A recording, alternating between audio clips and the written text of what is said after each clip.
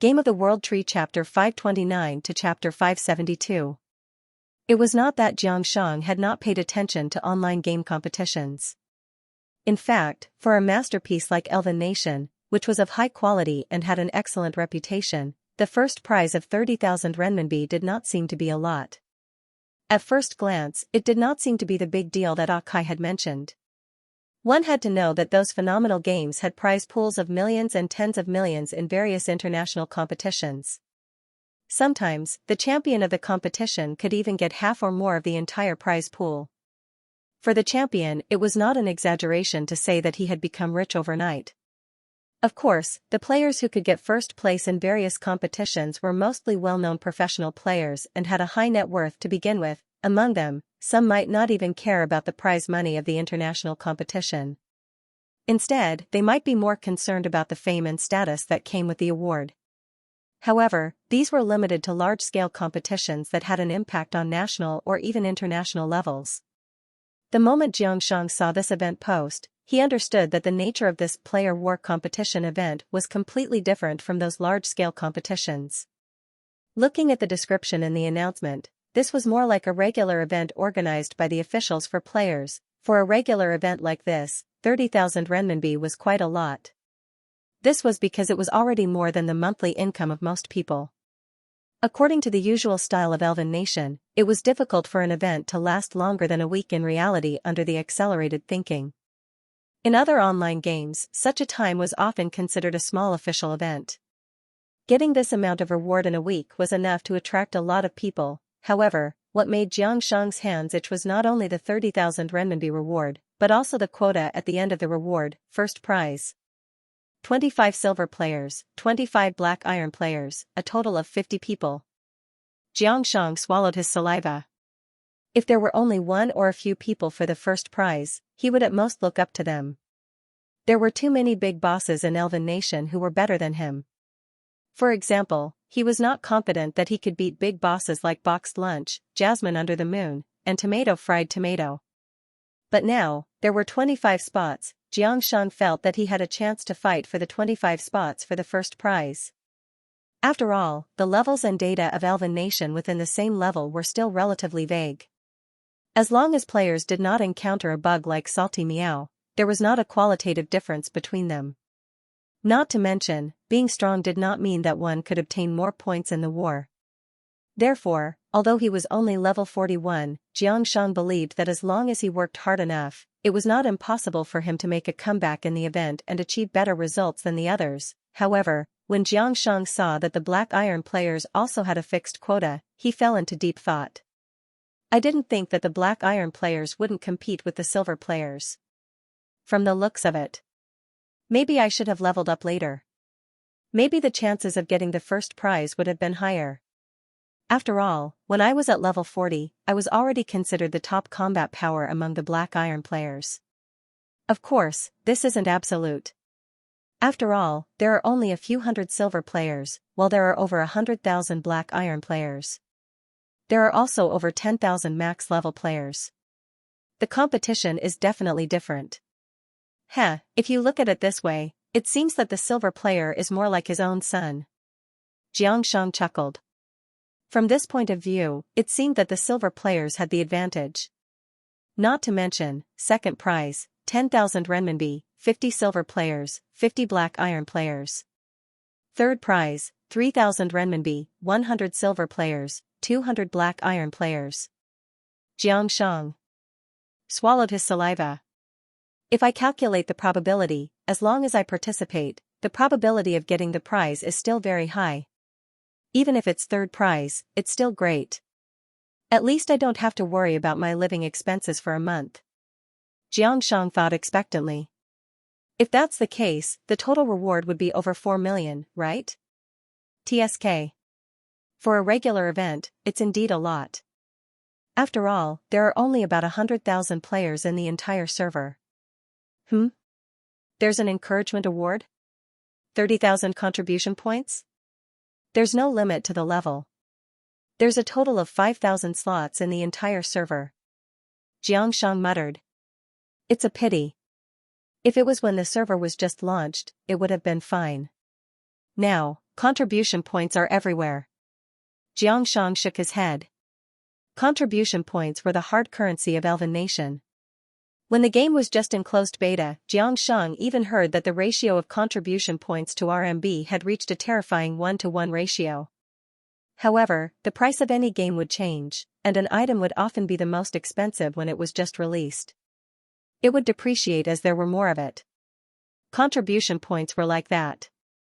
Although the exchange price of various equipment in the exchange shop had not changed since it was released, the value of contribution points would continue to decrease as the number of players increased and the level increased. Now, although 30,000 contribution points were still very attractive to players, it was probably only worth 100 yuan if converted into RMB.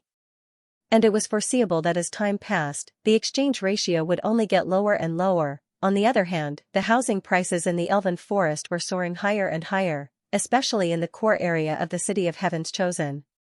It was getting more and more outrageous. Xianxia thought about the daunting housing prices in the City of Heaven's Chosen and sighed. Really, why do I have to bear the pressure of buying a house just to play a game? Xianxia shook his head and looked at the event page again. With the previous 3 rewards in front of him, he was no longer interested in the encouragement award. Now, all his thoughts were attracted by the first prize. 30,000 renminbi. I must get it. I'm going to die this week. Xianxia clenched his fist. With this thought in mind, he quickly sent a message to his best friend, Kai. Do you want to team up? The event starts today. Kai, wake up, there's a full class today. I'm done. Kai, you're hopeless. As Eve expected, the war competition event she posted on the official website was like adding a bucket of oil to the burning fire, pushing the enthusiasm of the players to a new climax again. Whether it was on the forum or in the game, the players fell into a heated discussion. F***CK. 30,000 bonus? 30,000? That's not a lot. Look carefully. This is a regular event. The kind that doesn't last long. And look at the quota. Wow, so many?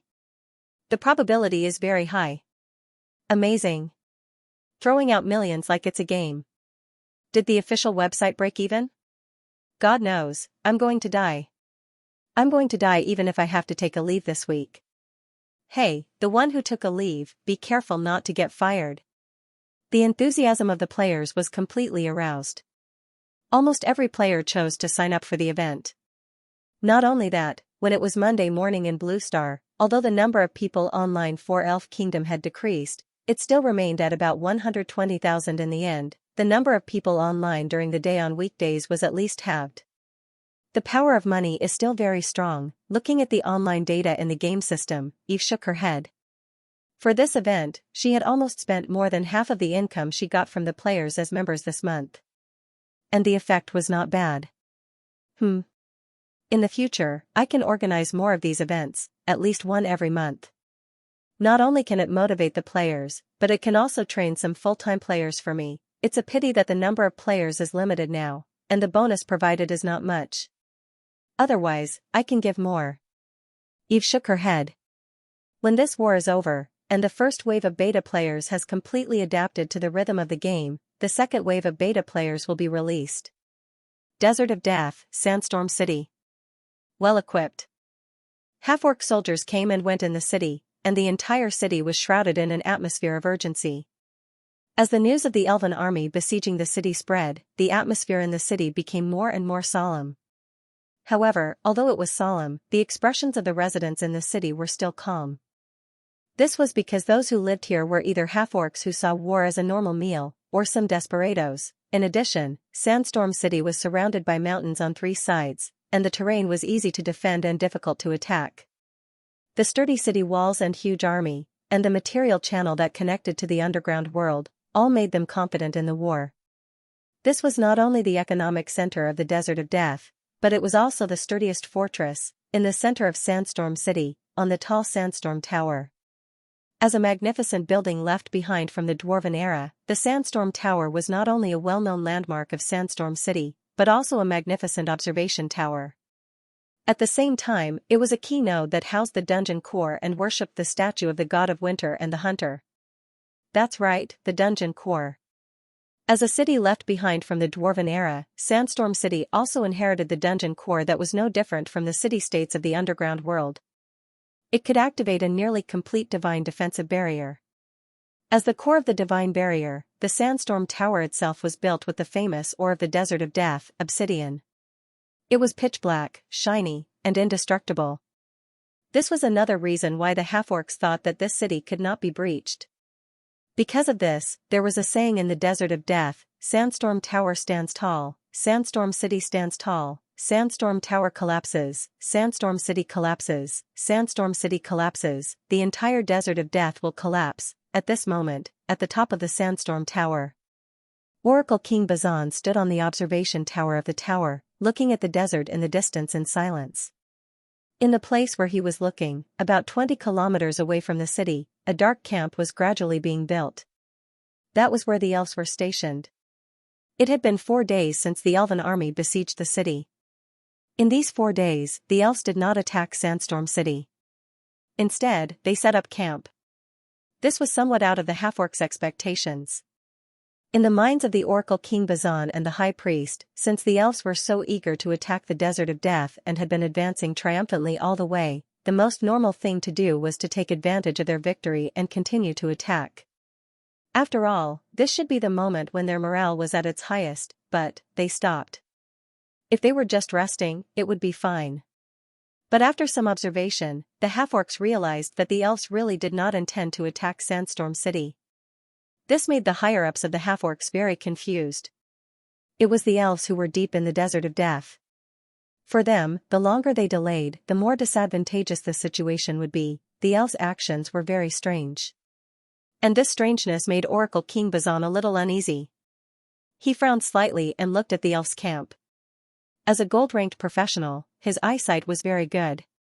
In addition, with the telescopes bought from the Sauron Chamber of Commerce, he could clearly see the movements of the elves. They're actually building a fortress wall? No, it doesn't look like a fortress wall, it looks more like a city wall. What are they trying to do? Also, I keep having the feeling that their numbers have decreased a little. Bazan frowned. Strange. It was really too strange. Although Bazan's rationality told him that this confrontation was beneficial to the half-orcs, he did not know why. He had been panicking for the past 2 days, and he always felt that he had overlooked something. Just as he continued to observe the elves' camp, suddenly, a half-orc soldier stumbled up the tower. King! King! Not good! Not good! His voice was filled with urgency. Bazan, the Oracle King, frowned and looked a little unhappy. He put down the telescopes in his hand and turned back to look at the soldier who came up. He saw that the soldier who climbed up was sweating profusely. His face was pale, and there was some fear and panic in his expression, as well as a trace of imperceptible confusion. Bazan's brows tightened. He scolded, "Why are you panicking? The sky hasn't fallen yet." The soldier was terrified and quickly knelt down to apologize. Bazan snorted softly and then asked, "Tell me, what happened?" The soldier wiped his sweat and stammered, "It's broken. It's broken. It's broken." Bazan was slightly taken aback. "Where is it broken?" He subconsciously glanced at the city wall of Sandstorm City with a puzzled expression. "The Sandwind tribe and the Sandcliff tribe have both been broken." The half-orc soldier replied in a hoarse voice. The Sandwind tribe and the Sandcliff tribe. The Oracle King was stunned. These 2 half-orc tribes were medium-sized tribes near Sandstorm City. They were located on the other side of Sandstorm City and could not be observed. However, what's going on? How could they have been broken? They're behind us. And the elven army has always been stationed here. Bazan asked solemnly. The soldier swallowed his saliva, and there was still some fear and excitement in his expression. It's underground. Those elves suddenly emerged from underground. They appeared directly between the 2 tribes, and the Sandwind and Sandcliff tribes were broken from the inside before they could react. Emerged from underground? Oracle King Bazan's eyes widened. At this moment, an idea suddenly flashed in his mind as he thought of some information from the front line a while ago. His expression changed. Not good. It's that crypt spider. The elves of the elven forest had a legendary crypt spider queen. This was no longer a secret among the higher-ups of the beastmen. In the past 10 days of the elven army's operations, this terrifying crypt spider had appeared many times. Although it did not directly attack the beastmen, it had repeatedly drilled out of the ground and directly destroyed the walls of the beastmen tribes. This caused many tribes' divine barrier to fail before it could be used. It could be said that this crypt spider played at least a third of the role of the elves being able to easily break through the strongholds of the beastmen, and without a doubt, this time, it must have been the crypt spider that made its move. It must have gone underground like before and opened up the underground passage to the various tribes. And the reduced elves must have used this method to bypass Sandstorm City and directly invade the beastman tribes behind. Thinking of this, the Oracle King Bazan's heart became heavier. As a gold professional, he was all too aware of the horror of a legendary magical beast. This crypt spider was simply an invincible existence underground. In front of it, ordinary beastmen tribes were like paper. Unless it was a complete divine barrier like the one in Sandstorm City, no one below the level of a demigod would be able to stop it from rampaging underground. Damn it. How did the elves tame such a magical beast? If I remember correctly, the crypt spiders are extremely arrogant. They would not tolerate being controlled by someone weaker than them. It can't be that. It was directly tamed by that person from the elven forest, right? Bazan's face was gloomy. Of course, everything had its flaws. If there was something that made Bazan feel fortunate, it was that the crypt spiders were extremely afraid of sunlight. If they fought on the ground, their combat power would be sharply reduced.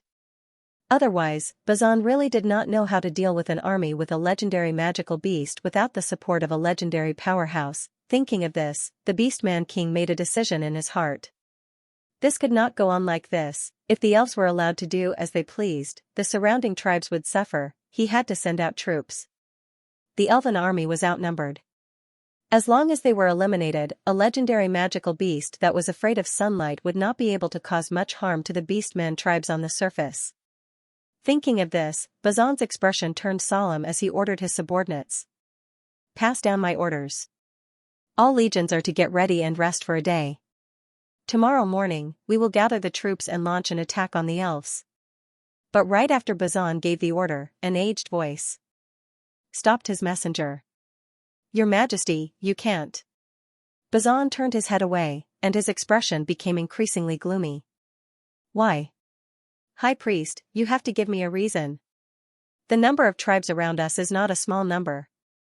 Are you going to let the elves do whatever they want? Bazan roared. The one who stopped him was the new chief high priest of the half-orcs. Seeing Bazan suppressing his anger, the high priest sighed. He drew a bow symbol on his chest, and then said with a fervent expression, "This is Father God's oracle. Father has sensed a familiar fluctuation of divine power from the elves. The one from the elven forest might have already arrived. Therefore, before we complete the true God's mission, the army must not act at will." Hearing this, the Oracle King's expression changed. He gritted his teeth and said, "But the surrounding tribes, Your Majesty." The chief high priest interrupted Bazan's words. He slowly shook his head and said meaningfully, "For Father God's plan, some sacrifices are necessary. The future of the half-orcs is bound to Father God. As long as Father God can become strong enough, even if there is only one half-orc left, there will be a way to rise up. Father God is our future." The chief high priest looked serious and determined.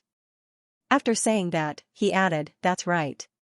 Of course, the news of the elves attacking other tribes must be kept a secret from the residents and the legions, so as not to shake the morale of the army. Sandstorm City was the central city nearby, and it was inextricably linked to the surrounding half-orc tribes. Many of the city's residents and soldiers stationed in the army even came from these tribes. If they knew, it would be bad. Bazan stared at him for a full 3 minutes before he finally let out a long sigh. Sigh, then, let's wait. The higher-ups of the half-orcs finally made the decision to continue waiting. But without the support of the half-orc army, the elves became more unbridled. In the next 3 days, several pieces of bad news were delivered to Sandstorm City one after another. The other half-orc tribes located behind Sandstorm City were also attacked. Like the previous 2 tribes, the elves still emerged directly from the ground. They were powerful and easily destroyed these tribes. In just a few days, 8 tribes around Sandstorm City had been destroyed by the Elven army. These tribes had at least 3,000 people, and the largest had as many as 7,000 people. The total population was close to 50,000, even though the Oracle King Bazan had expected such a loss, he still could not sit still and watch. The tribes around Sandstorm City account for nearly a third of the entire Death Desert's output. If this continues, even if we win, I'm afraid we will be depressed for at least 20 years. He said to the chief high priest worriedly. Your Majesty. Endure. At this time, you must endure. The final victory will belong to us. The chief high priest comforted him with a solemn expression. However, the slight trembling of his beard also showed that his heart was not as calm as it appeared on the surface. However, even this calmness did not last long. Because after a few days, the news of the elves destroying the surrounding tribes finally spread in the city. Along with the news, the higher-ups of the half-orcs decided to bide their time. Not only that, when this news became more and more intense, it eventually turned into a rumor. The higher-ups of the half-orcs were afraid of the elven army. In order to delay the elves' attack, they gave up on the other half-orc tribes. The higher-ups of the half-orcs had fallen. They had become selfish, cold-blooded, cruel, and cowardly. When this rumor spread, Sandstorm City, which was originally somewhat peaceful, suddenly fell into a commotion. Even the troops stationed there were in a bit of chaos. The half-orcs respected the strong. They despised cowards. Bastard. Which bastard leaked it out? Who spread the rumor? Bazan looked at the information in his hand and was furious. The half-orc soldier who passed the news could only kneel on the ground, trembling in fear and not daring to speak. This time, even the chief high priest who was standing at the side fell into silence. His face was also very unsightly. Because these rumors were getting more and more outrageous, now there was even a hint of a true god. There were already voices in the city saying that His Holiness the Father intended to abandon some of the half-orcs, although it was not wrong in nature. Some things should never be said because it would seriously affect faith. This can't go on. If this goes on, I'm afraid we won't even need the elves to make a move, our side will become lively. Bazan said in a deep voice. The chief high priest also gritted his teeth. Damn it. How did it leak out? And at this moment, a new piece of news reached the ears of the 2 orc higher-ups, reporting. King, chief high priest. We caught the criminal who spread the rumor. The half-orc soldier said. Bazan's expression turned cold, then he angrily said, Who is it? It's not one of us, but a black market merchant from the underground world who came to do business. The soldier replied. Merchant? The Oracle King and the chief high priest were stunned at the same time. That's right. And, after we tortured them, we got even more information from them. It's the elves. They paid a high price to spread rumors in Sandstorm City. Elves? Oracle King Bazan was slightly stunned, then his expression turned angry. Despicable. Shameless. However, the half-orc soldier still didn't finish his words. Not only that. We also got some information about the elves. Information about the elves. Bazan narrowed his eyes, suppressed the anger in his heart, and said, What is it? The elves seem to be buying magic materials everywhere, and according to the black market merchant, those materials seem to be used to build teleportation arrays. Teleportation arrays? Oracle King Bazan frowned. They want to build teleportation arrays? Impossible, right? His Holiness the Father has already banned teleportation. He muttered to himself. However, he stopped halfway through his words. His body suddenly tensed up, and his face turned from red to white, then from white to green. He clenched his fists, and beads of sweat began to appear on his forehead, and his eyes became unprecedentedly dignified. At this moment, he seemed to understand something, and his expression changed slightly. Then, Bazan looked at the chief high priest. At the same time, he found that the chief high priest was also looking at him.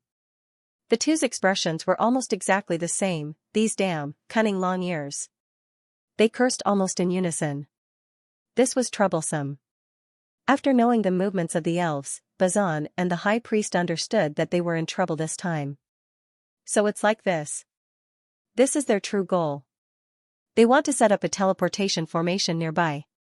Bazan said with a gloomy expression. There was a deep fear in his eyes. Bazan already understood. Whether it was attacking the surrounding half-beast tribe or spreading rumors, these methods were probably done by the elves to weaken the faith of God-Father. The elves' ultimate goal was to set up a teleportation formation. These strange elves were blessed by the god of death. Every one of them could be resurrected after death. This was no longer a secret among the half-beast men, and in the war in the underground world, the elves used teleportation formations to combine with their powerful revival ability to appear on the battlefield again and again. In the end, they managed to defeat the undead army of the Underdark Alliance. It was clear that they were planning to do this again. Of course, birth, old age, sickness, and death were the laws of the world. In Bazan's view, the revival of the elves must have some kind of limit or restriction, and there must be a price. Although he didn't know what price the elves needed to pay to revive, it definitely existed. However, everything had its own priorities. In this kind of war, compared to the strange and terrifying revival ability of the elves, the price wasn't important. Revival. This was the most frightening thing about the elves. As long as they set up a teleportation formation, they would be in an invincible position and the half-beast men would lose their original advantage. Bazan clenched his fists as he recalled the orders of God-Father that the high priest had told him. The main content was that the half-beast men army had to resist the elves' attack and protect Sandstorm City where the World Tree Kingdom appeared. Finally, they had to force the existence behind the elves to make a move. As for who the existence behind the elves was, the oracle didn't say it clearly, but Bazan and the high priest already had a tacit understanding. Who else could be important to a true god? It must be the myth behind it. This was actually a plot against the so-called life goddess of the elven forest. However, the core of this conspiracy was the strength of the half-orcs. They could rely on the defense of Sandstorm City to resist the siege of the elves, but if they could not resist, then everything would be for naught. We can't let this go on. If the elves have really built a teleportation circle, they would be able to tear a hole in Sandstorm City even if they sacrificed their lives. Bazan said solemnly. There was no doubt that once the elves successfully built the teleportation circle, they would launch an official attack. At that time, the orcs wouldn't be able to pressure the elves who had the ability to teleport, not to mention, as time passed, the rumors in Sandstorm City became more and more widespread. Some of the content was even harder for Bazan to deny.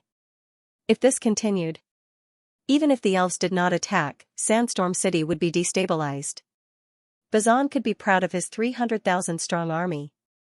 However, if the morale of the army wavered, this powerful force could also cause a terrifying backlash. Under the double pressure, if Sandstorm City ran out of its stored power of faith, it might really be breached by the elves. Thinking of this, Bazan looked at the chief high priest beside him and said with a firm expression, "Chief High Priest, it's not that I don't want to follow the Father's oracle, but we really can't wait any longer." This time, the chief high priest did not deny it. He fell into silence. Looking at the elven camp outside the city for a while, the chief high priest sighed and said in a deep voice, "I'll go to the temple now, pray to the Father, and report this matter." This plan involved a battle at the mythical level. There were many decisions that could no longer be directly ordered to be made just because they wanted to make them. After saying that, the high priest bowed to the oracle king, Bazan, and hurriedly left the Sandstorm Tower, heading towards the shrine in the city. Looking at the chief high priest's back, Bazan breathed a sigh of relief. Then, his gaze shifted to the elven camp in the distance that was becoming more and more like a fortress. He clenched his fist slightly. These elves. How did they appear in the elven forest? The high priest left the Sandstorm Tower and headed straight for the temple under the escort of his soldiers. Walking on the streets, he could clearly feel that the atmosphere in Sandstorm City was more subtle than before. There were not many pedestrians on the streets, but the number of patrolling soldiers had increased by several times. When they saw the chief high priest, they would all stop and bow their heads. However, the high priest noticed that compared to a few days ago, many of the residents and soldiers now had an indescribable emotion when they saluted. Or rather, resentment. Seeing this, the chief high priest's expression became even gloomier. These damn elves. He cursed in his heart. Quickening his pace, the chief high priest soon arrived at the temple. The temple in Sandstorm City was also a remnant of the Dwarven era. It was said that it was once the church of the dwarven god of forging, Dolft. But the dwarves who used to live here gave up on Sandstorm City and their original beliefs, and in the end, the orcs took advantage of it. Entering the temple, the chief high priest quickly came to the statue of the god of winter and the hunt, Balur. Then, he prostrated himself on the ground and prayed devoutly. Praise the winter, praise the hunt, praise the great Lord Father. His slightly aged voice echoed in the rough temple, and as he knelt, the statue suddenly bloomed with a silver light, gradually enveloping the chief high priest. At the same time, the chief high priest raised his spirits and slowly reported the recent events in Sandstorm City, and requested to fight. And after reporting the recent events, he quickly lowered his head and waited for the true god's new oracle. The silver light continued to envelop the temple. But, unlike before, the chief high priest found that his prayer this time did not receive an immediate response from the Father. It was not until he knelt in the temple for more than 10 minutes that a majestic voice rang in his mind, approved. Hearing the true god's response, the chief high priest sighed in relief. He stood up, then bowed to the statue again and drew a bow-shaped symbol on his chest. Praise the winter, praise the hunt, praise the great Lord Father. In the alternate space of the void, Balur, the god of winter and the hunt, cut off his communication with the world of seekers and looked at the head of the round table. His expression was slightly gloomy. Your Holiness Holdel, I've finished conveying the oracle. The god of darkness and shadows, Holdel, who looked like a kind old man in his 60s, nodded slowly. Then, he looked at the other two mythical existences in the alternate space. Your Holiness Elisa, Your Holiness Lulia, are you sure you sensed his aura? The fallen angel, Lulia, nodded gently and said with a smile, there's no mistake. There's no mistake. He's already here. The Queen of Pain, Elisa, also smiled charmingly. I also sensed it. His aura has indeed appeared on the side of the elves, and it's very pure, exactly the same as in the underground world. No, it's even purer than in the underground world, although he's hiding it. Hearing Elisa's words, Horder nodded slightly. I believe in your judgment, Your Holiness Elisa. The Queen of Pain, Elisa, had the priesthood of prying. Although her divine power was only at a weak level, Holdel still trusted her judgment. It seems that he really came. But I didn't expect his mind to still be clear. He actually patiently waited until now, and he's vigilant enough. Holdel sighed. After saying that, he looked at Allure. Your Holiness Allure, it's up to you whether or not he can be forced to show himself. Allure's eyes flickered slightly, and he said, Your Holiness Holdel, you should know how important the power gathered in Sandstorm City is to me. Don't worry. He is only one person. He can't escape. Your efforts will be rewarded. South of Sandstorm City, in a small half-orc tribe. The sound of swords and sabers rang out everywhere, accompanied by angry roars and screams. It was chaos. The sand on the ground was broken open, and crypt spiders the size of humans crawled out from it. Behind them were elves waving their weapons and howling. The entire tribe was in a mess. The battle was coming to an end, and the resistance of the half-orcs was getting weaker. The captives who had surrendered had been gathered together. They were gathered together, looking frightened. The elves began to loot excitedly, carrying all kinds of spoils of war in the tribe. Not even some scrap metal was left behind. In the middle of the tribe, a majestic black dragon was greedily looting the gemstones collected by the half-orc tribe. At the same time, it was roaring at the elves who were ready to make a move. Get lost. You greedy fellows. These gemstones are all Meryl's. They're all Meryl's. If you want to loot, go somewhere else. The whole scene was like a bandit robbery. Salty Meow stood not far away and watched everything happen. She covered her face and shook her head, sighing. Really? Every time we break into the city, I feel like I'm leading a group of robbers. I feel like we're the villains. I can't bear to look at this scene. Murder and arson are the best. On the other side, the gourd laughed. Just as it was laughing, a crypt spider swayed its huge butt and swayed between the two of them. It had a piece of obsidian in its mouth that it found in the half-orc tent, chewing on it noisily.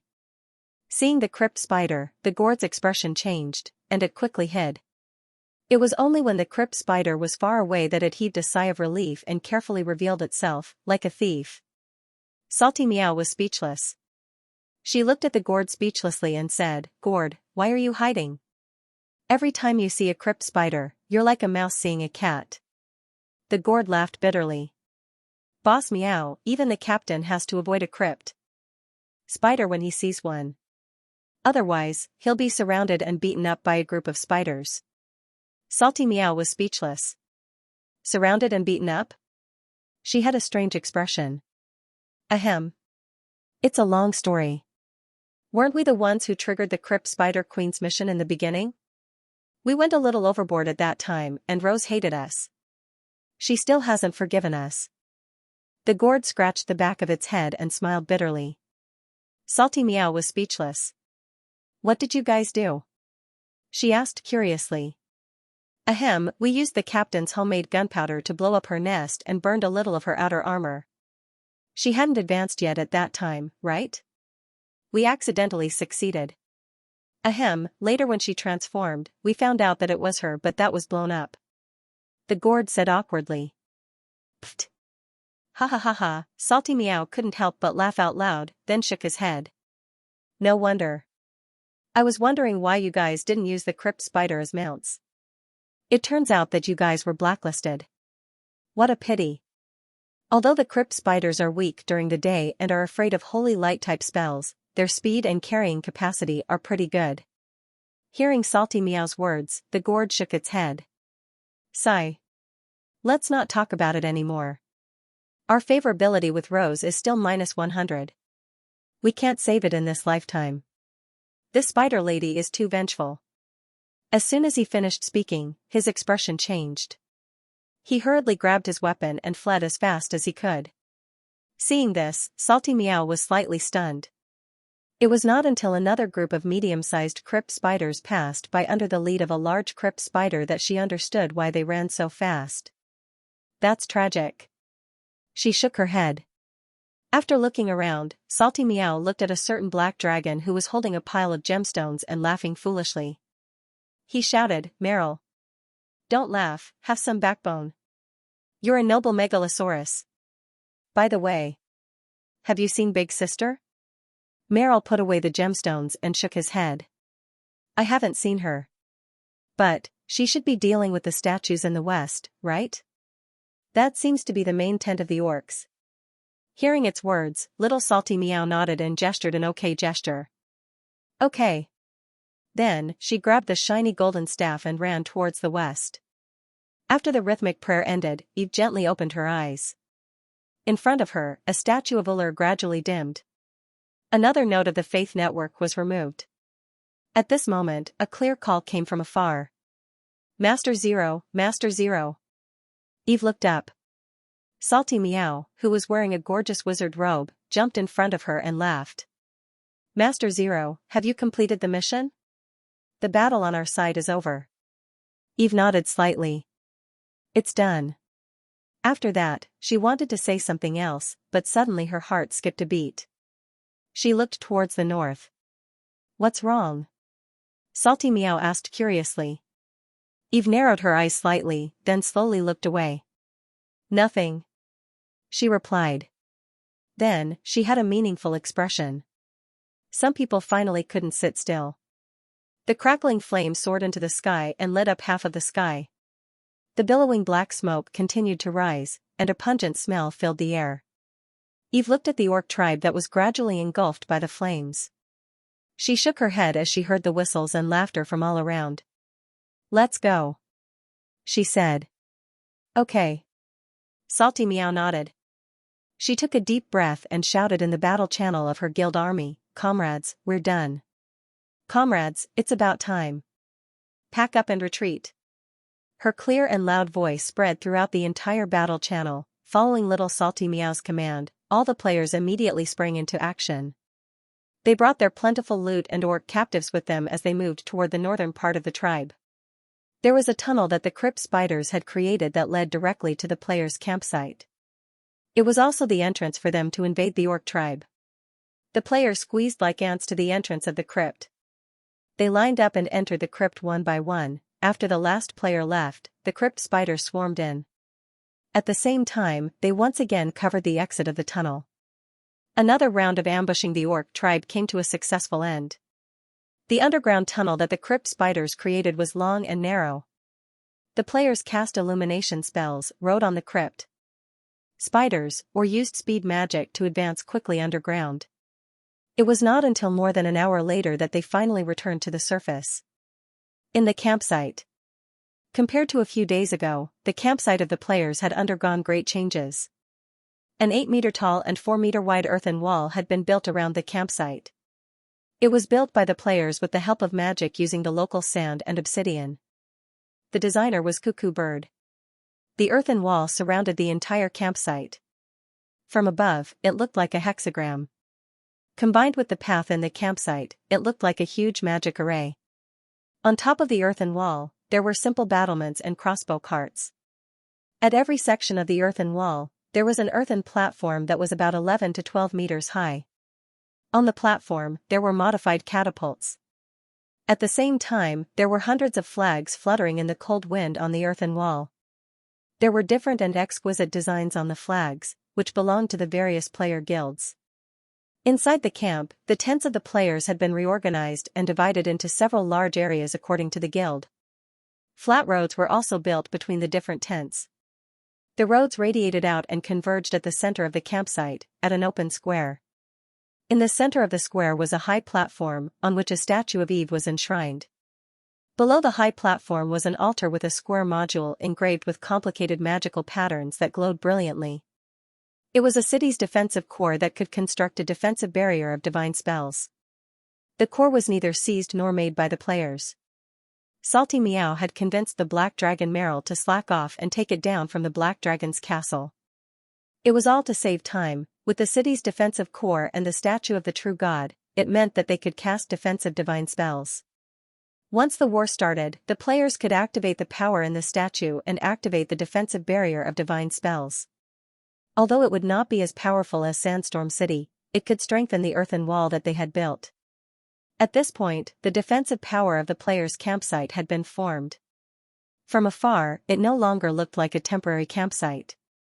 Instead, it looked like a simple fortress. Looking at the changes in the campsite, Eve was very satisfied. All this work took the players less than 7 days. It could be said that the construction speed was comparable to that of the Celestial Empire. Of course, this was also inseparable from the rich construction experience that the players had accumulated. With the construction of the City of Heaven's Chosen and the renovation of several elven cities, building a city was no longer a problem for the players. The return of the Mang Mang Committee's army did not cause much of a stir in the campsite. Apart from the players who wanted to purchase specialties, most of the players were already used to the actions of the major guilds. They only took a few glances and continued with their own business. The entire campsite was very noisy and lively, like a market. However, the place with the most people was the square in the middle of the campsite. Because of the distance, it was inconvenient for the players to return to the elven forest. As a place to worship the statue of the goddess, in a sense, this place gradually became the center of activity for the players. Exchange equipment, exchange skills, apply for class change, bind equipment. All these things had to be done here. At the same time, there were many players who were AFK in the square. Some were even holding a bonfire party. Laughter and music were continuous. In addition, because almost all the players in the entire server had gathered in the campsite, some players with business savvy even opened shops around the square. There were hawking and purchasing sounds everywhere. It was not like a campsite, but more like a small town that was gradually rising. It was very prosperous. Standing here, even Eve suddenly had the illusion that she had returned to the central square of the City of Heaven's Chosen. This made her sigh that the players' adaptability and creativity were really strong.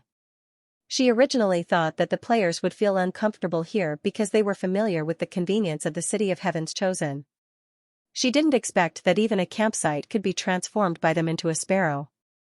With all the essentials, Eve had no doubt that if they were given a few more months, this place would no longer be a campsite, but a real city. The golden-red sun continued to set in the west, coating the desert with a layer of intoxicating orange. The folds of sand and stones were like solidified waves, constantly extending to the distant horizon. Eve stood on the earthen wall of the campsite and looked into the distance. Her gaze gradually stopped at the sandstorm city hidden in the darkness in the south. "It's about to begin," she muttered. As if responding to Eve's muttering, after a while, the originally lively campsite suddenly had a commotion. Immediately after, Eve noticed that Limu hurried to the earthen wall and looked around. When he saw Eve, his eyes lit up slightly. He hurriedly stepped forward to salute and said with a pleasantly surprised expression, "Lady Zero, we've received information that the orcs will launch an attack tomorrow morning. However, we don't know how many troops they will send out for the time being." Being connected to the underground world was Sandstorm City's advantage, but it was also its weakness. For the underground world's black market merchants, there was nothing that money couldn't buy. The players could get in touch with the black market merchants to obtain the statue of Hodel, and similarly, they could also obtain internal information about Sandstorm City. If not for the fact that the orcs at least knew to check the identity of the entrants, there would have been bold players disguised as black market merchants to sneak into Sandstorm City to cause trouble. After hearing Limu's words, Eve nodded slightly. "I understand. Then prepare for battle. Consider the worst-case scenario. They may very well turn out in full force. Before the mythical power appears, it's up to you how much damage you can cause to the orcs." Limu nodded heavily, looking excited. "Yes." The news that the orcs were about to take the initiative to attack quickly spread throughout the campsite. And the originally relaxed and lively campsite quickly turned into a state of war. The bonfire party ended, the trading ended, the AFK ended, the players were excited, and their eyes were filled with anticipation for the war. The operation plan this time was no longer a secret in the entire server. And the orcs' decision to attack meant that they had taken the bait. The real decisive battle was likely to come. This battle was likely to directly affect the direction of the entire war. The higher-ups of the various guilds began to mobilize, summoning their guild members to prepare for war. And the players who were online also called their friends, contacted their offline friends, and reminded them to get ready to go online. The entire campsite was like a huge war machine, slowly operating. The war mobilization lasted for nearly 3 hours before it slowly ended. The originally noisy campsite gradually fell into silence. Only the flickering lights and a few figures were still flickering in the darkness. Most of the players had gone offline. They needed to conserve their energy and prepare for the next day's battle. The night passed quickly. The red sun in the desert was like a huge, boiling red agate, radiant and enchanting. The light shone on the yellowish-brown mud walls, and the howling morning wind rustled the flags. Morning arrived. The players put on their equipment and walked out of their tents. They greeted each other and yawned lazily. At the same time, they could be heard complaining from time to time. "Seriously. I feel like if this happens a few more times, I really won't be able to distinguish between the time in the game and reality. I can now confirm that the plot of this game is definitely not designed in advance. Otherwise, the time of the war would definitely not be so crazy. I think it's a problem with the planning, damn, thinking speed acceleration. You'll get used to it. You won't be sleepy after a few seconds of adapting to the game. And while we're playing here, we'll still catch up on sleep in reality, right?" Okay, it was hard on them. Unlike the early morning world of Seekers, it was still 3 o'clock in the morning in Blue Star. Many players set their alarms and directly got out of bed in order to participate in the war as soon as possible. Although their bodies on the Blue Star could still enter a state of sleep after entering the game, anyone could not help but feel sleepy after doing this in the middle of the night. Not only that, but there were also many people who were not in a good state of mind when they went online because they were too excited and could not sleep. Of course, they only moved a little and quickly became energetic. The players only had their consciousness when they arrived in the world of Seekers. The moment their consciousness was separated from their bodies, the negative state of their bodies naturally could not affect them. And for some of the liver emperors in Elven Nation, as long as the body monitoring system in the stealth cabin did not alert them, they could even stay in the game until the end of time, back to the present. As time went by, more and more players went online. The number of people online in the battlefield channel gradually approached 100,000. Unlike the previous battles where the army was divided, this time, it was a true battle of 100,000 troops. No matter how much they complained, the players were all rubbing their shoulders and rubbing their palms in anticipation. The quiet camp gradually became lively again. Are the trebuchets and crossbows checked? And the magic rock explosives? Okay. They're all in place. How's the divine defense barrier? Can it operate normally? No problem. Is there anyone not on the battlefield channel? Hurry up and come online. The public chat is urging you. Coming. Is there anyone not online on your side? Hurry up and call them to come online. F*CK, won't we be scolded if we call in the middle of the night? It's only 3:30 a.m. Of course we won't call if we don't tell them in advance. Wake up those who said they would come online but didn't come. I'm 80% sure that they set the alarm and went back to sleep. It's too real. The rhythmic background music once again sounded in the battlefield channel, stimulating everyone's nerves. The players took their positions, and the earthen walls were quickly filled with fully armed elves. When they were fully prepared, the sky was already bright. Sandstorm City, which was hidden in the darkness because of the mountains and its own color, appeared under the sunlight again. When the first ray of sunlight penetrated the darkness and shone on the 100-meter-tall steeple, all the players heard a loud horn. Woo, the horn was deep, vicissitudes, and profound. When the players who had participated in the Battle of the Black Dragon Castle heard the sound of the horn, their eyes lit up. This is the horn of the orcs. It's their attack signal. They're really going to attack. Listening to the veteran's explanation, the new players perked up. They stretched their necks, used magic, or widened their eyes, and looked in the direction of Sandstorm City. With a distance of 20 kilometers and various obstacles in the way, they could not see clearly. They only vaguely noticed that there seemed to be sand billowing on the horizon. However, Eve, who was standing on the earthen wall tower, could see the movement of Sandstorm City clearly.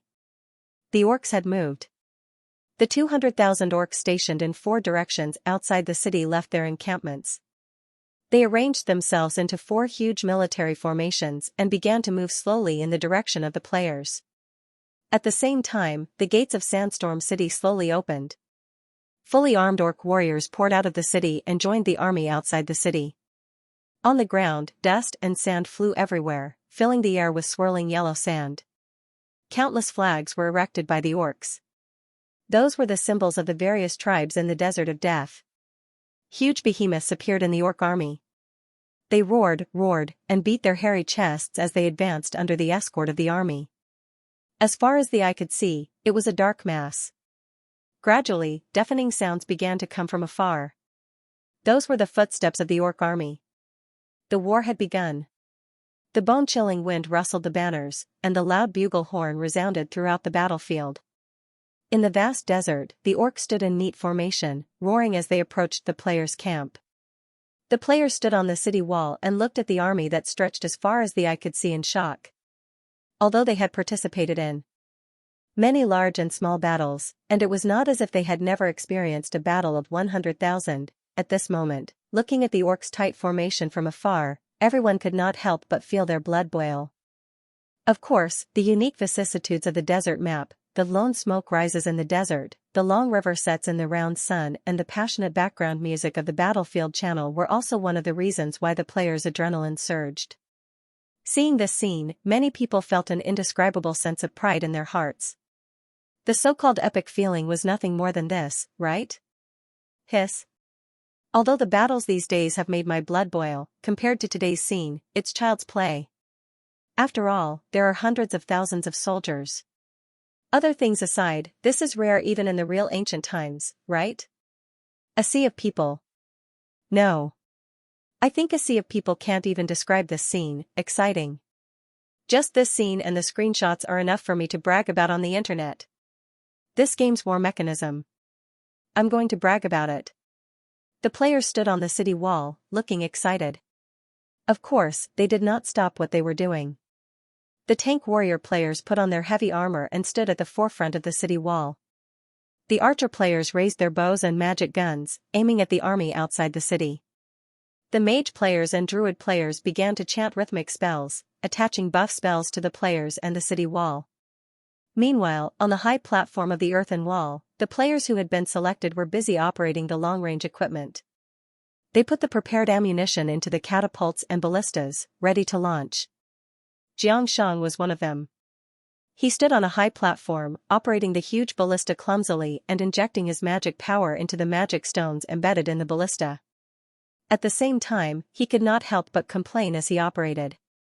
Tell me, how did I, a close combat druid with wild specialization, become a crossbowman? Of course it's because you're a silver spellcaster with high magic power. Beside him, his good friend Akai replied. That's true. Xianxia scratched his head. This kind of magically modified large-scale machine was quite magical to operate. Although archers had all sorts of skill bonuses and could aim more accurately when attacking, they couldn't control the magically modified catapults and ballistas as spellcasters. Moreover, because the power of the magically modified machines relied heavily on magic, their original attack-enhancing skills were also inferior. For such a big guy, a pile of mana was enough. The higher the mana, the more powerful it would be. Therefore, as a silver profession druid, Xianxia was naturally used as a coolie. However, although Xianxia was complaining, he was also very happy in his heart. That was because the battles over the past few days had already proven that if this kind of large-scale machine was operated properly, it would definitely be the best weapon to farm points. By the way, have you exchanged Eagle Eye and Hard Arrow? Akai rolled his eyes and asked again when he saw his friend smiling foolishly while touching the crossbow. Xianxia nodded. Don't worry, such important skills have been exchanged a long time ago. I don't want to become salty meow. Eagle Eye and Hard Arrow were both auxiliary spells for archers. They could improve accuracy and make players more accurate. Although Xianxia wasn't an archer, since it was a spell, he could also exchange it. It was just that he wouldn't be as powerful as archers when using it. Be careful later. When the fight starts, we will definitely be targeted. Xianxia looked at the orc army that was getting closer and closer in the distance and said. Don't worry. I've already changed into the thickest armor. You should be careful. Don't get too excited and get shot by arrows. Akai showed off his shiny breastplate and chuckled as he replied. Xianxia nodded and looked outside the city wall again. The rhythmic and powerful footsteps came. The orc army was getting closer.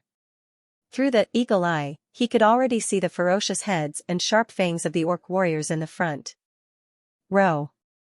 Unlike the orcs that the players fought before, these orcs were obviously better equipped, especially those at the front. They were like tank warrior players, wearing heavy armor and looking majestic. Behind these heavily armored orc warriors, the main army was also fully armored. They were on a completely different level from the orc tribe's miscellaneous army. There was no doubt that this was the true elite force of the orcs. However, Xianxia's eyes quickly skipped over these orcs and focused on the huge behemoth that was surrounded by orcs. Behemoth. These behemoths looked like hippopotamuses with fangs, human ears, and lion tails. They were extremely tall and were at least 10 meters tall. There were more than 100 of them. They pushed siege towers and wore shiny silver armor. It was brand new custom-made armor that was suspected to be made by the Sauron Chamber of Commerce. Not only that, but each of them had the strength of a silver. Xianxia's eyes turned cold. These big guys were the biggest threat to the players in this battle. Due to time constraints, the players didn't build the city wall more than 10 meters tall. If these guys got close to the city wall, it would be troublesome. Not only that, these guys were extremely strong. Each of the behemoths had a spear that could be thrown from their back, and those spears were a fatal threat to the players' Megalosaurus companions. With these behemoths around, the players couldn't safely use the Megalosaurus bombers. However, the players were not without countermeasures. The ballistas on the high platform were mainly aimed at these behemoths. Xianxia controlled the ballista and aimed at one of the behemoths. Closer, the orcs were getting closer. Gradually, the orcs at the front were within 500 meters of the city wall. This was the effective range of the catapults and ballistas. The players held their breaths and became more excited. Their hands holding their weapons trembled slightly. At this moment, the background music on the battlefield suddenly changed. The passionate background music instantly changed to fierce drumbeats and horns, just like an army on the battlefield. At the same time, Commander Li Mu's roaring voice resounded throughout the battlefield channel. Catapults, fire! Following his order, the trebuchets that were placed on the high platform of the earthen wall and in the tower of the camp were thrown out one after another. The bullets, trailing magical flames behind them, flew into the air like meteors, drawing a parabola in the blue sky. Black smoke trailed behind them as they whizzed through the air and smashed into the battlefield. There was a loud rumbling sound. Every loud sound meant that an ammunition had landed and exploded. Some landed in front of the orcs, and some landed in the middle of the orcs' formation. Flames and hot iron shot out in all directions, and huge pits with black smoke appeared on the ground. The orcs who were affected let out a series of screams. They either turned into ashes in the explosion and flames, or they barely kept their lives but were badly mutilated. Almost instantly, there was a commotion in the orc formation. This kind of large-scale weapon had a terrifying lethality like magic, and it was often the most frightening. However, the orcs' panic only lasted for a few seconds. The sound of horns came from the back of the orcs, and they gradually regained their composure. Then, they continued to close in on the players' fortress at the same pace. The players continued to use the catapults to throw magic stone ammunition. From afar, it was like a meteor shower. It was extremely spectacular. However, Xianxia did not take action. None of the ballistae moved. Unlike the catapults, the ballistae relied on great strength and the penetrating power of magic. Although the behemoths had entered the effective range, considering their heavy armor and fat, this distance was far from enough. They had to wait. Soon, the orcs entered the range of 300 meters. This was the effective range of bows and magic guns. Another loud horn came from the orc formation. Then, the archers in the orc army raised their longbows and lit the arrows in their hands. Noticing the orcs' actions, Li Mu's roar sounded again in the battlefield channel. Priests, activate the defense. Archers, get ready. Following his order, the priests who were already prepared stood at a fixed position on the hexagram earth wall and began to chant. As they chanted, a golden beam of light shot up into the sky from the goddess statue in the middle of the camp, turning into a translucent energy shield that covered the top of the camp. A divine defense shield. However, if one looked closely, they would find that this divine defense shield was not perfect. Its color was much lighter than the one in Sandstorm City. This was normal. After all, it was a last-minute creation by the players. Woo, the horn sounded again from the orcs' direction. With the order, their archers shot arrows in the direction of the players' fortress. No less than 50,000 orc archers shot at the same time. Countless arrows suddenly turned into a dense rain of arrows. With flames, they shot into the players' camp. As the rain of arrows fell, the divine defense shield suddenly flickered. When the arrows hit the divine defense shield, the flames on most of the arrows were extinguished under the light of the divine defense shield. Even the kinetic energy was almost exhausted. Only a small number of arrows broke through the shield and entered the camp. Instantly, some tents were set ablaze. There was a faint commotion in the camp. At the same time, Li Mu roared in the battlefield channel, "Mages, put out the fire. Archers, pay attention, shoot." As soon as he finished speaking, the archers shot their bows and pulled the triggers of their magic guns. With a roar, the flashing arrows and elemental bullets turned into a dazzling rain of light. The former was like raindrops falling into the orc's position, while the latter formed a direct ray of light that poured down from the earth wall. Woo, the horn sounded again from the orc army. The soldiers raised the round shields in their hands and held them above their heads. The arrows and elemental bullets fell, and there was a series of crackling sounds. There were close to 40,000 archers, and their average strength was obviously higher than the orcs. Even though the orcs were prepared, there were still many arrows and elemental bullets that penetrated their defense. On the battlefield, miserable cries rang out as half-beastmen fell everywhere. Even the entire formation was faintly disrupted for a moment. Of course, it was only for a moment. There were too many orcs. And this time, the ones who were dispatched were the absolute elites. With the long sound of the horn, the orcs quickened their pace and rushed toward the players' fortress. The archers on both sides were still shooting. The gorgeous arrow rain intertwined, and it was extremely spectacular. As the main force of the siege, the behemoths were within 150 meters of the earth wall. looking at the huge bodies of the behemoths, Xianxia held his breath. He felt his heart pounding, and the blood in his body was boiling. Then, the behemoths pulled out the spears behind them and aimed them at the earth wall. To be more precise, they aimed at the high platforms on the earth wall. In the next second, they threw the spears in their hands. The spears were extremely fast and shot into the players' camp in the blink of an eye. However, they pierced an invisible barrier and were unable to advance any further. In the end, they fell to the ground.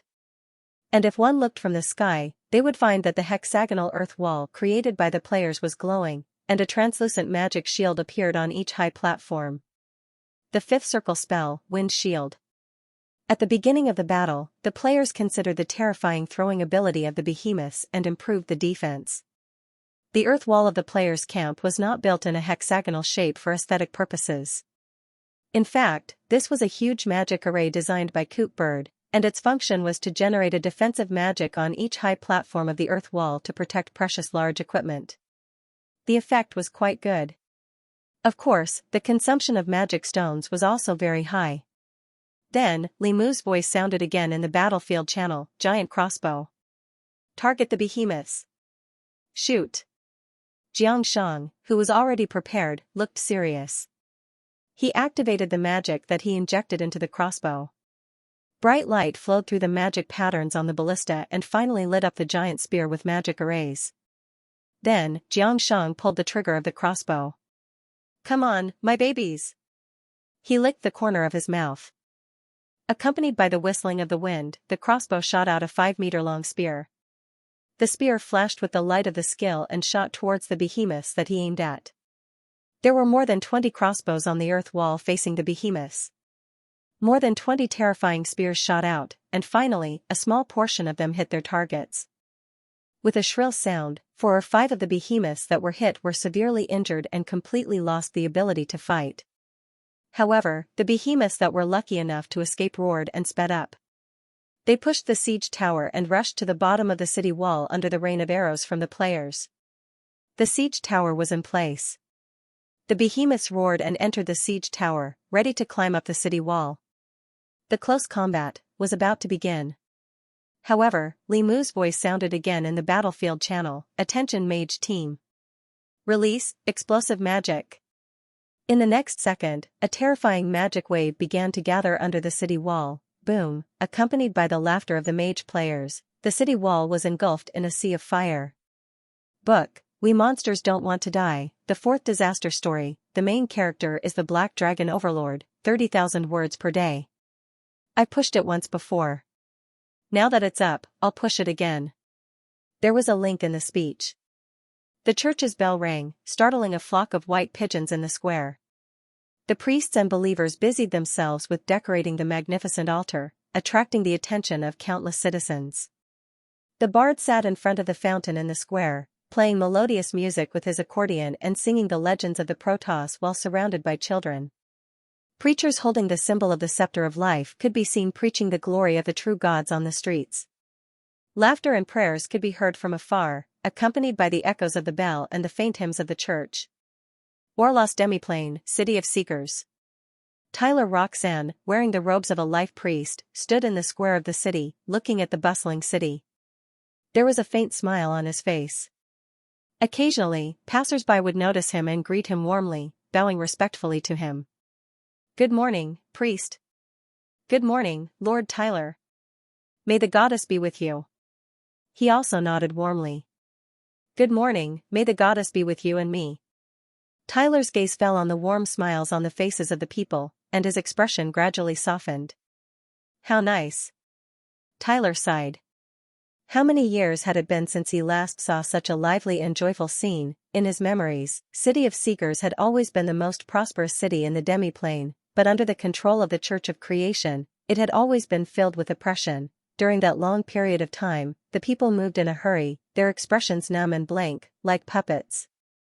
Until the arrival of the gods, until the radiance of the goddess shone on this place, everything changed. Oh, no. It was no longer the gods. It was the elves. They defeated the decadent Church of Creation and brought the correct faith to the people, as well as the long-awaited freedom. Thinking of this, Tyler smiled, and his gaze fell on the pool of the fountain. The rippling surface of the water reflected his current appearance. He had pointy ears and a handsome young face. "I'm also an elf now." He sighed slightly. His expression was filled with pride. In the Orlos demiplane, elves had a transcendent status. Being able to obtain the approval of the goddess to purify his bloodline was something that Taylor was most proud of. Of course, what made him even more proud was the life priest robe that was embroidered with flowers and plants. Lifting his head slightly, Taylor looked at the sky. In the sky, the crisscrossing cracks were still ferocious, but they were no longer spreading like lightning. Taylor knew that this was the power of the goddess protecting this world that was gradually heading toward collapse. The goddess was the savior of the Orlos demiplane. With a pious expression, Taylor drew the symbol of the scepter of life on his chest again. "Praise life, praise nature, praise the great goddess Eve." Then, he walked toward the central temple of Seeker's City. As they approached the temple, the number of believers gradually increased. From time to time, one could also see some figures wearing priest robes.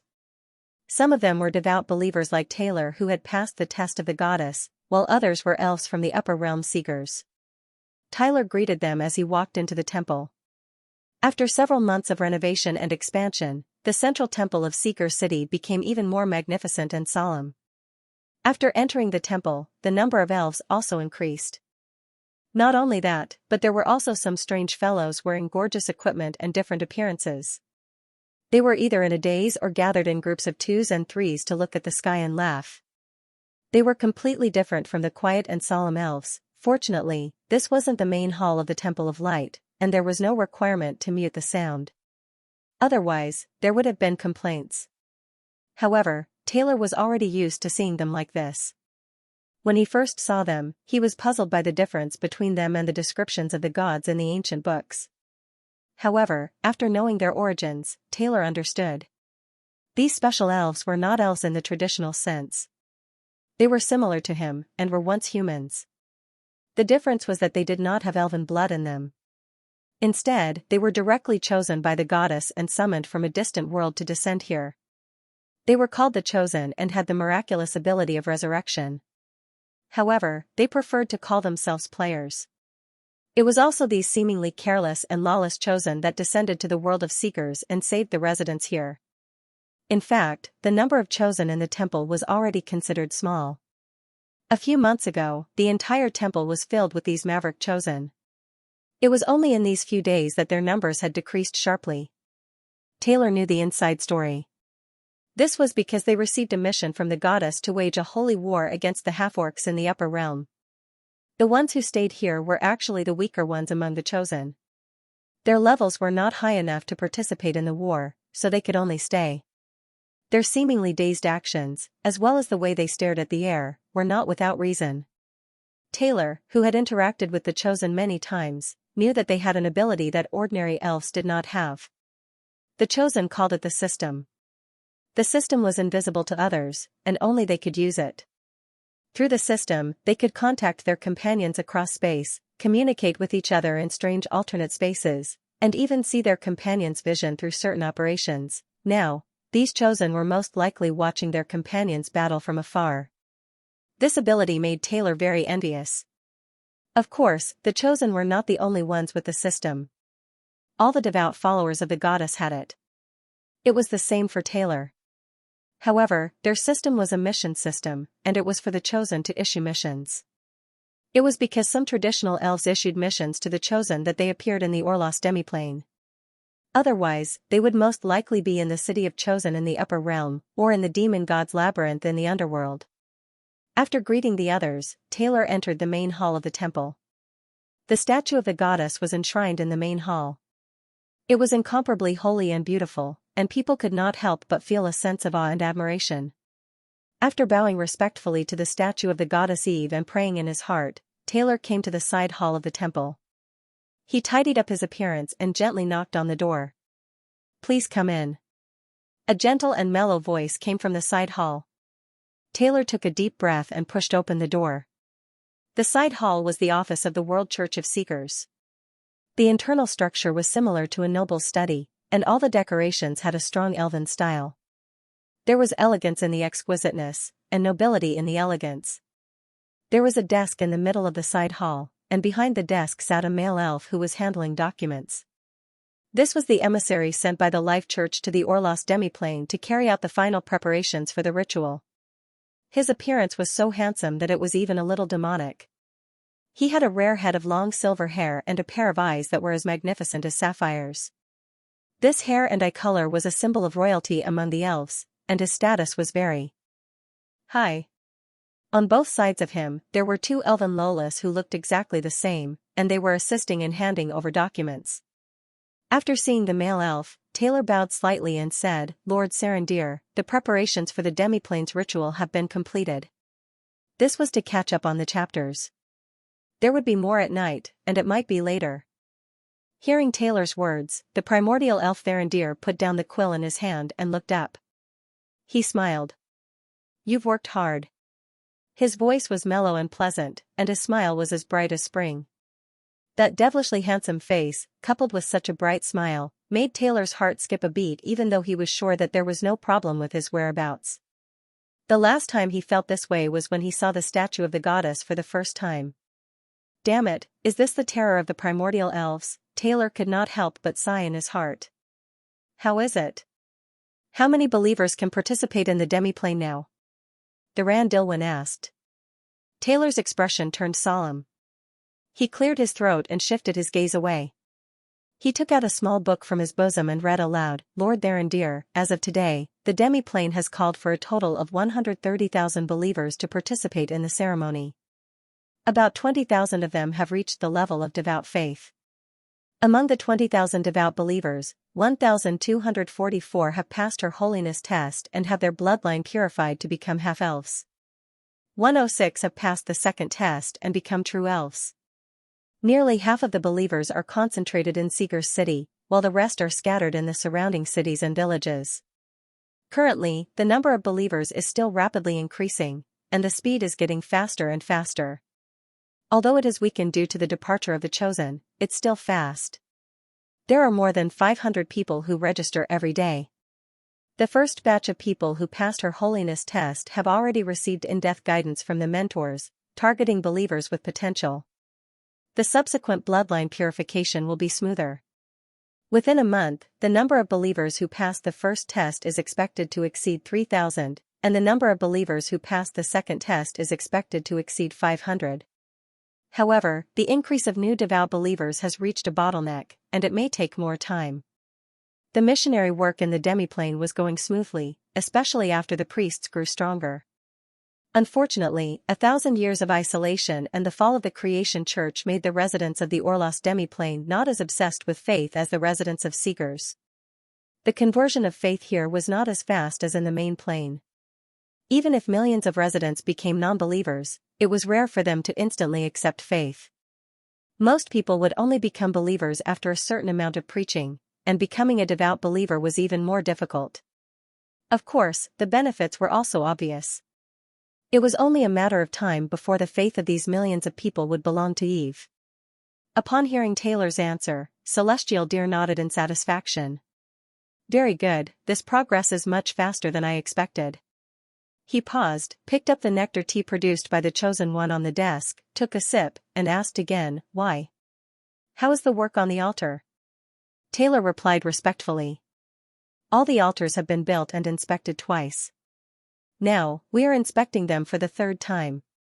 In addition, the statue of Her Holiness has been installed and has been blessed by prayers." That's right. As expected of the first half-playing clansman to purify his bloodline. Taylor, you've done well. This number has already exceeded the church's expectations.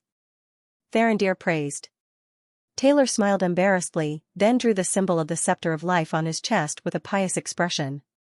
Everything is for the sake of the goddess. Then he asked again, "Lady Celestial, what should we do next?" Celestial pondered for a moment and said, "That's right. At the same time, continue to spread the faith of the goddess and get more companions to join us. Don't be anxious about preaching. It's like a rolling snowball. If we do well in the early stages, the later stages will be smoother. Next, let's report the situation here to Sir Zero." Tell Sir Zero? Do you need me to make a trip? Taylor asked. Celestial Deer shook his head. No. Need. He turned around, patted the elven girl beside him, and whispered into her ear. Go and call the Chosen One outside. The little elven lowly nodded her head and ran out of the side hall. After a while, Taylor saw a group of Chosen One with green eyes swarming in. Lady Celestial Deer, do you have a mission for us? What do I need? I'm very efficient. Lady Celestial Deer, you're so handsome. Please give me a mission. Anything is fine. I'm not picky. They chattered and quickly surrounded Celestial Deer's desk. What's more, some of them even started to grope her. Taylor, hey, that female Chosen One, you're almost leaning on Lady Celestial Deer's body, and that female warrior, what are you doing with your hands? He twitched his mouth and couldn't bear to look at them. Chosen Ones were good at everything. It was just that after interacting with them for a long time and knowing their true colors, their image collapsed. These guys were serious when preaching and seemed to be shrouded in the aura of a saint. Of course, Taylor only found out later that it was the light effect of the Chosen One. Once the mission was mentioned, their image would instantly change, and they would all become bootlickers. Not only that, but the Chosen One was also obsessed with looks. Obsessed with looks. Taylor heard them say this word themselves. He agreed with this very much. Celestial Deer was probably the only one in the entire elf forest who could make the female Chosen One so crazy. Celestial Deer seemed to be used to the Chosen One's attitude. He calmly avoided the hands of the players who were about to make a move and smiled faintly. Then, he said to a female player, Miss Celestial Deer. You must be Miss Momo? I have a mission. Can I entrust it to you? Seeing Celestial Deer's gaze, the female Chosen One was stunned for a moment before she became overjoyed. Of course. I'm willing. The other Chosen Ones were disappointed and looked at the player named Momo with envy and jealousy. Celestial Deer nodded and said gently, then, please use your Chosen One's contact method to pass this information to Sir Zero. Then, he gestured to Taylor. Taylor was stunned at first, but he quickly understood and passed the documents he had just organized to the female Chosen One. The player named Momo was overjoyed and bowed to Celestial Deer. Then, she left with the other players. From afar, her excited voice could be heard. Did you hear that? My husband actually knows my name. Ah. He knows my name. And, the other Chosen One's complaints. He's obviously everyone's husband. I know that His Majesty chose you. Taylor was speechless. Of course, there were also some who were envious and curious. That's great. Do you have a high favorability rating? What's written on the document? Open it and take a look. Is there a hidden plot? Taylor was speechless. After all the Chosen Ones left, Celestial Deer looked at the two elven Lolas beside her and said gently, Did you see that? When there's something to do, leave it to the Chosen Ones if you can, especially when it comes to delivering letters. The Chosen Ones have the ability to communicate remotely. Tell them about the letter delivery and it'll result in twice the result with half the effort. Yes, twice the result with half the effort. This is an ancient saying from the Chosen One's hometown. The general idea is that using half the effort will result in twice the result. Using less effort will yield greater results. Hearing Celestial Deer's words, the two elven Lolas nodded with serious and admiring expressions. Taylor was also very emotional. As expected of a royal elf, even when considering problems and educating the younger generation, she's so knowledgeable, but soon, he heard Therandir continue speaking. Not only do they have the ability to deliver messages, but they also have many other special abilities. As long as we use them well, we can use them. For example, their immortality. We can totally make them do missions with a higher mortality rate during battles. When we're in danger, don't have any psychological barriers. As long as there are Chosen Ones nearby, just boldly sell them. After all, they can be revived after death. Of course, the process has to be tactful. Appropriately express your concern for them. Sometimes, you can even use provocation. Taylor, why, does it feel like something is wrong? He looked at Celestial Deer and opened his mouth, but he didn't know what to say. Celestial Deer's teachings continued. In addition, try to remember their names. They take pride in being remembered by us. By using this point, you can even make them do very complicated missions at a very small cost. Taylor, also, although I've emphasized this to you many times in the past, I'll reiterate again this time. That is to use the gender of the chosen ones. Female chosen ones will always have a favorable impression of male elves, especially handsome male elves, and vice versa. By using this point well, you can save a lot of contribution points in the process of missions. Sometimes, you can even get free sex. The two of you are still young and look cute. Many chosen ones lack resistance to cute things, and some male chosen ones like your image the most. This is your advantage. You can use this to create your own persona and use this to make the chosen ones become your helpers. If you do it well, you can even gain a large number of loyal followers who are willing to die for a smile or a call of big brother, big sister. Of course, gender is not absolute. It depends on the specific situation. Taylor, he looked at Celestial Deer smilingly explaining to the two young elves the various techniques to command the chosen ones. He subconsciously swallowed his saliva and couldn't help but shiver. The original royal elves are so scary. This Lord Celestial Deer is usually smiling and very easygoing.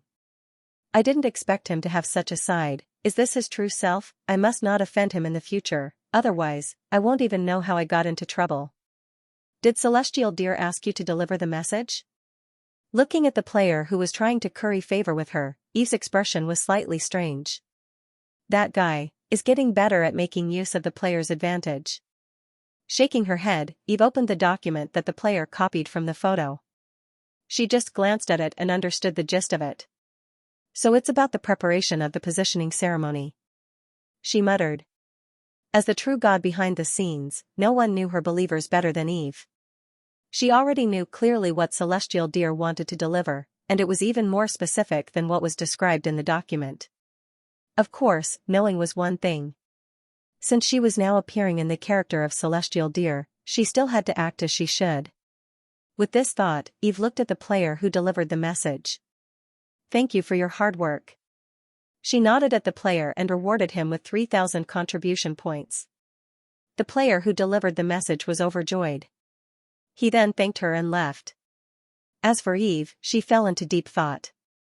She looked at her status bar frowny face name, Eve here, race, world tree, ancient god, level, 150, mythical, status, lesser divine power, godhood, nature, life, elf, title, goddess of life, mother of nature, elf dominator, divine power, 872110000, number of believers, 135180, saint 1, fanatic 128, devout 25414, shallow 109642, type of believers, crypt spider queen, 1, megalosaurus, 1, oak guard, 105, elf, 2467, half elf, 1453, elf hybrid human, 130924, human, 214, half orc, 1/5, ability.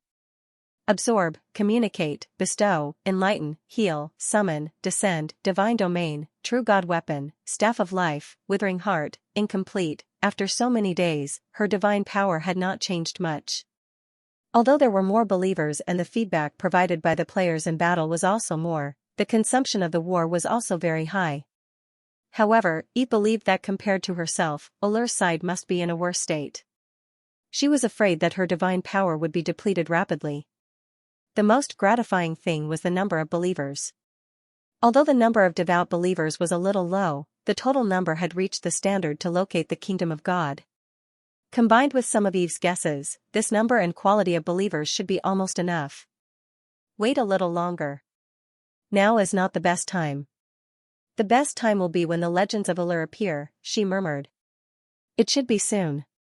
When the half-orcs judge that they can't defeat the players with their army, they will definitely choose to send out the legends. At that time, it will be the decisive moment in the true sense of the word. The battle of faith was essentially a battle of true gods. And this time, the legends were destined to end up. With the legends in the battle, the real decisive battle was no longer a secular battle, but a confrontation between the legends. With a decision in mind, Eve looked at her information again. Looking at the last believer type, her gaze was slightly strange. She had more than a dozen half-orc believers. They were some half-orc slaves who were kidnapped by the players and sent to Rivendell to be miners. She didn't know how the players brainwashed them. Among the thousands of half-orc miners, they really succeeded in fooling a few. Of course, they were all shallow believers. And the quality of the faith provided by the half-orc believers was not high. It was just a little better than the average human. Shaking her head, Eve looked at the battlefield. The battle in the Desert of Death was still going on. But she did not participate in the battle. Instead, she stood on a high platform on the earth wall and watched. The battle had become a stalemate and became a tug-of-war. It was extremely tragic. The half-orc army had approached the city wall. Many parts of the city wall had been built by them with siege towers. Close combat had occurred everywhere on the earth wall. The originally yellowish-brown city wall had been dyed dark red by the blood of the half-orcs and players. However, with the blessing of the divine barrier and the home field advantage, the half-orcs could not break through the earth wall at all. Instead, they were in a stalemate with the players.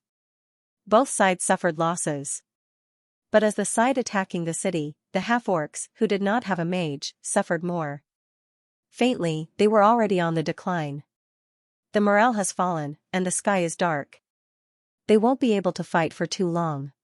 It depends on when to retreat and when to send out the legends. Looking at the half-orc army, Eve muttered to herself. And not long after, the deep sound of the horn came from the rear of the half-orcs. The half-orcs retreated, leaving behind equipment on the ground. In the plot of the war, the experience gained by the players was basically adjusted to the highest level. Therefore, there were very few orc corpses on the battlefield. As far as the eye could see, there were only densely packed armors and weapons stained with blood, shining brightly under the setting sun. Cheers came from the earth wall. The players were excited, either raising the weapons in their hands and shouting, or shouting at the top of their lungs to celebrate the victory of the battle. Then, without hesitation, they ran out of the city to pick up the equipment. If the realistic combat experience of Elven Kingdom made the players deeply excited and fascinated, then cleaning up the battlefield after the war was their favorite thing to do. This was a job that depended on hand speed and luck. Those who ran fast and those who had good foresight would always reap more rewards. This time, the Beastman had sent out elite troops with excellent equipment. Many of the armors and weapons on them were fine even in the human world. Even in the eyes of the players, the quality was above the blue rare level, and many even reached the purple epic level. The only difference from the equipment in the shop was probably the lack of special effects. Of course, there were exceptions. That was the equipment of the heavily armored orc warriors who rushed at the front during the battle. As the main force of the first siege, their equipment was the best among all the orcs. There were even simple magic inscriptions engraved on them, which were obviously provided by the Sauron Chamber of Commerce. Now, it was all for the players. The equipment dropped by the orcs who attacked the city had long been divided up by the players. But there were more outside the city. Some of them fell from the city after the owner died, some of them were unfortunately smashed to death by the catapults and ballistas, and some of them were killed by arrows, elemental bullets, and long-range magic. And these were the targets of the players. Some of them quickly climbed down the earth wall using the siege towers left behind by the orcs. Some of them cast a lighten spell on themselves and jumped down. There were even some tanker players who directly put away their equipment and jumped down from the earth wall. However, the 8-meter-high city wall was not high, but it was not low either. And the land outside the city had long become uneven because of the magic. There was also a lot of petrified ground. In some places, there were magic earth spikes and wood thorns that had not dissipated after the players released them. As a result, quite a number of warrior players who jumped down were hit as expected. It was still fine for high-level players. They relied on their nimble movements to avoid the danger. At most, their feet were numb for a moment. After getting used to it, they quickly laughed and looted the spoils of war. Those with lower levels had it worse. There was no lack of people who were unlucky and sprained their ankles or fractured their bones. There were even some who were too excited, or had poor eyesight, and ended up choosing the wrong place. They directly jumped onto the earth spikes and wooden spikes. That scene was a little bloody. But even if they suffered a fracture or were injured, it didn't stop the gamers from picking up the loot. Under the premise of reducing the pain, they did not care about the mere injuries and continued to limp around the city to plunder. It was just that, looking at it from afar, it felt very strange. At the very least, Eve, who was standing on top of the earthen wall and watching the battle from afar, had a very subtle expression on her face. This was because she had seen more than one player whose hands and feet were bent in strange directions, or whose body parts were bleeding profusely, but the player himself was still happily jumping around on the battlefield to loot. To be honest, it was a little frightening. Of course, it was also because the injury was not serious. If it was really life-threatening, these players would definitely be more obedient than the other. The battle was over. If they died now, it would be too much of a loss. Resurrection tokens also required a lot of contribution points. The war song on the Battlefield channel had been turned off. In the players' ears, a new system BGM sounded. However, unlike the previous BGM with the vicissitudes of life, the music this time was more brisk and even a little joyful. It seemed to be celebrating the victory of the players. Listening to such music, the players were in a much happier mood, and their hands moved faster to loot. They did not reject anyone who came and packed up all the items on the ground. It did not matter if it was useful or not. At this time, the benefits of having space equipment were reflected. Ordinary players could only hang the equipment they picked up on their bodies. After the equipment was full, it was difficult to take new loot. But the big bosses with space equipment could take all the loot. Tens of thousands of players, just like locusts, were running around outside the camp. The battlefield, which originally looked a mess after the battle, was full of dropped weapons and equipment. Under the plundering of the many players, there was nothing left in just a moment. Even the arrows that had been shot out were all searched clean. From afar, the entire battlefield looked as if it had been plowed by an old bull, and after the plundering, the players returned to the camp as if by prior agreement, and rushed to the place where the goddess's statue was worshipped at the back of the camp. They first looked around to see if Zero, the god's favored, was there. When they found that she was not, they breathed a sigh of relief.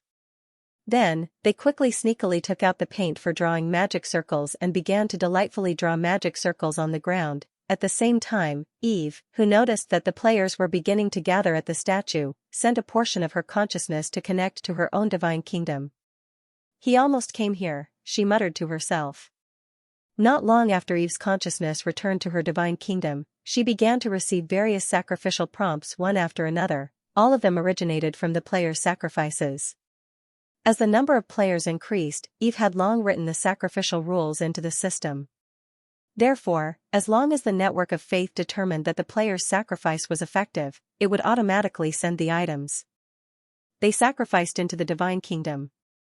In just a moment, Eve's divine kingdom was piled with a small mountain of equipment. Still, most of them were broken. Although there were now blacksmiths who could repair equipment, with the depreciation of contribution points, the price-performance ratio of asking players to repair equipment was vaguely lower than the price-performance ratio of redeeming a new set of equipment in the exchange shop. Therefore, apart from the equipment with the best special effects, most players would choose to sacrifice it to the goddess in exchange for contribution points after it was destroyed. Although it was not much, a mosquito's leg was still meat, and it was a habit for the players. Eve glanced at the items that the players had sacrificed, and then snapped her fingers skillfully, drowning them with divine power, and after the divine power dispersed, the scrap metal became brand new and shiny, its appearance faintly changing as well. Then, Eve snapped her fingers again to add some special effects to the equipment, and then threw them all into a corner of the divine kingdom to collect dust with the other equipment. There were more than 100,000 sets of equipment there, all of them selflessly offered by the players. Some of them might have been recycled dozens of times in the divine kingdom, seekers. However, most of them were plundered bit by the players after the war began. The wealth of war comes fast. The second open beta players have enough equipment, Eve said leisurely. The war ended with a bountiful harvest. The players' camp was filled with a cheerful atmosphere. However, the half-orcs were a little depressed. The Oracle King Bazan sat in the Castellan's mansion of Sandstorm City with a gloomy look. The chief high priest sat on his right with a solemn look. The old mage of the Sauron merchant group on the left also frowned. Below them, the leaders of the major tribes and the elders of the royal court lowered their heads and remained silent. The entire hall was shrouded in a heavy atmosphere. After a while, Bazan rubbed his temples and looked at a half-orc priest who was scribbling with a pen and paper. He asked, "How are the statistics?" The half-orc priest put down the pen and replied respectfully. "My lord, in today's battle, we lost a total of nearly 40,000 warriors, including 325 silver warriors and 44 behemoths. In a day's battle, the half-orcs lost less than 40,000 people. Perhaps the number of deaths per player was less than 1. However, such a number of casualties was actually very terrifying. After all, reality and the game were different. The battle was more complicated, the situation was more changeable, and there was more useless time. Due to the terrain, the half-orc army could not fully engage with the player's army. Most of them were killed in the process of scaling the city walls. As for the player's side, due to the length of the city walls, only a portion of them participated in the battle. The army was rotated, and some players did not even have time to participate in the battle. Therefore, there were many players who went offline or even left the battlefield. Due to this reason, the half-orcs seemed to drop a lot of equipment, but there were more players who participated in the battle.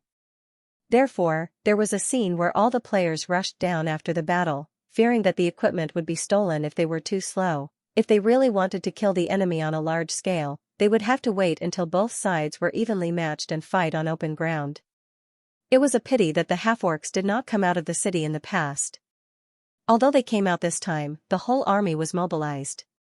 The players did not have the confidence to annihilate them, so they could only use this method to first exhaust them. However, perhaps the loss of the half-orcs was a little small in the eyes of the players, but in the ears of the higher-ups of the half-orcs, everyone was shocked. 40,000 people, this was equivalent to 4 large tribes, the half-orcs in the entire Death Desert, even after the development of the Lionheart King Imsh, had a population of less than 1 million, and there were no more than 30 large tribes.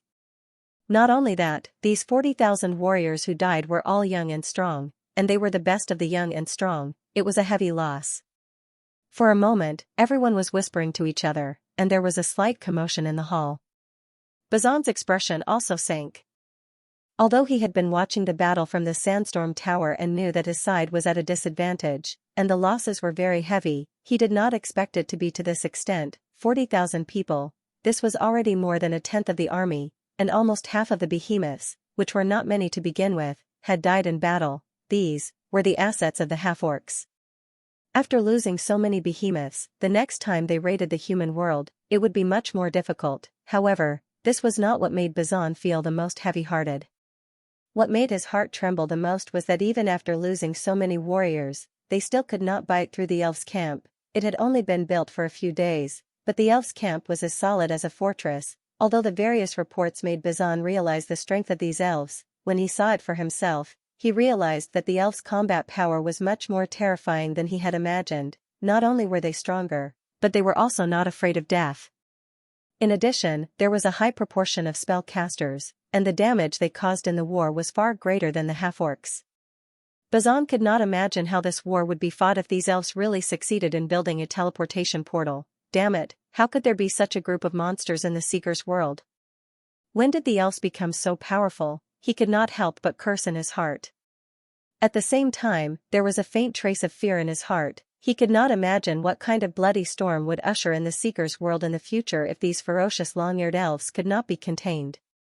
After a long silence, Bazan looked at the messenger of the Sorrow Chamber of Commerce on the other side.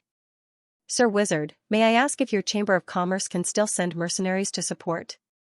Or can you send some high-grade professionals?" The Sorrow Chamber of Commerce had once promised to send mercenaries to support the half-orcs. However, after discussion, they finally changed to provide more equipment to the half-orcs. The half-orc army had enough people, but they lacked equipment.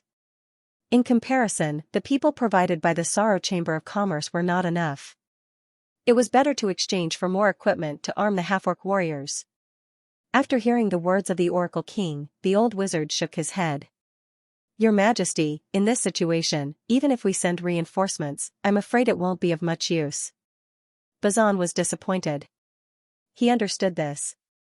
Even with the full support of the Sorrow Chamber of Commerce, it was impossible to provide tens of thousands of troops. A large mercenary group would at most have 10 to 20,000 people, which was not enough to fill the whole of 40,000 half-orc warriors. Even if there were wizards among the human mercenaries, there were more spellcasters among the elves who were magical creatures. As for the high-grade professionals, the elves had a divine barrier, 2 powerful megalosaurus, and a legendary demonic beast. Under such power, if the wizards were below the legendary level, it would definitely be ineffective. As for the legendary wizards, they were already the higher-ups of the Sorrow Chamber of Commerce. How could they be sent by the Sorrow Chamber of Commerce? In fact, the result was already very obvious. With their strength alone, even with such a powerful army, they would not be able to break through the elves' camp, relying on the tyrannical strength of the half-orc army to force the existence behind the elves to take action. This plan could be said to be a failure. At least, they could not do it alone. At this point, Bazan, the Oracle King, sighed deeply. This operation is no longer something we can control. Please ask the Totem Guardian to take action. The howling wind was like a wolf howling as it blew across the land. The flags on the earthen walls were blown askew by the strong wind, and some of them were even directly snapped from the middle of the flagpole. The sky was dark as sand, and gravel danced in the air, rustling the tents. The sandstorm was here. Sandstorms were a common occurrence in the Desert of Death that was full of yellow sand. After the Desert of Death storyline was unlocked, the players had encountered it before. However, it was the first time they encountered such a big sandstorm. The sky was dark, and sand and gravel were flying. It was daytime, but the whole world felt like it was night. The Nature's Heart Guild space. Limu stayed in his tent and listened to the howling wind hitting the tent. He looked at the time on the game system, walked to the tent door, and carefully opened a corner of the tent. Following his movements, a gust of wind immediately blew in, bringing with it dense yellow sand that hit his face like raindrops. In an instant, Limu felt a stinging pain on his face and a sense of suffocation. He coughed a few times, quickly closed the tent door, and lowered his pain threshold. In a moment, a layer of yellow sand had accumulated on the ground. He spat out the sand and dust that had entered his mouth when he was coughing and couldn't help but curse. This damn weather, it's a waste of time. Elven Nation was fine. It was just that sometimes, if one pursued realism too much, it would bring about all sorts of inconveniences. Take this sandstorm for example, it would last half a day to a day. During this time, the players could not go out at all, or they would experience what it meant to be suffocated by the sandstorm. If they were not careful, they might even be sent back to Yggdrasil. There was no other way. Even if the players were getting stronger, they still had to breathe normally. In this extreme weather, they could not breathe at all. Even a silver player would suffocate to death if they stayed outside for too long. And there were precedents for all of this. Limu sighed and shook his head helplessly. It had been 2 days since the attack of the orcs. After the attack ended in a crushing defeat, the orcs seemed to be afraid of being beaten. They hid inside and outside Sandstorm City and never came out again. The gamers could only continue with their previous strategy and attack the tribes near the orcs. Today, Limu's original plan was to bring the members of the guild out and continue to look for orc tribes that could be plundered. But now it seemed like it was all for naught. A sandstorm was coming. The players had no choice but to stay in their tents or use the tunnels they had dug to teleport back to the elven forest, or go offline and wait for the sandstorm to pass before logging back into the game. If that was the case, it was fine. With the accelerated thinking speed, even if the gamers stayed in the tent, they would have 1,000 ways to have fun. Catching up on dramas, playing cards, doing homework, chatting, writing, reading novels, anything was fine. With 1 to 4 thinking speed acceleration, he could enjoy many things. It was equivalent to freeloading for 3 times the time. However, Limu was thinking about something else. There are fewer and fewer spoils of war to be obtained. Everyone's cohesiveness is beginning to dissipate. We can't delay any longer. He shook his head. The war had been going on in the game for months. The army had been out for more than half a month. During this period, with the attraction of higher mission rewards and rich spoils of war, the gamers maintained an amazing cohesiveness and fought bravely. However, the war was getting longer and longer, and many things had their limits. For example, the gamers' enthusiasm. The gamers' enthusiasm was based on benefits. As the number of orc tribes that could fight decreased, everyone's enthusiasm waned. In addition, although the previous battle was a beautiful victory, some players who did not participate in the battle did not have enough fun. Over the past 2 days, there had been cases of players leaving the camp. Li Mu did not expect this. Although the victory repelled the orc army, it also consumed the players' cohesiveness. Of course, there was a solution. They could continue to find more orc tribes that could fight.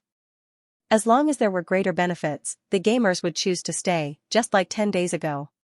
It was just that the gamers had been too ruthless in the past few days. The nearby tribes were almost all ruined. Most of the tribes that had not been visited by the gamers began to retreat. Especially after the failure of the orc attack, therefore, the gamers' spoils of war were decreasing. The spoils of war could not satisfy the gamers' needs. It was normal for some to choose to return to the elf forest or the underworld to farm monsters. Wouldn't it be better to take this opportunity to return to the elf forest to play? Why should they stay here and wait? They could just rush back when the final battle began. That was what many people thought. However, it was easy to disperse, but difficult to gather again. This place was too far from the elf forest, and there was the interference of the orcs' faith. Even if the gamers relied on the crypt spiders to dig a 5-kilometer tunnel and successfully built a teleportation portal in the north, the teleportation ability was quite weak. If the army really dispersed, they would not be able to gather again in a short time. Now, the terrible sandstorm was one disaster after another. Thinking of this, Li Mu sighed again. At this moment, a series of rapid knocking sounds came from the outside of his tent. Li Mu was startled and instinctively shouted, "Who is it?" Outside the tent, there was a cough. Cough, cough, cough. "Brother Mu, it's me. Shapeshifter Ji Gang." Shapeshifter Ji Gang? Li Mu was stunned for a moment. Then, he opened the tent door.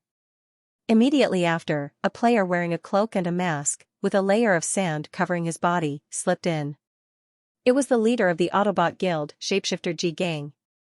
The wind blew the yellow sand into the tent, and Li Mu quickly closed the tent door. Shapeshifter Ji Gang took off his cloak and mask. He shook off the yellow sand on his body and complained, "This sandstorm is really scary. This sandstorm is really scary. The yellow sand outside is already half a meter deep. If it blows for a day, I'm afraid our camp will be buried." "Yes, it's really scary." Li Mu nodded in agreement. But he was not worried. Being buried in the sand wasn't a problem in a game world where magic existed. "Here, drink some tea to warm yourself up." Li Mu took out the scented tea from the elf forest and poured a cup of it for Ji Gang, the shapeshifter. Shapeshifter Ji Gang's eyes lit up as he quickly took it and praised, "Haha, I knew Brother Mu had something good here." Li Mu laughed and then said, "Don't be so cheeky. Stop joking around. Aren't you and Salted Meow playing werewolf? Why did you think of coming here?"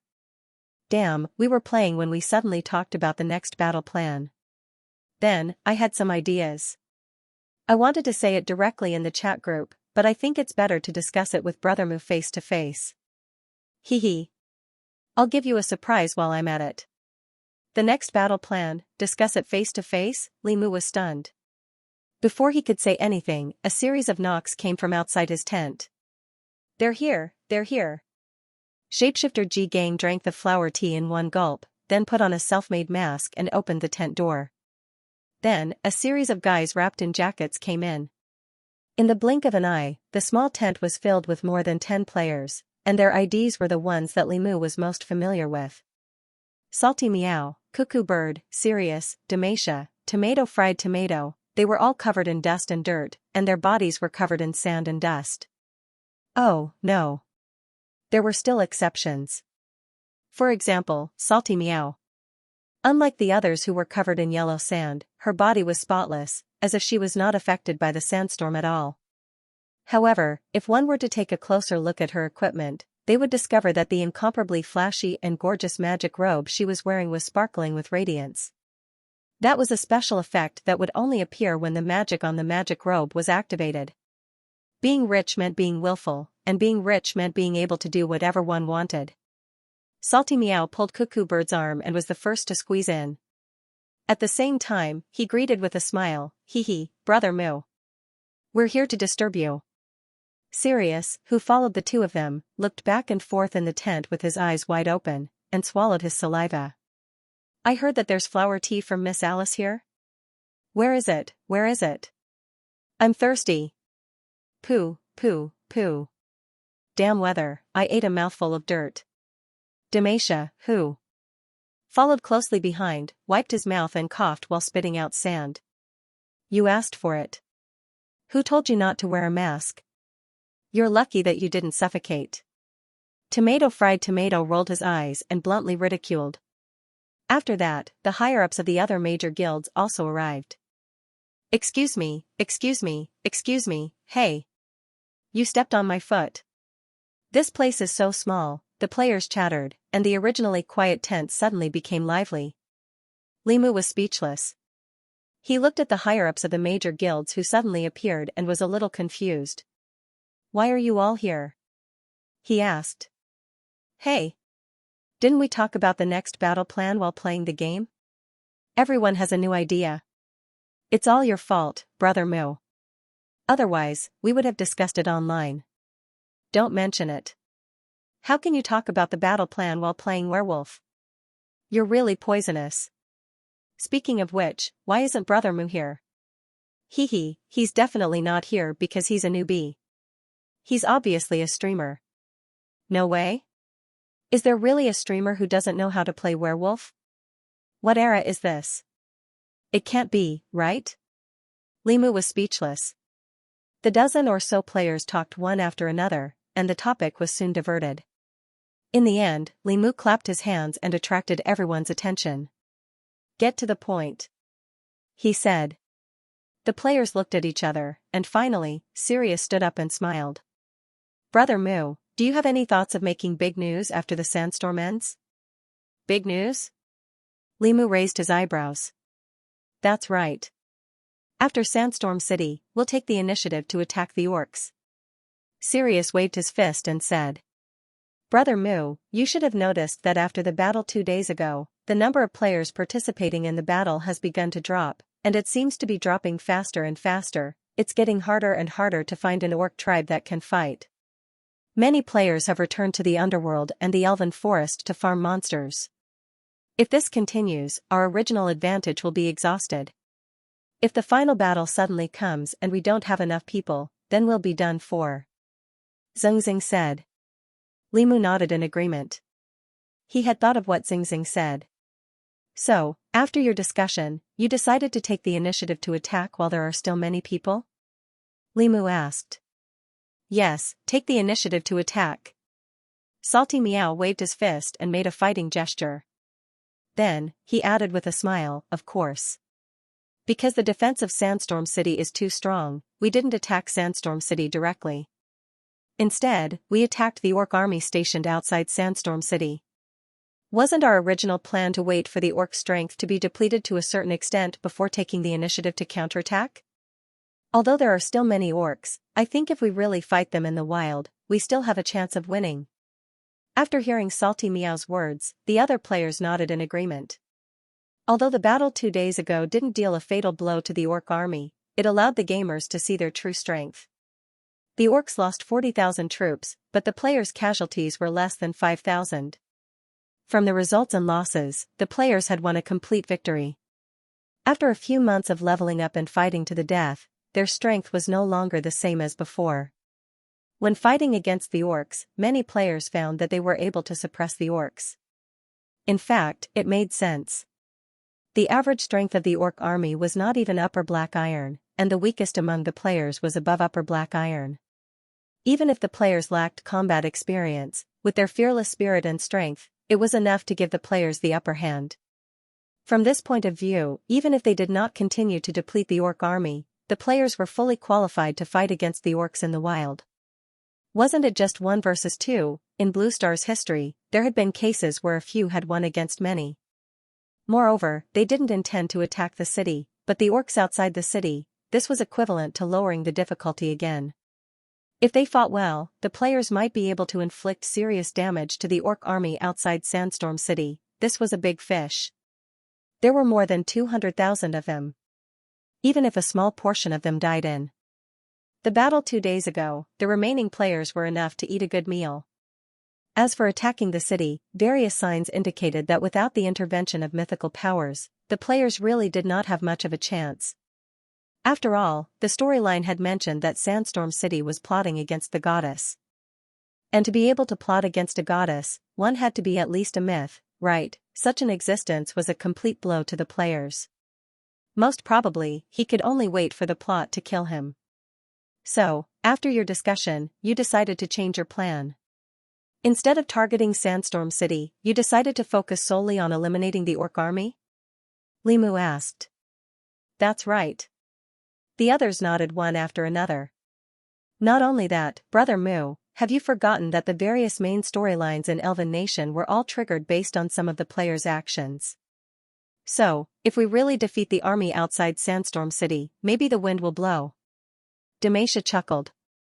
Limu's eyes lit up. He understood what Demacia was trying to say. Now, the players did not have the strength to break through Sandstorm City. But if they triggered the plot to kill him, it would be different. To put it bluntly, it was a gamble.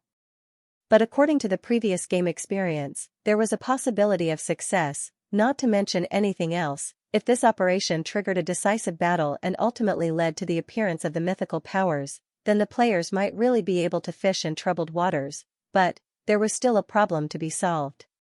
I have no objection to taking the initiative to attack the orc army, but I need to remind you that our high-end strength is not as good as theirs. If we take the initiative to attack, we must ensure that a few powerful NPCs participate to share the pressure. Limu said. As he spoke, he looked at Salty Meow. Salty Meow was taken aback for a moment, then understood. She patted her chest and said confidently, "Leave Meryl and Tiberia to me. I guarantee that they will fight to join the battle." She was rich and willful. Limu shifted his gaze and looked at Fried Tomato. Fried Tomato raised his eyebrows and paused for a moment before saying, "I will talk to Rose. But the price of persuading her to join the battle needs to be shared by everyone." For more than a month, Spider Queen Rose had been cooperating with the First Army, and the First Army was the guild with the most cave spiders. So, Tomato felt that he could say a few words in front of Rose. Of course, it was in the form of a trade. Okay. Limu nodded. Although Rose had obvious weaknesses, she was still a legendary.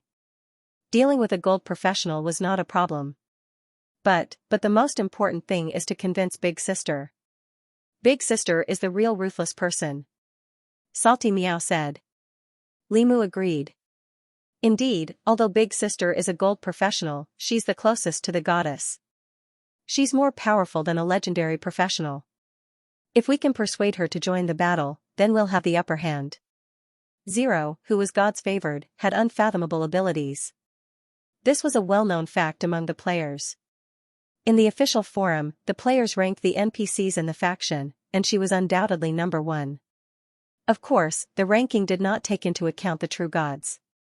If there was a true god, then it would be Goddess Eve, who could kill gods as easily as killing chickens. Until now, Limu could still vividly recall the scene when the goddess killed Demigod Walker. He could still hear Demigod Walker's blood-curdling screams as he was dragged away by the tentacles. No, it was the vines. After Limu finished speaking, the tent suddenly became quiet. Limu lifted his head and saw that everyone was looking at him. Limu was speechless. "So, you want me to persuade Big Sister?" He pointed at himself. "Of course. In the whole server, the person who's the best at licking, the person with the highest faction favorability is you, Brother Mu. If you go, the success rate will be the highest." Demacia laughed. Limu was speechless. "You wanted to say licking, right? You must have wanted to say licking, right? You deserve to be despised by others." Limu's mouth twitched. "Alright, I'll try," he said. "So, you came to ask me to join the battle?" In the luxurious tent that she used contribution points to get the players to build for her, Eve looked at the respectful Limu and said calmly. "That's right. After our discussion, we think it's time to take the initiative to attack." Limu replied. Eve did not comment. To be honest, although she admired the players' attitude when they first came up with the plan, she always understood that it was actually very difficult to take down Sandstorm City in this war. The cause of this war was the confrontation of mythical powers. It was the conspiracy of the true gods behind the half-orcs against Eve. And it was obvious that the World Tree Kingdom in Sandstorm City was the trap. Even Sandstorm City itself was not safe for Eve. She did not think that with her current strength, she could escape unscathed after falling into the enemy's trap. Because she might have to face the siege of multiple mythical beings, this time, Uller was going all out. If the war really started, his other 2 demigod-level followers would definitely descend, and he might even personally descend a demigod-level true god avatar. And not in her own divine territory. To be honest, even with the true god weapon Withering Heart, Eve did not think that she could easily defeat them. After all, she also had to limit her strength to demigod level. That was not all. Since the other party dared to set a trap for a true god whose real body was in the secular world, it meant that the other party had a certain degree of confidence. The real hidden enemy was definitely not just Uller and his followers. The god of darkness and shadows, Holdel, would definitely provide support. Even the 2 evil gods who had appeared in the war in the underground world who were on good terms with him were likely to participate. These existences added together were already a very powerful force. Eve was just one person after all. Originally, Eve was still thinking about whether she could get some support from the dragon race in the form of a deal, but after thinking about it, she felt that the chances were not high and gave up. Other than purifying her bloodline, she did not seem to have any other conditions that could persuade the other party to participate in the war. And the purified bloodline had already been used as a condition of the deal with the Megalosaurus, at most, with the addition of the demon wolf Fenrir that she borrowed from Hela. Under such circumstances, facing so many enemies at once, it was too easy to fail. And her original idea was actually just to wash away the suspicion of her being the World Tree, and at the same time, to deal a heavy blow to the half-orc's power. Of course, it would be better if she could get rid of a myth while she was at it. Eve had the heart of Withering. It was still possible to seize the opportunity to seal an unlucky person, snatch the person, and then run away. As the saying goes, quit while you're ahead. Therefore, after learning about the players' plans from Li Mu, she nodded gently. Okay. Receiving support from Eve, Li Mu was overjoyed. He bowed respectfully to Eve, and then happily left in the sandstorm. And Eve sat back in her seat, drinking the flower tea provided by Alice while browsing the players' information in the game system. To be honest, if they did not attack Sandstorm City and only attacked the army stationed outside, it was still very safe. And if the players fought smoothly, it was very likely that they would directly draw out the true power of Uller. The altars in the Elven Forest and the Orlos Demiplane were ready. As long as the mythical existence here appeared, the stage was set, and she could cooperate to play a big show to clear her identity. The only thing that she might have to worry about was that Eve could escape unscathed, but the players could not. Especially after the mythical existence arrived, would killing in the plot lead to the city being breached? No. It was more likely that the whole team would be wiped out. If the team is wiped out, then so be it. As long as I kidnap a myth, even if the players are wiped out, I can still recoup my losses. As for the players' feelings. After this, I'll just announce the mission reward and cancel the resurrection penalty. She thought in her heart. However, since I've decided to fight, I'll still do it as a mission. I'll trigger the hidden plot. It'll make Li Mu's plan official, and I can also gather more people.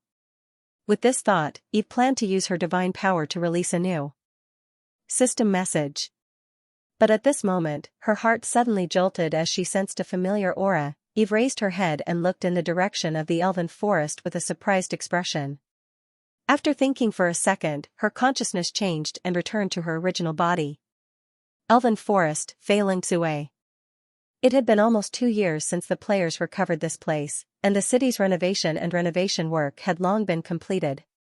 Although thousands of years had destroyed too many traces, and this beautiful elven city was no longer the size it used to be, the entire Xianxia had been reborn and looked brand new.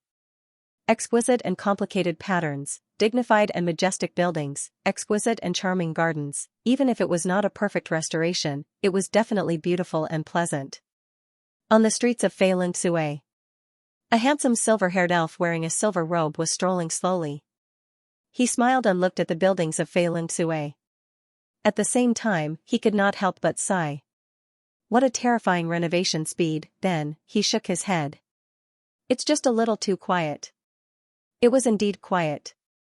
No, it was not an exaggeration to say that there was almost no sign of human habitation.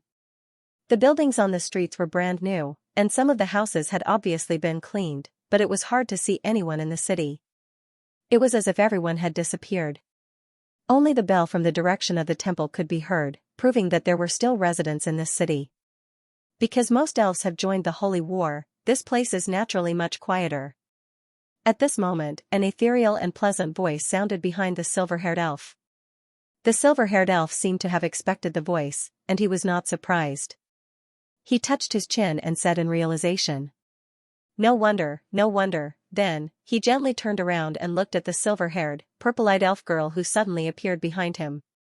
He said helplessly, "Your Holiness Eve, you seem to like to suddenly appear behind people. Likewise. You also like to suddenly visit without warning, Your Holiness Reinhardt." The silver-haired, purple-eyed elf girl, who was Eve, replied.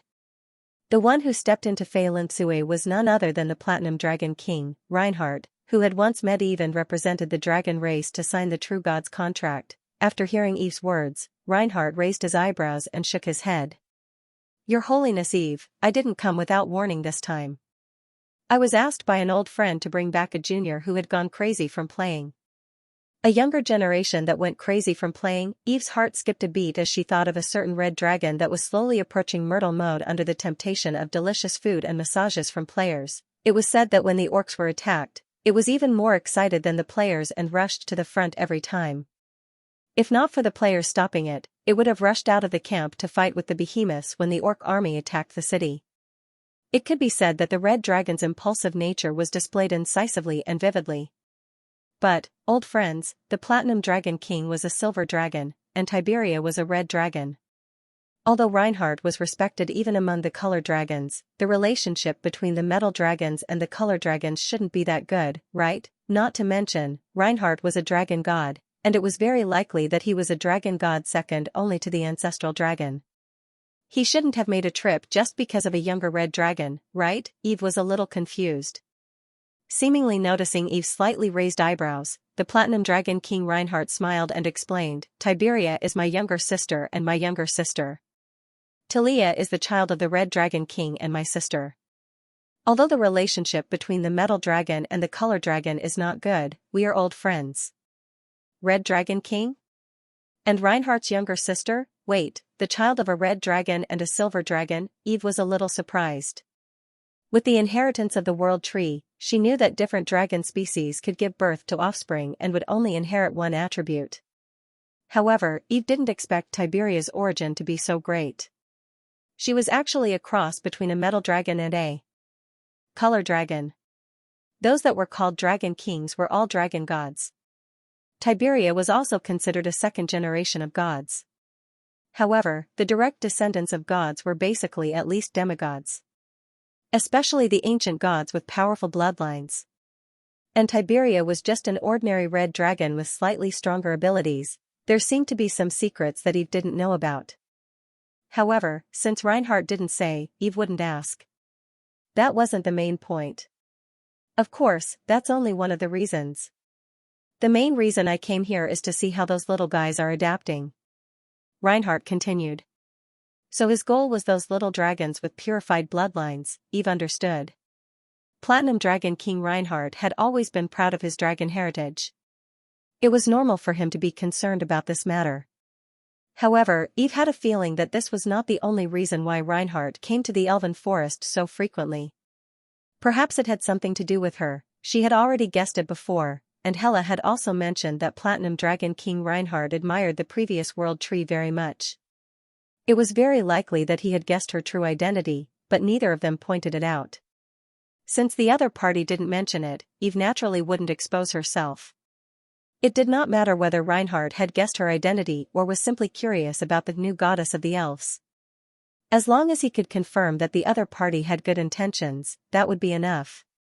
Thinking of this, she smiled. The chosen one likes the little ones very much. They also grow very quickly, but, if you want to see them, you can only go to the desert of death.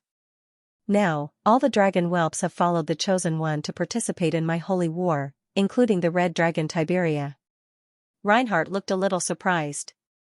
He couldn't help but size up Eve and smiled bitterly. You seem to be better at fighting than I thought. Is he trying to say that I'm good at fighting? Eve criticized him in her mind. However, it's good to fight. Reinhardt changed the topic. His expression turned solemn as he sighed. Only a megalosaurus that grows from the test of blood can truly become powerful. Only then can it obtain the final victory when fighting against evil forces. It's here, it's here. Metal dragons were born with an innate hatred for evil. However, hearing this at this moment, Eve had some guesses and ideas. She smiled and probed, it's fine. You seem to have an incomparable hatred for evil? Of course, evil forces can easily attract the attention of the abyss and be lured into depravity, becoming the claws of the abyss to devour the plane. Therefore, all evil and depraved beings are the enemies of all living beings. Platinum Dragon King said with a serious expression. So, you hate those evil gods that have fallen into the abyss? And you're keen on destroying them? Eve continued to ask. Of course, every evil god is the driving force behind the destruction of the world. They should all be judged. Platinum Dragon King's expression was firm. After hearing Reinhardt's words, Eve smiled faintly. If that's the case, I have some news that is related to evil gods. It's the fallen angel Lulia and the Queen of Pain Elisa. I wonder if you have the time and interest. Oh? Platinum Dragon King's face showed a hint of interest. As a nomadic race, the half-beastmen rarely had temples. Normally, they would only consecrate the statues of their true gods in special tents or caves. However, Sandstorm City was an exception. This was a city that had been built by both elves and dwarves. The elves and dwarves were the representatives of devout believers. At least, they used to be. Therefore, not only did Sandstorm City have a temple, but its scale was also magnificent. Sandstorm City, in the temple of the god of winter and the hunt. A gold-ranked demi-human chief priest knelt in front of the tall and majestic statue of the god. He led a dozen demi-human priests who were at least silver-ranked as they prayed devoutly and fervently. At the back of the temple, the chief high priest and the oracle King Bazan, as well as the elders of the demi-human royal court and the higher-ups of various large tribes, were gathered here. They looked at the summoning team in the center with solemn expressions. In front of the sacrificial team, there was a huge altar carved with the symbols of winter and the hunt. This was a summoning altar. After the previous defeat, the demi-humans finally decided to summon the totem guardian. Looking at the praying priests in front, the oracle King Bazan could not help but look at the chief high priest and asked, Chief High Priest, do you think, which totem guardian will the Father send this time? The chief high priest frowned and reminded, the king has begun. Your Majesty, the ceremony has begun. As believers, we should remain silent. Bazan was a little embarrassed. His expression changed, and he could not help but sigh. I'm just too worried, because the strength that the elves have displayed is simply too strong. The chief high priest shook his head. Don't worry, the elves are strong, but the Father's background is deeper. The Father attaches great importance to this operation, so, we just need to wait. Because the totem guardian will be the most powerful warrior of the Father. The most powerful warrior? Bazan was in a trance. The totem guardian was the core of the Father's power, and the most powerful among them were the three demigods. No, it was not the three of them. One of them, Demigod Walker, had already been killed by the terrifying existence of the elven forest. Thinking of this, Bazan's heart was even more nervous. He was the one who proposed to ask the totem guardian to act. But now, he was the one who was worried about gains and losses. Of course, Bazan also understood that he was wrong. As the king of a race, he shouldered a greater responsibility and should be more calm. In the end, he was just a king who was forced to do something beyond his ability. He had no experience at all. But even so, he still hoped that he could do something for his race. As a king, I still have a lot to learn, Bazan praised. The prayers of the priests continued. As they prayed, the altar gradually bloomed with radiance. It's here, the people in the temple were shocked. The radiance kept changing, getting brighter and brighter, and finally turned into a silver brilliance, incomparably bright. At the same time, the statue in the center of the temple was also enveloped by a holy light that crossed the void. This was the gaze of a true god. The next second, the power of faith surged, and a vast divine power crossed the void and exploded in the temple. All the demi-humans in front of the statue felt a warm power enveloping them. In an instant, they found that their strength began to rise rapidly. This was the blessing of a true god, and it was also a common reward when a true god looked at a believer. The demi-humans were pleasantly surprised, and then they prayed with an even more devout attitude. The surging energy began to gather above the altar. Gradually, a huge silver array slowly took shape above the altar. "It's here," the chief high priest murmured, fanatical and excited. Under the surge of divine power, the silver array was finally completed. Then, a dazzling radiance erupted in the array. In the excited eyes of the demi-humans, a total of 8 vague figures began to appear above the altar. After a while, their figures solidified and fell into the temple. Their bodies were shining with silver holy light, and they were wearing simple armor and feathered cloaks. They carried bows on their backs and held long swords in their hands. They stood there with a terrifying aura. These were 8 totem guardians with the strength of a legend at the peak. However, the teleportation did not end. In the fanatical and excited eyes of the demi-humans, the 8 totem guardians quickly turned around, faced the altar, and waited. Then, an even more powerful aura appeared in the array, directly suppressing the power of the 8 legends. In the expectant eyes of the demi-humans, a totem guardian in a female form appeared in the temple. She was also wearing leather armor and a feathered cloak, but there were some mysterious lines on her face. At the same time, there was a faint halo covering her body, and her whole person was emitting light. This was a demigod totem guardian. "It's Her Highness Nalan." The Oracle King Bazan was very excited. Nalan, one of the 3 demigod totem guardians under Allure. Her strength was stronger than demigod Walker. She was once the king of the demi-humans tribe. More than 1,000 years ago, she led the demi-humans tribe to defeat the human kingdom in the desert of death many times. She was an existence that many demi-humans respected. However, this was still not the end. The light continued to envelop. After a while, another figure appeared in the temple. It was a thin and weak demi-human warrior. His dressing was similar to Nalan, and his face was also painted with mysterious oil paint. However, in his hand, he was holding a staff that looked like a dead wood. The aura on his body was even more terrifying than Nalan's. Even His Highness Noise came. Bazan's eyes widened.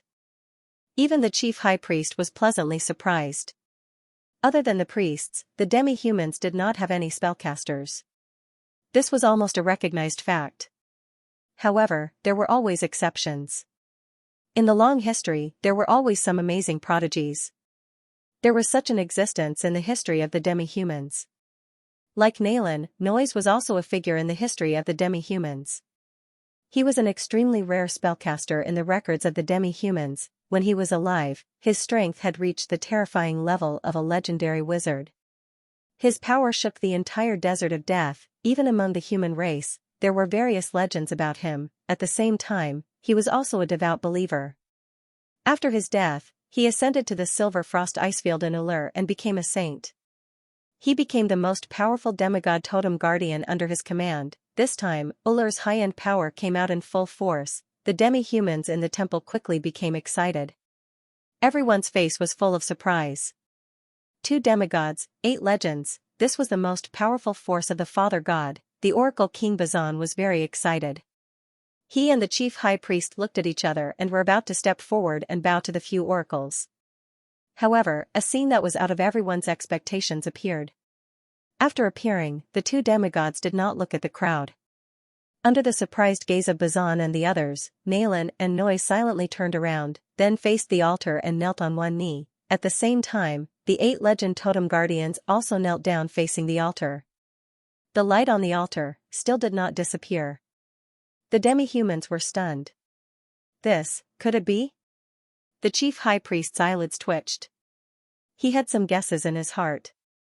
The next moment, a vast and vicissitude aura descended in the temple. "Welcome, my lord," The dignified and solemn voices of the two demigod totem guardians resounded in the temple. "Welcome, my lord." The fanatical and sincere voices of the 8 legend totem guardians followed. "Welcome, my lord? Father God?" The demi-humans widened their eyes and were even faintly confused. Bazan and the chief high priest were the first to react. They immediately knelt down and shouted excitedly and fanatically. "Welcome, my lord." The 2 leaders were the same. The others also reacted and knelt down on the ground. They shouted in surprise and excitement. "Welcome, my lord." The sacred and vast pressure descended. The bright silver light illuminated the entire temple. The ethereal hymn slowly sounded, under the praises of the totem guardian, under the fearful and excited gazes of the half-orcs. A half-orc who looked exactly like the statue of Euler appeared in front of everyone.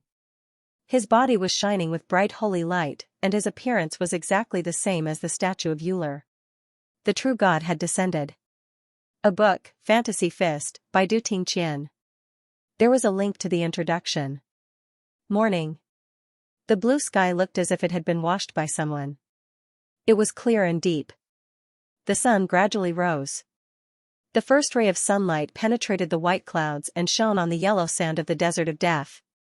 North of Sandstorm City, outside the camp fortress built by the players. Rows of fully armed player troops were slowly gathering. Looking from the sky, the huge camp was like a giant beast that was constantly swallowing and spitting out troops. It was moving quickly. After the sandstorm passed, Eve confirmed the attack plan of the top officials of the major guilds in the form of a hidden quest. As usual, the appearance of the hidden quest once again aroused the enthusiasm of the players and triggered a wave of participation. The loss of players stopped. And the players who had exhausted their enthusiasm and returned to the elven forest stepped on the teleportation portal again and hurried back, outside the players' camp. After a few months of the game, the players were getting more and more familiar with this kind of army gathering. Soon, a huge army formation was formed outside the camp. This time, the players mobilized an army of 100,000. This was almost the limit of this operation. Unlike before, it was now 6:30 p.m. in Blue Star. It was a weekday. At this time, although many people were off work, there were also many people who were working overtime. And they could only look at the players with envious and jealous eyes while they were slacking off at work. They could only sneak a peek at the players' live streams that could not be called live streams at all, and except for the players who could not go online because of real-life reasons, except for the players who could not return to the desert of death, except for the players who were in charge of guarding the camp and looking after the players who were not online, the other players were all here. An army of 100,000, perhaps this number was much less than the number of people who participated in the war at the beginning, but after so many days of fighting, the players were no longer the same as before. Not only did their overall strength improve, but they also summarized various techniques on the official website through various battles that specifically targeted the orcs. These techniques were not to be underestimated. On the battlefield in Blue Star, the survival rate and kill rate of veterans were higher than the new recruits. The most important reason was that veterans had accumulated rich combat experience through battle after battle. And the techniques that the players summarized were their combat experience. The internet widened the distance between people and allowed players to communicate with each other and improve together. This was something that the orcs could not compare to. Almost a third of the 100,000 players had chosen to join the battle on their demonic beasts. They were the players' 30,000-man cavalry. More than half of them were archers, while the rest were tank warriors in heavy armor. There was a reason for that. In the Death Desert, players could revive after death, but they couldn't retrieve their equipment. Moreover, the demonic beasts were treasured by the players. Therefore, only long-range players who could avoid close combat as much as possible would choose to become highly mobile mounted archers in large battles. As for the tank warrior players, they were specially selected by the various large guilds to serve as heavy cavalry. Not only were they equipped with heavy armor, but their mounts were also equipped with heavy armor that had been modified by forgers. Their mounts were none other than the cave spiders, which were numerous in number and would not be too heartbreaking if they died. After becoming a legend, the number of crypt spiders under the Queen of Spiders Lolth had increased by leaps and bounds. In any case, they were all children without independent consciousness. If they died, so be it. Although these big fellows were weak during the day, their endurance and speed were not bad. At least, they were much stronger than the horses and camels that the players had seized. There were 10,000 heavy cavalry players. In the players' plan, the heavy cavalry players would be the vanguard, the infantry players would be the main force, and the archers players would be the roaming support and pursuit control. They would attack the orc army stationed outside Sandstorm City. This plan was also the result of the players' experience in battle after battle and their experience in the cold weapons era on Blue Star. Outside the camp, Eve, who had changed into a black battle-skirted armor, stood on a barren hill and looked in the direction of Sandstorm City. The entire city of Sandstorm City was built with solid obsidian. It leaned against a mountain and was slightly elevated. Under the sunlight, it glowed faintly. Eve looked at the city that the orcs were proud of. She observed the orcs' movements on and off the city walls with a strange expression. At this moment, a respectful voice sounded behind her. Master Zero, we will be able to assemble in 10 minutes at most. However, the total number of troops dispatched this time may not be as much as before. It will only be 100,000. It was Li Mu. After hearing his words, Eve nodded slightly. It's okay. It's already good enough. Up until now, the number of players who had accepted the Death Desert War mission was more than 150,000. Although the number of players participating in this war was less than 1/3, it was still a large number. Actually, this was good. At this point in time, there was no difference in quality between 100,000 and 150,000. Because the key to this war was the battle between the true gods. If the players were really wiped out due to an accident, the loss would be minimized by leaving a few tens of thousands of people. Seeing Eve looking into the distance, Li Mu could not help but ask. What are you looking at? I'm looking at the orcs' movements. Eve replied. Looking at the orcs' movements, Li Mu was stunned. He followed the other party's gaze and realized that other than the sharp tip of the sandstorm tower, he could not see anything else clearly. Even if he used the skill, Eagle Eye, he could barely make out the blurry city walls. Li Mu could not help but sigh. Big Sister was indeed Big Sister. Her eyesight was too good. But soon, he slapped his head again.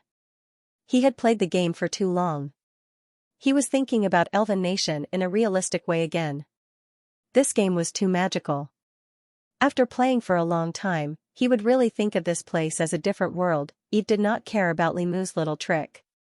She only looked in the direction of Sandstorm City. It was 20 kilometers away from where the players were stationed. There were almost no barriers along the way. Therefore, as a true god, Eve could clearly see the orcs' movements on the city walls, especially on the tall sandstorm tower. Of course, this also meant that the orcs could clearly see the players' movements. Under the premise that there were no obstacles, the maximum range of vision from a height of 100 meters was about 35 kilometers.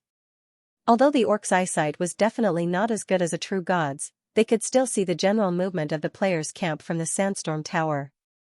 So, the orcs must have noticed the gathering of the elves. However, what was interesting was that Eve found that after noticing the players' movements, the orcs in Sandstorm City panicked for a moment, but they quickly calmed down.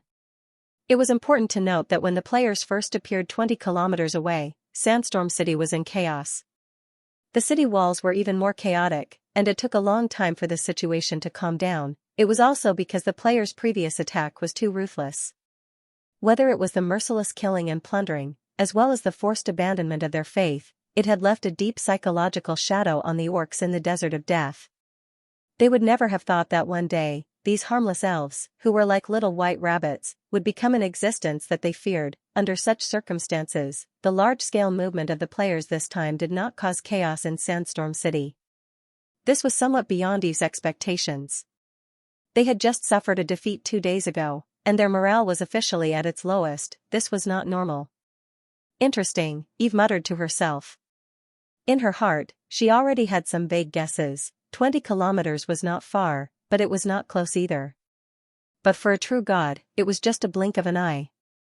Within this distance, a true god could even sense large-scale energy fluctuations in the vicinity. Ever since the players approached Sandstorm City, Eve had been paying attention to the energy fluctuations in the direction of Sandstorm City. She also obtained information about the city through various channels of the players. When it came to the activities of a true god, it was usually not small. Even if Allure tried to cover it up, there would still be traces left behind. And Eve's goal was to find these traces and use it to spy on Allure's movements. However, these days, other than sensing a weak fluctuation of divine power, Eve did not sense any other energy changes, and the only fluctuation of divine power, based on her own experience, Eve guessed that it should be Allure's oracle. Coupled with the previous crushing defeat of the orcs, this meant that the orcs should not have a stronger presence in Sandstorm City yet. Actually, it was also true. The world of Seekers had not been completely opened yet.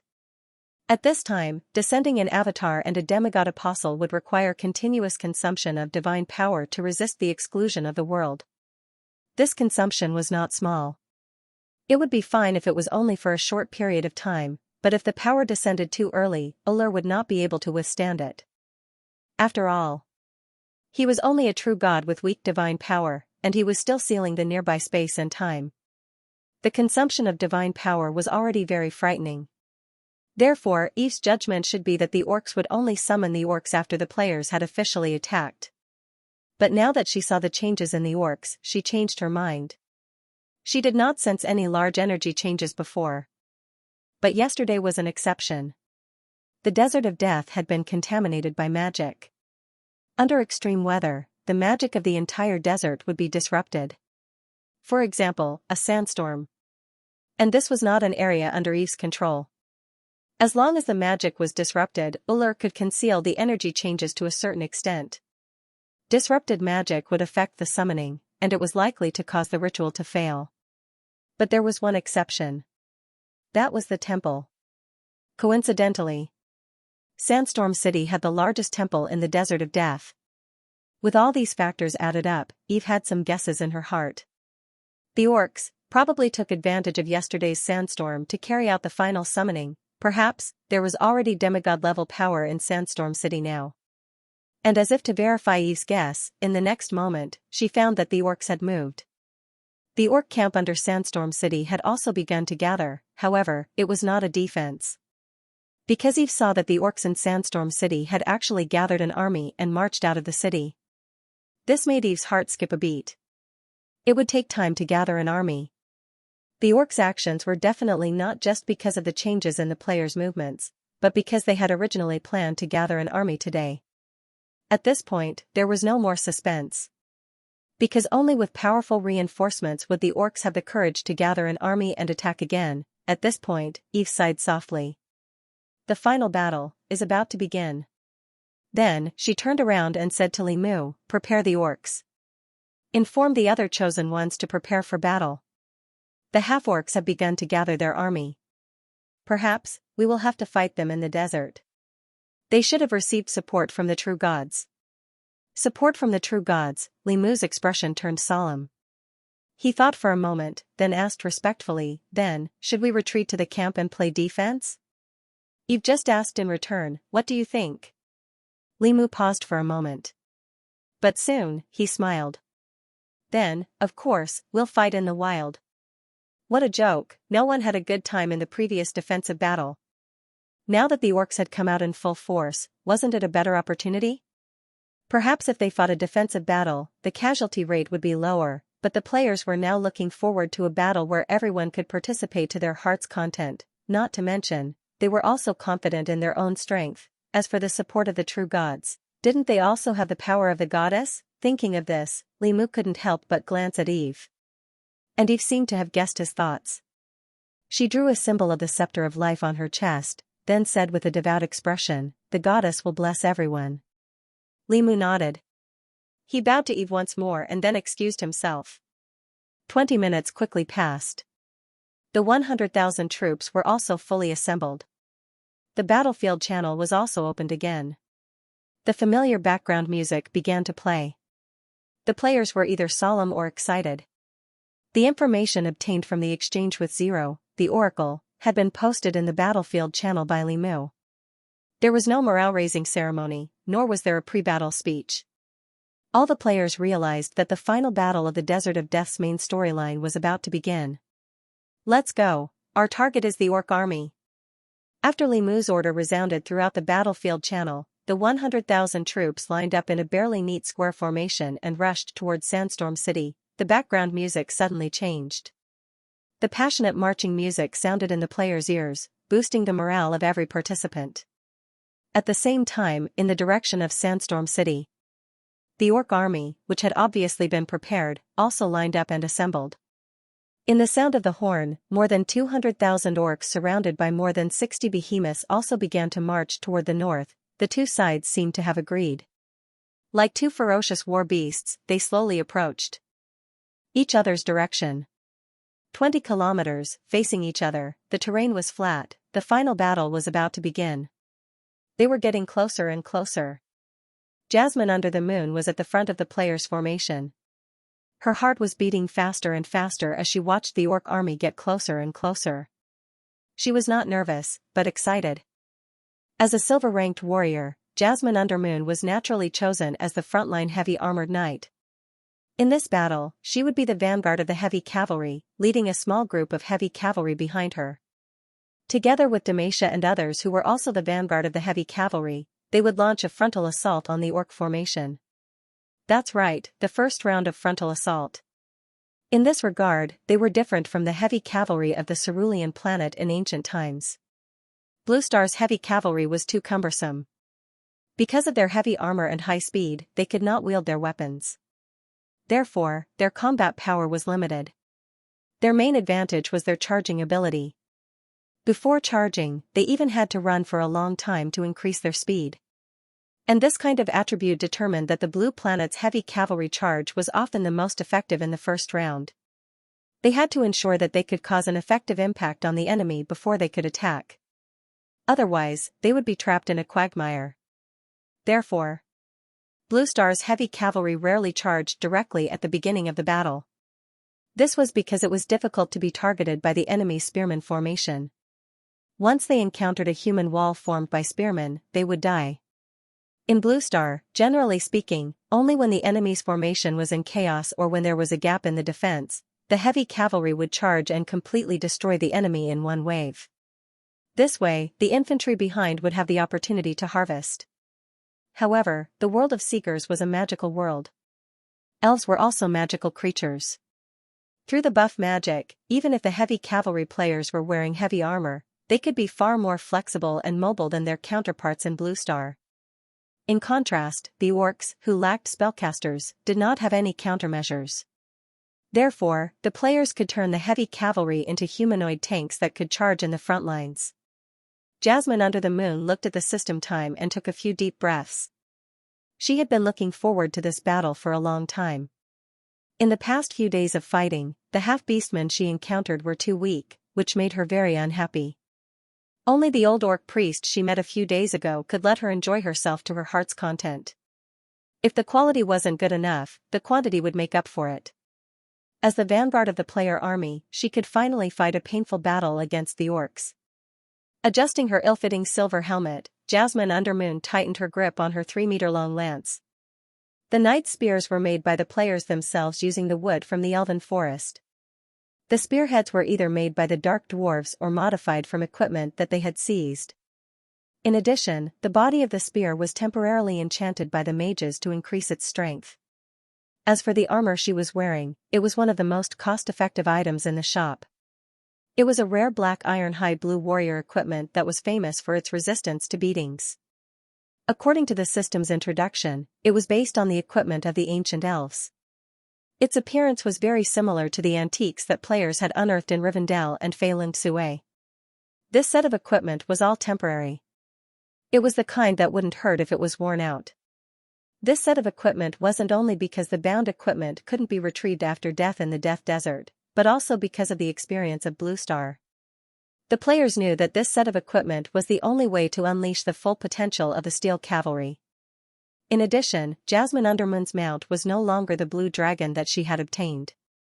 She had left the blue dragon in the camp because this kind of battlefield was too dangerous for it. Normally, it would be fine for it to fight and plunder, but in this kind of battle, the beast men and behemoths would focus fire on it and kill it easily. In Elven Nation, magic. Pets and Megalosaurus companions couldn't be revived after death. Like the other heavy cavalry players, Jasmine Undermoon's mount was a black iron-ranked crypt spider that was the size of a human. It was also one of the most cost-effective mounts available. The 10,000 heavy cavalry players all had the same mount.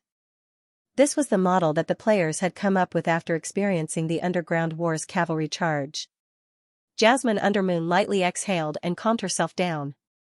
She then turned to the other players behind her and said, "When the official charge starts, follow me closely. Don't fall behind." During the charging phase, it was not a phase where one person could act cool. Teamwork was the key. Even Jasmine Undermoon, who had always enjoyed one-on-one battles, understood the importance of cooperation. Of course, she would be free to do as she pleased once the melee began.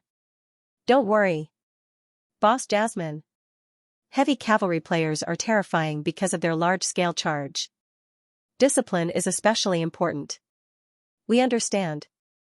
The other players in the party laughed. Jasmine Undermoon lightly nodded her head and withdrew her gaze. Not long after Jasmine Undermoon withdrew her gaze, the highest command in the battlefield channel was issued: "Frowny-face heavy cavalry, get ready. Mages, cast acceleration spells and wind elemental shield. On the count of 3, charge." Upon hearing the command, Jasmine Undermoon's expression turned solemn as she positioned her spear. After that, the mages in the formation began to chant spells and cast buffs on the heavy cavalry players. As the buffs landed on her body, Jasmine Undermoon felt her strength increase. The background music in the battlefield channel became muffled as if it was preparing for the next climax. Following that, the commanding officer's roar resounded in the ears of the players: "Heavy cavalry, attention, 1, 2, 3, charge."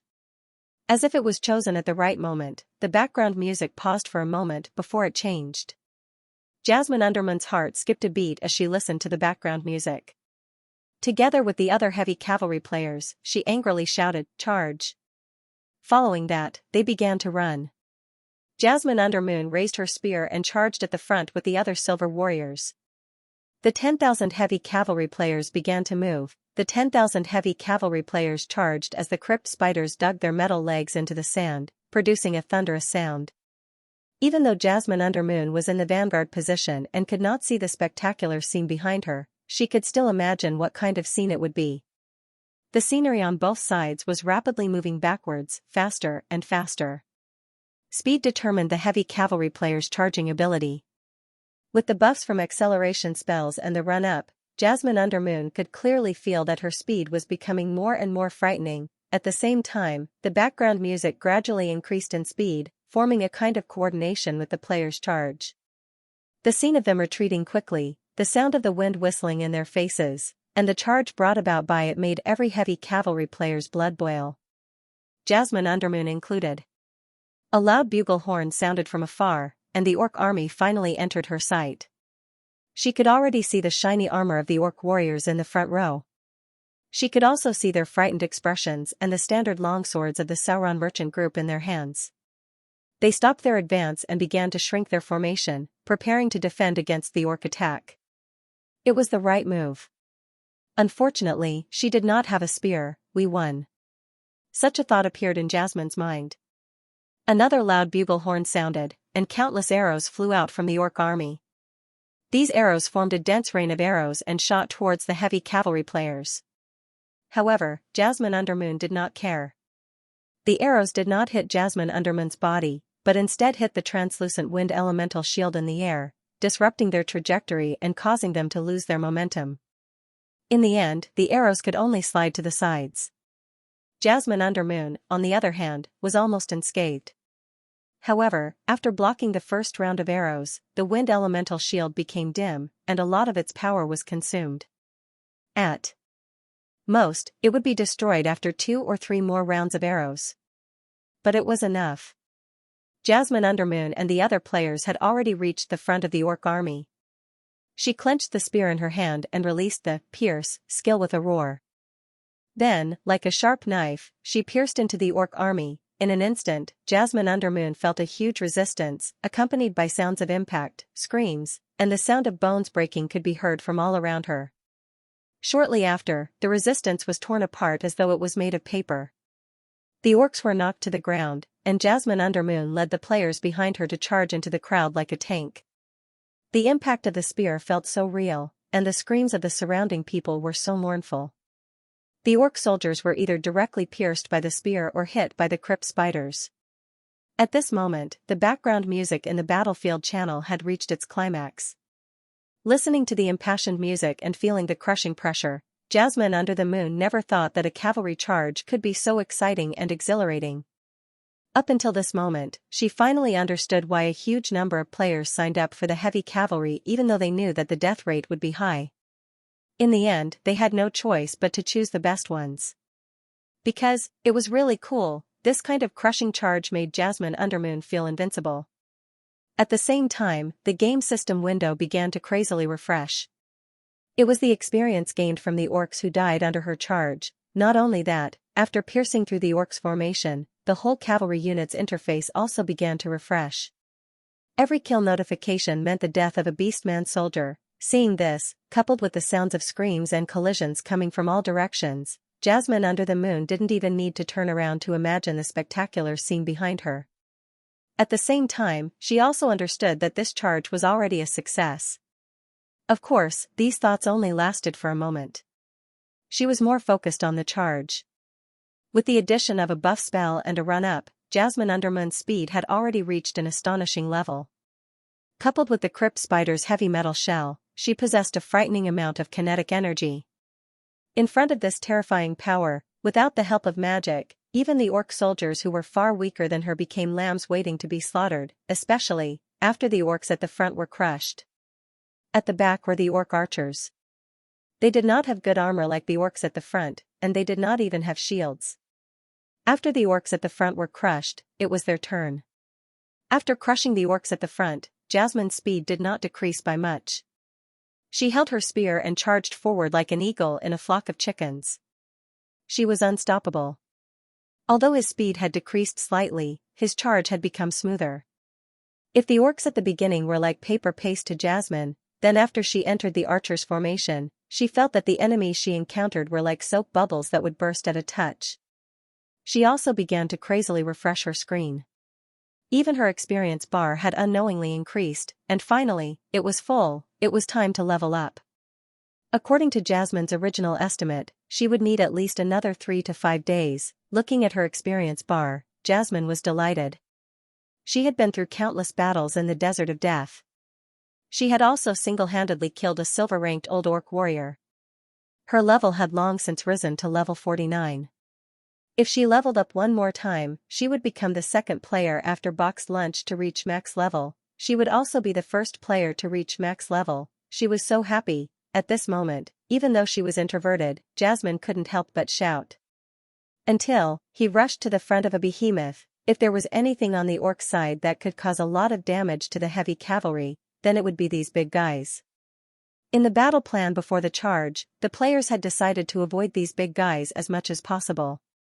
However, while the ideal was perfect, the reality was cruel. After the real charge began, Jasmine understood that if they really encountered these guys, they would not be able to avoid them at all. Because after charging, Jasmine discovered that they could only charge in a straight line and couldn't change their direction.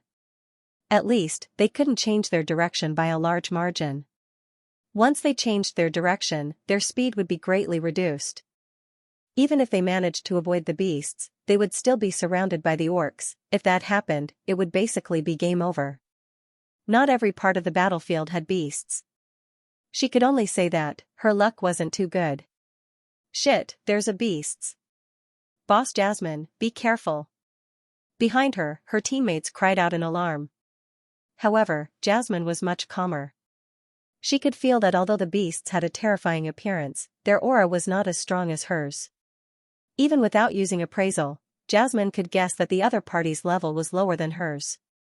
Of course, no matter how low its level was, it was still a silver tier monster. Jasmine Undermoon glanced at her status window and chuckled. I'll deal with this big guy. After saying so, her body blossomed with a golden light as she leveled up to level 50. Peak Silver Tier. After that, Jasmine let go of the slightly deformed spear in her hand and pulled out the Blade of Penitence from her back. Like many players, even though she had given up on her usual equipment before the battle, she kept her own weapon. Not only was this weapon bound to her, but she was also the only one who could use it. She wasn't afraid of losing it after death because she could always find it back.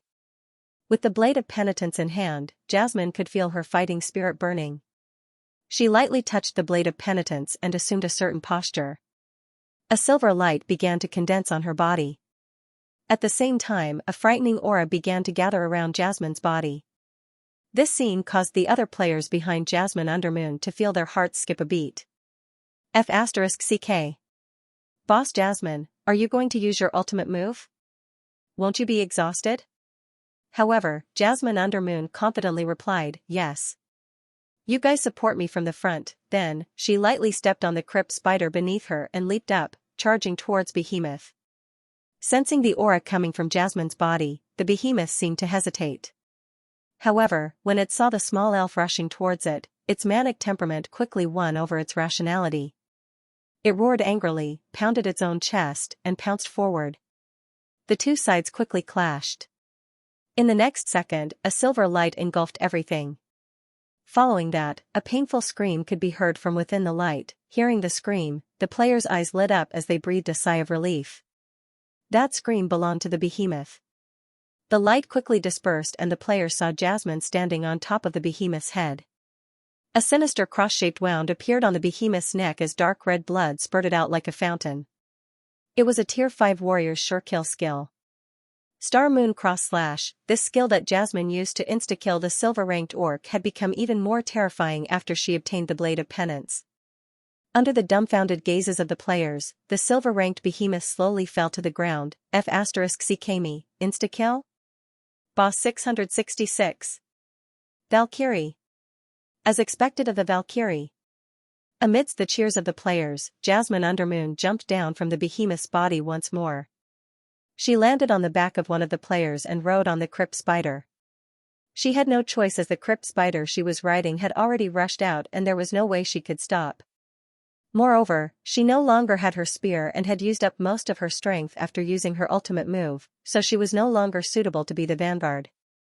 She panted as she spoke. I was just lucky. This behemoth's strength isn't that high. If it was an intermediate behemoth, I wouldn't be so sure. That's still amazing. Boss, you're amazing. The player in front of her said. The corners of Jasmine's mouth curled up, but she quickly composed herself and cleared her throat. Everyone, remember the coordinates and come back to collect the corpse after the battle. She kept the behemoth's body because it was full of treasures. The battle happened in the blink of an eye. From the moment Jasmine jumped to the moment she killed the behemoth, everyone cried out in surprise, and she returned to the battlefield. After killing the behemoth, Jasmine Under the Moon's heavy cavalry squad continued to charge forward. However, things went much smoother after that. Affected by the frontline's battle, the orcs at the rear started to become restless. Even after blowing the horn again and again, the orcs' formation was not as difficult to deal with as before. Not only that, many orcs subconsciously dodged, causing the already tight formation to become even more disorderly. This made it even harder for the heavy cavalry squad to stay behind. Jasmine rode behind her teammates and quickly rushed out of the orcs' formation with the rest of the orcs. At this point, the charge was a complete success. At this time, Jasmine finally had the time to turn around and look at the battle behind her. What she saw made her slightly absent-minded. It was a mess. The orcs' formation was completely messed up. All she could see was a ground full of equipment and blood, as well as an endless mess. Under the sun, the sand and dust billowed, creating a tragic and spectacular scene. Of course, the heavy cavalry squad also suffered heavy losses. Jasmine looked at her squad's interface and found that her squad had lost a quarter of its members. The heavy cavalry squad that rushed out from other places seemed to have suffered even more losses. However, it was enough. This was because Jasmine could already hear the earth-shattering sounds of battle coming from behind. It was the roar of the players, At the same time, Li Mu's hoarse roar could be heard through the battlefield channel. He was commanding the main force of the players. The main force of the players' infantry had already engaged the orcs. Big Sis Jasmine, the commander is calling for us to prepare for the second charge. Do you want to join us? At this time, the other players in the squad excitedly asked. Jasmine looked at her status and shook her head. I can't. I lost my spear and my condition isn't good. You guys go ahead, I'm free. Then, she jumped down from the crypt spider. The other players nodded at her, then turned around, reorganized their formation, and prepared for the second charge from the side. On the other hand, Jasmine Undermoon left the battlefield and drank some energy potions, waiting for her status to recover. At the same time, she used the game system to log into the video network and found the players' livestream. In the end, she chose to watch Li Mu's livestream. Unlike the other players, Li Mu was riding on his Megalosaurus and flying behind the players, overlooking the battlefield. He flew very high and was very safe. From his angle, he could easily overlook the entire battlefield. At this moment, the battle had turned into a chaotic battle. The orc army, which had been disrupted by the cavalrymen, couldn't contend with the morale of the players. Although the orc army had the advantage in numbers, they were pushed back by the tide of players. Victory seemed to be set in stone. But at this time, Jasmine suddenly felt a powerful aura appear on the orc's left flank. Her heart skipped a beat as she looked in that direction. Then, she saw a silver beam of light shooting out. It was an arrow shining with holy light. Even from far away, Jasmine could feel the terrifying energy on the arrow. It was not a mere gold arrow, nor was it a legendary arrow. This aura was much more terrifying than the Queen of Spiders, Lolth. This was a demigod. The real powerhouse of the orc army had made his move. Their target was none other than Li Mu, who was high up in the sky. Oh no! Jasmine's heart skipped a beat. But at the same time, a claw-like energy beam that flickered with a deep radiance rushed into the sky from behind the players and struck the silver arrow. In the sky, a bright firework bloomed and slowly dissipated. Then, a voice with a hint of sarcasm echoed throughout the battlefield. A demigod ambushing a mortal weakling.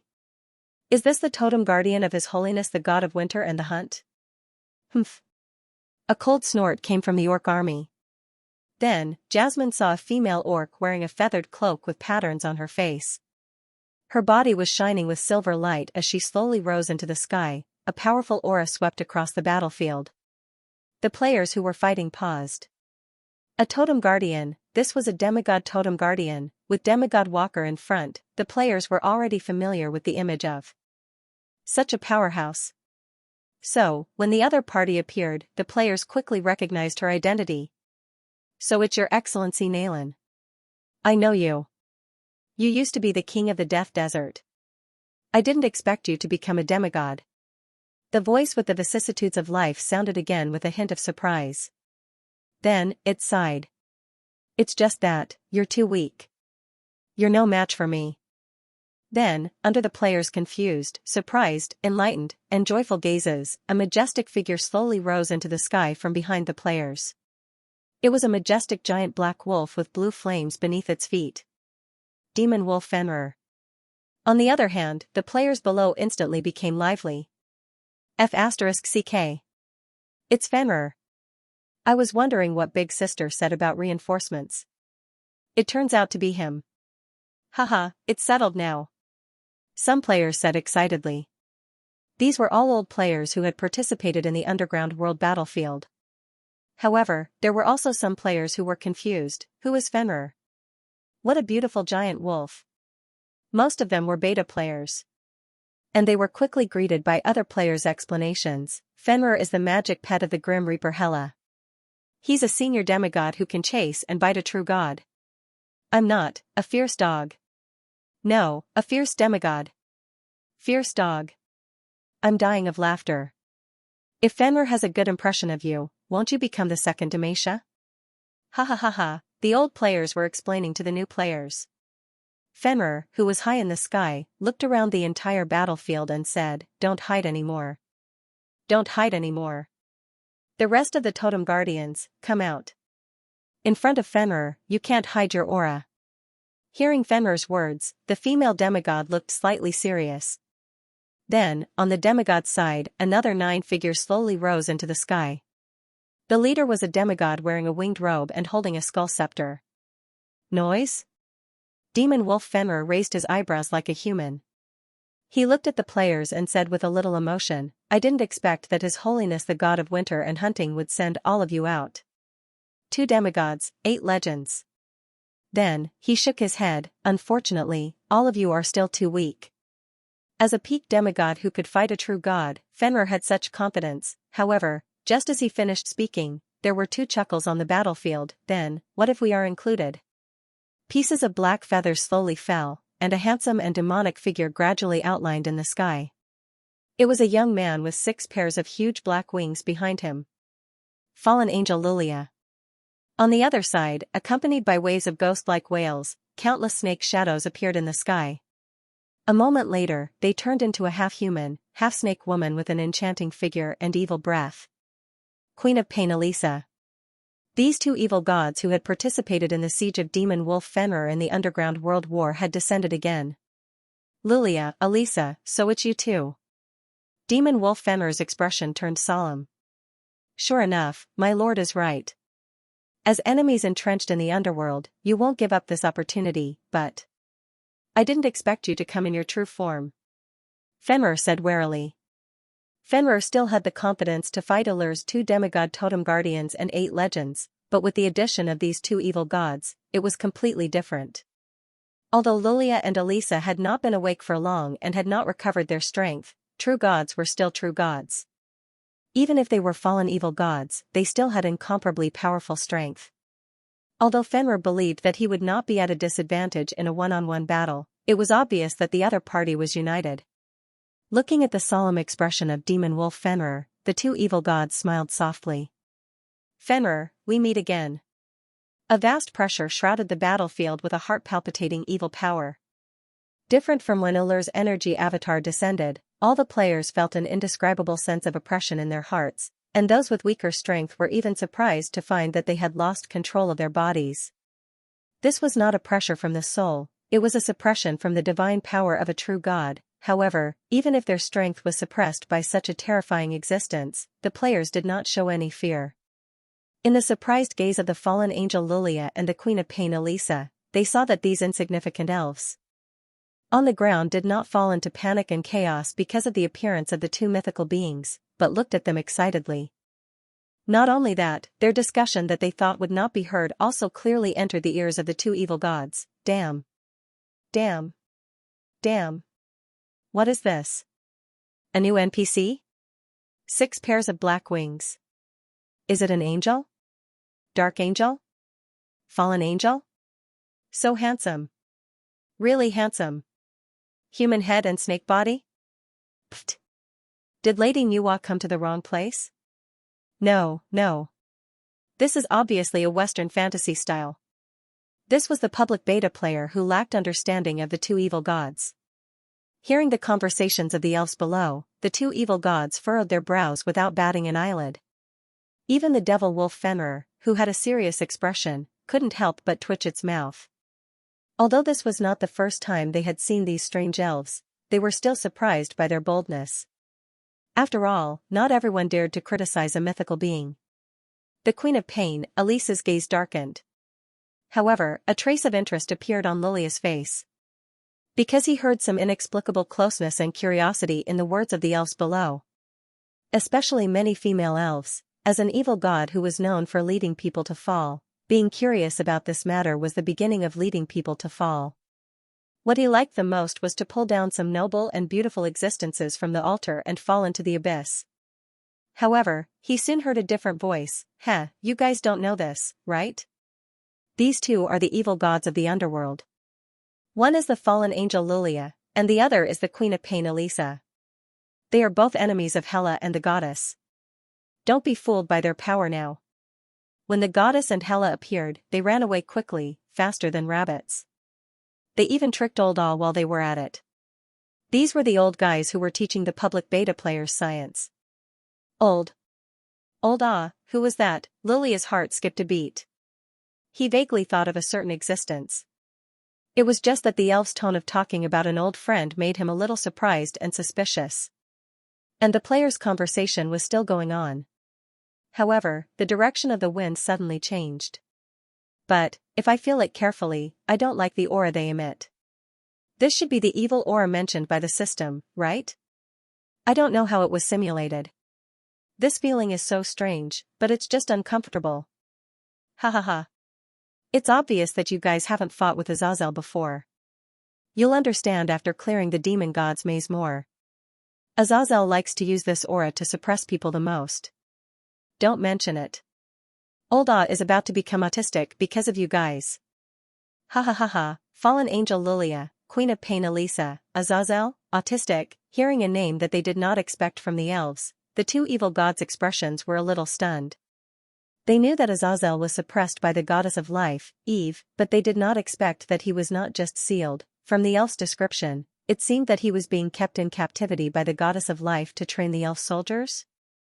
Using an evil god to train the soldiers of the mortal world? For a moment, the two evil gods' expressions were quite interesting.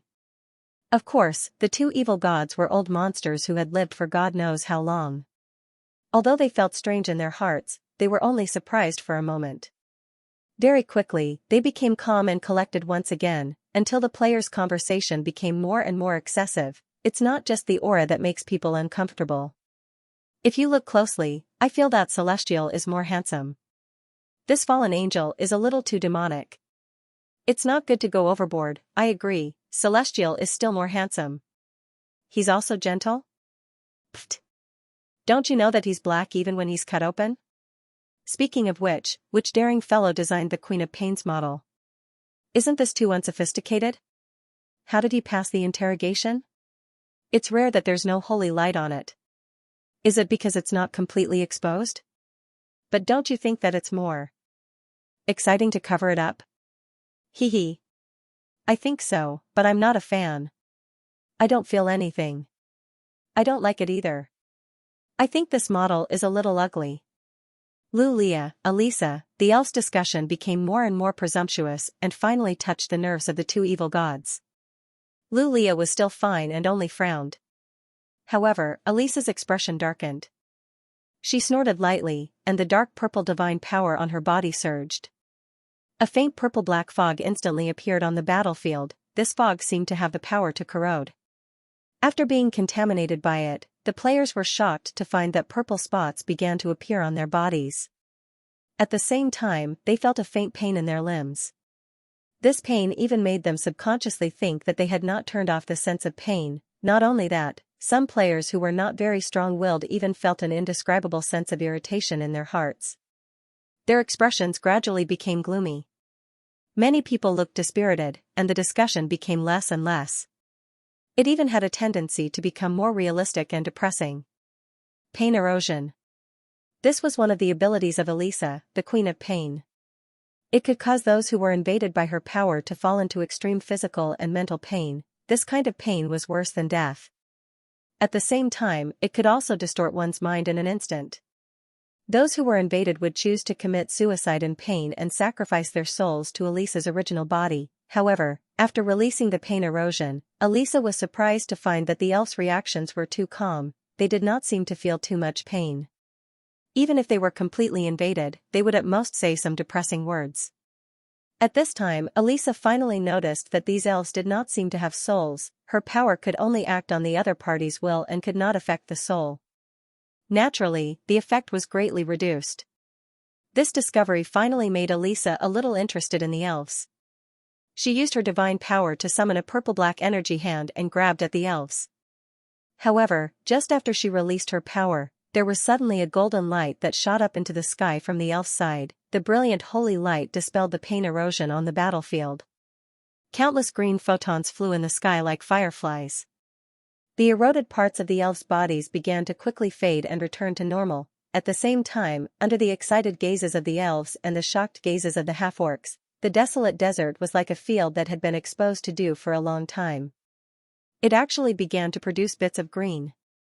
In the blink of an eye, the battlefield was covered by green grass all over the mountains and plains. There were even flowers that gradually bloomed. This was a divine spell in the domain of life and nature. life's praise. Accompanied by the ethereal hymn, accompanied by the spreading vines and flowers, another divine figure was outlined in midair. Long silver hair, purple pupils, and pointy ears. In addition, there was a skirt armor decorated with flower patterns, an exquisite and luxurious divine crown, and a divine scepter entwined with vines and flowers. Eve had descended. The negative buffs on their bodies disappeared, and the players' spirits were lifted. They looked at the beautiful and wholly familiar figure that appeared in midair and became excited. Goddess! It's the goddess! Haha! I finally see the goddess! Praise the goddess! Praise nature! Praise life! My wife is still the best. The goddess is the best. Praises, cheers, excited whistles, and even excited cries were intertwined. While it seemed a little chaotic, it also set off the extremely high status of the goddess of life in the hearts of the elves. Although some of the elves' words were somewhat strange to the ears of the other mythical gods, and could even be said to be blasphemous, their heartfelt recognition and admiration made Lilia and Elisa feel shocked. They sized up this new true god that they had met once before, who gradually rose to fame on the continent with the help of the war in the underground world, and narrowed their eyes slightly. Goddess of life, we meet again. Lilia said. After feeling that Eve's aura was a little stronger than during the war in the underground world, Lilia's expression became solemn. You have grown so fast. If I give you another year or so, I'm afraid I will witness the birth of another mid-level divine power. It's just that, I don't know what price you paid for your rapid promotion? Lilia said with a little surprise. His gaze stopped on Eve with a trace of inquiry. And after noticing the scepter in Eve's hand, a trace of undetectable greed flashed in the deepest part of Lilia's eyes. The scepter of life, for every existence that wanted to restore their strength, this was an excellent auxiliary artifact. Hearing Lilia's words, Eve just smiled faintly. She said softly, it's worth it at all costs. Then, she looked at a certain direction in the void and said with a little playfulness, Your Holiness Allure, I've fought with your incarnation once, and I've remembered your aura. Do you think that you can avoid my detection by spying at such a close distance? Lilia and Elisa's expressions did not change, but a cold snort quickly came from the void. After the cold snort, the silver light continued to condense and finally outlined a new figure in midair. It was Allure, the god of winter and the hunt who had descended to the world of seekers. Of course, now that the plane channel was closed, he was still an incarnation. However, compared to the incarnation that was destroyed after being tricked into the divine realm by Eve, this incarnation's aura was deeper, and its image was more solid. Even if it was not as strong as the true god's main body, it was not far off. This was Allure's core incarnation. Since his birth, he had spent the most time polishing, condensed the most divine power, and was the most powerful incarnation of a god. Seeing Allure appear, the players below became lively again. F***ck. The silly god is here.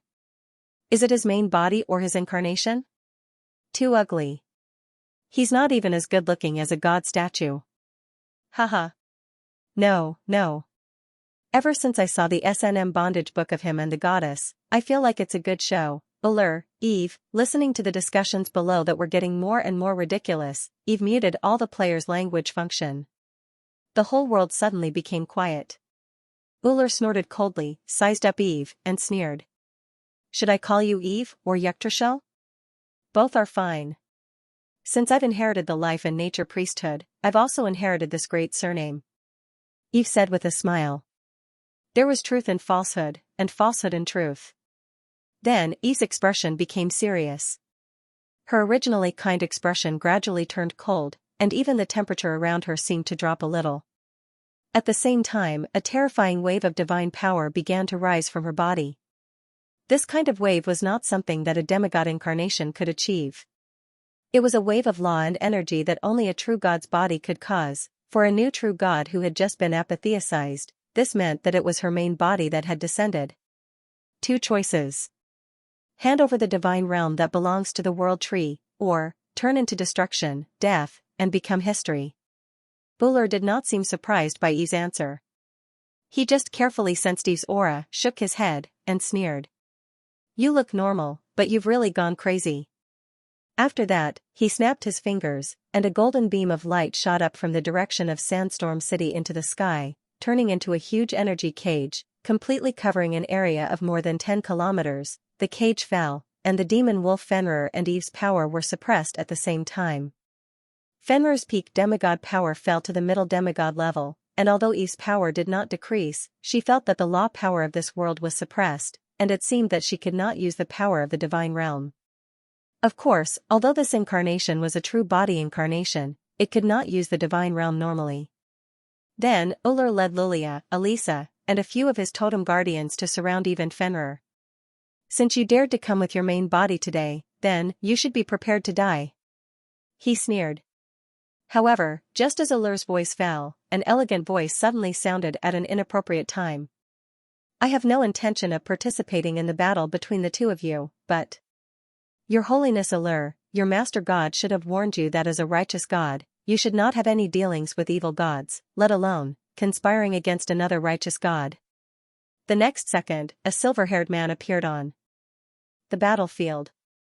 Platinum Dragon King, Reinhardt. The vast draconic aura spread over the battlefield, and Reinhardt's dark gray vertical pupils instantly became sharp.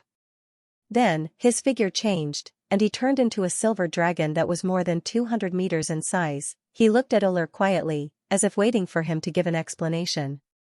Meanwhile, his aura was firmly locked onto fallen angel Lulia and Queen of Pain Elisa. Looking at the silver dragon that suddenly appeared on the battlefield, Ullr's expression was very interesting. Lulia and Elisa's expressions changed slightly. Platinum Dragon King Reinhardt? Megalosaurus were not small in size.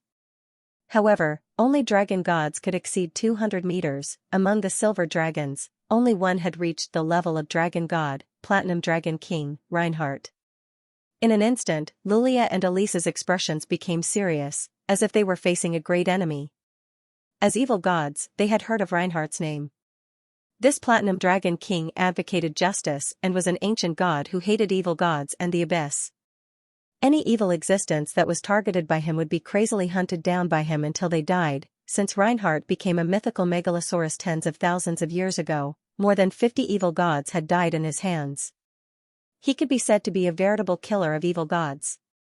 He was recognized as a great enemy among the evil gods. Of course, for such a dragon god, it was not that there were no evil gods who tried to unite against him.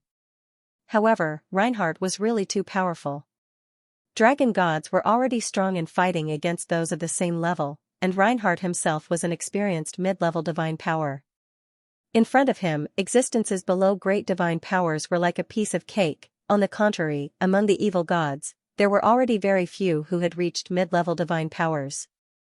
The more powerful evil gods were afraid of the dragon ancestors' favor toward Reinhardt, so they did not dare to act rashly.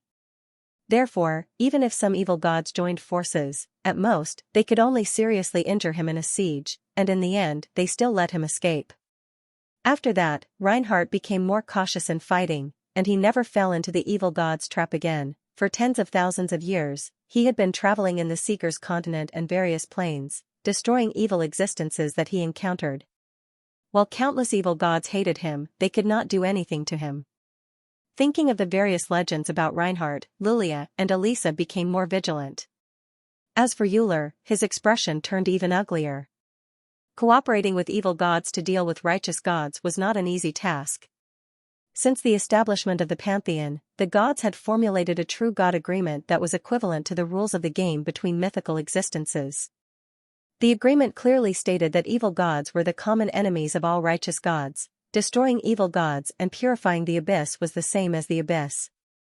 And those who violated this agreement would be severely punished from the pantheon to be punished. Of course, the rules were set by the gods and were used to restrain the true gods. There were differences in the power of the true gods. For the truly powerful mythical existences, many agreements were ignored. But not Ullr. Not only was he a true god with weak divine power, but he was also a subordinate god. His actions not only represented himself, but also the god of war system. Therefore, he would be more sensitive on certain matters of principle. Of course, since the god of war and destruction, Lord, had lent one of the three true godly artifacts of the world tree, the nature crown, to the god of darkness and shadows, Halzr, then in a sense, it meant that he was turning a blind eye to the filthy dealings between Halsor and evil gods. But it was one thing to have dealings in the dark, but it was different to have dealings in the open. Reinhardt's appearance and direct exposure of the actions of Ullr and other mythical existences undoubtedly brought this matter to light. Ullr could almost imagine that if Reinhardt really publicized this matter, what kind of storm would he face in the future? At that time, he would probably be the scapegoat alone. Damn it, why did Reinhardt appear here? When did the life goddess hook up with him? Ullr felt very aggrieved, and even his expression was slightly distorted. At this moment, he really had no way to back down, and it was also at this moment that he finally understood why Halsor was unwilling to send out his true dependents and was only willing to support him in the dark, that damned, cunning old fox.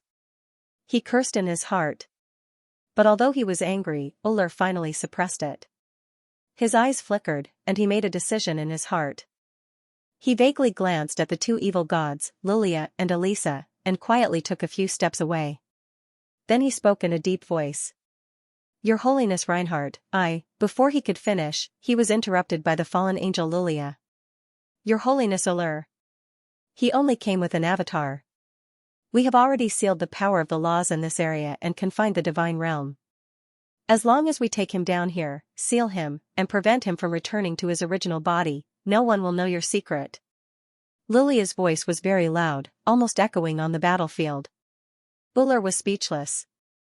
This damn bastard, at this moment, he even had the thought of killing the fallen angel Lilia. Although Reinhardt's aura was strong, if one observed carefully, they would discover that his body was flickering with a slightly illusory brilliance. Even Ullr knew that this was only an avatar. But even if it was an avatar, it was still the avatar of an ancient god with mid-level divine power, and it was also the avatar of the dragon god, who was famous for his strength among the ancient gods. Facing such an avatar, he did not have the confidence.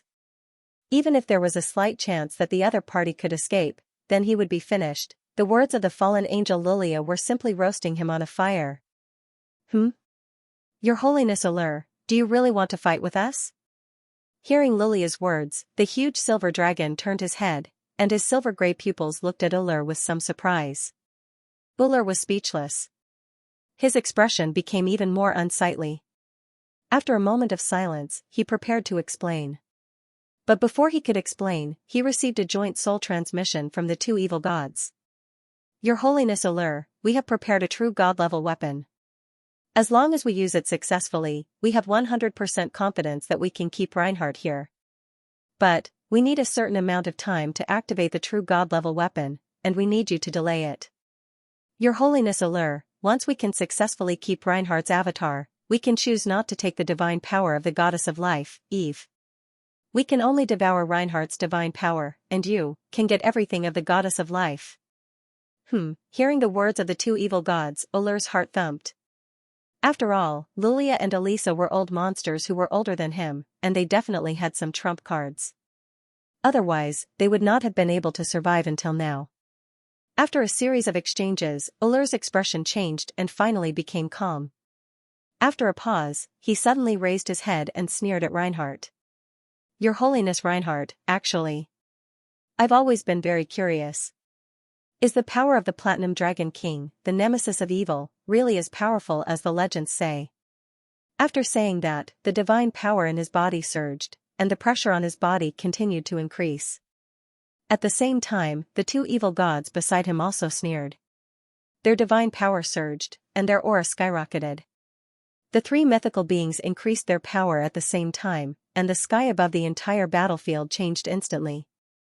Even the 6 major elements in the air began to become chaotic. Seeing all this, the silver dragon narrowed his eyes slightly, and his aura became somewhat dangerous. Oh? Is this your choice? Ullr sneered and did not answer. However, the surging divine power had already expressed his attitude. However, just as the aura on his body rose to the peak, the two evil gods beside him suddenly erupted with divine power. Under Eve's strange gaze, under Reinhardt's surprised gaze, and under Ullr's dumbfounded expression, the fallen angel Lilia and the Queen of Pain Elisa used their divine power and authority to open a crack in the sealed space on the battlefield. Then, without hesitation, they turned and ran. In just an instant, the two evil gods who had come in person had slipped away without a trace. Only Ullr, whose entire body was shining with the brilliance of divine power, was left in a mess in the wind. Ullr. Look, Your Holiness Ullr, the evil gods will never be trustworthy. Reinhardt laughed twice, then looked up to the sky and let out a long cry. He turned into a stream of light and chased after the two evil gods who were escaping. In the blink of an eye, only Ullr and his few totem guardians, Eve, and the demon wolf Fenrir were left on the battlefield. Eve looked in the direction where Reinhardt left, then looked at Ullr, who was still in a daze, and chuckled. Ah, they ran so fast. I still remember that in the War of the Gods in the underground world, these two also retreated so decisively. They are indeed ancient evil gods who can survive until now. Ullr, Eve's words, in his ears, were like slaps on his face. Pain. Too much pain. Humph. He snorted coldly and glared at Eve. Looking at the god that the half-orcs believed in, Eve sneered and sighed deeply. The players were right. This was really an iron and simple-minded god, to be able to be tormented to the point of almost extermination by the sky. The elves were really speechless. Shaking her head slightly, Eve's expression became serious, then she continued to rise into the sky. Now, we can have a fair battle. After saying that, the divine power on her body surged and locked onto Ullr's incarnation. A strong aura continued to rise. Even if her strength was inexplicably suppressed, the pressure that Eve displayed still overshadowed Ullr's power, as an existence that almost reached the peak of the low-level divine power. The gap between her and Ullr had gradually widened. Feeling the strong aura on Eve's body, Ullr's expression changed slightly. He snorted coldly again, and the divine power on his body surged. The light in his hand shone brightly, and an ice-blue giant axe appeared. Eve, don't think that you have one. Divine power is not equal to strength. After saying that, he roared, waved the divine axe, and chopped towards Eve. At the same time, the few totem guardians of Ullr also moved and fought with the demon wolf Fenrir. The roar and ethereal hymn intertwined with each other, and the thunderous howls and roars of the wolves continued to spread.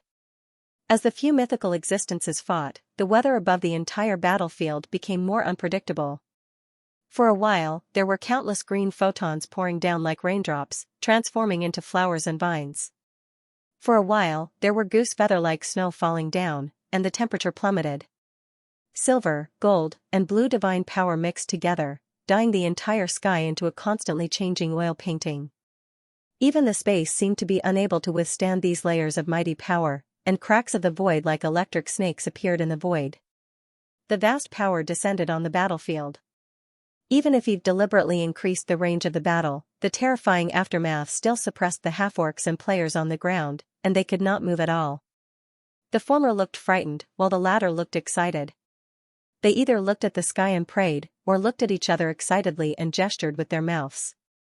The battle in the sky became the focus of everything.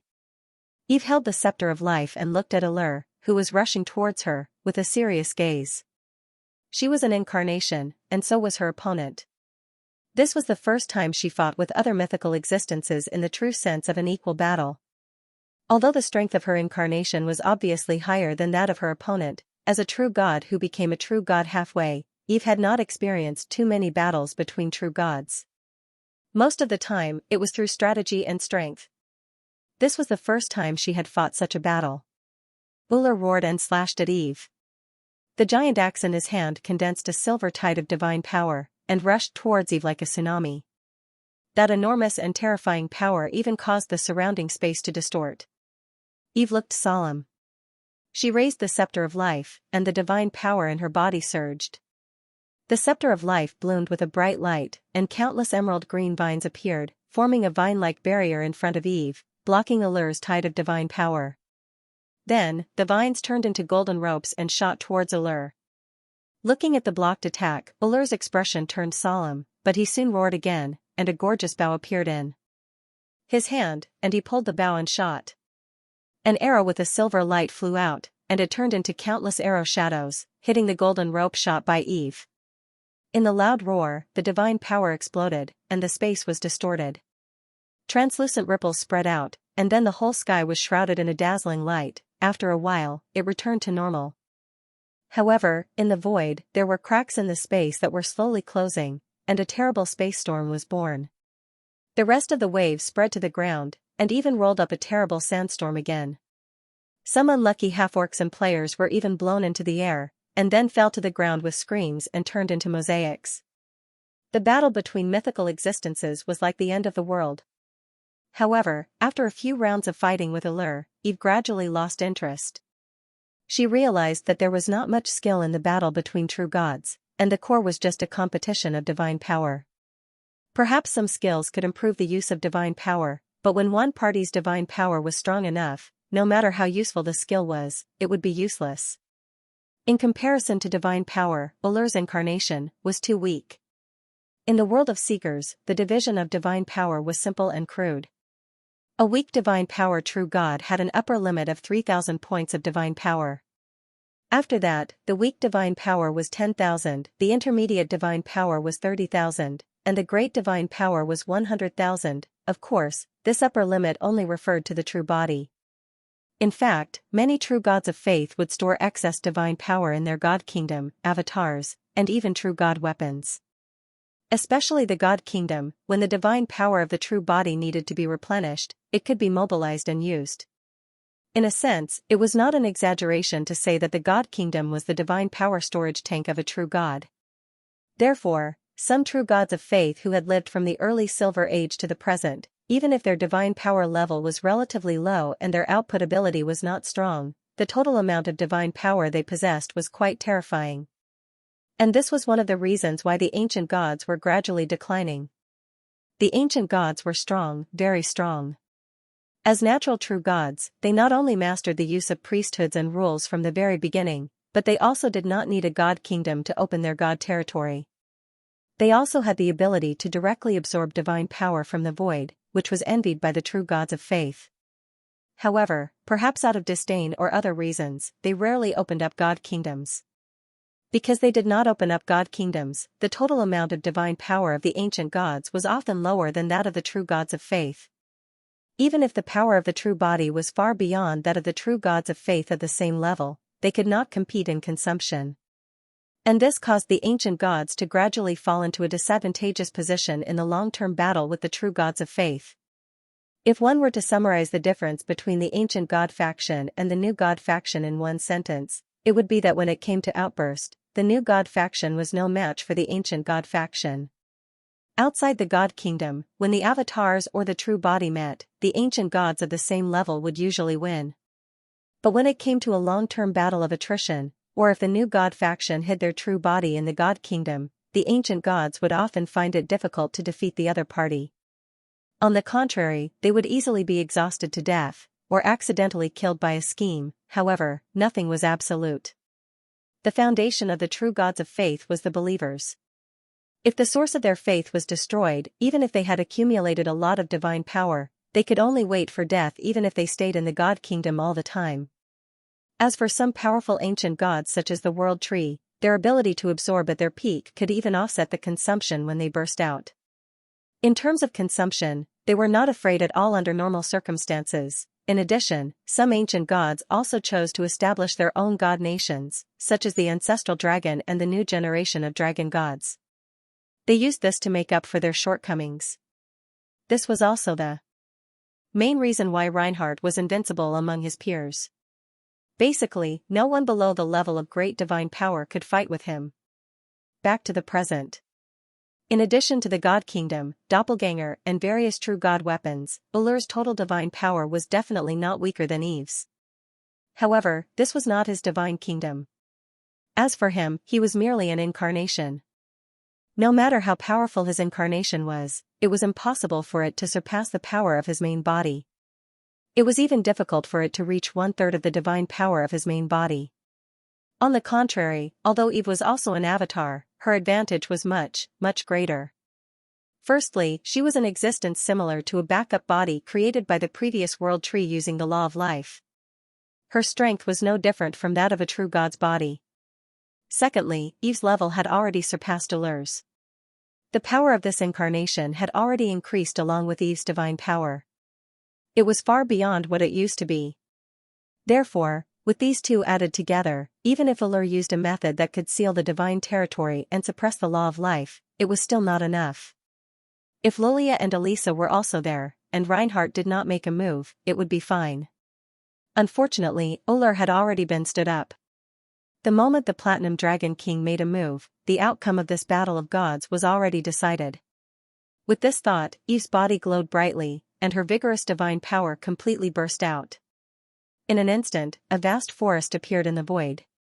It completely covered the entire sky and trapped Ullr in the center. This forest was so huge, under the shocked gazes of the half-orcs and players on the ground, it was as if the entire elf forest had been teleported into the sky. Of course, this was not a real forest. It was Eve's divine power projection. Feeling the shocking divine power and terrifying majesty around him, Ullr's expression changed drastically. He raised his battle axe high and slashed down as he roared angrily, "Forest! Forest again! Eve, do you really think you are the successor of Yggdrasil?" Silver divine power was slashed out by him. It turned into a sharp crescent-shaped blade and landed on the forest. The ancient trees that it encountered were all shattered and turned into nothingness again. However, this forest was simply too vast. Ullr slashed down with his battle axe, and the forest that was turned into nothingness was quickly filled with new trees. Looking at Ullr, who was slashing furiously in the forest with his divine axe, Eve shook her head. "Ullr, you are too weak." Then, she snapped her fingers lightly. Following Eve's action, the entire forest suddenly burst into a bright light.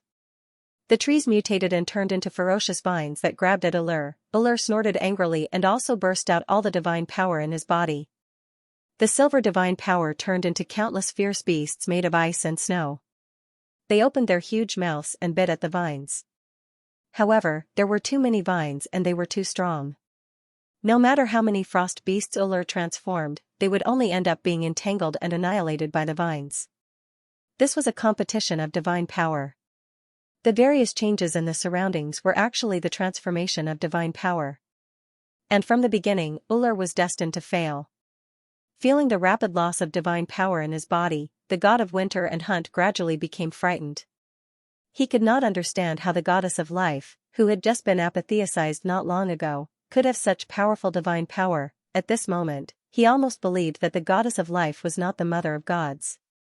Because whether it was personality or fighting style, she was obviously different from the world tree Yggdrasil that he knew.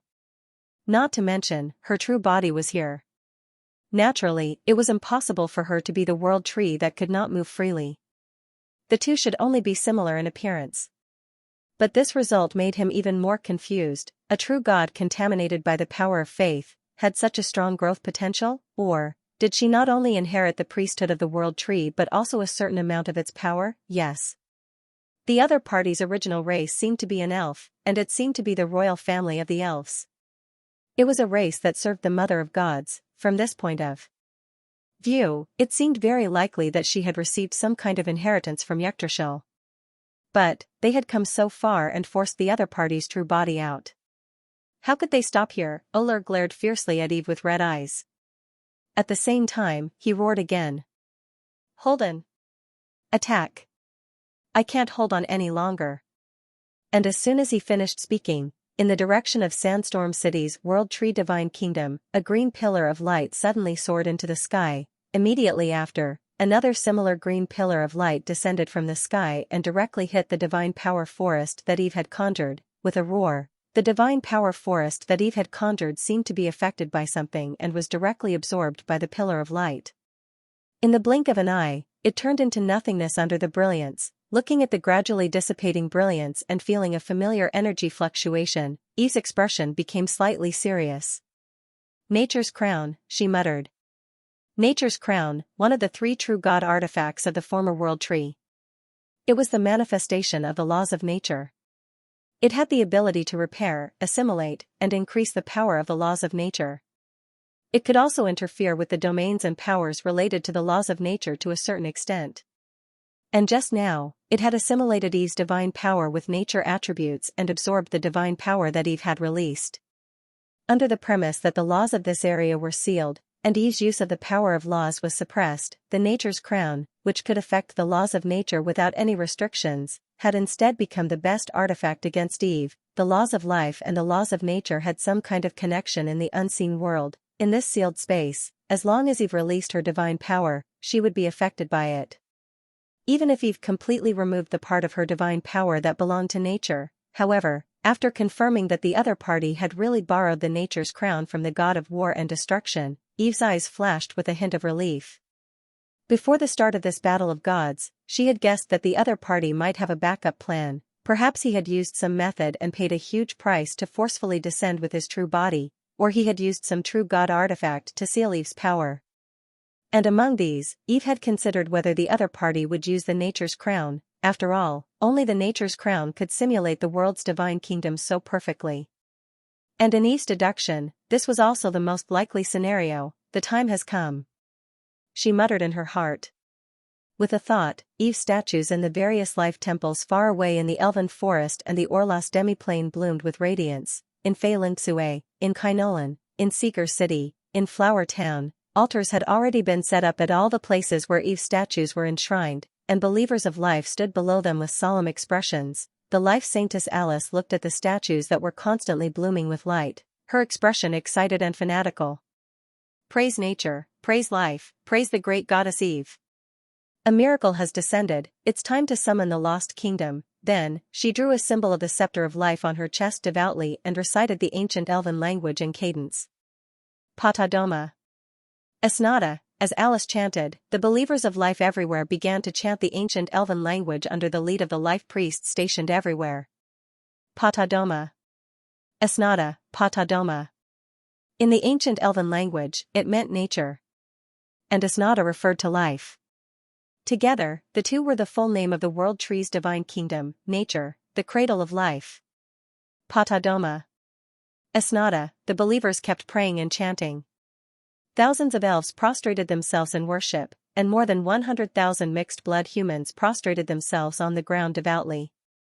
Even in Eve's divine kingdom, more than 100 oak tree guards knelt on one knee in front of the projection of the world tree in the center of the divine kingdom.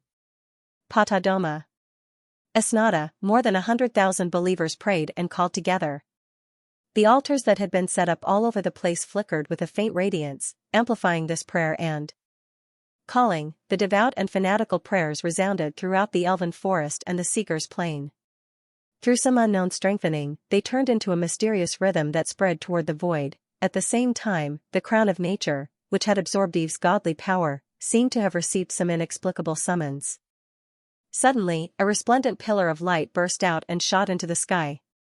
At the same time, countless vines and trees rose from the ground in the direction of Sandstorm City, quickly turning into a small forest. Under the shocked gazes of Allure, the shocked gazes of the half-orcs, and the excited gazes of the players, the entire world suddenly began to shake violently, and magic power began to slowly increase. Seeing this scene, Eve's lips curled up slightly. As expected, in Eve's previous tests, the scepter of life, one of the three true god artifacts of the world tree, would have some inexplicable resonance with the incantation to summon the world tree's divine kingdom.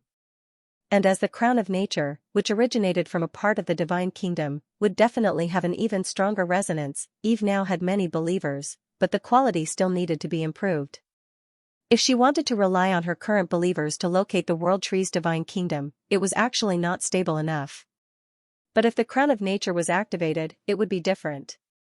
When the crown of nature was activated, this call would be magnified once again, and the true world tree's divine kingdom would appear once again. This was actually one of Eve's plans. Of course, if the true god artifact had already been recognized as its master, it would not be activated by Eve's call. However, the time a true god artifact took to recognize its master was proportional to its grade. When a true god artifact's grade was high enough, the time it took to recognize its master would be extremely long. And the three true god artifacts of the previous world tree could be ranked in the top 10 even in the history of the Seeker's world. Thus, it was impossible for the god of war to recognize its master in a mere 1,000 years, and this was Eve's confidence in activating the other party's power. Of course, if Allure did not use the crown of nature, Eve had also thought of other countermeasures, but here, she made the right bet. Similarly, the moment the crown of nature was activated, the divine power it created would also cover the calls of Eve's believers. The laws of nature were closely related to the growth of the material world. Although it could not directly affect the origin of the plane, if too much divine power of nature was used, it could interfere with the changes in the plane's magic to a certain extent. Thus, this would be seen as Allure using the crown of nature to fight the goddess of life, thus affecting the balance of power in the Seeker's world and causing the appearance of the World Tree's divine kingdom. The pillar of light shot up into the sky and slowly disappeared after a while. Immediately after, in the north of the elven forest, another green pillar of light suddenly shot up into the sky. An indescribable power came from the distant north, bringing with it an ancient aura. At the same time, all the existences secretly watching the battle in the desert of death, all the ancient wills that had recently awakened in the Seeker's continent, and all the true gods with faith in the Seeker's world all turned their gazes to the north of the world of Seekers. There, in the sky, a dilapidated and ancient forest faintly appeared and flashed past. As expected, the previous divine kingdom has fallen in the world of Seekers. Looking at the northern sky, Eve muttered in her heart. A friend pushed a book, I'm really not indescribable, written by Xianxia. That's right, that rich woman had opened another book. Smiley face, angle, this is Yggdrasil's divine kingdom. Ullr looked to the north with a bewildered expression. But soon, he realized something and cursed inwardly. Ullr looked at Eve and found that she was looking at him with a faint smile. To be more precise, she was looking in the direction of the crown of nature behind him. The divine kingdom of the world tree, are you lying to me? The life goddess Eve said softly. Her voice was very soft, but there was a hint of mockery and anger in it. Ullr's heart sank. At this moment, an old sigh resounded in his soul. I didn't expect the true nature, the cradle of life, to appear. It seems that the rumors are true. The crown of nature was really made from a part of the divine kingdom of the Mother of Gods. It seems that she is indeed not the world tree. I didn't expect a new god to grow so quickly. Is this the potential of the elves? Or, is the power of faith of the elves really that powerful? With a sigh, the old voice continued. Your Holiness Ullr, come back. Our plan has been exposed. Receiving the call of the World Tree Divine Kingdom, the crown of nature is getting out of my control. I can no longer use it to suppress the life goddess. I must seal it as soon as possible. Hela has also noticed my actions and is now interfering with my power. With your incarnation alone, you are no match for the life goddess. And now, it's impossible for him to enter our fake god kingdom. Our backup plan is also useless. Retreat with your family and believers. This voice was from the god of darkness and shadows, Holder. And when he heard the other party's soul transmission, Ullr's expression became more and more unsightly. Failed just like that, they had prepared for so long, but because of the appearance of the World Tree Divine Kingdom, they failed, just a little bit more. As long as they trapped the life goddess and used the crown of nature to suppress her power, as a new true god, she would not be able to hold on for too long. Not only that, their backup plan had not been used yet. As long as the other party stepped into the trap, even a weak true god would not be able to escape. However, the prerequisite was that the other party had to step inside. Looking at Eve's mocking and angry expression, Ullr knew that they had really failed. Thinking of this, Ullr's expression became more and more unpleasant. He was unwilling to accept this. He was really unwilling to accept this. The fairies were growing too fast, and so was the goddess of life. This was her last chance. If he failed this time, then he would never have the chance to defeat his opponent again. At that time, not only would the hypostasis advancement that he had been planning for 1,000 years completely go up in smoke, he might even incur the fierce revenge of the life goddess. After these days of fighting, he had long understood that this was not a benevolent and weak existence like the Mother of Gods, but a truly ruthless character. This goddess Eve would even completely destroy the beliefs of other mythical beings, just like what she did in the desert of death a while ago. Not only that, his alliance with the evil gods was also seen by the Platinum Dragon King. Now, even the main god, Lord, might not be able to stand on her side. Not to mention that Lord had long disliked her, and as the half-orc tribe grew stronger, the main god seemed to have long been interested in her half-orc priesthood, although she would not fall. Ullr could almost imagine that her believers would definitely shrink greatly after the battle, and she would very likely be stripped of her priesthood by the main god for the sake of protecting the half-orc subspecies. She would only be left with winter and hunting, at that time, she might not even be able to protect her believers, and she would completely become a vassal that relied on the god of warlords' faith and divine power. Then, would she still be a noble true god? She would just be a puppet that was one level higher than a demigod oracle, even if the god of warlord did not achieve that. In the future, where the magic power in the world of seekers increased, the plane channel would reopen, and various ancient beings would wake up one after another. It would be difficult for Lord, who would become weaker and weaker under the revenge of the goddess of life, to protect her faith in the world of seekers. A true god without faith was just waiting for death. The goddess of life did not need to do anything personally to force her into a dead end. This time was really her last chance. Perhaps before the battle, Ullr still had some hope in his heart, but after he truly saw the goddess of life self-dependence with terrifying potential and saw the goddess of life Eve's terrifying growth speed, she understood, this time, she could only win and not lose. As an ancient god, Holdel could hide in the underworld. As evil gods, Lulia and Elisa could rely on the power of the abyss to survive even without believers, but she could not. She seemed to be in a good position, but she had no way out. With this thought, Ullr's expression became more and more ferocious. A trace of determination flashed in her eyes that were burning with silver-gray divine power. Ullr raised his godly axe high and roared angrily. Eve. Today, between you and me, one of us will fall. Then, a dazzling light burst out from her body and turned into a silver divine power light beam that soared into the sky amidst the complicated and mysterious magic arrays. The light beam rushed into the sky, rushed up to the elemental layer that protected the world of seekers, rushed to the plane wall of the world of seekers, and finally tore a crack in the plane wall and rushed out. In the next second, the entire world of seekers shook slightly. A tremendous pressure descended from the sky, causing the planar barrier of the Sag realm to creak under the pressure. Spiderweb-like cracks appeared in the sky, and a space storm could be vaguely seen within them. At this moment, Eve suddenly sensed that in all directions, dozens of gazes suddenly crossed the void and cast toward her. Some came from the underworld, some came from heaven, some came from various secret areas of the world of seekers, and some came from the endless void. Those were the gazes of mythical existences. The battle between her and Ullr attracted all the mythical existences who had the ability to observe this battle of gods. Ullr. Are you crazy? Stop. Do you think that with your weak divine power, you can shake the plain passage of the world of seekers? If this continues, you will only die. The god of darkness and shadows, Holdel's somewhat exasperated voice resounded in Ullr's soul. However, Ullr only sneered and completely cut off the connection with Holdel. Die? You're just worried that I'll violate the true god's contract and implicate you. He mocked. Don't worry. I'm not that stupid to forcefully open the plain passage of the world of seekers, and I don't have the ability to destroy the plain passage. After leaving behind a self-deprecating sentence, Ullr roared angrily, and the divine power on his body surged even more. In the next moment, another silver beam of light descended from the sky and landed directly on his body. The aura on Ullr's body rose again. Oh no! Seeing this scene, Eve's expression turned solemn. She raised the withering heart that she had already prepared, aimed it at Ullr, and released the sealing light that she had prepared. Red light bloomed from the withering heart, but the sealing light that was supposed to appear did not descend. Looking at the withering heart that had lost its effect in Eve's hands, Ullr sneered. Eve, do you think that I won't be wary of this true god weapon? This space that seals the divine realm was not prepared for you.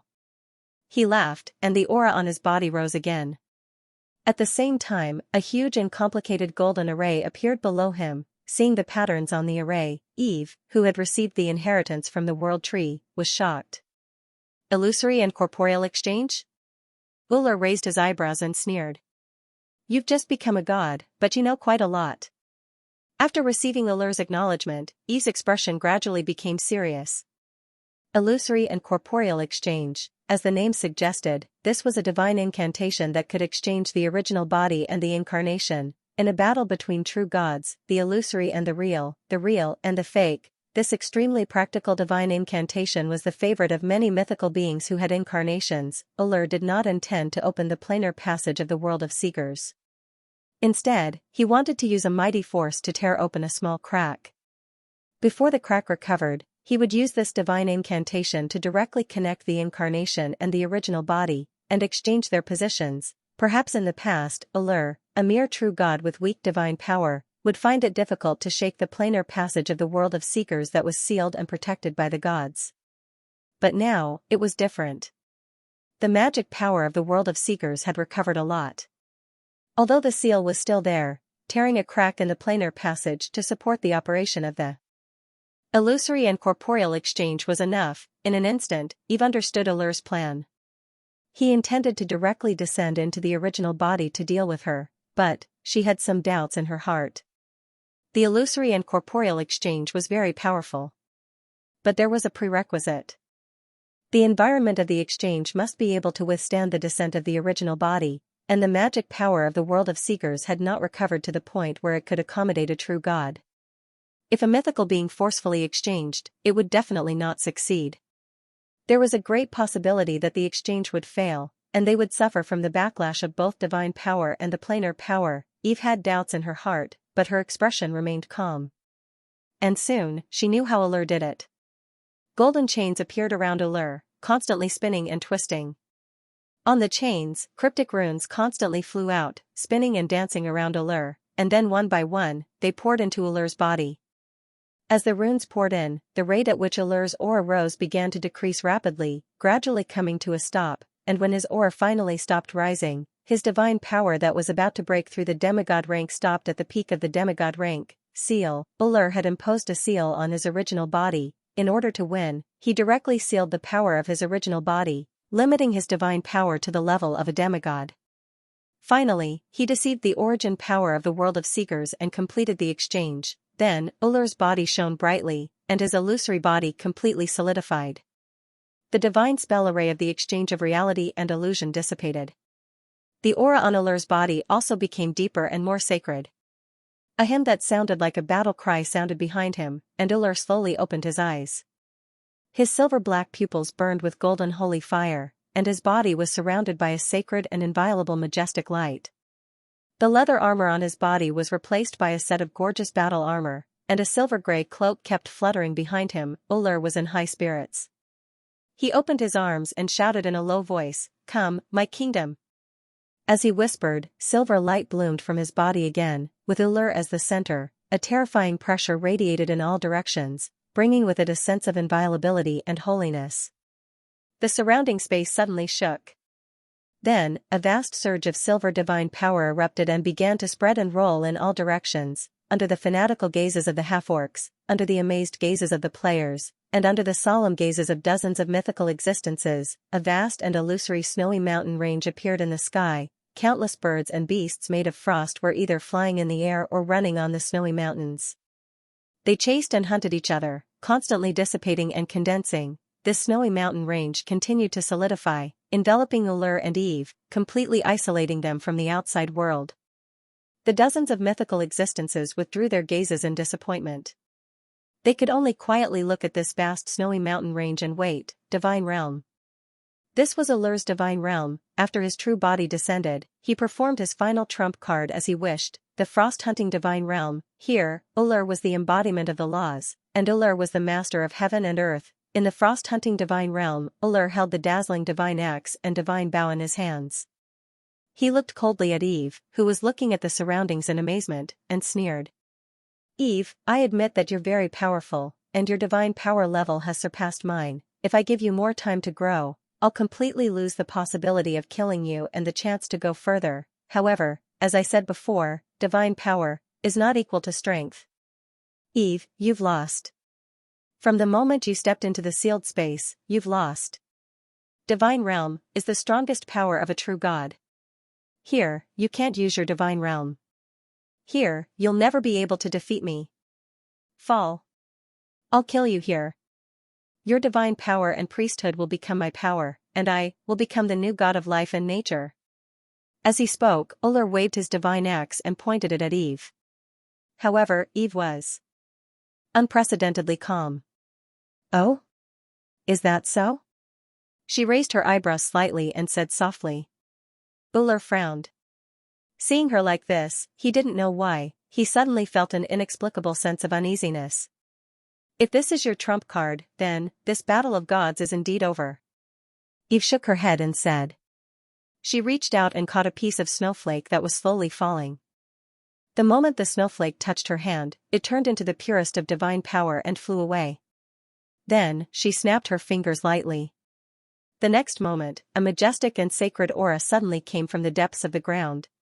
The gold that belonged to the divine power of life and the green that belonged to the divine power of nature. The two intertwined divine powers suddenly erupted and broke out of the ground. Under Allur's stunned gaze, a golden-green divine power beam shot up into the sky and tore his divine realm to pieces. Then, the world of ice and frost dissipated, and in its place was a magnificent forest. Gently plucking an illusory leaf, Eve chuckled. Divine realm, great, I have one too, and it's stronger than yours. Golden green photons kept spinning, and a pressure that was even more magnificent and vast than when Ullur used his god's domain of frost spread out. At that moment, the whole sky seemed to have turned into a boundless world with lush plants and all living things growing. This was Eve's god's domain. That's right, Eve's original body couldn't move. However, as a world tree, her roots could theoretically grow infinitely. Wherever her original body was, she could use her god's domain, and her roots were also a part of her original body. After the players attacked the Desert of Death, Eve had insisted on following them with her avatar. The fundamental reason wasn't only to have the highest command, but also to take the opportunity to extend her roots. This was a long time, and she needed to be careful. No matter what, she couldn't be discovered by other beings. Therefore, Eve had been proceeding cautiously in the dark, and she used her avatar on the ground to release her divine aura to cover it up, acting as a target for any accidents that might happen. During the final battle of the gods, she finally extended her roots, which were less than a millimeter thick, to the bottom of the battlefield. This was Eve's real trump card, and also the power that made Eve invincible. In her god's domain, no one could defeat her, at least, that was the case in the Seeker's continent now. Of course, this method also had its risks. If she didn't control it properly, or if there were other true gods nearby spying on her, Eve could easily expose her true identity. So, in the beginning, she used this method as her last resort. She wouldn't use it unless she had no other choice. Originally, Eve didn't even plan to use it. Instead, she planned to use her true god-level avatar to make a fortune and escape. Because in her estimation, she would very likely have to face more than one mythical existence. And as long as one mythical existence had the idea and wasn't enveloped by her god's domain, or tried to break through the god's domain to capture her true body, she would be exposed. However, no one would have thought that Reinhardt would choose to make a move. The entire battle of the gods eventually became a duel between Eve and Ullur. However, in order to defeat Eve, Ullur had actually forcefully descended into his true body and used his divine domain. His divine territory enveloped the sky and the entire battlefield. At the same time, it also completely isolated the outside from the outside, preventing other mythical existences from spying on them. It was also because of this that Eve was able to unleash her power from underground without any worries. Even now, the other mythical beings would only think that Eve had forcibly broken through the sealed space and unleashed her divine domain from within the divine domain of frost. Golden red photons exploded, drowning the entire sky. In the blink of an eye, Ullur's divine domain shattered like a bubble in the face of metal. This was the suppression of the laws. Life and nature were of a higher level than hunting and winter. On the other hand, Eve, whose divine power had already surpassed that of Ullur, unleashed her own divine domain and immediately turned the tide of the battle. The god domain collapsed, and the light on Ullur's body instantly dimmed. He could not help but groan and spit out a mouthful of silver divine blood. That was not real blood, but the manifestation of divine power that contained the laws. It circulated in the true body of a true god, and it was not an exaggeration to call it blood. In the blink of an eye, Ullur's aura had become sluggish. When a divine domain was broken, even a true god with an extremely strong recovery ability would suffer a severe backlash from the laws. Not to mention, it was a method that was close to crushing, and being torn apart by a true god of a higher level with his own divine domain. Divine domain? How is it possible that you can still unleash your divine domain? Ullur could not be bothered to heal the injuries caused by the backlash. Instead, he looked at Eve in shock and confusion, and cried out involuntarily. Eve smiled slightly. She did not explain, but raised the scepter of life in her hand, and used her divine power to completely restore the crack that Ullur had torn when he shook the plane passage. She then asked in return, "What do you think?" Your Holiness Uller? Uller's expression was very unpleasant. His gaze fell on Eve, and he was somewhat bewildered. After staring at Eve for a while, Uller gritted his teeth and said, "You are not your true body.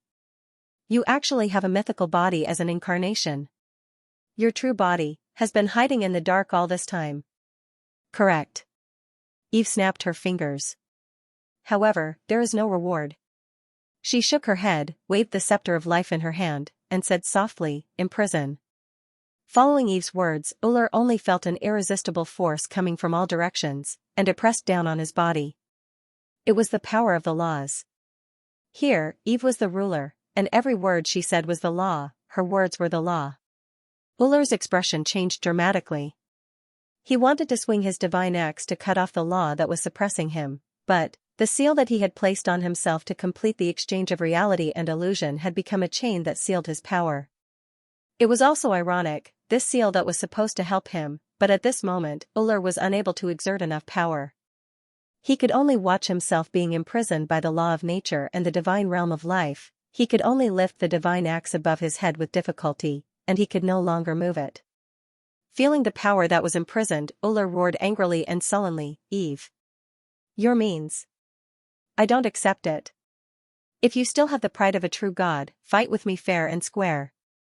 Hearing Uller's angry roar, Eve felt a little speechless. "Fair?" She sneered and shook her head slightly. Sealing the space was fair, conspiring with an evil god was fair. This double standard reminded her of some people on Blue Star. Of course, Eve knew that she was not a good god. But so what, she just wanted to survive in this world. And she, who had a sensitive identity, wanted to survive, so she could only become stronger than any other existence. Thinking of this, Eve walked lightly, stepping on the green leaves and flowers transformed by divine power, and walked to Uller. The next second, she raised the scepter of life. Vast waves of divine power gathered on the scepter of life, and the aura became more and more terrifying. At this moment, Uller's pupils shrank, and there was finally a trace of fear in his eyes. "Eve, are you really going to kill me? You should know who's behind me. If I fall, you will definitely incur the wrath of Lord, the god of war and destruction," Uller said with a little urgency. Hearing his words, Eve was even more speechless.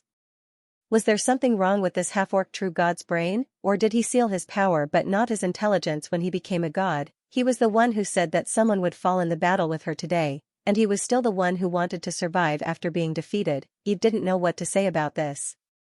As for the god of war behind Uller, if the other party really valued Uller, when Eve used her divine domain, there would probably be other mythical beings interfering.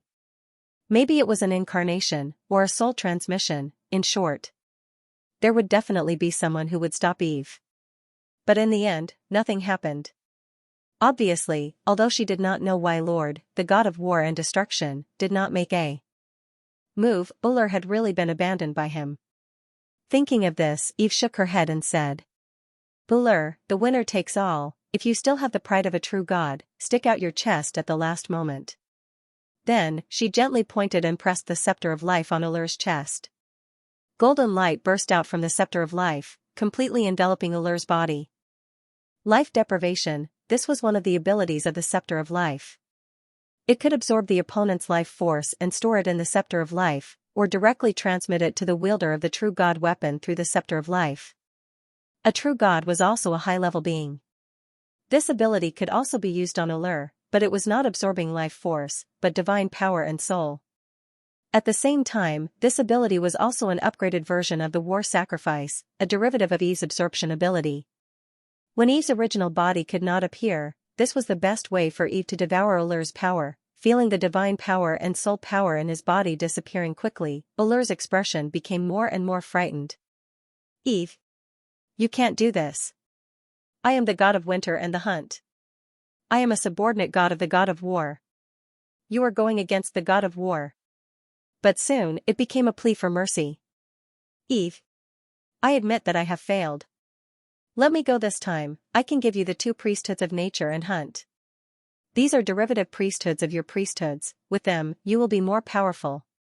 Eve, don't you want to grow quickly? I am willing to compensate you with divine power. I still have a lot of divine power in my kingdom. I am willing to make a true God oath to let my believers leave your sphere of influence, Eve. As a righteous God, you. Are you really going to kill me? Ulur's slightly pleading voice sounded in the divine realm. However, Eve did not stop. She shook her head. Hurry up and kill me. I don't know if you thought of this when you gave your believers the order to target the elves. I don't know if you thought of this when you participated in the siege of the World Tree 1,000 years ago. After saying this, she sped up the movements of her hands. The power in his body was quickly extracted, and Ulur's facial features became more and more distorted. Gradually, his divine power became weaker and weaker, and his soul became more and more exhausted. In a trance, Ulur seemed to see his memories before he was apotheosized.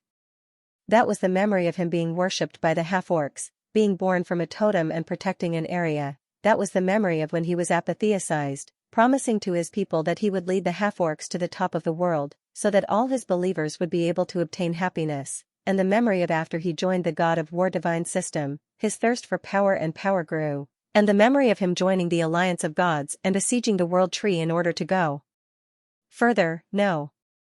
I can't fall here. I haven't become the God of life and nature. I haven't established my own divine system. I haven't fulfilled my promise before I was apotheosized. I haven't made the half-orcs a real silver race. I haven't made them get rid of the ridicule of humans and orcs. His voice was intermittent, getting weaker and weaker, and more incoherent.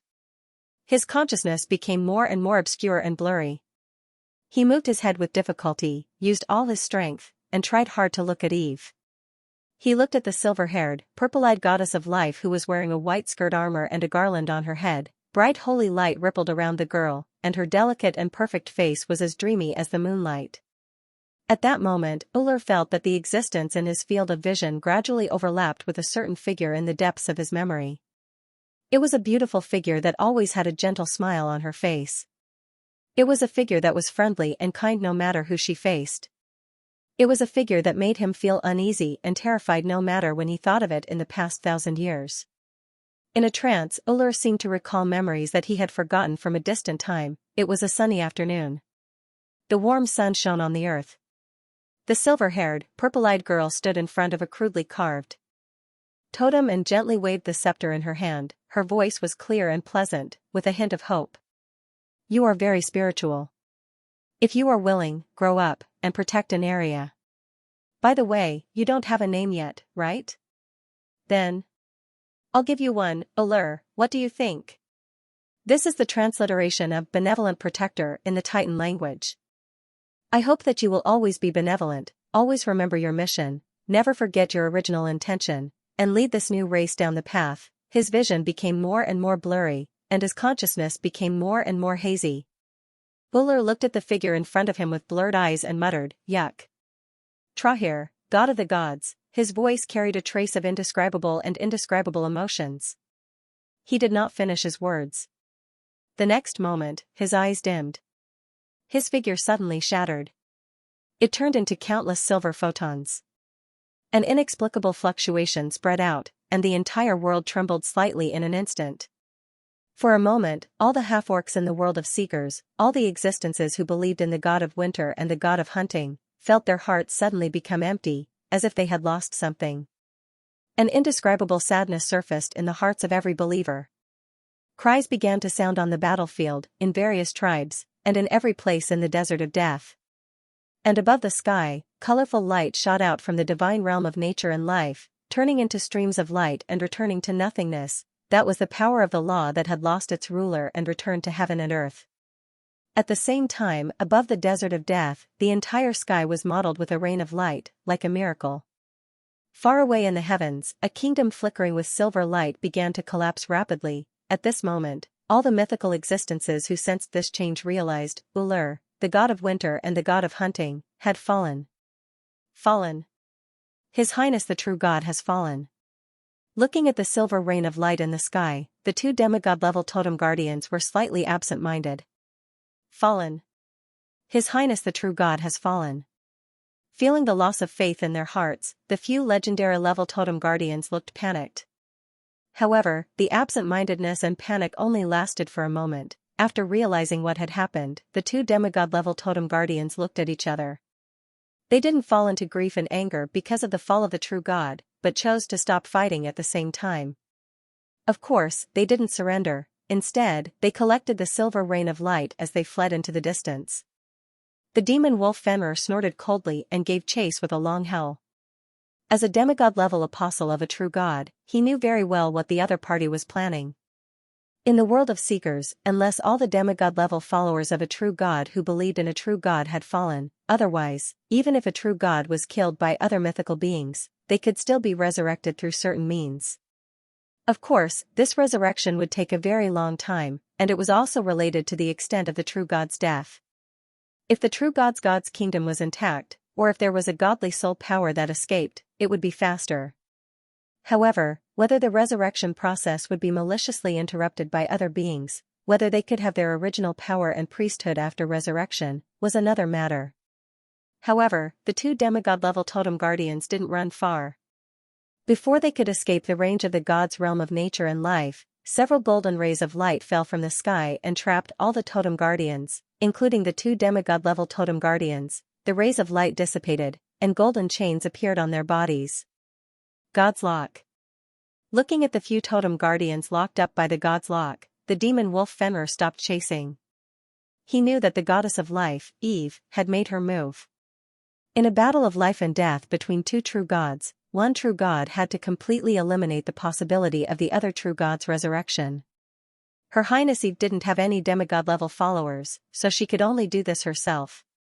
In the next second, golden and green radiance erupted from the center of the divine lock, and the majestic divine power completely drowned Ullr's followers. As for the totem guardians, they were all turned into ashes in the dazzling holy light. The entire battlefield quickly regained its calm. Seeing all the demigod existences being annihilated by the mighty power of a true god, the demonic wolf Fenrir respectfully bowed slightly towards the sky. Then, his body emitted a dim light, and his entire body slowly dissipated. His mission had been completed, and he wanted to return to the underground world to continue his guarding mission. This was not only to avoid arousing suspicion, but also to show respect. In the sky, Eve stood in the 10,000 elephant forest created by God's domain. She retracted her gaze from the battlefield below. In his hand, the scepter of life, which was wrapped in vines, was flashing with silver light and brewing waves that made one's heart palpitate. It was divine power drawn from Ullr. Eve didn't immediately devour all of the divine power. Instead, she stored it in the scepter of life. At the top of the scepter of life, in the center of the huge gem, one could see one big, two small, and three light silver photons. That was the soul power of Ullr and his totem guardians. Their consciousness had been completely annihilated, but their soul power was still there. If there was no interference from other existences, these soul powers would continue to exist until they slowly dissipated between heaven and earth, or give birth to new consciousnesses and become new demigods, true gods, or reclaim their former selves and achieve another kind of recovery, and Eve naturally wouldn't let this happen. She didn't hesitate. With a slight movement of her consciousness, the scepter of life operated again, completely crushing these soul powers and turning them into the purest divine power. For a moment, the silver light on the scepter of life became even brighter. As expected of a true god weapon that can be ranked in the top 10 in the world of seekers. It can store so much divine power. Feeling the majestic divine power on the scepter of life, Eve exclaimed in her heart. When Ullr's true gods fell, they still had an inexplicable connection with their god kingdom. Therefore, the scepter of life not only devoured the divine power of Ullr's true body, but also part of the power of the god kingdom. Although more than half of the divine power of the god kingdom was wasted in the process of transmission due to the isolation of the plane and the distance, the amount that Eve absorbed in the end was still a terrifying amount. And if Eve didn't guess wrongly, at the moment of Ullr's fall, his god kingdom would have collapsed due to the fall of the master god and the exhaustion of divine power. Holding the scepter of life tightly in her hand, Eve finally understood why the various true gods would fight over the scepter of life after the War of the Gods 1,000 years ago. In the end, they even shattered it. There was no other reason. This true god weapon was indeed terrifying. Not to mention its power in the domain of life, just this terrifying speed of devouring divine power was enough to tempt any true god. However, Eve also understood that if other true gods were to operate it, the speed of devouring divine power should not be as fast as hers. This was because she was using the scepter of life's ability to deprive life at the same time as her own ability to absorb, the result of the two adding together. Moving her gaze away from the scepter of life, Eve looked again at the place where Ullr had fallen. There were three illusory translucent crystal-like energies flickering with a strange light that were constantly rotating. They were still dispersing power to the surroundings, a kind of pure power of law. This was Ullr's materialized priesthood, or in other words, divinity. They respectively represented Winter, the Hunters, and the Half-Orcs. However, the last one was far more illusory than the first two, and seemed to be about to shatter at any time. That was the divinity that represented the Half-Orcs. Half-Orcs? Looking at the last most illusory divinity, Eve was a little surprised. It was not easy to condense a racial divinity, and once a race had a true god with a racial priesthood, that race would receive a huge boost. However, in the inheritance that Eve had received, Ullr did not have a half-orc priesthood. This should be the result of his 1,000 years of effort. This half-orc priesthood was not complete, and it still required a considerable amount of divine power and law to perfect it. If Eve's guess was correct, perhaps Ullr had seized the nature and life priesthoods not only to elevate his other two priesthoods, but also to use them to condense a racial priesthood. Of course, everything was over now. Glancing at the incomplete half-orc divinity, Eve did not hesitate and directly chose to destroy it, turning it into the purest power of law, and was firmly imprisoned by Eve. Racial divinity, one elf is enough, and I don't intend to cultivate a half-orc god follower, Eve murmured. After saying that, Eve focused her attention on the Winter and Hunt divinities. Winter was a secondary priesthood of nature, and Hunt could be considered a secondary priesthood of life. These two priesthoods were closely related to Eve's priesthood. Devouring them and merging them with the original nature and life priesthoods could further elevate Eve's ability to control the laws of nature and life. Of course, Eve could also choose to keep them and incorporate them into her own priesthood system, but Eve felt that there was no need. Devour them now, this is the best time, Eve muttered to herself. Her divine power was just a little bit away from being promoted to mid-level divine power. At this moment, if she used the divine power and the scepter of life to advance in one go, and devoured Ullr's two priesthoods in the process, she would be able to digest the power of law in the shortest time possible. However, before devouring, there was something else that needed to be done. Eve raised the scepter of life high and pointed it at the sky. She painfully released nearly a quarter of the divine power stored in it, directly releasing it outside her divine realm, and deliberately spreading it. For a moment, the entire sky above the desert of death was shrouded in Ullr's divine power. After doing this, Eve decisively sent the Staff of Life, Winter, and Hunter quintessence back to her divine kingdom before Ullr's divine aura dissipated. She said in her heart, Ullr's divine power has yet to dissipate. Absorb. She chose to devour the two divinities at the same time, as well as Ullr's divine power and the scepter of life. Following Eve's will, the Winter and Hunt divinities turned into two streams of light, circling around in the divine realm and surging into the deepest part of Eve's divine realm. Along with them was the bright silver radiance on the scepter of life. The two divinities quickly entered Eve's origin and were directly attracted by her divine title of nature and life, and were absorbed in the blink of an eye. The turbulent silver divine power began to transform rapidly under the effect of the absorbability, Winter, and Hunt laws, almost at a 100% conversion ratio, into the purest divine power of life and nature. Eve's divine power began to soar. 9,000. 9,100. 9,200. In just a few breaths, Eve's divine power increased to 10,000 points, and then, broke through in an instant. Mid-level divine power, a dazzling radiance bloomed on Eve's body, and she felt her divine realm shake slightly. In an instant, golden and green photons spread, and the entire divine realm began to expand rapidly. The plants on the divine realm began to grow rapidly, and even the petitioners and oak tree guards in the divine realm were affected. Their strength began to soar. 100 kilometers.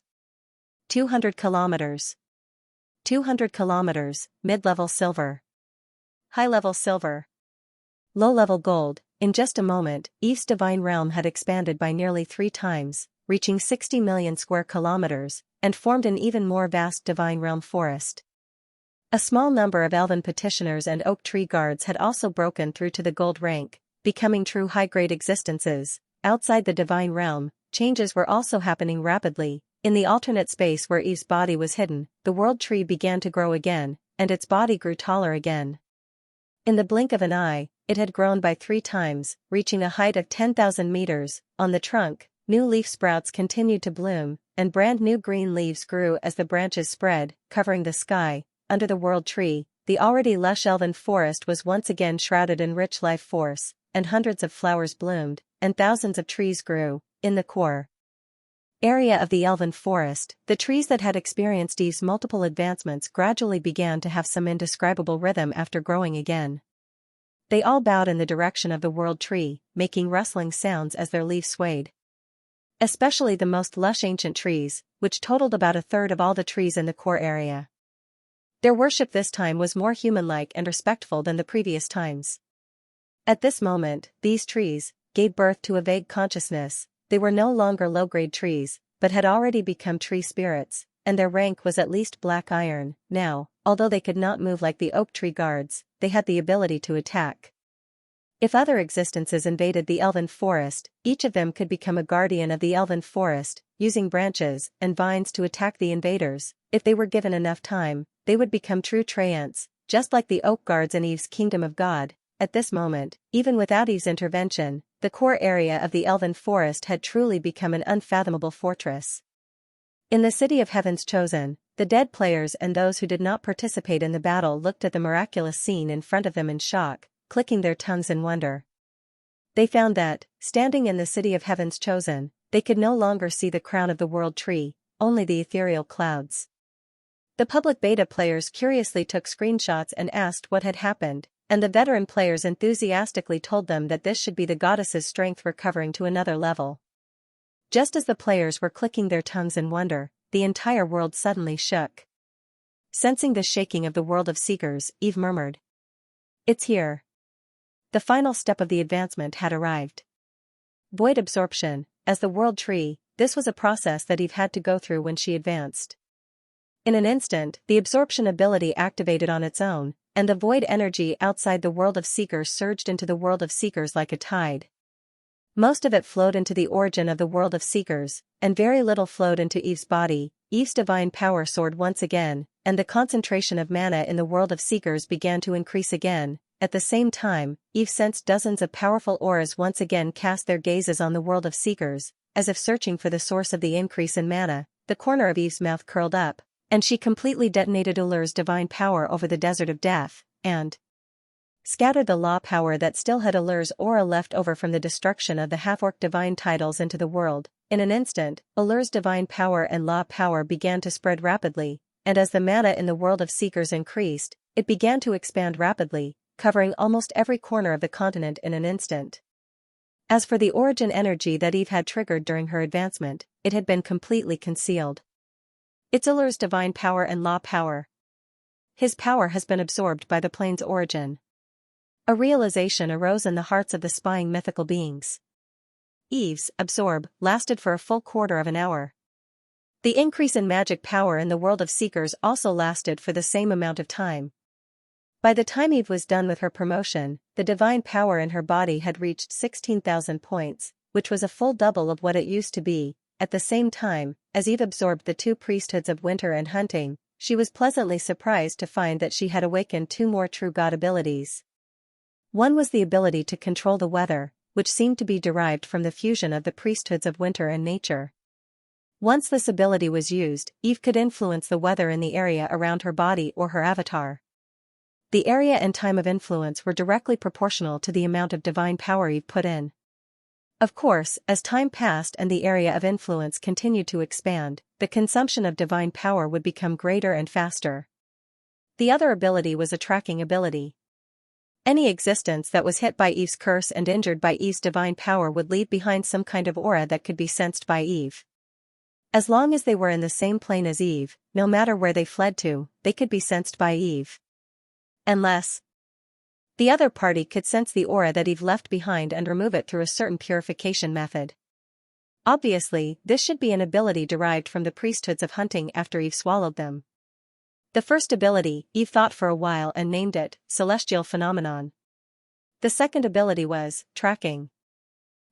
It sounded a little low. However, it was lacking in naming. Eve really did not know what to call it, so she might as well just name it directly. Of these two abilities, Eve's favorite was tracking. With this curse, it meant that it would be very difficult for enemies to escape from Eve's pursuit in the future. The first ability seemed to have no effect in the battle between true gods, but it could not be underestimated because this ability could be used on believers. The changes in the weather were very important to worldly existences. Eve could use this ability to strengthen her faith.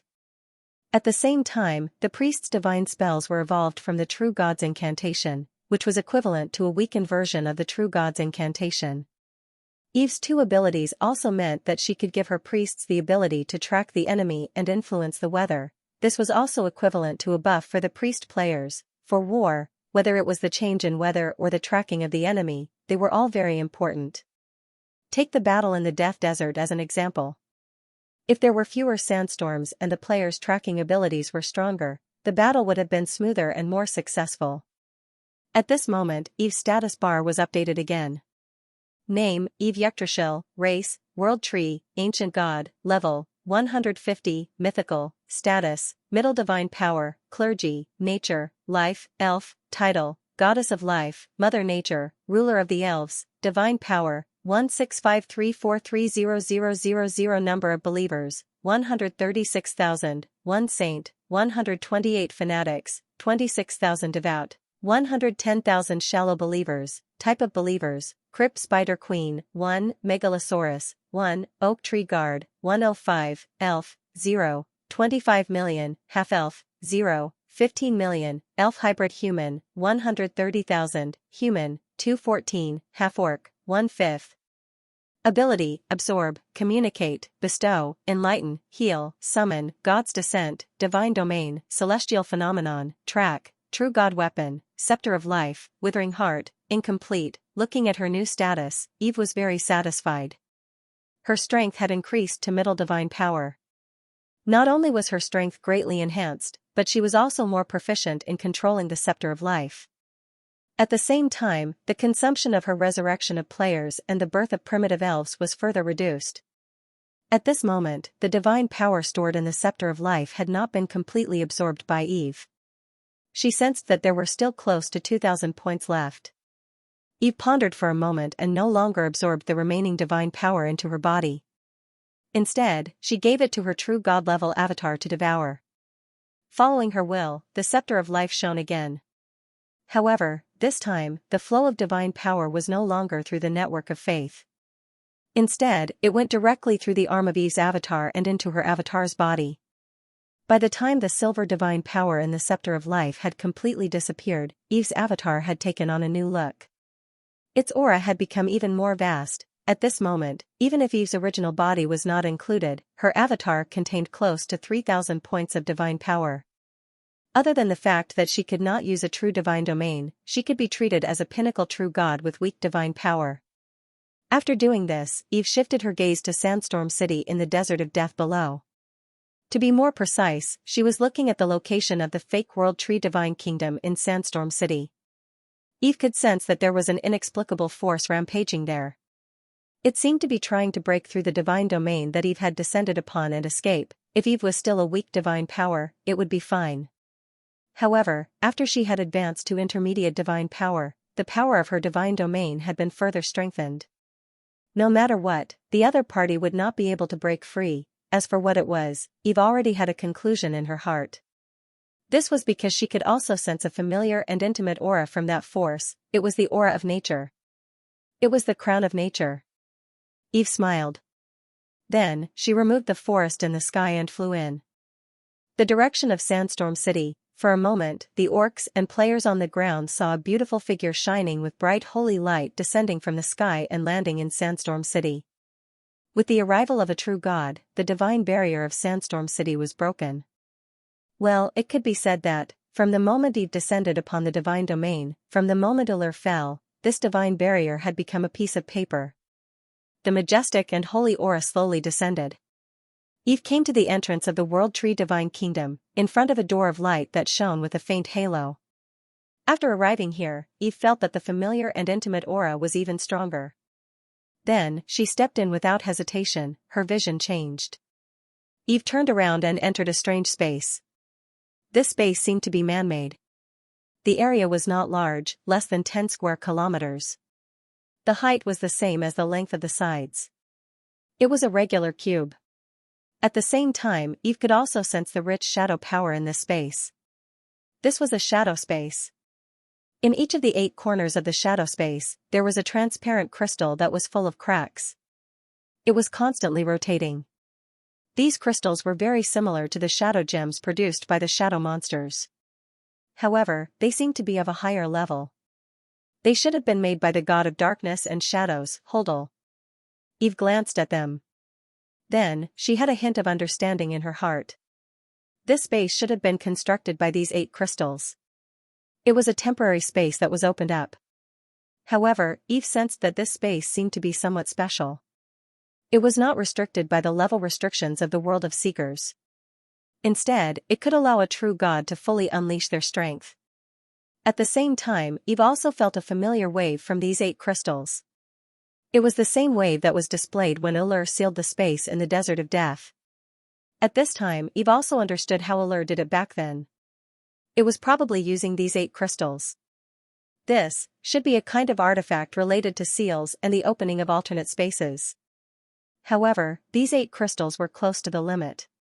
They were probably a one-time use item. When they were broken, this space would disappear. At this moment, Eve also understood the original plan of Allure and the other mythical beings. In their original plan, they were probably going to lure her here, and then they would attack together. Of course, they had already failed now. Following her senses, Eve looked towards the center of the space. She saw a gorgeous crown spinning in midair. It was a golden crown surrounded by green vines and garlands. It was elegant and exquisite, and at the same time, had a solemn atmosphere. Around the crown, there was a purplish-black divine power lingering. Eve recognized it. It was the dark divine power that belonged to the god of darkness and shadows, Holdal. He was using his divine power to control the crown of nature from a distance, trying to summon it back. However, this alternate space was originally opened up based on the world of seekers. It was located in Eve's divine territory, so naturally, it would be affected by Eve's divine territory. So, although Holdal was controlling the crown of nature to continuously attack the divine territory outside, he still could not get rid of it. Not only that, the crown of nature itself seemed to have undergone some kind of mutation. Eve could sense that it was also resisting Holdal's summons, especially after he entered this space. Correspondingly, Eve felt some kind of joy from the crown of nature. He smiled slightly, and then his body shone brightly. Eve decisively flew towards the crown of nature and reached out to fight for it. The green divine power of nature bloomed on her body and collided with Holdal's divine power. The entire alternate space shook slightly, and more cracks appeared on the crystals. Faintly, Eve seemed to hear a cold, angry snort from the purplish-black divine power. However, although Holdal had left a lot of dark divine power in the crown of nature, it was still too weak compared to Eve's current incarnation. Eve increased the power of her incarnation not only to have more powerful means in the future, but also for this purpose. Eve quickly gained the upper hand in the collision of divine powers. With the active assistance of the crown of nature, she easily expelled Holdal's divine power. Then, the golden crown flew into her hands. The crown of nature was in her hands. Eve was delighted and put the crown away. He did not rush to recognize her as his master but chose to leave immediately. After Eve seized the crown of nature, this alternate space finally reached its limit, the 8 crystals finally shattered, and the entire space began to collapse. Before the collapse, Eve once again returned to the world of seekers. Behind her, the dense door of light flickered a few times, then collapsed and turned into nothingness. Immediately after, Eve once again turned into a stream of light and disappeared between heaven and earth in front of everyone's eyes. At this moment, everyone realized that the true God had returned. Of course, in reality, Eve had concealed her figure and returned to the back of the players once again. At the same time, she also used her divine power to unmute the players and ended the divine realm. After regaining the ability to speak and move, the player suddenly became excited. The plot animation is over. Haha, Iron Fool has fallen. We won. Fight. Charge. Defeat them. Take over Sandstorm City. Praise the goddess. Amidst the cheers, the army of players launched a collective charge against the half-orc army. Even Allure and Tiberia roared excitedly and joined the battle. However, just as the red dragon Tiberia roared twice, she was caught by some unknown force and disappeared in the blink of an eye.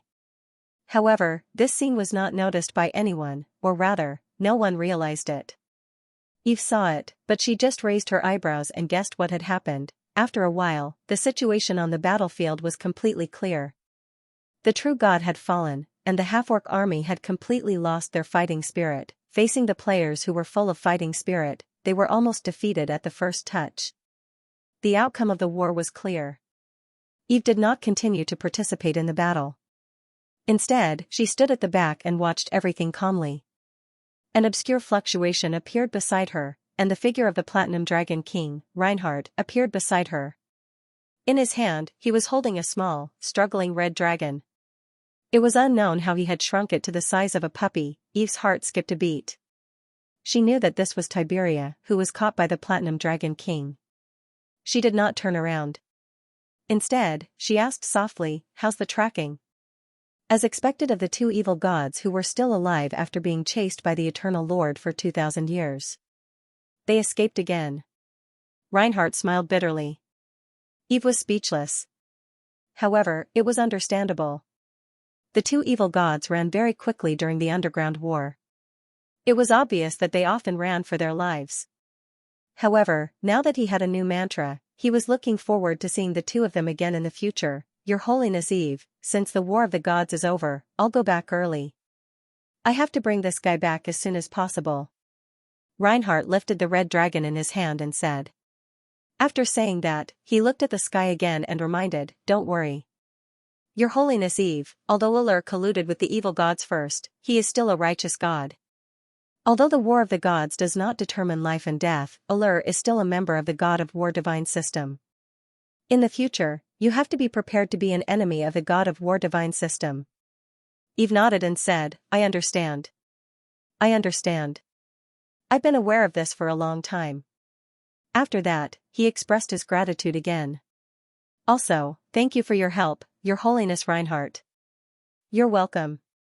I was only targeting the evil gods. If you meet them or other evil gods in the future, you're welcome to contact me." Reinhardt smiled. "Of course." Eve also smiled back. Then, Reinhardt carried the red dragon and disappeared in front of Eve. Eve, on the other hand, once again transformed into the appearance of the favored one, Zero, and returned to the players' team. After making her presence known among the players as Zero, and giving the order to the players who had defeated the Orc army to attack Sandstorm City, Eve finally focused her attention on one last thing. That was the World Tree's divine kingdom.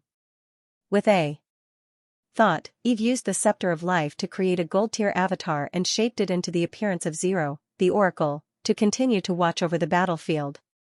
Meanwhile, the true God-tier avatar and Eve's main consciousness returned to the divine kingdom of her main body and connected to her own faith network. The number of believers had expanded to more than 100,000.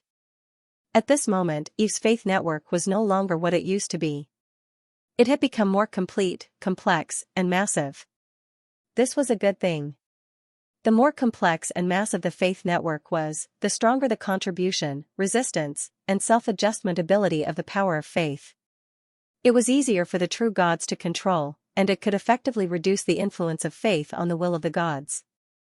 Not only that, but it was also a good thing for Eve's game system. The game system itself was connected to the faith network, and in a sense, it was similar to the existence of two sides of the same coin. As the faith network became stronger, so did the game system. Its ability to protect and monitor the will and mind of the players would also be greatly enhanced.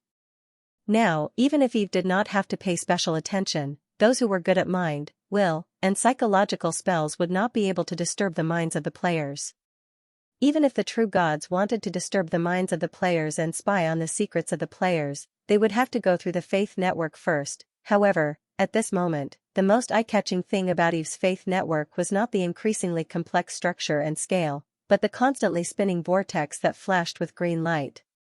That was the remnant faith network channel of the World Tree's divine kingdom. Eve was the successor of the World Tree, the New World Tree. Although she had now opened another divine kingdom in her main body, the previous divine kingdom was still of the same origin as her. Therefore, after she successfully located the divine kingdom of the World Tree through the prayers of more than 100,000 believers, this lost divine kingdom was naturally attracted to her faith network and connected to Eve's faith system. What was left was for Eve to take the initiative to enter the previous divine kingdom and completely take it over. Eve's heart skipped a beat.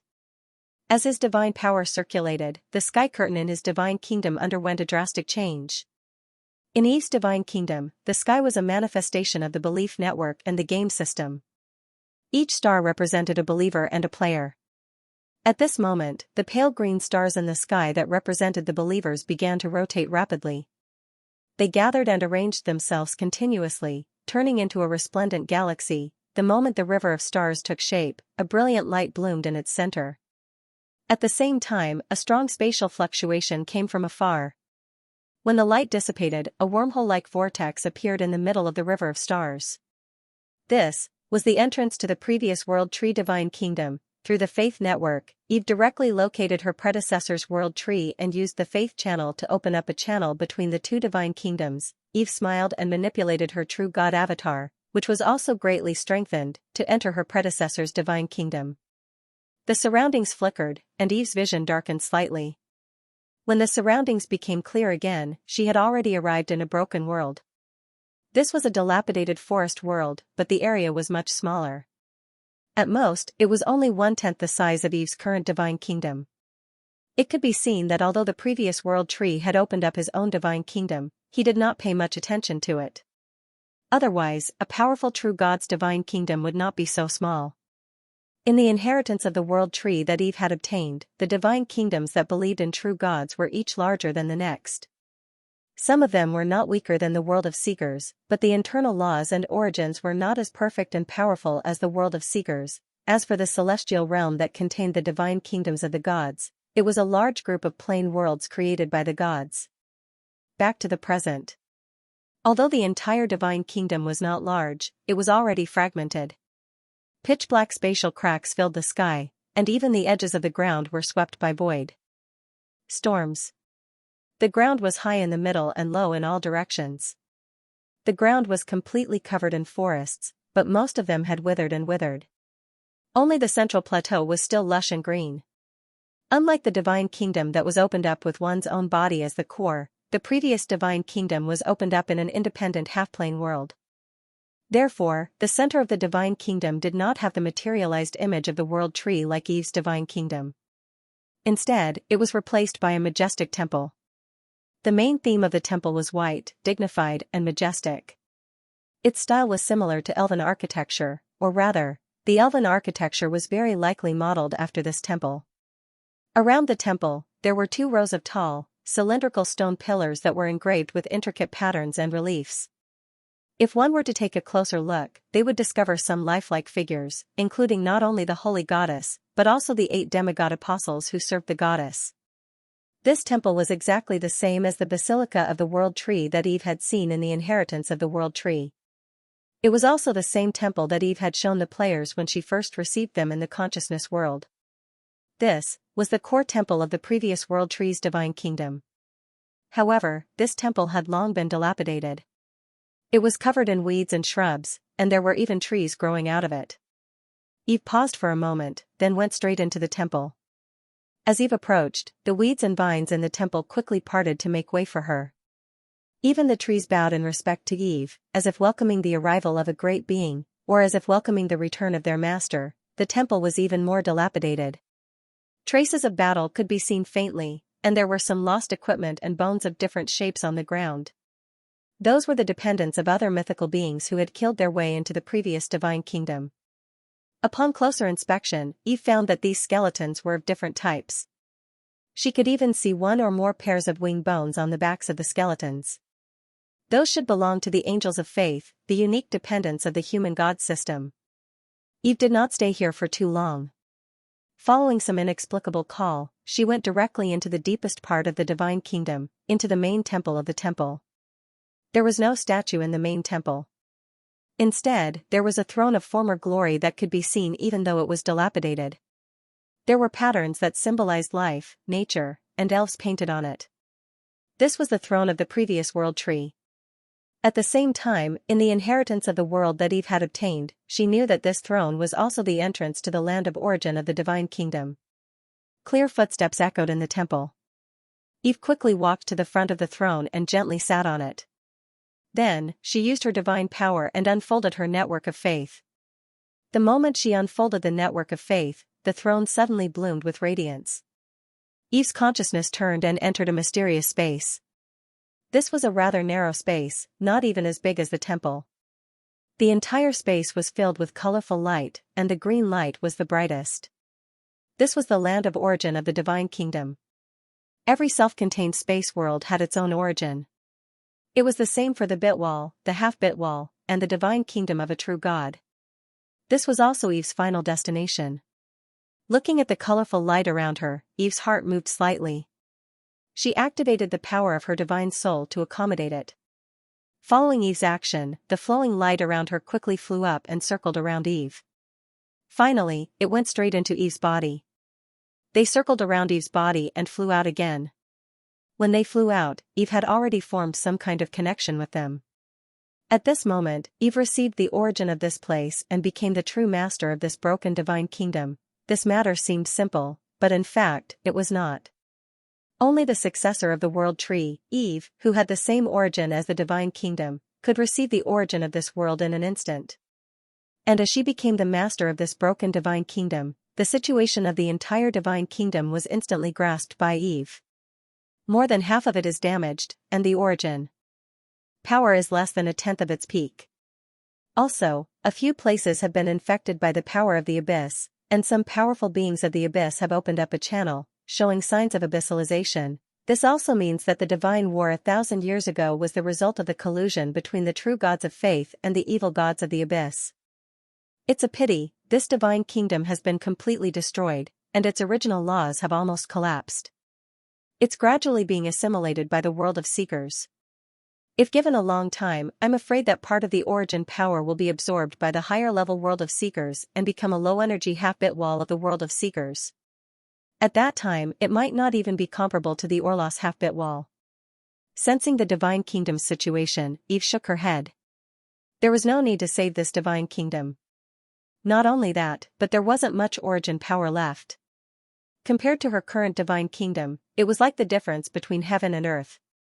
Even if she absorbed all the origin power here and integrated it into Eve's current divine kingdom, it wouldn't be of much help to her. However, Eve didn't intend to absorb the origin power here. She intended to continue with her original plan. In other words, she wanted to use this broken divine kingdom to repair the origin power of the Orlos half-bit wall. With the remaining origin power, it's enough to repair the Orlos half-bit wall. Apart from that, there's still a small portion that can be used to maintain the operation of this divine kingdom. No, perhaps it can no longer be called a divine kingdom. The power of faith here has almost been completely exhausted. It's no different from a broken half-bit wall. However, although this divine kingdom can't be saved, it's not completely useless.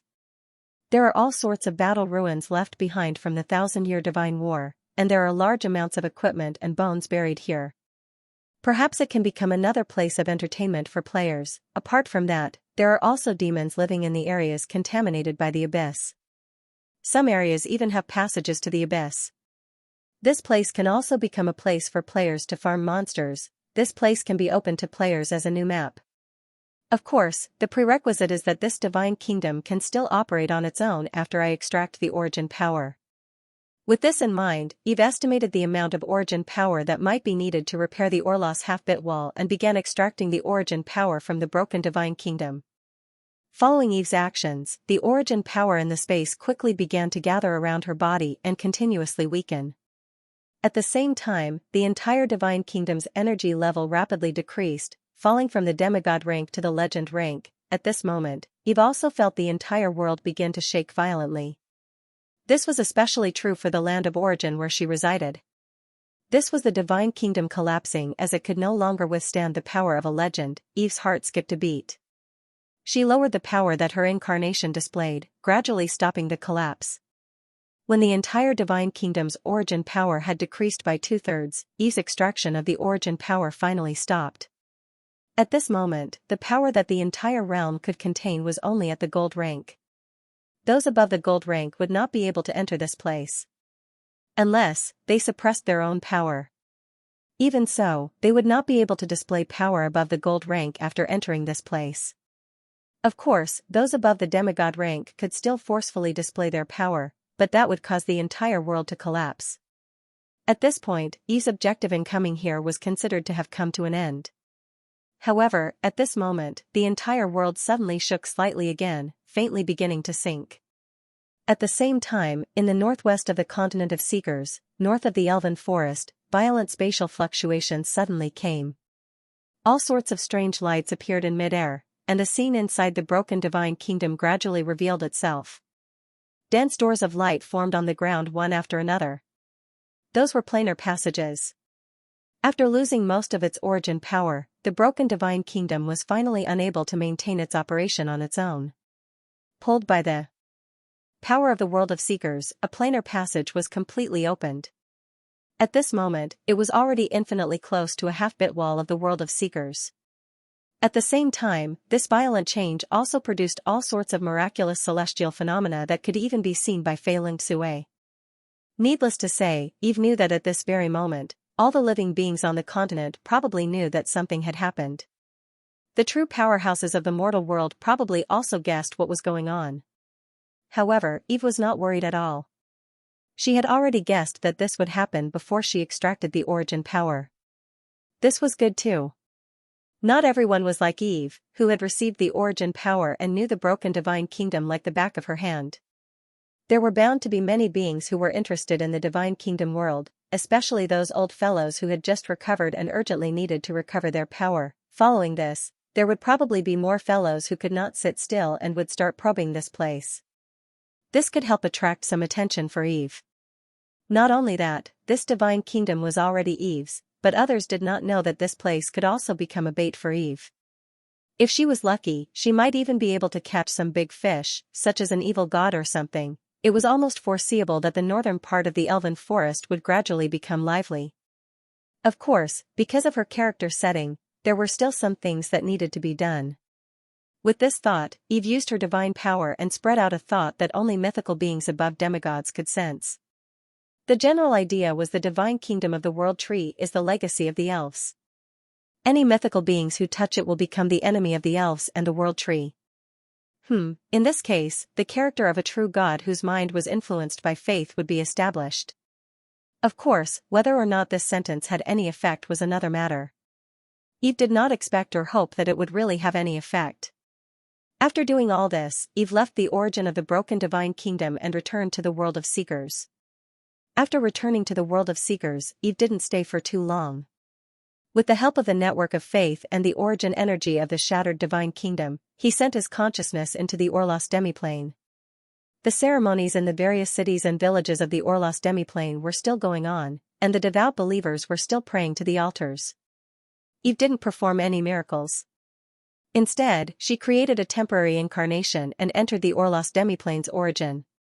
Compared to the shattered divine kingdom, the Orlos demiplane's origin was much smaller, and the origin energy was much dimmer. If it weren't for the golden divine chains around it stabilizing it, it would have collapsed long ago. Even so, the entire plane's origin was on the verge of collapse. Anyone with a discerning eye could tell that it was only a matter of time before it was destroyed. If no external force intervened, this demiplane could only last for 10 years at most. After that, it would either collapse or leave the world of Seekers and fall into the abyss. However, Eve had come. Everything was over. Eve put on the nature's crown and raised the scepter of life, simultaneously activating the power of these two true god artifacts. She then stretched out her other hand and sent out the origin energy she had extracted. A rainbow-colored halo flew out from Eve's hand and circled around her body before entering the surrounding space. The next moment, the entire space trembled and suddenly lit up. A wondrous rhythm spread out from the origin, quickly spreading to the entire Orlos demiplane. It lit up the various cities and villages, as well as the altars that were already flickering with light. In the blink of an eye, an even more dazzling radiance blossomed from the altars. Every altar erupted with rainbow-colored pillars of light that shot into the sky. A vast and boundless power filled with vitality spread out from these pillars of light, quickly filling the entire Orlos demiplane. The entire demiplane also began to tremble. At this moment, all the living beings in the Orlos demiplane could faintly sense that something was changing. Birds and beasts cried out uneasily, and the residents of the cities subconsciously looked around. As for the believers below the various altars, they looked at the pillars of light rising from the altars with increasingly excited expressions. A miracle! This is a miracle!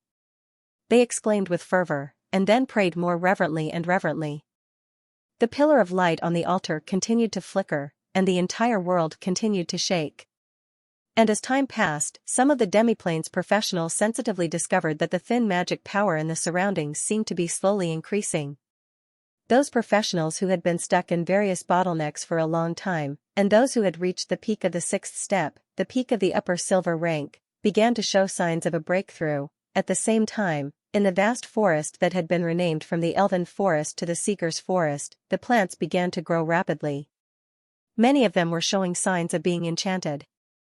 This was a sign of evolution. However, the biggest change was still in the sky. As the rainbow-colored pillars of light soared into the sky, the spatial cracks that had existed for hundreds of years and were becoming more and more numerous with the passage of time actually began to slowly heal. The Seeker's resident, who was the first to notice the change, could not help but exclaim in surprise. "Look! The cracks in the sky are disappearing." Soon after, more and more people noticed this change. They raised their heads and looked at the sky. "It's true. The cracks are disappearing. Oh my goddess! What am I seeing? A miracle. It's a miracle." Under the shocked gazes of the residents, the cracks that had existed in the sky since they were born were filled with rainbow-colored light one by one, and then slowly dissipated. What this meant was very clear to the natives. In the Orus demiplane, there was a 1,000-year-old legend of the end of the world. In the legend, the cracks in the sky were signs of the end of the world.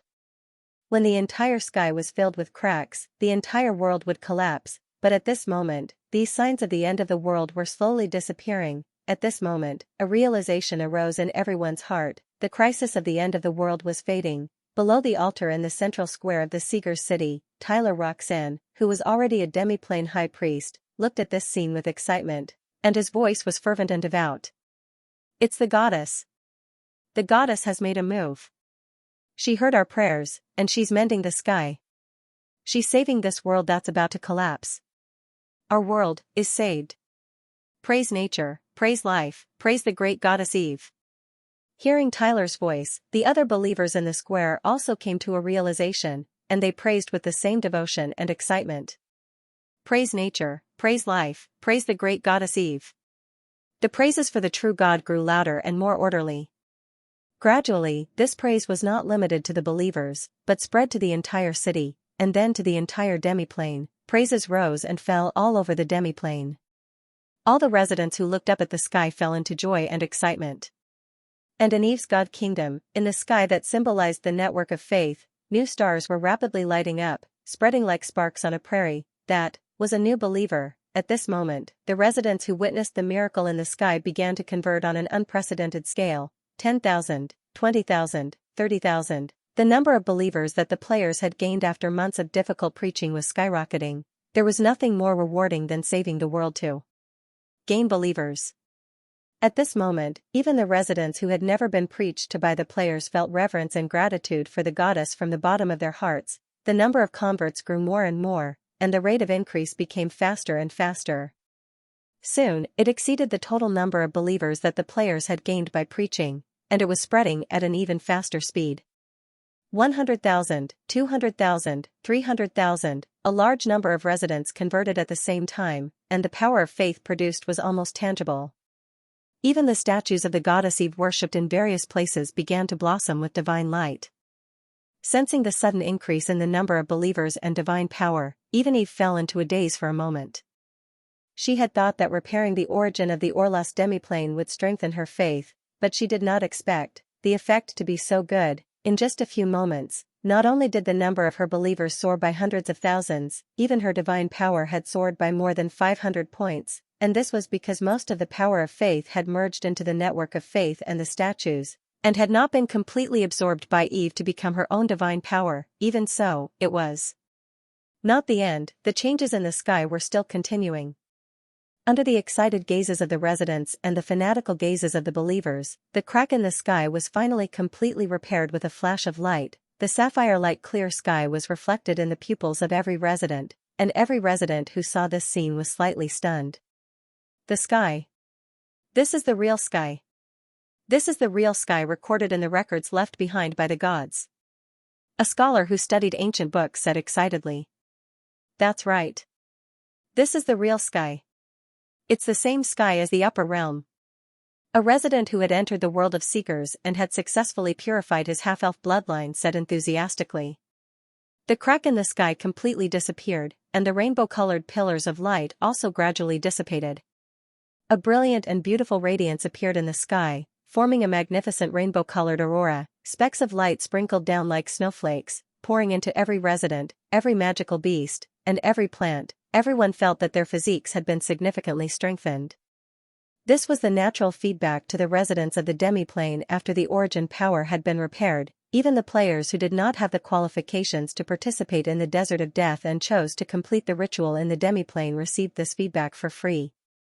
They were pleasantly surprised to find that their experience had instantly skyrocketed, and many of them had directly reached the requirement to level up. Feeling the obvious changes in their bodies and looking up at the dreamlike beautiful sky, the residents of the world of Orlos came to a realization at the same time.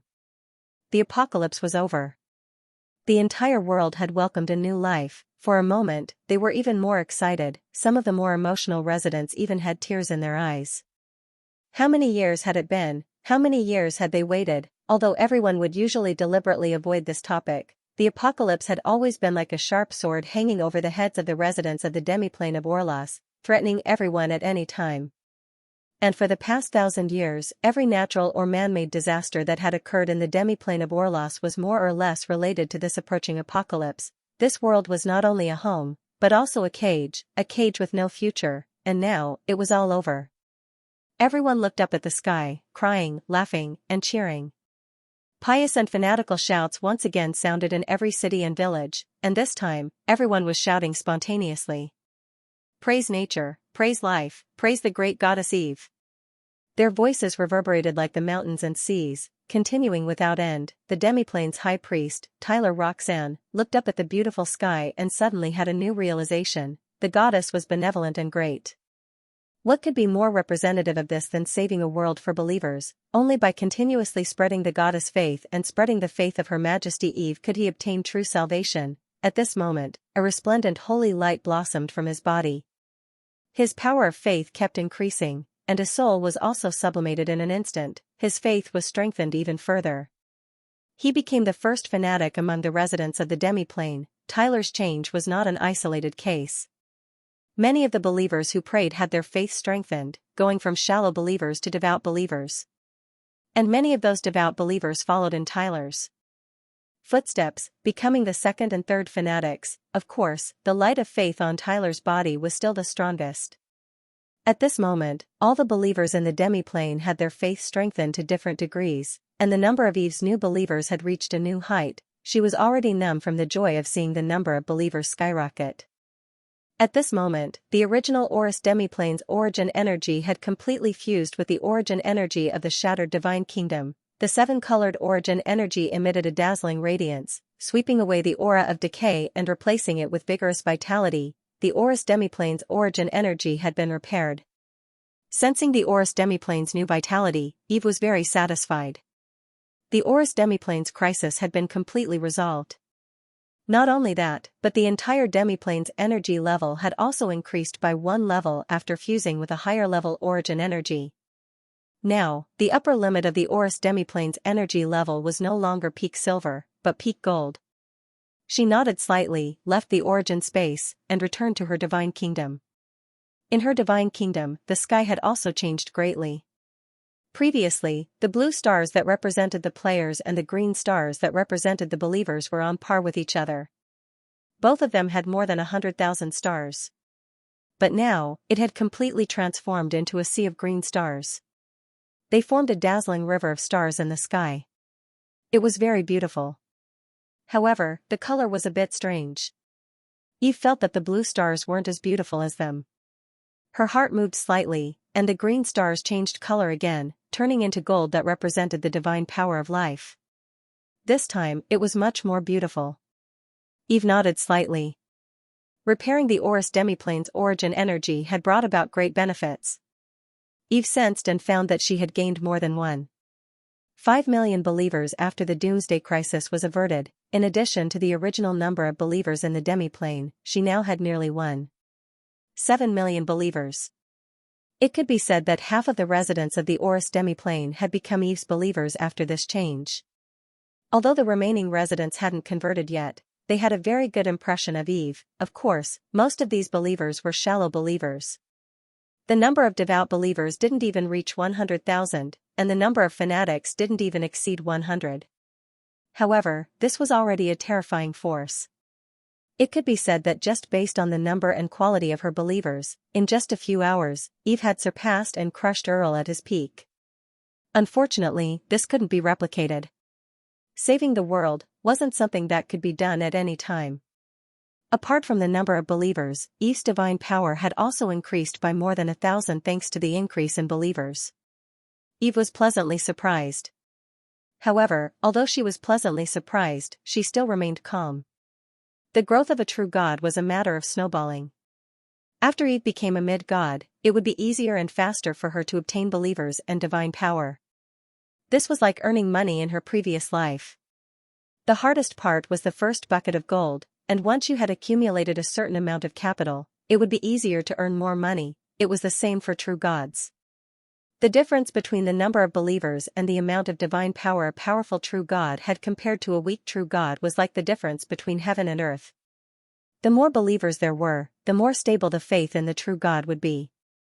For example, the Lord of Eternity, who had over 100 million believers, had a foundation that a true god like Allur, who only had a few 100,000 believers, couldn't compare to. It was the special nature of divine kingdoms and divine realms that ensured the survival of weak true gods. This allowed all true gods to be on equal footing regardless of the strength of their divine power. But even so, powerful mythical gods were still respected and feared by many.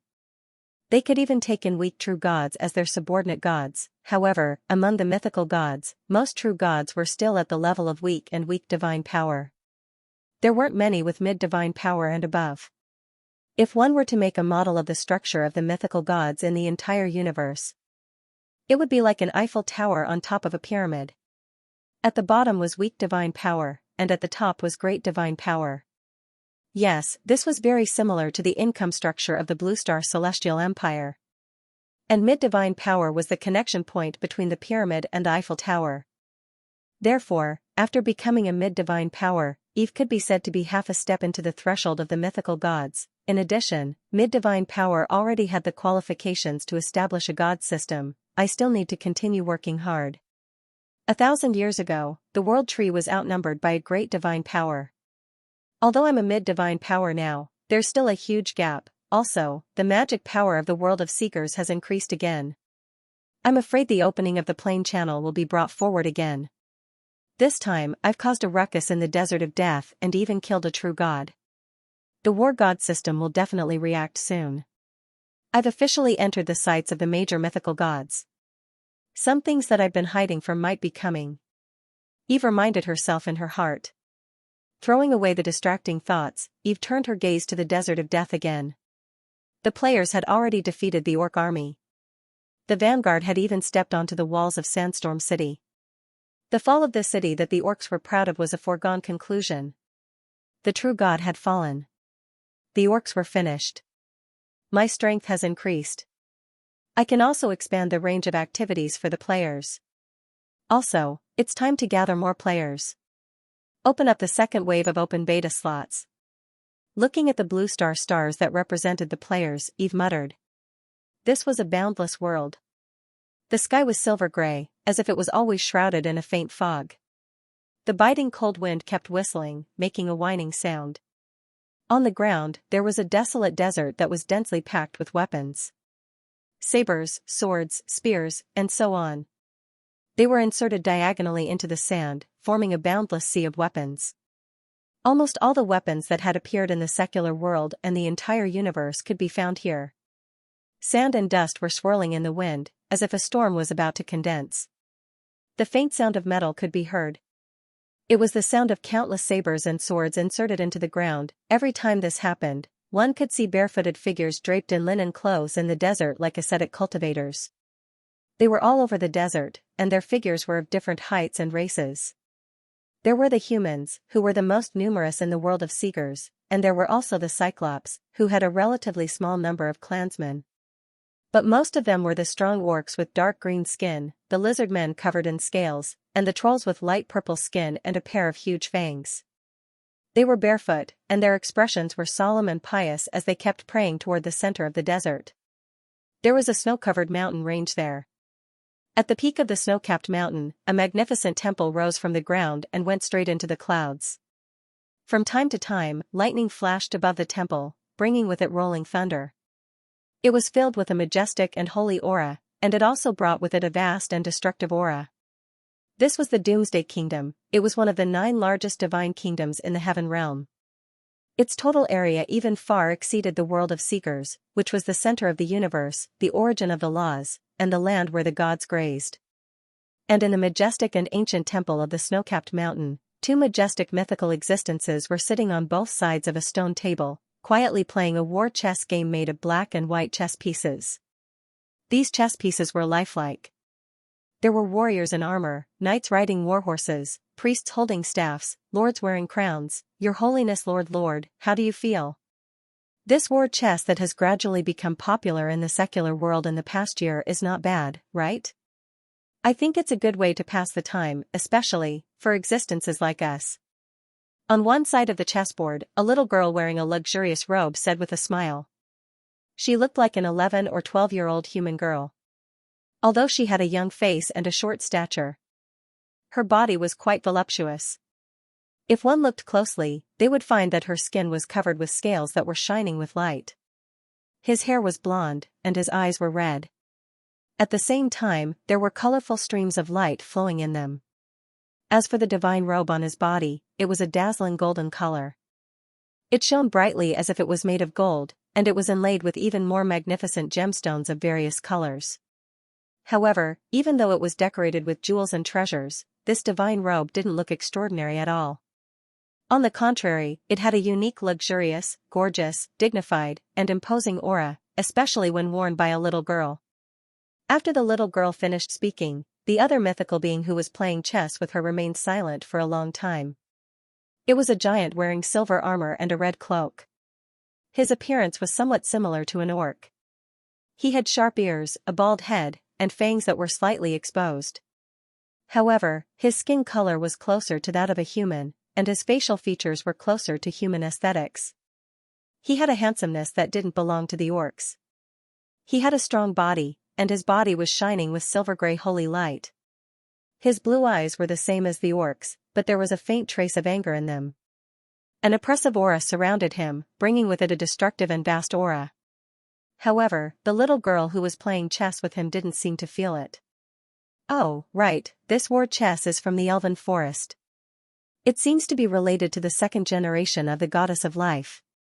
It is said that it was brought to the human world by her elven kin.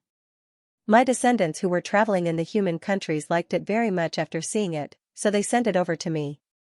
The little girl continued. Her voice was lazy and soft, as if she hadn't woken up yet.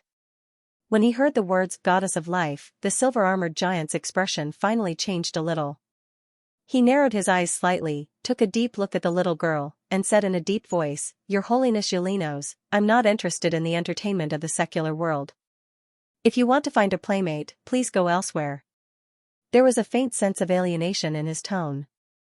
As for the little girl named Yalinos, she yawned lazily. She stood up, tiptoed, and patted the shoulder of the silver-armored giant sitting on the other side. She smiled and said, "Don't worry." She smiled and said, "Don't be so serious. Your Holiness Lord, in my opinion, ever since you advanced to a great divine power, you have become less and less fun. Although we are high and mighty true gods, we should also be living beings with rich emotions. If your emotions are too close to the two priesthoods of war and destruction, be careful not to be contaminated by faith. Hearing Yelino's words, the silver-armored giant lord said calmly, Your Holiness Yelinos, as a member of the ancient god sect, you don't have to worry about the new god sect. I still have something important to do. Please go back. Don't be so heartless.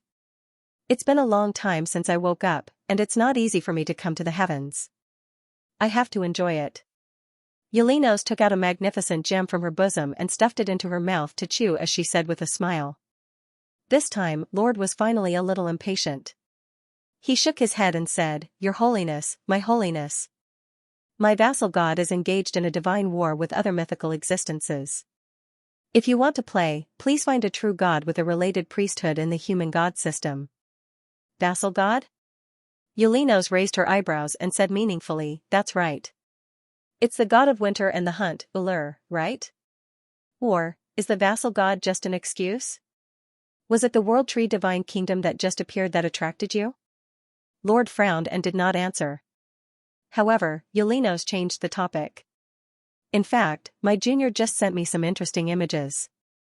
Your Holiness Lord, you should know what it means for a righteous god to collude with an evil god. Lord frowned again.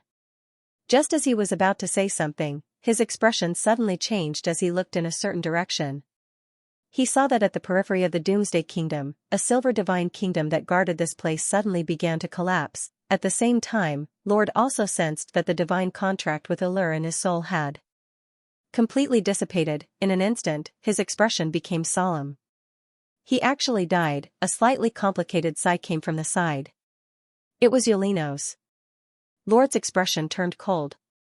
Your Majesty Yelinos, is this the result that you've been waiting for to restrain me here? When did the dragon race stand with the death god and the life goddess? Don't say that, Your Holiness Lord. I don't have any relationship with Hela. I have my reasons for stopping you.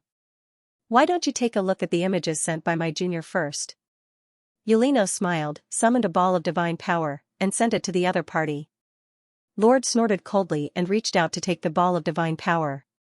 When he finished looking at the image in the ball of light, his expression changed slightly. Lilia, Elisa? It's good that you know them. These two are the evil gods that you and His Holiness Eterio personally hunted down. Yelino said. Hearing her words, Lord's expression immediately turned ugly. A few moments later, Lord suddenly sensed another fluctuation in his soul. The divine power imprint he had left on the crown of nature was suddenly eroded by external forces and began to dissipate. In an instant, Lord stood up from his seat. His expression was not good, and the divine power in his body began to surge, preparing to forcefully retrieve it. However, in the next second, he was interrupted by a clear and tender voice. Hey, hey! Your Holiness Lord, this round isn't over yet. Are you in a hurry to deal with the aftermath? Hela didn't even interfere personally. Your outcome isn't good, is it? Besides, the battle of gods is a battle where the victor is respected. Or is Ullur's collusion with the evil gods also related to you? Lord's expression changed slightly. He looked angrily at Yelinos and found that she was looking at him with a faint smile. Lord sneered. Your Holiness Yelinos, are you threatening me? Or, do you think I don't dare to destroy this incarnation of your faith? Damn, don't keep shouting about fighting and killing. I'm just telling the truth. Yelinos smiled. Lord narrowed his eyes, and the aura on his body became more and more terrifying.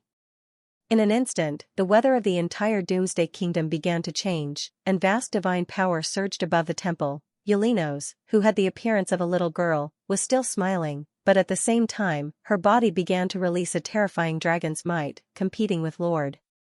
For a moment, the entire God Kingdom shook. However, the battle did not happen.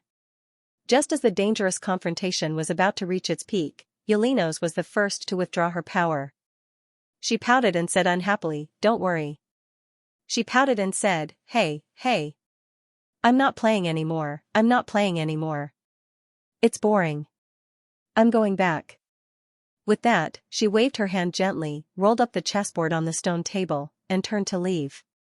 However, before her incarnation dissipated, she turned around and smiled at Lord. Your Holiness Lord, I have 2 words for you. First, please don't underestimate any existence. Second, there must be an effect if there is a cause. Then, amidst a string of bell-like laughter, her figure slowly dissipated. Lord frowned. At this moment, his soul had completely cut off the connection with the crown of nature. The timing of Yeleno's departure was simply perfect. Lord snorted coldly and angrily pushed down the stone table in front of him. The divine power in his body surged like a volcano about to erupt. But soon, he calmed down. Autos, come to the temple to see me. A moment later, his majestic voice resounded throughout the God Kingdom. As soon as he finished speaking, the light condensed, and a burly warrior in a battle robe appeared in the temple. This was a petitioner with the strength of a demigod.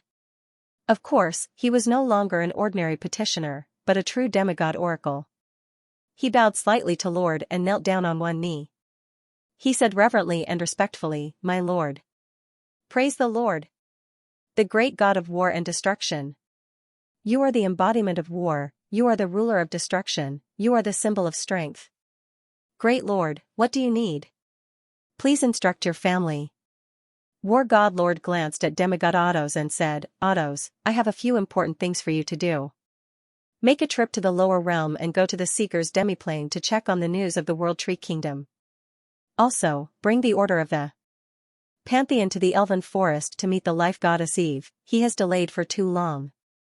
All the righteous gods should be registered in the Pantheon. As he spoke, War God Lord's expression became arrogant.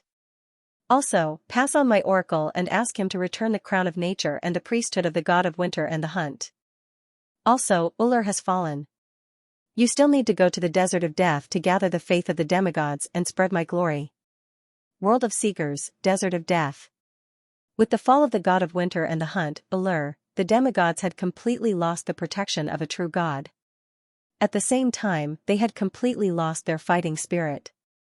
Their defeat was like a landslide. On the other hand, the players' fighting spirit was aroused even more. It was time to beat a drowning dog and reap the fruits of their labor. There was nothing more satisfying than fighting an unstoppable battle, not to mention that the south of Sandstorm City was the most prosperous area in the Desert of Death. Prosperity meant wealth. Sandstorm City, known as the strongest city in the Desert of Death, only lasted for less than a day before it was completely broken through by the players. However, the players did not stop attacking. Instead, they swept deeper into the Desert of Death like a flood. The true god had fallen, and the demigods had suffered a crushing defeat. The news of the elven army crushing the Desert of Death like a hot knife through butter gradually spread in the underworld, the surroundings of the Desert of Death, and the human kingdoms. For a time, the Desert of Death and the Elven Forest became the second focus of attention on the entire continent, second only to the appearance of the World Tree Kingdom. The elves and the demigods also became the topic of conversation among the various factions. The various factions all turned their attention to the Desert of Death and the Elven Forest. And in this situation, the players welcomed a new server-wide announcement. What? They're releasing the second wave of open beta slots? A total of 200,000 slots? Wow. That's a big deal. I have to hurry and inform my friends and family to sign up. What's so extravagant about making a teapot? A game with less than 200,000 players since the start of the server is not a big deal. Hey. Don't say that. Who asked Elven Kingdom to be so high quality? There are fewer players because of the server's operation, right? The map is getting bigger and bigger. It's so big that I'm scared. After all, it's a godly game that claims to create a real world. Amidst the passionate discussions of the players and the high expectations of the netizens, Elven Kingdom finally welcomed a new version update. March was the season of spring and flowers blooming. After the short spring festival holiday, the capital of the Celestial Empire also ushered in a turbulent wave of people returning to work. It once again fell into extreme prosperity and noise. Chao Lingxian was one of them. As a third-year college graduate, after a short holiday in her hometown, she once again embarked on a journey to pursue her dreams. It couldn't be helped. She majored in art. As a girl who loved drawing and comics, and hoped to become a manga artist one day, there was no way for her to show off her skills in a small place like her hometown, where even the virtual network hadn't completely covered. Only in a big city like the imperial capital could she find a suitable job for herself. Walking on the busy road, Xianxia thought about the future development and sighed slightly. She really had mixed feelings about the rapid development of the virtual network in recent years. On one hand, with the development of the virtual network, many freelancers in the entertainment industry had more freedom to work, and the manga artist industry had also greatly improved work efficiency due to the further optimization of various drawing software. It was far from the early 21st century where people had to sit for an entire day to draw. On the other hand, the rapid expansion of the virtual entertainment industry was also reducing the survival space of traditional entertainment, such as comics and novels. If one was not a true master, it was difficult to earn enough income from comics alone. In order to attract readers from the dazzling variety of entertainment activities, even for those top manga artists in the industry, they had to rack their brains to create better works. Freeing up the hands, but it made the brain work even more. Most of the time spent thinking far exceeded the time spent creating. No wonder the teachers in the industry complained. In this era, although it was becoming more and more convenient, the pressure was increasing. Drawing materials, thinking, creating, it seemed like there was plenty of time, but in fact, it felt more and more like there was not enough time. Xianxia shook her head and walked into a somewhat old-fashioned apartment. She went straight to the apartment on the third floor, Unit 307. The girl politely knocked on the door, but there was no response at all. Xianxia frowned and leaned on the door to listen. She heard noisy music coming from the room. It was noisy, but in fact, it was just loud. To be honest, it was quite good. It wasn't the electronic music that was popular on the internet, but a unique style of pure music. It had a little classical flavor, but also seemed to have an indescribable exotic flavor, which made it easy for people to sink into it. Xianxia had heard similar music before. It was a kind of niche music that gradually spread in a small circle last year. As time passed, it became more and more popular. It was called Elvish style. Xianxia didn't know which genius created the Elvish music, but under the influence of a certain someone, she had 1 or 2 songs saved in her phone. Whenever it was late at night, she would put on her headphones and fall asleep with music. Needless to say, the sleeping effect was quite good. Just don't look at the comments section. This was because the music seemed to have a special ability to empathize. It would always attract a group of depressed patients to act pitiful below the stage, therefore, the girl had always blocked the comments section. After tidying herself up, Xianxia skillfully took out a key from under the flower bed and opened the door. As soon as the door opened, a strong smell of alcohol and sourness wafted out, causing her to frown. The room was very dark, and the curtains were closed. There were also bags of trash piled up at the door. It could be said that it was a complete mess. Xianxia was speechless. Sigh, it's always like this, she sighed helplessly as she entered the house. She pulled open the curtains and turned off the music. Then, she kicked a certain sleeping humanoid object and shouted, "You're in the middle of the night. Teacher Black Cat. Stop sleeping. Wake up." The human-shaped object was startled by the girl's shout. It almost jumped up from the ground, and a slightly aged male voice sounded at the same time, "You're about to submit the manuscript? Soon. Soon." He was so close to being finished. "Give me one more day, just one more day." This was an uncle that looked like he was in his 30s. Although he was good-looking, he was unshaven, slovenly, and had a pair of deep dark circles under his eyes. His eyes were still a little dazed. Until, his eyes met with Xianxia's. "Uncle, Xianxia, ahem, it's Xiao Xiao. I thought it was the editor." The man coughed twice and said awkwardly. Xianxia, Black Cat, male, real name Mao Mo, 33 years old, single. He was a well-known cartoonist in the Chinese comics industry. He started his career by creating otherworldly fantasy comics. Although the theme was old-fashioned, he always had bold and imaginative ideas and could often create exciting stories with rich tension. Therefore, he also had a group of quite fanatical die-hard fans. Xianxia, on the other hand, was his assistant. She acted as his assistant while learning some comic skills from him. However, she felt more like a nanny than an assistant. She looked around the miserable room and sighed, "Teacher Black Cat, it's time for you to find a girlfriend." Ahem. How can a girlfriend be as fun as virtual games? It's good to be alone, it's more comfortable. Mo laughed dryly. Chao Lingxian, hurry up and wash up. From your tone, I'm afraid you haven't finished the manuscript yet? You promised the editor before the new year that you would submit the manuscript in 3 months. It's almost halfway through 3 months, it's almost the deadline for the website, right? Ahem. Isn't it because the game that I'm interested in suddenly went into beta testing again? Hey, it's important to get the materials. Moreover, without you around, I'll be a little busy painting by myself. It's all an excuse. How old are you to still be so playful? The girl rolled her eyes and then began to help him clean up. The virtual world was a virtual world after all. In Chao Lingshuan's opinion, those who were addicted to the virtual world were just satisfied with their self-control and escaped from reality. However, as a big boss in the comics industry, he always had privileges. Chao Lingxian could not say much. After hearing the girl's words, Mao Mo scratched his head and walked to the bathroom in his slippers.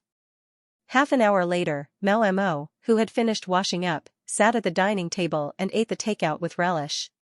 The whole room was swept clean by the girl and returned to its original tidiness. However, when she saw the brand new stealth cabin in the room, Chao Lingxian raised her eyebrows. "Teacher Black Cat, didn't you just buy a stealth cabin 2 years ago? Why did you buy another one?" Hearing the girl's question, Mao Mo was shocked. He wiped the oil on his mouth with a tissue and then said enthusiastically, "Hey, Chao. I haven't told you yet. This stealth cabin is prepared for you. In the future, our office will be completely moved to the game." Ahem, no, it's the virtual world. You can also play. No, you can also collect materials. Chao Lingxian, you just wanted to say play games, right? You must want to say play games, right? If you spend all your time on writing games, your works won't always be so difficult to produce. But collecting materials is also true. You know, in this industry, it's not good to be conservative. Mao Mo scratched his head and smiled awkwardly. Chao Lingxian, listening to the other party's excuses, she was speechless. However, in a sense, it was somewhat understandable. Collecting materials was quite important for creators. Inspiration often came from life and from the collision of ideas with other works. It could be a game, a novel, a movie, etc. It was just that, this famous cartoonist teacher seemed to be playing games for a bit too long. Chao Lingxian still remembered that when she saw him 2 years ago, he was immersed in virtual games for almost 2/3 of the day. Since last year, he had restrained himself a lot. It seemed that overnight, Teacher Black Cat had lost interest in most virtual online games and switched to watching game videos most of the time. He kept talking about some godly work, other online games were trash, when would he be able to get a slot? In the end, he was itching for a chance again. So, what happened? Chao Lingxian asked as she poured water for him. Hearing the assistant's question, Mao Mo was energized. He said excitedly, "Hey, Chao, let me tell you. I got a slot for Elven Nation." Elven Nation, hearing this unfamiliar but somewhat familiar name, Chao Lingshuan's eyes were slightly dazed. But soon, the valve of her memory suddenly opened. The game that hit the headlines last year? Registered for tens of millions of online games that only recruit tens of thousands of people? She asked. She was not interested in virtual online games. The only thing she knew was the news last year. Right. The game video that Teacher Black Cat was addicted to seemed to be this as well. Even in the plot that he created a while ago, there was an additional silver-haired, purple-eyed elf girl named Evlia who believed in the goddess of life. She did not know if he was influenced by it. Chao Lingxian vaguely remembered that at first, she thought that the other party was going online to watch movies. When she found out that it was a game video, she was very surprised. She did not expect games nowadays to be so realistic. Haha, you still remember. Mao Mo slapped his thigh. It's this game. This time, 200,000 slots are open, and I finally got the qualification. After I finish eating, let's go play together. Well, let's go get the materials together. Chao Lingxian was speechless. Then congratulations, if I remember correctly, the number of people who signed up for this game seems to be very exaggerated. But I didn't sign up, and the deadline is coming. Are you really not going to rush the manuscript? Hearing the girl's words, Mao Mo smiled and then said mysteriously, manuscript? No hurry. You can go online today. When you enter the game later, you'll know. Also, you don't have to worry about the slots, I've already bought them. Bought? Chao Lingxian was stunned. That's right. Out of the 200,000 slots this time, 10,000 of them are reserved and can be bought directly. I'm lucky and managed to buy both of our slots. You have no idea how popular it is. I squeezed in for several nights and refreshed it again and again before I successfully refreshed it. Many people wanted to buy it but did not. I don't know why the game is so good, but the official website system is so bad. Mao Mo complained. He looked very proud, not like a 30-year-old uncle, but like a child who got his favorite toy. Chao Lingxian was speechless. She felt that she vaguely knew why the other party looked so dispirited. Could it be that he had been surfing the website for several days? He was hopeless. However, she did not dare to ask about the price of the slots. A popular singer's concert tickets would be sold at a sky-high price. Even if Chao Lingxian did not pay attention to this virtual game, she had heard of the other party's name. Tens of millions of people signed up, but only tens of thousands were chosen. This kind of reserved slot price must be even more exaggerated, right? This time, she felt that it was a little difficult to refuse. Forget it, just treat it as accompanying the other party to collect material. Who asked him to be both a teacher and a boss? Chao Lingxian sighed in her heart. Alright, Teacher Black Cat, I can play with you, but you have to promise that it's just collecting material and not indulging. And, the most important thing is to remember to rush the manuscript. You have to rush the manuscript after playing for a while. Otherwise, I'll call the editor. The girl said. Mao Mo's expression changed slightly. Don't call the editor. It's fine if it's just for a while. As for the details, we'll talk about it after entering the game. After hearing the other party's promise, Chao Lingxian nodded in satisfaction. After Mao Mo finished his meal, under the other party's urging, the girl lay down in the stealth cabin uncomfortably. The game had already been downloaded by the other party. Following Mao Mo's instructions, Chao Lingxian called softly. Start the game, Elven Nation. As soon as she finished speaking, a pleasant female voice sounded in her ear. Ding, game connected, loading successful. Along with the system's soft sound, familiar music slowly sounded. Hearing the melodious and beautiful melody, Chao Lingxian was slightly stunned. Jadeite Forest? Jadeite Forest was the #1 song on the download chart of a certain cloud elf-style music. It was also a song in the girl's phone and a frequent song when she fell asleep. The melodious and light melody made people feel as if they were running in a beautiful forest or wandering in a dreamy fairyland. Chao Lingxian never thought that the moment she logged into the game, she would hear this familiar song, and when she thought about the name of the game, in an instant, a light flashed through the girl's mind. Elven Nation, elves, elf-style music, this can't be? What I've been listening to, could it be game music? The origin of elf-style music is Elven Nation? A game actually created a new genre of music? Is this a game company or a music company? At this moment, Chao Lingxian felt very surprised. No, it wasn't just a surprise. As a multifaceted person who had also learned music, she really knew how difficult it was to create a new genre of music that was loved by the masses. Until now, she still couldn't figure out what kind of instrument was used to play elf-style music. She could only guess that it was electronic synthesis, and to put it bluntly, she always felt that elf-style music could definitely leave its mark in the history of music. In the next second, her vision lit up and she entered the character creation interface. Face creation system? An hour later, an elven girl with exquisite facial features, a perfect figure, brown hair, and blue eyes looked at her image in the mirror and nodded in satisfaction. It was Chao Lingxian, who had been pinching her face for an hour. She finally felt like she had regained her youth. She pinched her cheeks and touched her body. She couldn't help but exclaim, "You're so beautiful." I didn't expect technology to be so advanced now. It can be made so realistic that it's almost exactly the same as reality, and this face-pinching system is so fun. No wonder so many people like this game. Looking at my current appearance, even if I'm not in the game, I'm a little addicted. The designer who designed the character system is really amazing. As she spoke, she looked at the face-pinching score on the side. There, the golden number 92 was shining faintly. This seemed to be a special effect that only appeared after the score reached 92 points. If I had more time, I would definitely be able to pinch higher. Xianxia took a screenshot, still wanting to continue.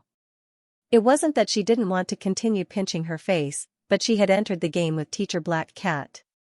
She had originally planned to just brush him off and quickly drag him back to work on the manuscript. She didn't expect that just creating the character would take an hour. Although her instincts told her that she could still do it, her rationality told her that she couldn't drag it on any longer. Otherwise, Teacher Black Cat would be anxious. Not to mention, the longer she dragged it on, the less time she had to go back to work on the manuscript. After entering the game, I'll accompany Teacher for at most an hour. After that, no matter what, I have to drag him offline. It's almost noon. Otherwise, I'll have to stay up late to work on the manuscript again. Xianxia reminded herself in her heart. Then, she changed her ID to Virodes and logged into the game.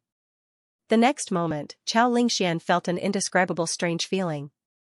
It was as if she had taken an elevator, or as if she had passed through an invisible barrier. At the same time, her vision turned blank again, accompanied by melodious music. Her vision suddenly changed and beautiful images appeared before Xianxia's eyes. This is the opening animation? Xianxia's heart skipped a beat. Although she rarely played games, she had been influenced by Teacher Black Cat and had some understanding of such content. The opening animation slowly unfolded, starting from the background of Elven Kingdom, telling the betrayal and disaster that the elves and the World Tree had encountered. Xianxia wasn't interested in this kind of plot. In other words, as a manga creator, especially as Black Cat Sensei's assistant who excelled in the plot, she had long been immune to such tragic background settings. But even so, she was still stunned by it. Not the plot, but the various scenes in the opening animation, the mysterious and beautiful elven forest, the elegant and dignified city, those fairy tale-like scenes were almost perfect for her fantasy world. Coupled with the moving music. It had to be said that he was looking forward to it.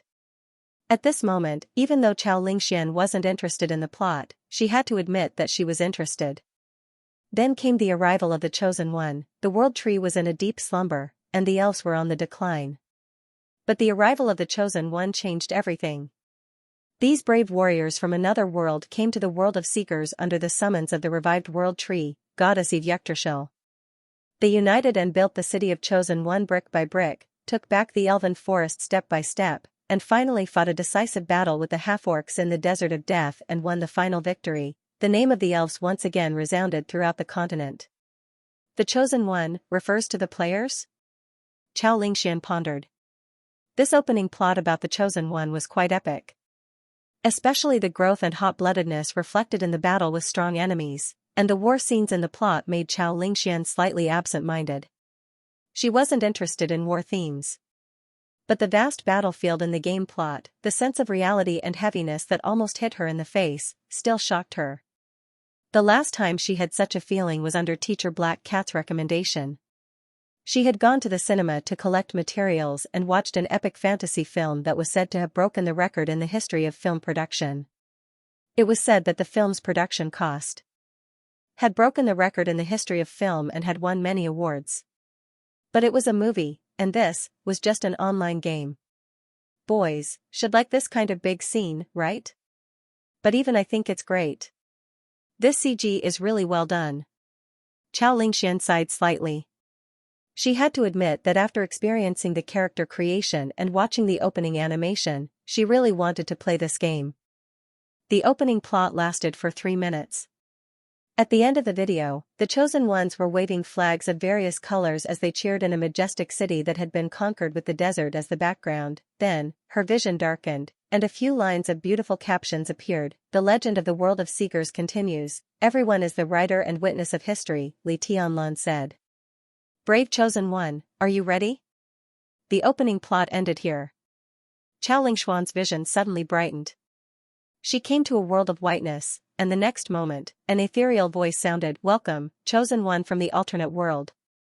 The voice was pleasant, and it seemed to have a different kind of magic. It made people feel close to it, and at the same time, they couldn't help but admire it from the bottom of their hearts. Chao Lingxian looked over. The next second, her eyes widened in amazement, and she was a little dazed. In front of her, a holy goddess with a soft glow all over her body appeared. At this moment, there were only two thoughts left in Chao Lingshuan's mind. What kind of godly beauty is this? Isn't she too beautiful? So, the prototype of Eve and Leah created by teacher Black Cat came from here. Another 5 minutes later, Chao Lingxian finally officially entered the game. At this time, she also knew who the character that amazed her just now was. It was the incarnation of the World Tree. As the leader of the Goddess of Life, Mother Nature, and Elven Dominator faction, the object of the player's loyalty, Goddess Evoctor. And the meeting with the goddess just now was the choice of profession and the granting of skills. As for the profession, Chao Lingxian chose spellcaster. She had always been very curious about magic. After officially entering the game, Chao Lingxian found that she had come to a bustling city. An exotic tune rang in his ears, and the clamor of hawking and laughter could be heard from all around him. Chao Lingxian breathed in the fresh air that made her feel refreshed and looked at the beautiful and rich town in front of her. In a trance, she felt as if she had come to another world. If one ignored the green IDs above the heads of the elves who were wearing different clothes, walking and jumping, and even flying directly on the roof. This is Elven Nation, Chao Lingxian sighed in her heart. The only thing that was a little strange was that she found that many of the buildings in the town had the shadow of the blue star. She even seemed to see a Chinese garden. Although it was very beautiful, it felt a little out of place when combined with the Western fantasy theme. However, this discovery reminded her of the opening plot that she had just seen. Hiss. Is this city really built by the players according to their own ideas? It was completely designed by the players? Standing in the middle of the street, she couldn't spy on the full view of the entire city. But even if she looked from the street on both sides, she could more or less see the size of the entire city. This game. There are big bosses in it. Chao Lingxian sighed.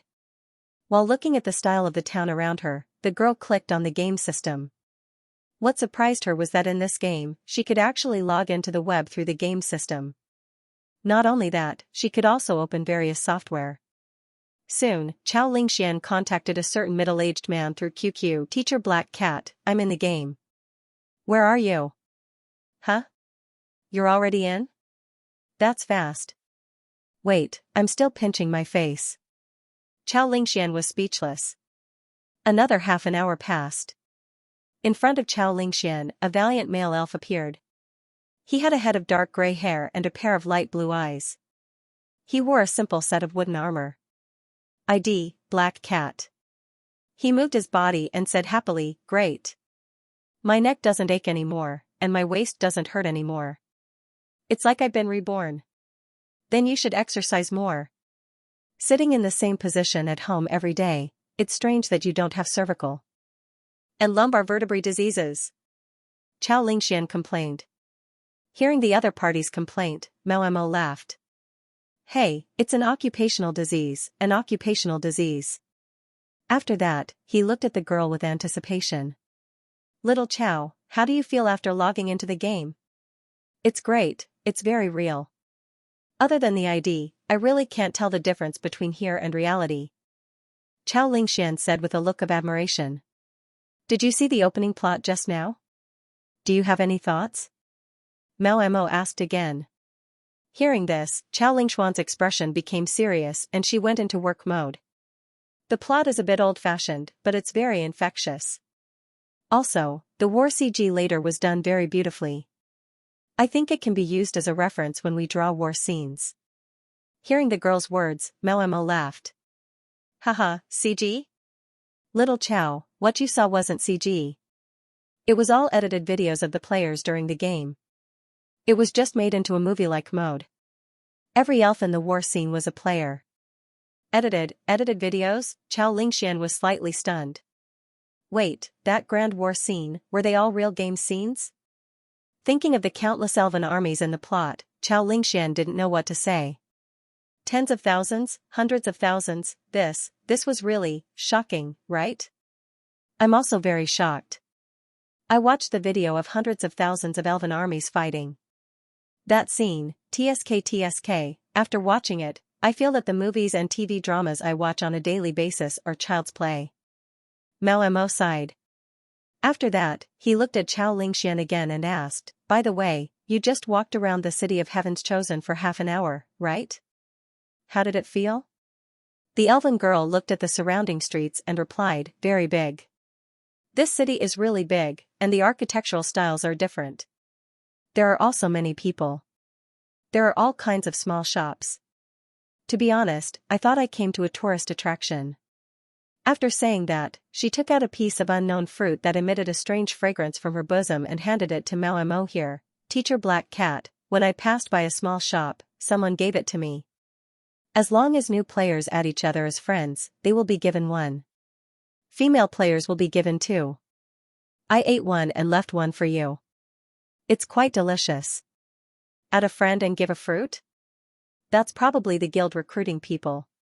Hey, every time a new player joins, the stalls of each guild will do this. The purpose is to wait for the new players to reach level 5 so that they can join the guild. The big guilds in this game have a lot of power. They can even control the direction of the entire game's plot. Moreover, there is a high probability that they will get the opportunity to meet the goddess, so every guild is working hard to become a top guild. By the way, did you know? There is no limit to the number of guilds in Elven Nation. The guild with the most members is Nature's Heart, with more than 30,000 players. After the open beta is released, there will probably be more. Mao Mo smiled. How do you know this? Chao Lingxian was a little curious. Me? I didn't watch so many game videos for nothing. Mao Mo said cheerfully. Then, he looked at the light blue berry in Chao Lingxuan's hand and raised his eyebrows slightly. Cold jade berry, this is quite famous. I heard that it tastes very good. After that, he took it and put it into his mouth. It's sweet and sour, and has a rich aroma. It's delicious. TSK. It feels more delicious than what the food host described. Yeah, it's really delicious. Chao Lingxian nodded. She was a foodie. At this moment, when she saw that the black cat teacher agreed with her point of view, she was a little happy. But soon, she was stunned. Food host? Seeing the girl's expression, Mao Mo smiled meaningfully. Yeah, food host, they are all attracted by the delicious food in Elven Nation. This place is a treasure that you will never be able to explore. Hee, little Chow, if you like all kinds of food, then I think you will fall in love with this place sooner or later. According to the statistics, there are more than 3,000 different kinds of fruits in Elven Nation that have been registered by the players. Each one is more delicious than the last, not to mention the various specialty snacks of the elves. Moreover, some food players have combined the cooking methods of the Blue Star and created all kinds of delicious food. 3,000 kinds of fruits, and the flavors were different. Chao Lingxian opened her mouth wide in surprise. What kind of game was this? Was it really not focused on food? Seeing the girl's surprised expression, Mao Mo smiled even more happily. Don't be surprised. The types of fruits are nothing. Some players have specially calculated that there are more than 10,000 known types of plants in Elven Nation, and the number is still increasing. As for animals, or magical beasts, there are more than 9,000 types of plants. This game is much more amazing than you think. Also, because counting species and adding them to the game system database gives experience points, there are special small groups of players who rely on counting plants to level up. The slogan of creating a realistic alternate world is not a bluff. This is the most free and open game I have ever seen. Chao Lingxian was speechless. She took a light breath, not knowing what to say. What kind of grand project was this to create such a game? Just by listening to the black cat teacher's words, she could imagine the charm of this game. No wonder so many people signed up. Okay, now it's time to get down to business. Follow me, I'll show you the real elven city. It can be a reference for our work. Mao Mo smiled. The real elven city, Chao Lingshuan's heart skipped a beat as she thought of the beautiful scenery she saw in the opening plot. In an instant, her heart skipped a beat. Where is it? She asked. Follow me. Mao Mo glanced at the small map, then turned around and walked away. Chao Lingxian hurriedly followed. 10 minutes later, they arrived in front of a huge magic circle that was bustling with people. This is a teleportation circle that leads to the elven race's former the Holy City Emerald. It is also the elven city that was destroyed in the war in the opening plot. Mao Mo said. After that, he took the lead and entered the magic circle. Then, Chao Lingxian followed curiously. Light flashed around her, and a wonderful feeling of weightlessness came over her, and the girl's vision suddenly changed. The next moment, her vision was restored, but what appeared in front of her was no longer the bustling world city, but a fantasy city with white stone buildings at the bottom, hidden in flowers and green grass. There were much fewer elves on the street. Not only that, Chao Lingxian also found that many people did not have green IDs above their heads. She did not know how they hid. She also thought that they might be NPCs, but when she saw their lifelike expressions and how they talked and laughed with other players, she dismissed the idea in her heart. After all, NPCs were definitely not so intelligent. How is it? This city? Mao Mo asked again. Chao Lingxian nodded. It's very beautiful, and the Western fantasy flavor is very rich. It's very valuable. Just as she finished speaking, she suddenly heard a burst of noise and laughter from afar. Not only that, but it was accompanied by a faint melody. Hearing the familiar melody, Chao Lingxian frowned slightly. This song is so familiar. Soon, her heart skipped a beat. Hey, isn't this the wedding march? The girl subconsciously glanced at Teacher Black Cat next to her and found that he was also looking in that direction in surprise. Do you want to take a look? Mao Mo asked. Yes. Chao Lingxian nodded. Chao Lingxian and Mao Mo walked in the direction of the music and came to a solemn temple. The temple's style was completely different from what they had seen in the City of Heaven's Chosen. White stone pillars engraved with reliefs and elvish characters stood on both sides. The core building was a dome-shaped hall surrounded by fresh flowers and green grass. It looked more like a fantasy from another world. In front of the shrine was a spacious plaza. In the center of the plaza was a statue of a holy maiden surrounded by a fountain. A banquet of various fruits and delicacies had been set up around the statue, and players of all shapes and sizes sat around the banquet. The entire plaza was as lively as a celebration. After arriving here, the two of them saw the source of the sound. There were a few players holding musical instruments in front of the fountain. Some had IDs, while others didn't. They were either playing guitars, wooden flutes, or strange musical instruments that the two of them had never seen before. However, the most attractive thing wasn't the band or the lively banquet. Instead, it was a temporarily built high platform in front of the temple. There stood two elven players with outstanding temperaments, dressed in elegant robes. They were a man and a woman. They hid their IDs and looked at each other with deep love. There were many players with IDs around them who were jeering and throwing flower petals at them. On the other side of the high platform, there was a male elf master of ceremonies in a white priest robe. His ID was Limu. He was holding a round fruit stick as a microphone, smiling as he said, "Don't worry." He smiled and said, then, "Mr. Noah, do you take Lady Constance as your wife? Regardless of illness or misfortune, will you take care of her and accompany her?" Hearing the MC's words, the male elf blushed. He said excitedly, I do." Then, the MC looked at the female elf. "Lady Constance, do you take Mr. Noah as your wife? Regardless of wealth or poverty, regardless of hardships, will you stay by his side and support him?" The blush on the female elf's face almost spread to the tips of her sharp ears. She nodded gently and said, "I do. I'm willing." The MC's smile became gentler. Then, good. Next, let's welcome our guest, Lady Zero, whom everyone affectionately calls Big Sister. to give our newlyweds her blessings. Big sister. Big sister. Big sister cat. Sister meow. The cheers of the players could be heard from below. Then, Xianxia saw a female player in an elegant black dress with a hidden ID and an elf girl with the ID of Little Salty Meow walk up the stage with a garland in her hand. Big sister. She was the real big sister. Alive. He's even more handsome in real life. Malmo's excited voice came from beside Xianxia. Then, this gamer shut and manga artist excitedly squeezed into the crowd, and in the blink of an eye, the girl could no longer see him. Xianxia, she looked in the direction where Teacher Black Cat had disappeared, and then looked at the black-dressed, black-haired female elf with exquisite facial features on the platform.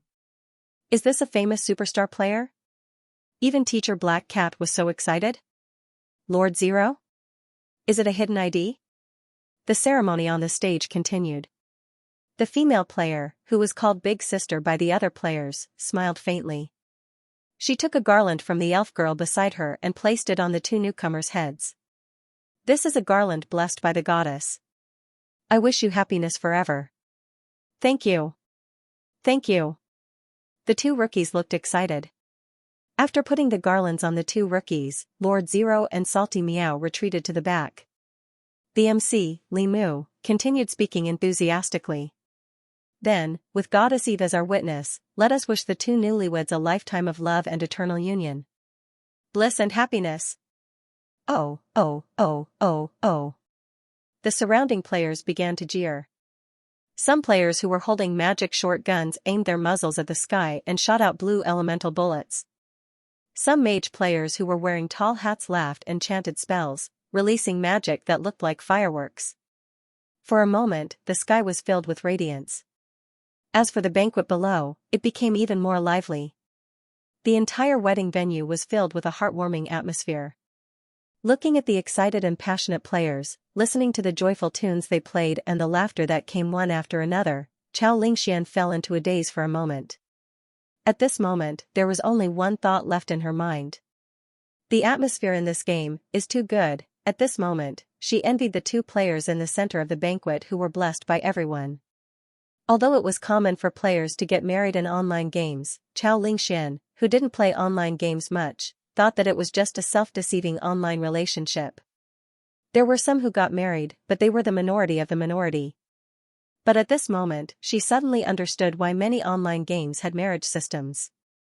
It was because it felt great, seeing the other players enthusiastically giving their blessings and the blissful expressions of the two players on the stage. Xianxia even had a trace of longing in her heart.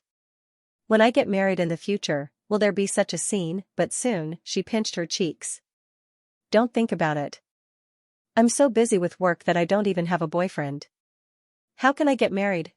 It's not bad to be single. At least I can do whatever I want. Long live single, Xianxia comforted herself. But even so, she couldn't help but sigh.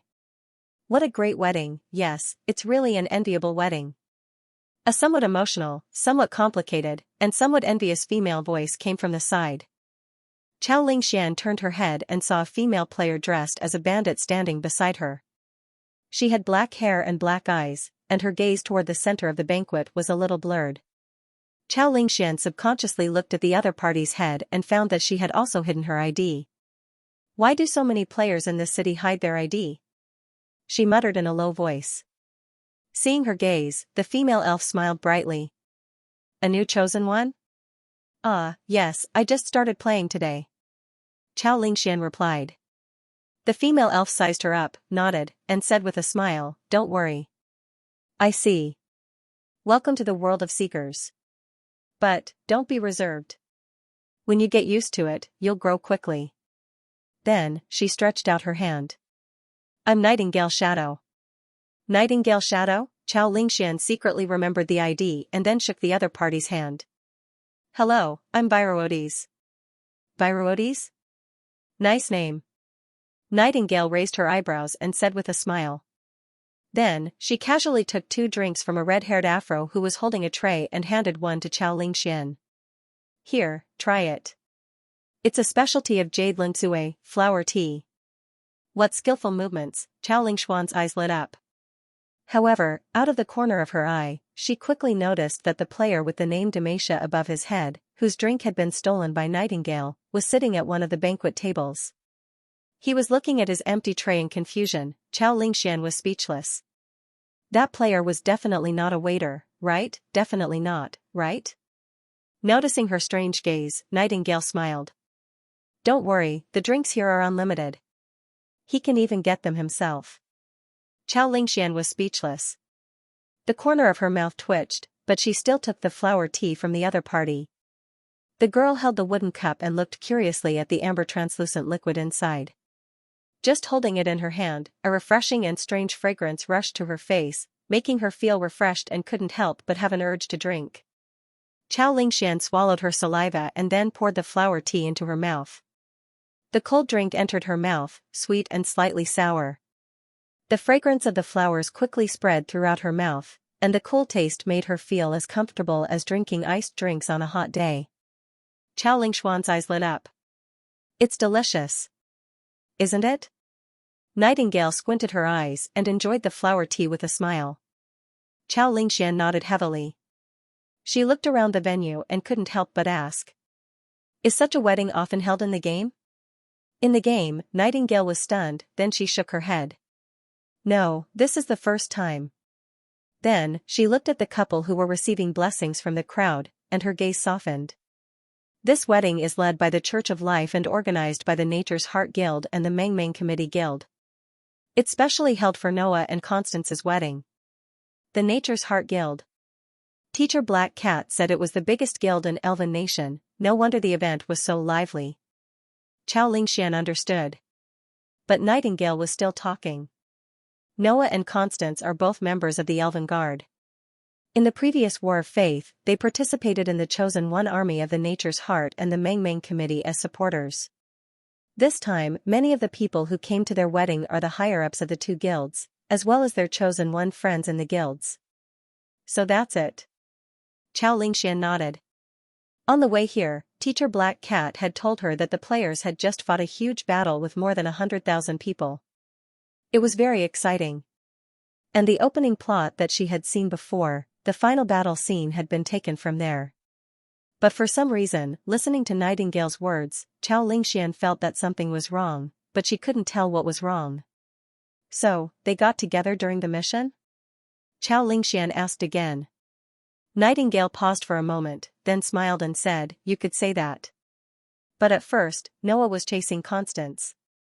But he wasn't good at chasing girls, and Constance was afraid of men because of some bad experiences in the past. In the end, with the help of the Chosen One, Noah helped Constance overcome her fear during the battle in the Desert of Death and moved her. Constance also accepted his love. Androphobia, this female player must have had some bad memories in the real world. Chao Lingxian guessed. But, with the help of the Chosen One, these words, why did they sound so strange? The girl muttered. Nightingale looked in the direction of the players and sighed slightly. I have to say, some Chosen Ones are really good at chasing girls. Chao Lingxian pursed her lips. But there are also many scumbags, especially on the internet. Scumbag? Nightingale paused and didn't seem to understand what Chao Lingxian meant. Seeing the other party's puzzled expression, Chao Lingxian sighed.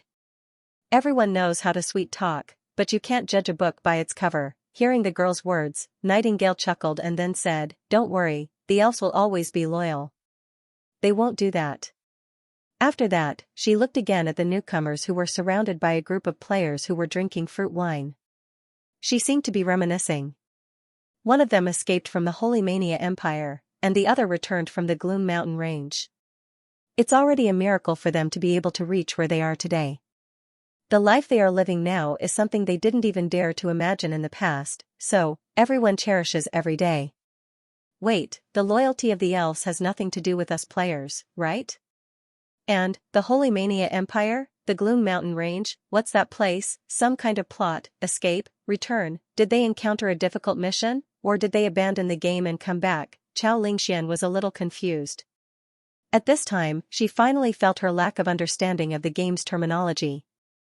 She could understand every word that Nightingale said, but when they were connected together, she was a little confused. Also, this is a good start for the elves. Nightingale continued. She looked in the direction of the temple with devout eyes. Noah and Constance are the first pair of newcomers to come together since the revival of the elves. Whether it's the temple or the people of the various tribes, they all attach great importance to this. That's why Lord Zero personally appeared and gave them the goddess blessing wreath. Xianxia was speechless. After listening to Nightingale's words, the girl finally realized what was wrong. This female player who hid her ID seemed to have been speaking in a role-playing tone. NPC. No, impossible. She should be some kind of role-playing player, right? The kind that was common in school. Chinibu? In that case, this Nightingale was most likely not the elder sister, but the younger sister.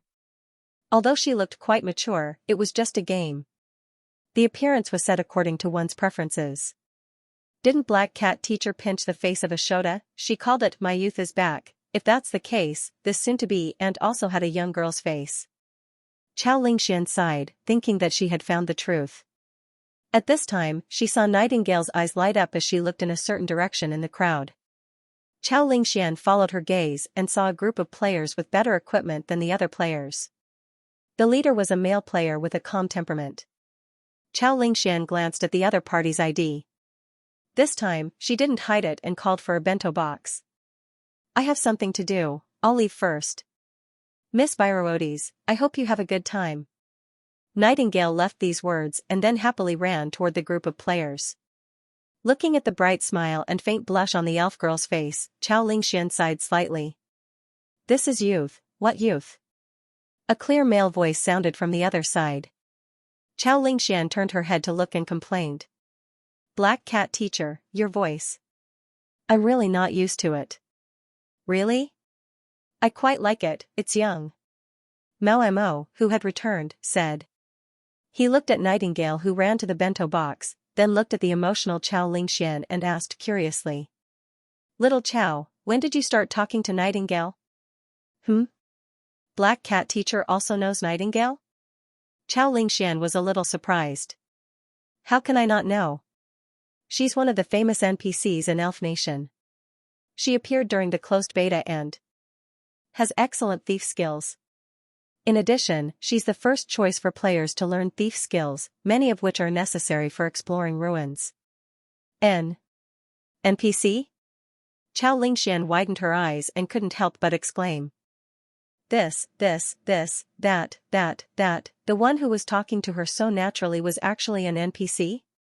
Wait, the girl suddenly raised her head and looked at the players around her who didn't have IDs. Xianxia was speechless. A somewhat ridiculous thought came to her mind. These elves were no different from other players except for their IDs. Could it be, they were all NPCs? Those two newbies, were also NPCs? No, if they were all NPCs, why did Nightingale look like a girl in love just now? Wasn't she looking at a player with an ID? An NPC falling in love with a player? This game, what was going on? For a moment, Xianxia's thoughts were a little messy. The festival-like wedding gradually came to an end. Xianxia and Mao Mo, who took the opportunity to eat and drink, also embarked on the game journey again. The girl followed behind her cartoonist teacher.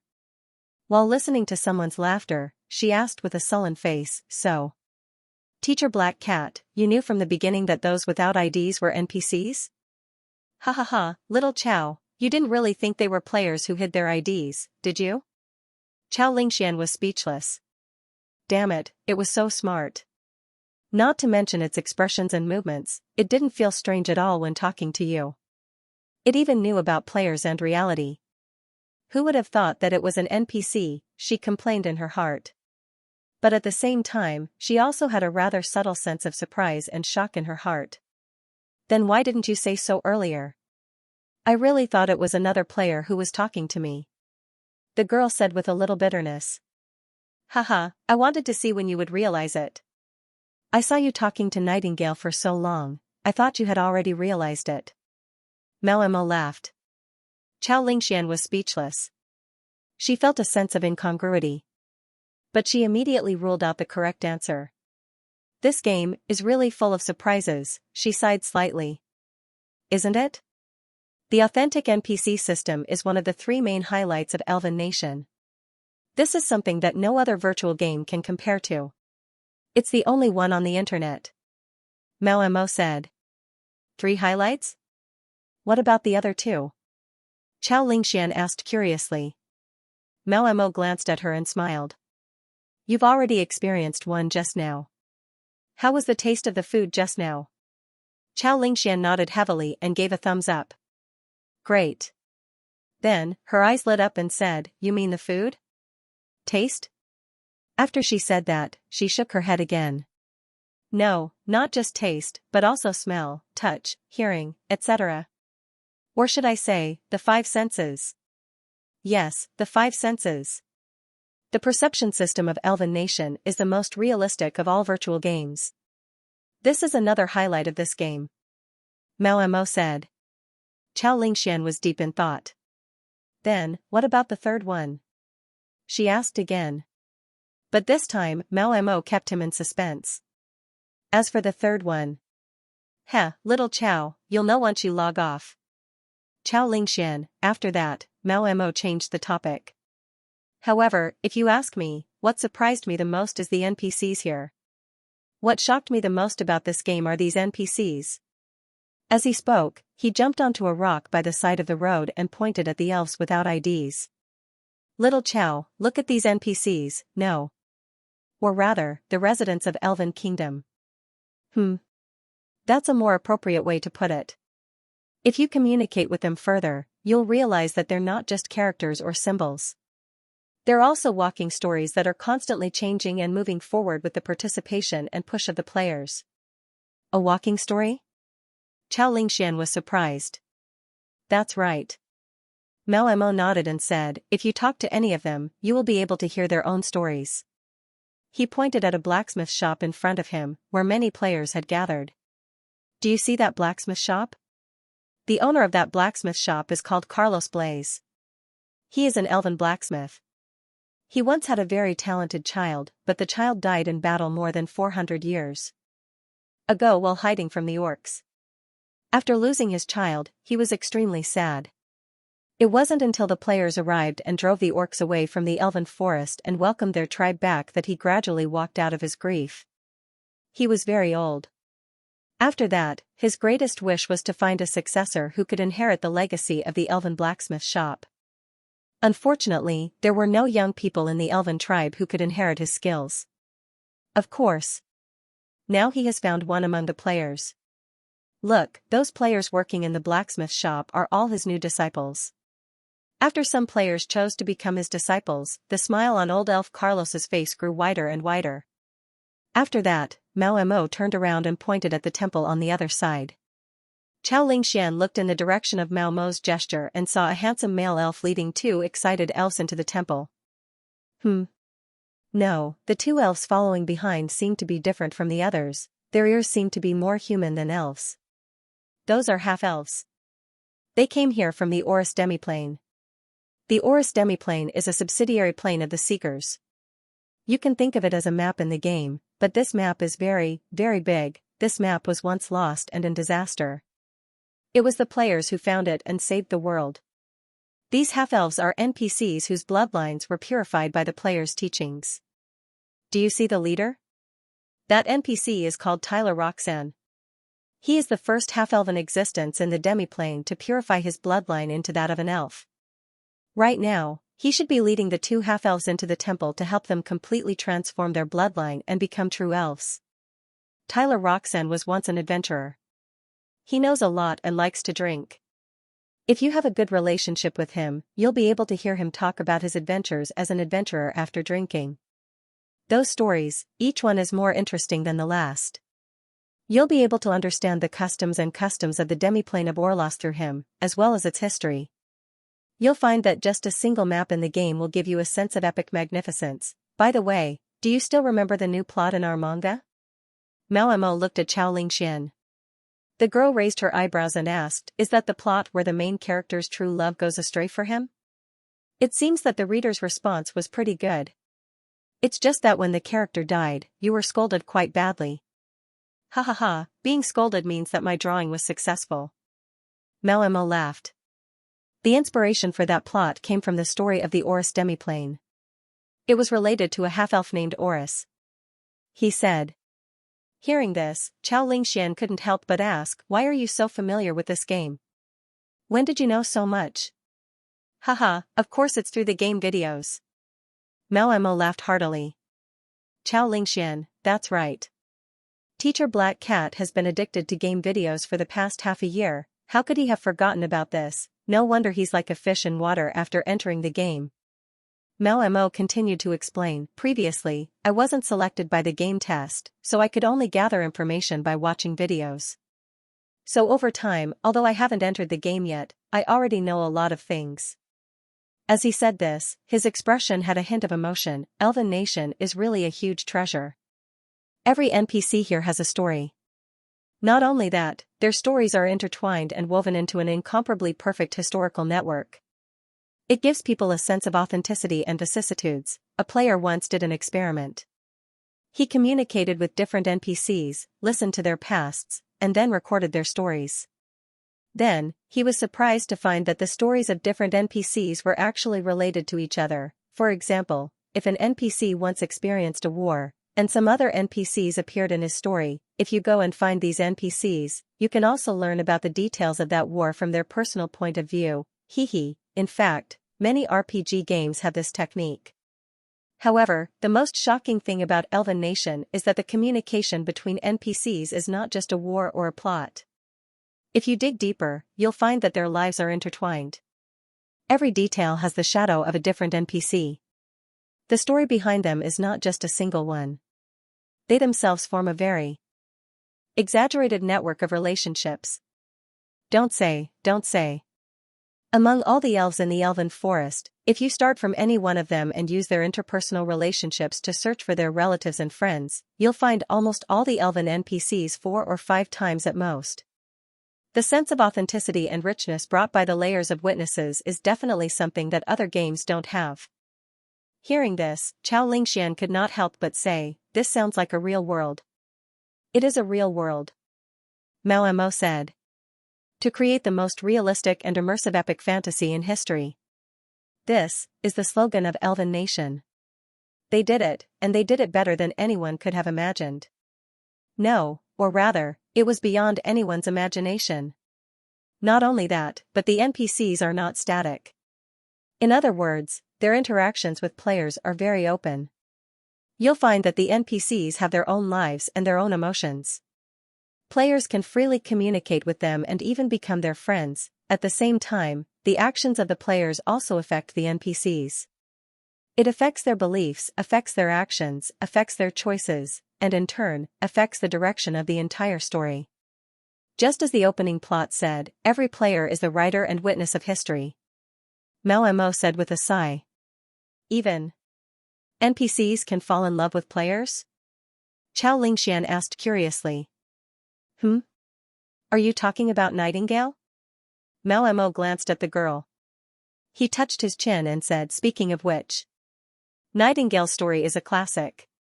It has the flavor of a hero saving a damsel in distress. It's just a little melodramatic. Xianxia was speechless. So, the materials you mentioned, are you targeting the NPCs here? Looking at the side of Mao's face, she had a thought and asked. Bingo. Correct.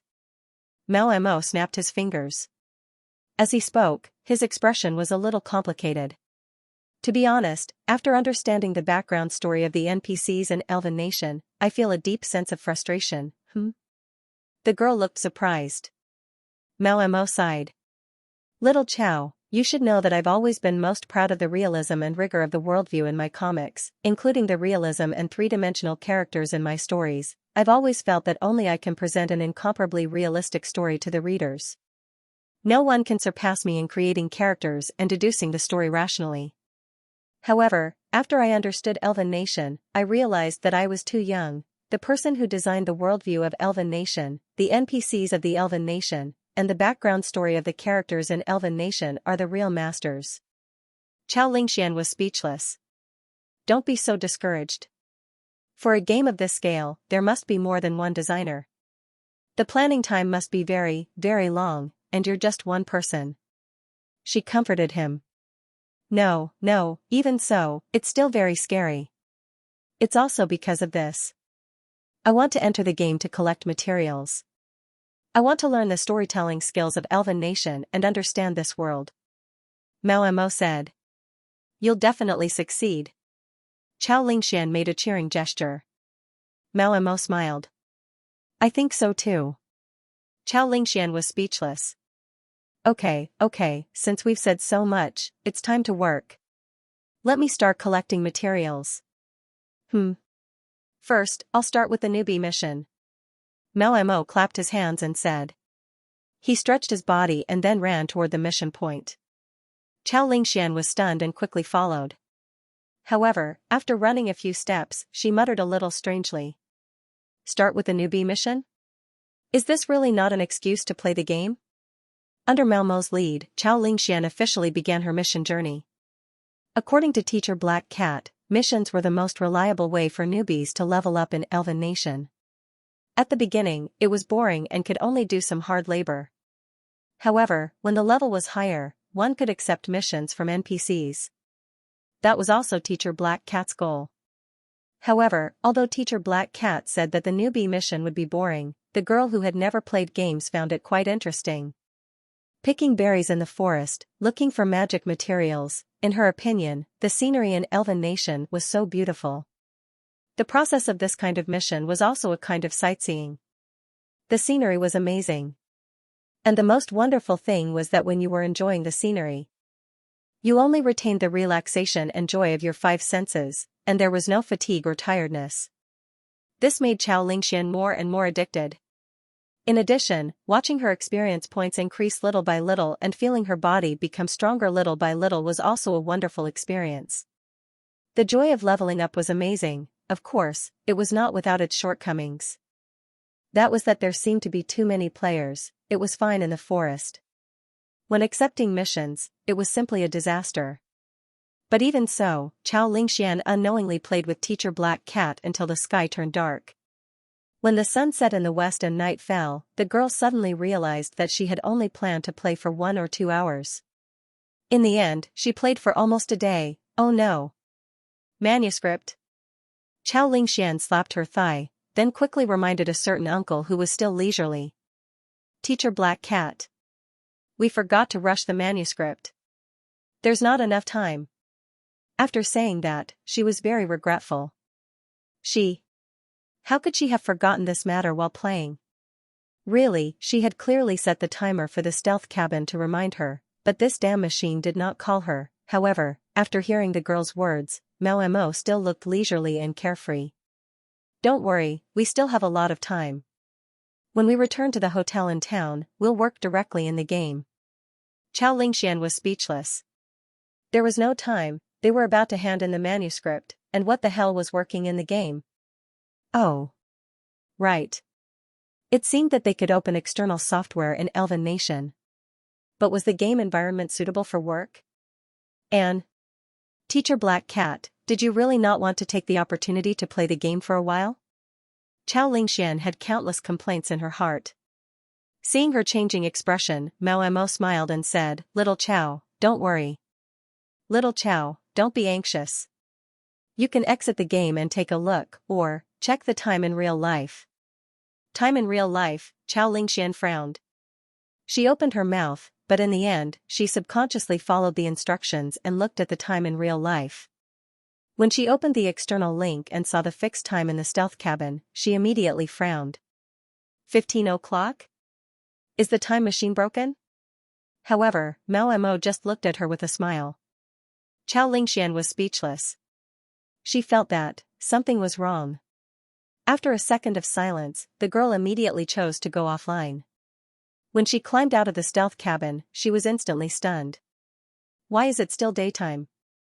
Of course it's because the time inside and outside the game is different. On the other side, Teacher Black Cat's aged voice sounded. He also took off his helmet, sat up in the stealth cabin, and smiled. Little Chao, this game uses thinking acceleration technology. Our thinking in the game is 4 times faster than in real life. In other words, the time flow in the game is 4 times faster than in real life. So, although we feel that a day has passed in the game, it's only a few hours in real life. Heh, in Elven Nation, our time has been extended 4 times, so we don't have to worry about not having enough time to write in the game. Haha, with this game, we don't have to worry about being rushed to write in the future. Okay, hurry up and enter the game. Our bodies are still in the wild, so don't let others loot our equipment. Let's play for a while more, then start work. After that, Mao Mo quickly lay back down. Chao Lingxian was speechless. She looked at him speechlessly and shook her head. However, she also chose to go online. 4 times the speed, if that's the case, there is still time. Let's play for a while more, just one more level. She muttered to herself. 3 days later in the world of Seekers, in the hotel of the Amway Trading Company. A male and a female player sat in the room. Their eyes were swollen and dark, and they stared blankly at the drawing software interface in their field of vision. Their hands were constantly gesturing in the air. There are only 3 hours left to submit the manuscript. Little Chow, speed up the progress. I'm drawing, I'm too busy. Who said we'd only play for half a day? The pitter-patter of rain was like silk, light and thin, covering the world with a layer of haze. The picturesque houses seemed to be immersed in fog, and the ground paved with bricks had converged into streams. Gusts of wind with the smell of earth brushed past, rustling the green leaves of the trees and bushes that had been washed clean by the rain. Players came and went in a hurry through the streets of the City of Heaven's Chosen. They displayed their various abilities in the rain.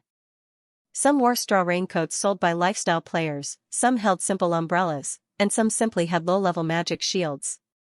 Of course, most of the players didn't prepare any protection, allowing the rain to wet their clothes and equipment. Well, it was just the spring rain.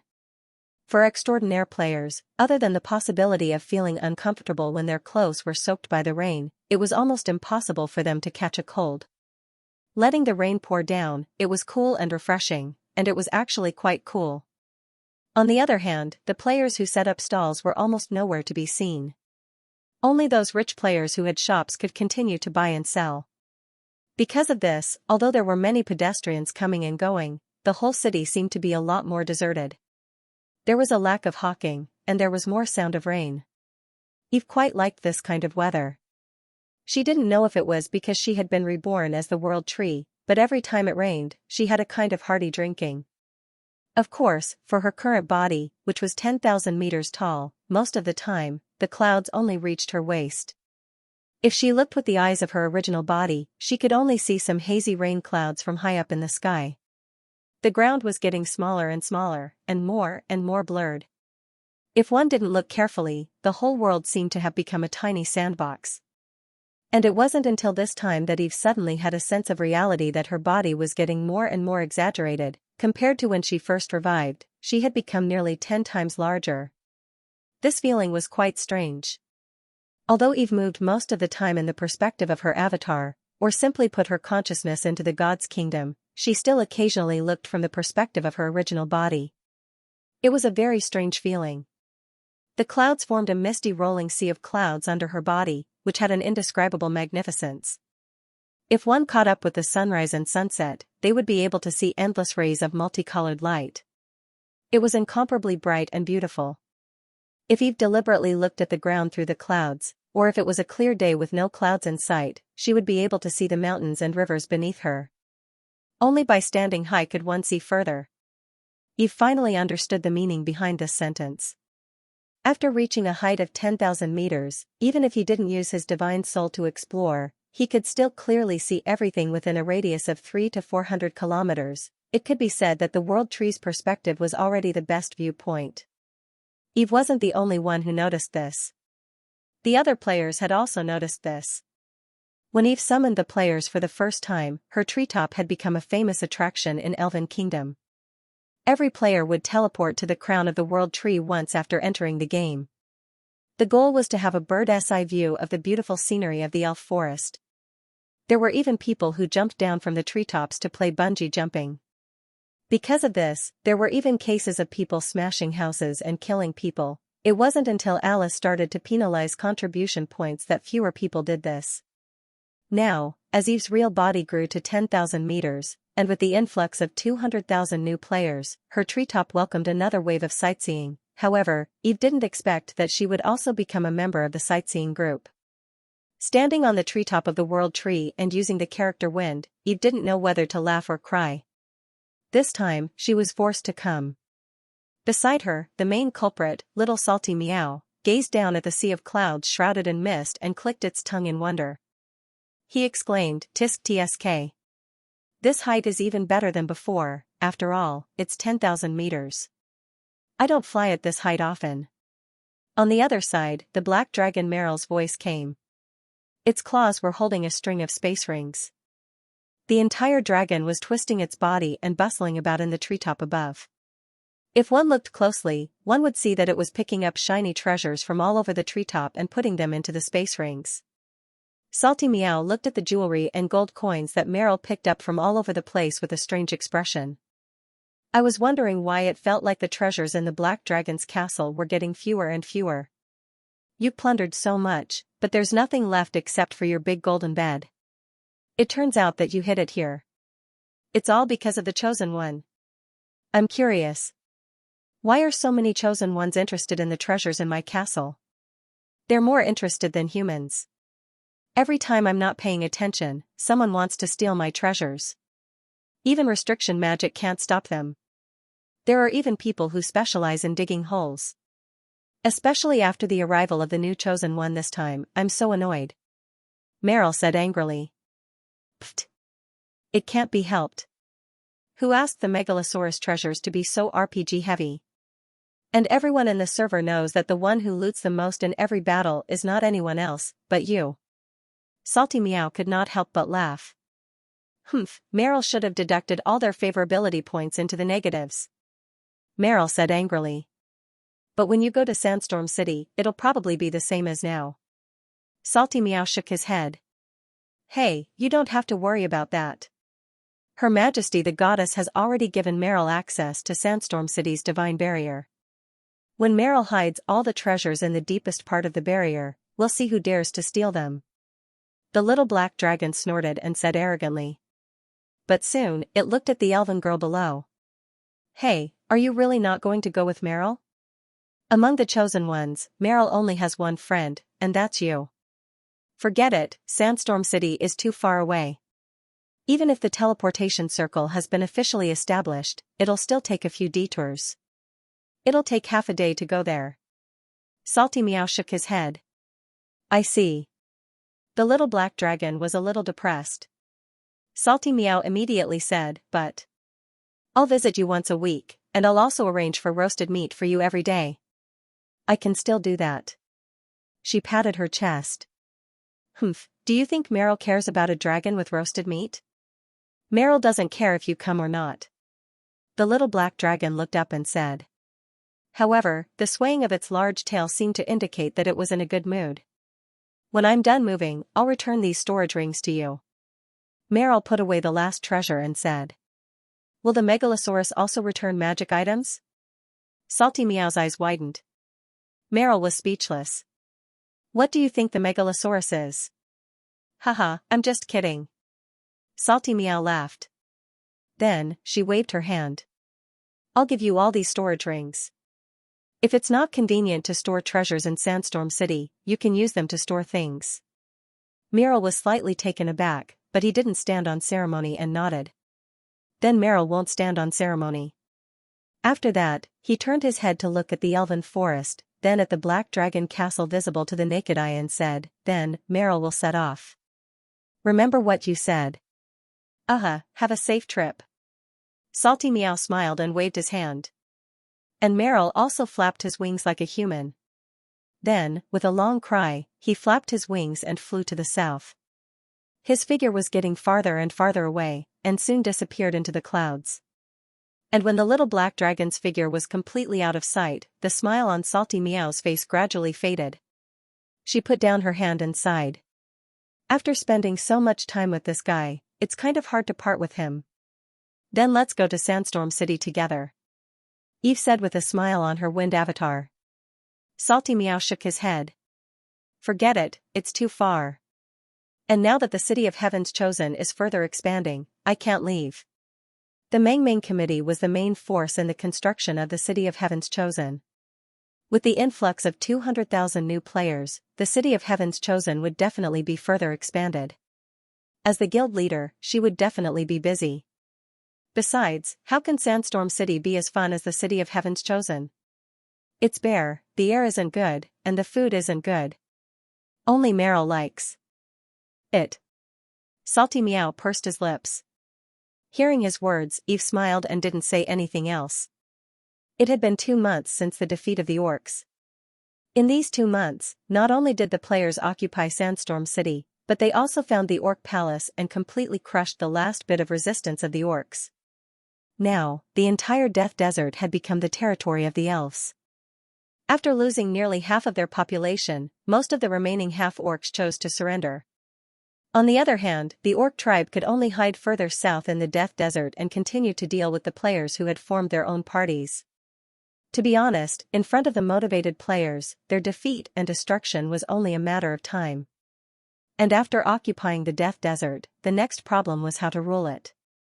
Eve didn't intend to personally intervene on this point.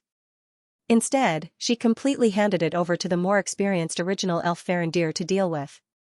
However, as the most important node, Sandstorm City still needed a powerhouse to hold the fort. It was connected to the underground world and directly faced the forces of the god of darkness and shadows, Holdel. Only a powerful existence could hold the fort. And Eve's choice was the black dragon Meryl, who had ascended to the gold rank and whose actual combat power was close to the legendary rank. This was also the reason why the little black dragon moved. Now that the Death Desert and the Gloom Mountain Range had become Eve's territory, the Black Dragon Castle was no longer that important, and naturally didn't need Meryl to hold the fort. By the way, Sister Feng, why didn't I see you in the Death Desert War some time ago? Where did you go? Just as Eve was deep in thought, Salty Meow's question interrupted her. She was slightly startled, then said apologetically, I'm sorry. At that time I was moving alone. I don't like group battles. Looks like you're really a solo player. Salty Meow muttered. She didn't think too much about it, because although others didn't know, she knew how powerful this professional druid Feng was. She was too low-key. Salty Meow reckoned that if they really fought, even Jasmine Undermoon wouldn't be her match. Her recent increase in magic power was all thanks to Feng's guidance. Of course, it was still not accurate. It was just that Salty Meow had given up on accuracy, and had changed it to ground cleansing, since it was not accurate. Then it was a battle of firepower. Carpet bombing, there was no need to worry about accuracy if everything was blown up. Everyone had their own way of playing. Feng didn't like to be in the limelight, so Salty Meow naturally wouldn't worry about it. It was more interesting to occasionally ask her to go shopping and have fun. And just as Eve was chatting with Salty Meow, she suddenly saw him frown slightly. Eve's heart skipped a beat, and she instantly knew what had happened, but she didn't show it. Instead, she asked, What's wrong? Sigh. I received news from the guild that someone is causing trouble in the City of Heaven's Chosen. Really, every time a new player comes in, they have to cause trouble. Don't they know that this is everyone's hard work? There are so many people in the city, and it's already troublesome enough. The girl complained. It can't be helped. When there are so many people, it'll be fine when they get used to the rhythm of Elven Nation. Eve said with a smile. That's the only way. Salty Meow shook his head. Then, he sighed again. Sigh, I used to look forward to the tens of millions of players during the open beta of Elven Nation, but now it seems that, the officials are wise. For a game where players participate in the story, they really can't release all the players at once. Otherwise, all the plans of the predecessors will be disrupted. Sister Feng, I'll go back to the guild first. I'll look for you when I'm free. Eve nodded. Okay, go do your work. Salty Meow waved at her, and then returned to the City of Heaven's Chosen through the teleportation portal in the Tree Trunk Temple. Eve continued to stand on the treetop, looking at the city below thoughtfully. There are more than 300,000 players, and the City of Heaven's Chosen is getting more and more strained. Although it can continue to expand, there will be more and more problems as the city grows bigger. The bigger the city, the greater the pressure on the supply. Now, It's hard to support a real big city with the productivity of the players and elves. Maintaining order is also a problem. It's time to set up an official city management system. It's not a good idea to always rely on the major guilds to maintain order. Although the system can restrain the players to a certain extent, it's not flexible enough, and it's easy for loopholes to be exploited. Xianxia and Kainolan are easy to deal with. The residents there are mainly elves and half-elves, and players rarely cause trouble. No players dare to cause trouble, and they can leave it to the Church of Life and Sarendir to manage, but the City of Heaven's Chosen is different. Most of the people here are players, and we can't rely on the elves to restrain them. The elves can't control these lawless buffoons who like to exploit loopholes. Not only that, the range of the Death Desert and the Elven Forest has been completely open to the players. A single stronghold won't be enough to satisfy their exploration, especially the northern part of the Elven Forest. Also, there's the development and control of new areas. It seems like it's time to build a new city to evacuate the population and open the city and the Castellan system to the players. The benefits of the city and Castellan system were obvious. If it could be implemented smoothly, Eve could not only relieve the pressure on the City of Heaven's Chosen that was becoming more bloated, but she could also radiate the power of the players and form a firmer control over their own region of faith. At the same time, combining the city with the players and making the players the master of the city could also legitimately make the players the coolies to maintain the operation of the city, further enhancing their cohesion. In fact, even if Eve did not push for this matter, as the number of players gradually increased, there would probably be people who would have such thoughts. After all, who would not want to have a city of their own, and now, Eve only intended to make it official and completely under her control. In the previous life, she was a person who would do what she said. After deciding to build a new city, Eve quickly immersed her consciousness into the game system and began to plan. The city and Castellan system was a system that Eve had already imagined when the players finished building the City of Heaven's Chosen, and she had already built the general framework in her heart. Now, what she had to do was to further perfect it and officially open it to the players. A new city is not only to evacuate the population, but also to bear the function of a stronghold and a fortress. At the same time, it has to ensure that the construction can only operate normally, so, the city construction system should still be the core of the more cohesive guilds. Now that the major player guilds have mature management systems, it is very suitable to directly connect with the city construction system. Moreover, maintaining the operation of a city requires a huge investment of manpower.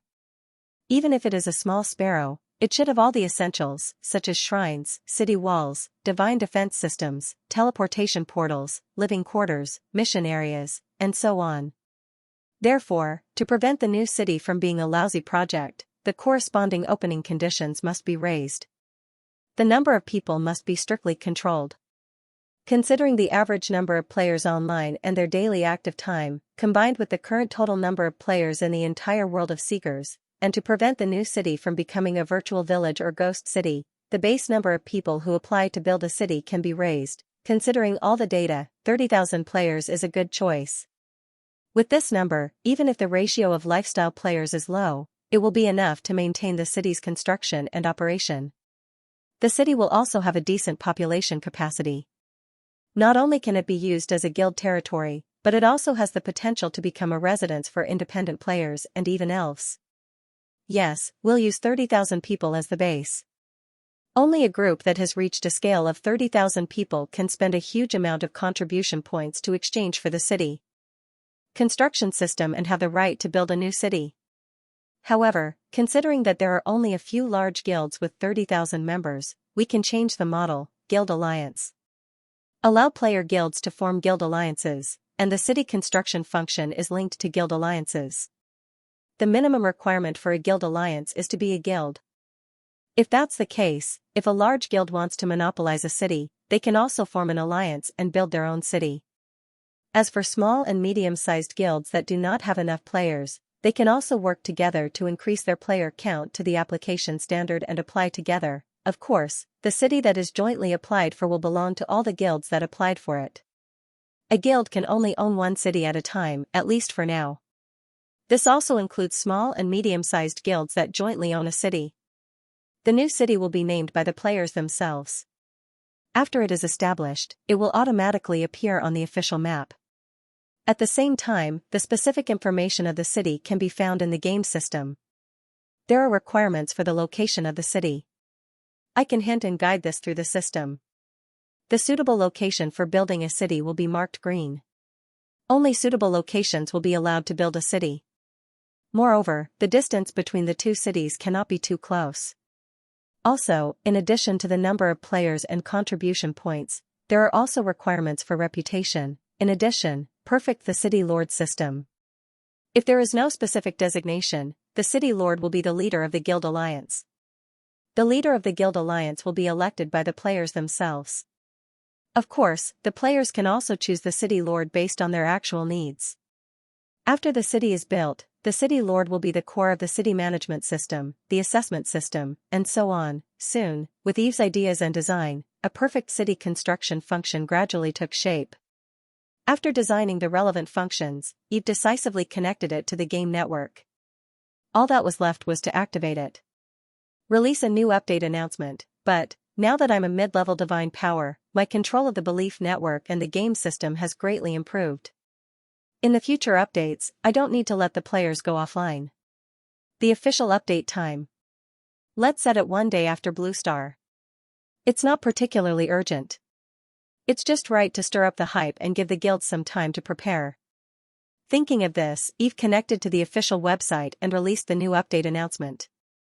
At the same time, in the form of floating text, she also sent a brief message in the game: the City of Heaven's chosen, the base of the Nature's Heart Guild. Limu was leisurely lying on a wooden chair, humming a little tune with a satisfied look on his face. It had been almost half a month since the end of the Death Desert War.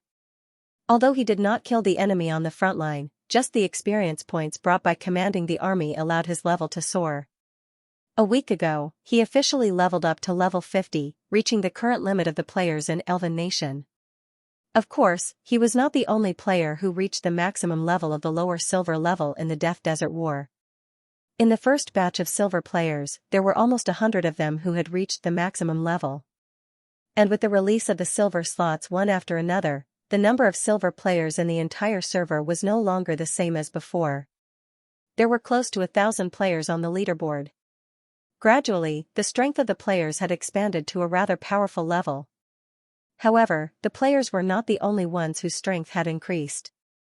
Limu noticed that after the world tree had further recovered, the magic of the entire world had correspondingly increased again. In this process, all the magical beasts in the entire elven forest had leveled up again. Even the monsters in the underground world seemed to have become more powerful. And among the elves of Phelan Sue, professionals with silver strength appeared one after another. Those who were already silver professionals, such as Alice and Air, had also increased their strength and reached the upper silver level. It feels a little like when I was reading the novels about the revival of spiritual energy. Thinking of this, Limu complained to himself. After that, he changed his posture and continued to lean on the chair. While shaking his head and listening to music, he looked at the sky in a daze. Of course, that was not really a daze. Instead, he was doing his homework. That was the advantage of the university. Many of the homework assignments were submitted electronically online. With accelerated thinking, Elven Kingdom was simply the best place to do homework. Limu leisurely pieced together the course report through the theses he read on the web. After that, he closed the web page and stretched his body. It was already evening in the Seeker's world. It was time for dinner. Now that the City of Chosen was no longer the same as before, all kinds of delicious food were already a kind of enjoyment in itself. And the body in the game also needed to eat. Rubbing his slightly hungry stomach, Limu planned to call a few friends to go to the tavern for a meal and a few drinks while they were at it. But at this moment, he suddenly saw a new system message floating above his vision. Update reminder: Elven Kingdom will be updated at 10 o'clock, Blue Star time, the next day. New system functions will be released. Dear players, please be informed. New system functions? Limu raised his eyebrows. He didn't know if it was because the game had become more and more complete after the open beta, but the update frequency of Elven Kingdom had been getting slower and slower. The most recent update was just the opening of new player slots. Now that he saw that there was a new function, Limu was a little curious. However, after seeing the continuous server update, the curiosity in his heart dissipated a lot. As everyone knew, when the server was constantly updated, the updated functions were definitely small and unimportant. In other words, it was similar to a patch. Elven Kingdom used to do the same. But even with this idea, Limu still habitually connected to the internet and logged on to the official website. Every time there was an update, specific information could be found on the official website. As soon as Limu entered the official website, he saw the eye-catching title of the update log. What? City construction system? For a moment, Limu was a little confused. Are they going to refine the functions of the City of Chosen? He curiously muttered. As a MMORPG, Elven Kingdom was already refined and free in too many ways. In this regard, Limu was already very satisfied. At this time, he really didn't think too much. Until he clicked on the update log. Hiss. Building a new city? Players can finally build their own city? Seeing the detailed information in the log, Limu was slightly taken aback, and then he looked surprised. Surprise. It was really too surprising. He thought it might be just an update patch, but he didn't expect it to be a bomb. Big news, big news. Limu was instantly energized. This. Could it be that players can build their own territory? MMORPG has become a territory management? He looked excited and began to carefully browse the log, opening the Guild Alliance system. The Guild Alliance can choose a suitable location on the map to build a new city. The new city will become a secondary main city. Hiss. It's really building a city. And it's a city that belongs to the players. Limu's eyes lit up. Having a territory and having a city of their own, this was probably what many people yearned for, although when the City of Heaven's Chosen was just built, some players guessed that it was likely to be opened in the future, but when this really happened, Limu still felt extremely excited. Although the City of Heaven's Chosen was good, it was still public. How could there be a place for one's own? Moreover, with the increase in the number of guild members, their current station was indeed not enough. However, what attracted Limu the most, in addition to the conditions and content of the city's construction, was the explanation of the city management system. That was the City Lord system. Establish a city management system with the City Lord as the core, which is a sense of officials, including the City Lord, Deputy City Lord, Temple Priest, City Guard Captain, and so on. The City Lord and Deputy City Lord have a certain number of private management quotas, allowing them to customize the city's officials, such as setting up finance ministers, affairs officers, and so on. Different positions have corresponding authority and functions, and they can even issue certain tasks to other players like NPCs. In addition to players, NPCs can also be invited to become city managers. This is good. Civil servants in the alternate world version? There's even a salary. All city positions will be regularly assessed by the system according to the city's development and operation. Players who pass will receive additional contribution points as a reward every week. The better the city's development, the more the reward. The higher the title, the more the reward. The better the assessment results, the more the reward. Wait, this reward limit is not bad. Of course, if you don't pass the assessment, there will be no reward. The assessment results are related to the manager's activity level and the city's state. Oh, this is understandable. Guild alliances and city managers also have exclusive titles that can be hung below the ID. Among them, the Guild Alliance Leader and City Lord are gold in color, which is a gold legendary title. Deputy City Lord, Temple Priest, City Guard Captain are purple epic titles, and custom officials are blue rare. Gold legendary titles. There aren't many in the entire server, right? The Guild Leader and Army Commander are only purple epic titles. The more Limu read, the more excited and happy he became. As the guild leader of the largest guild in Elven Nation, the number of players under him was close to 50,000. All kinds of lifestyle players were flourishing, and their businesses were even opened in the underground world and the human world.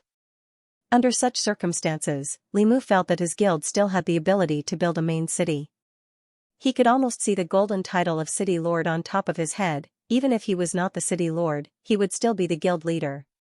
If there was something that made him feel a little pressured, it was probably the condition for applying to build a city. The condition of having 30,000 people? Not bad, Nature's Heart is close to 50,000 people. It's more than enough to build a city. The guild's reputation rating is also enough. TSK. It's just that the required contribution points are a little too high. Establishing a guild alliance requires 10 million contribution points, and obtaining the qualifications to build a city requires 50 million contribution points. Although contribution points are becoming less and less valuable, it still hurts. The guild doesn't seem to have so many contribution points saved. Looks like it's time to crowdsource. And, after obtaining the qualifications, building a city will consume a lot of resources. The road ahead is long and arduous, but I'm looking forward to it. The new update log once again set off a heated discussion among the players. The second batch of beta players didn't have much of a reaction. They had just integrated into the game and were still in the excitement of exploring and playing the game. Although they were curious about the so-called city construction and city master system, they were more focused on how to level up and spend contribution points to buy equipment. But it was different for the old players. After the battle in the Desert of Death, many of them had already graduated. Now, they were either eagerly waiting for the silver slot or thinking of ways to spend contribution points for the top-notch godly equipment. In short, the pressure of leveling up was temporarily gone, and there was more and more free gaming time. So, when they saw that the city construction system was going to be released, their eyes lit up. A new player city was built with the Guild Alliance as a unit, and the players would be the city master and manage the city themselves. Wasn't this an enhanced version of the Guild territory? No, considering the degree of freedom in Elven Nation, this was definitely much more interesting than the so-called Guild territories in other online games. Although the City of Heaven's Chosen was good, it became more and more crowded with the increase in population. The speed of expansion could no longer keep up with the speed of the increase in new players. Even if it was a newly expanded area, considering the distance, it was far less attractive than the blocks in the core area. Not only that, but because there were too many people online, they had to queue up to accept missions every day. It was simply toxic. At this time, if they had the opportunity to build a new city, a city that belonged to their own guild, although they would have to fight from the beginning, in the long run, it would definitely be beneficial without any harm. The degree of freedom in Elven Nation was so high, and the sense of epicness and participation was also very strong. If the new city was built and managed well, they might really be able to create a main city that was famous throughout the world of Seekers. This wasn't impossible. When the City of Heaven's Chosen was built, who would have thought that the small town with only 300 players would develop into a metropolis with a population of hundreds of thousands? And if they really did it, they would have a great sense of accomplishment and a sense of immersion. In addition, the city master system was also very attractive. Things like power would be sought after no matter where it went. Just imagine if you had a city under your name.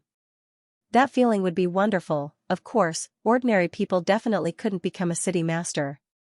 But even if they couldn't become a city master, becoming a veteran of a new city would definitely be profitable in the long run.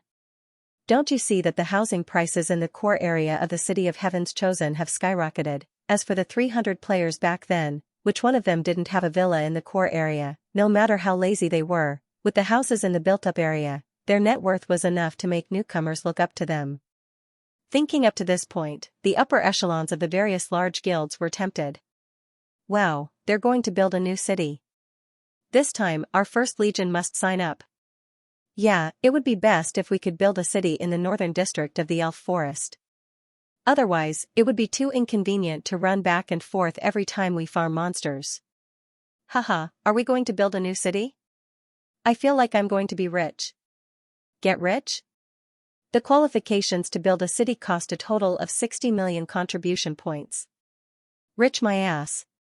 Are you going to go bankrupt? Hey, we are from the Mangmang Committee. Our construction team is already hungry and thirsty.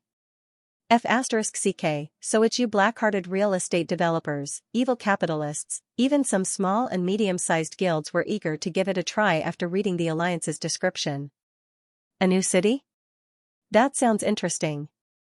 Should we give it a try? But isn't it too difficult to qualify? 60 million contribution points. Even if we sell our guild, we won't be able to get it, let alone the number of people. Cooperate with other guilds? I think this guild alliance is still promising. We can't always let the big guilds be big, right? Sigh, I really envy those big guilds who can easily fork out tens of millions of contribution points. It's too difficult for small guilds. Small guilds have their advantages, and big guilds have their disadvantages. The more people they have, the more bloated it is, and the harder it is to manage them. There are all kinds of rules and regulations. It's more comfortable to have a group of friends and family like us. The only disadvantage is that the guild is too weak. Both have their advantages and disadvantages. The players' discussion became more and more heated. During this period of time, Eve also selected more than 20 suitable locations to build a city in her own region according to the development needs. As the actual ruler of an area with a radius of more than 1,000,000 kilometers and a powerful true god, Eve had a way of choosing a location to build a city. These locations were not randomly chosen.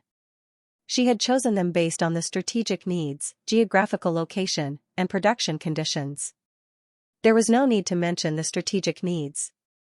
The key locations, such as the northern part of the Elven Forest near the former God's Kingdom, the Gloom Mountain Range connecting the Death Desert and the Elven Forest, and the eastern part of the Elven Forest across the river from the Holy Mania Empire were all locations that Eve planned to build a city. Of course, the specific locations in a certain area were also carefully selected by Eve.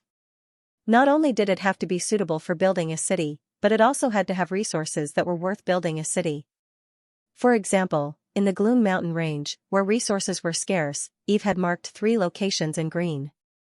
One was in a basin suitable for building a city, which was a relatively rich area in the Gloom Mountain Range. Another was at the junction of the Gloom Mountain Range and the fertile plains, where the land was quite fertile. The last one was close to the underground world, where not only could it open a passage to the underground world, but it also contained a lot of mineral resources. Of course, although the 3 locations in the Gloom Mountain Range were marked with green, Eve only planned to build a city there. Once a player guild chose one of the 3 locations, the other 2 would be removed from the list of suitable locations. Not to mention the Elven Forest. Almost every place was rich, and the only thing that needed to be considered was the terrain and geographical location. Among the more than 20 locations marked with green, except for the 3 in the Gloom Mountain Range, the rest were all in the Elven Forest. In Eve's plan, considering the needs of development and strategy, it was best to have a main city in the Gloom Mountain Range, the eastern border of the Elven Forest, and the northern part of the Elven Forest. The Elven Forest was not too bad. The eastern border was close to the Weimar River, see Chapter 210 for details, which was the largest river in the Seeker's continent. It was across the Holy Mania Empire, and there were often merchant ships from the Heirs Kingdom and the Holy Mania Empire coming and going. The river transportation was very developed, and the land on the shore was very fertile. It was very suitable to build a port. This was very attractive to the big guilds that had already started to trade with the human world. Although the northern area was far from the core area, the resources of monsters were very rich. It was very attractive to the high-level players who liked to farm monsters and adventure. As early as a few months ago, there were people who complained that traveling between the northern area and the southern core area was too time-consuming. If a city was really built, it would definitely meet the needs. Not to mention that the previous Kingdom of God had also fallen in that direction, and Eve planned to officially open the exploration of the Kingdom of God to the players soon. It was foreseeable that even if the northern area was far away, there was a high probability that it would become a hot spot to build a city. She was afraid that no one would be willing to go to the Gloom Mountain Range. Compared to the Elven Forest, which was rich in resources, the Gloom Mountain Range was still too barren. The concentration of mana was not high, and the transportation was not convenient. Even building a city was quite challenging. However, as the only mountain range, who knew if there would be people who would be interested in this regard, Eve planned to introduce the suitable locations for building a city to the players and boast about it. For example, a mountain city was easy to defend and difficult to attack, or a strategic position that connected the Death Desert and the Elven Forest was very important, or the potential to unlock hidden plots. The 3 key areas guaranteed at least 3 cities, and the other areas were up to the players to do what they wanted. Now, there were 360,000 players in the Kingdom of Elves. 30,000 players would mean 12 cities. Excluding the odd number, Eve felt that there should be at least 10 cities. She was looking forward to it. In order to make it easier for the players to choose and for them to prepare in advance, 3 days after the update log was released, Eve uploaded more than 20 locations to the official forum. For a time, the popularity of building a city had been pushed to a new peak. Time flew by quickly. Unknowingly, the update date had arrived, and the city construction system was about to be officially opened. The City of Heaven's Chosen, the Central Temple. Today, the temple square was more lively than usual. On the square, in the buildings on both sides, the figures of players could be seen everywhere. The sounds of playing and hawking rose and fell one after another. It was as lively as a celebration. The players were wearing all kinds of equipment.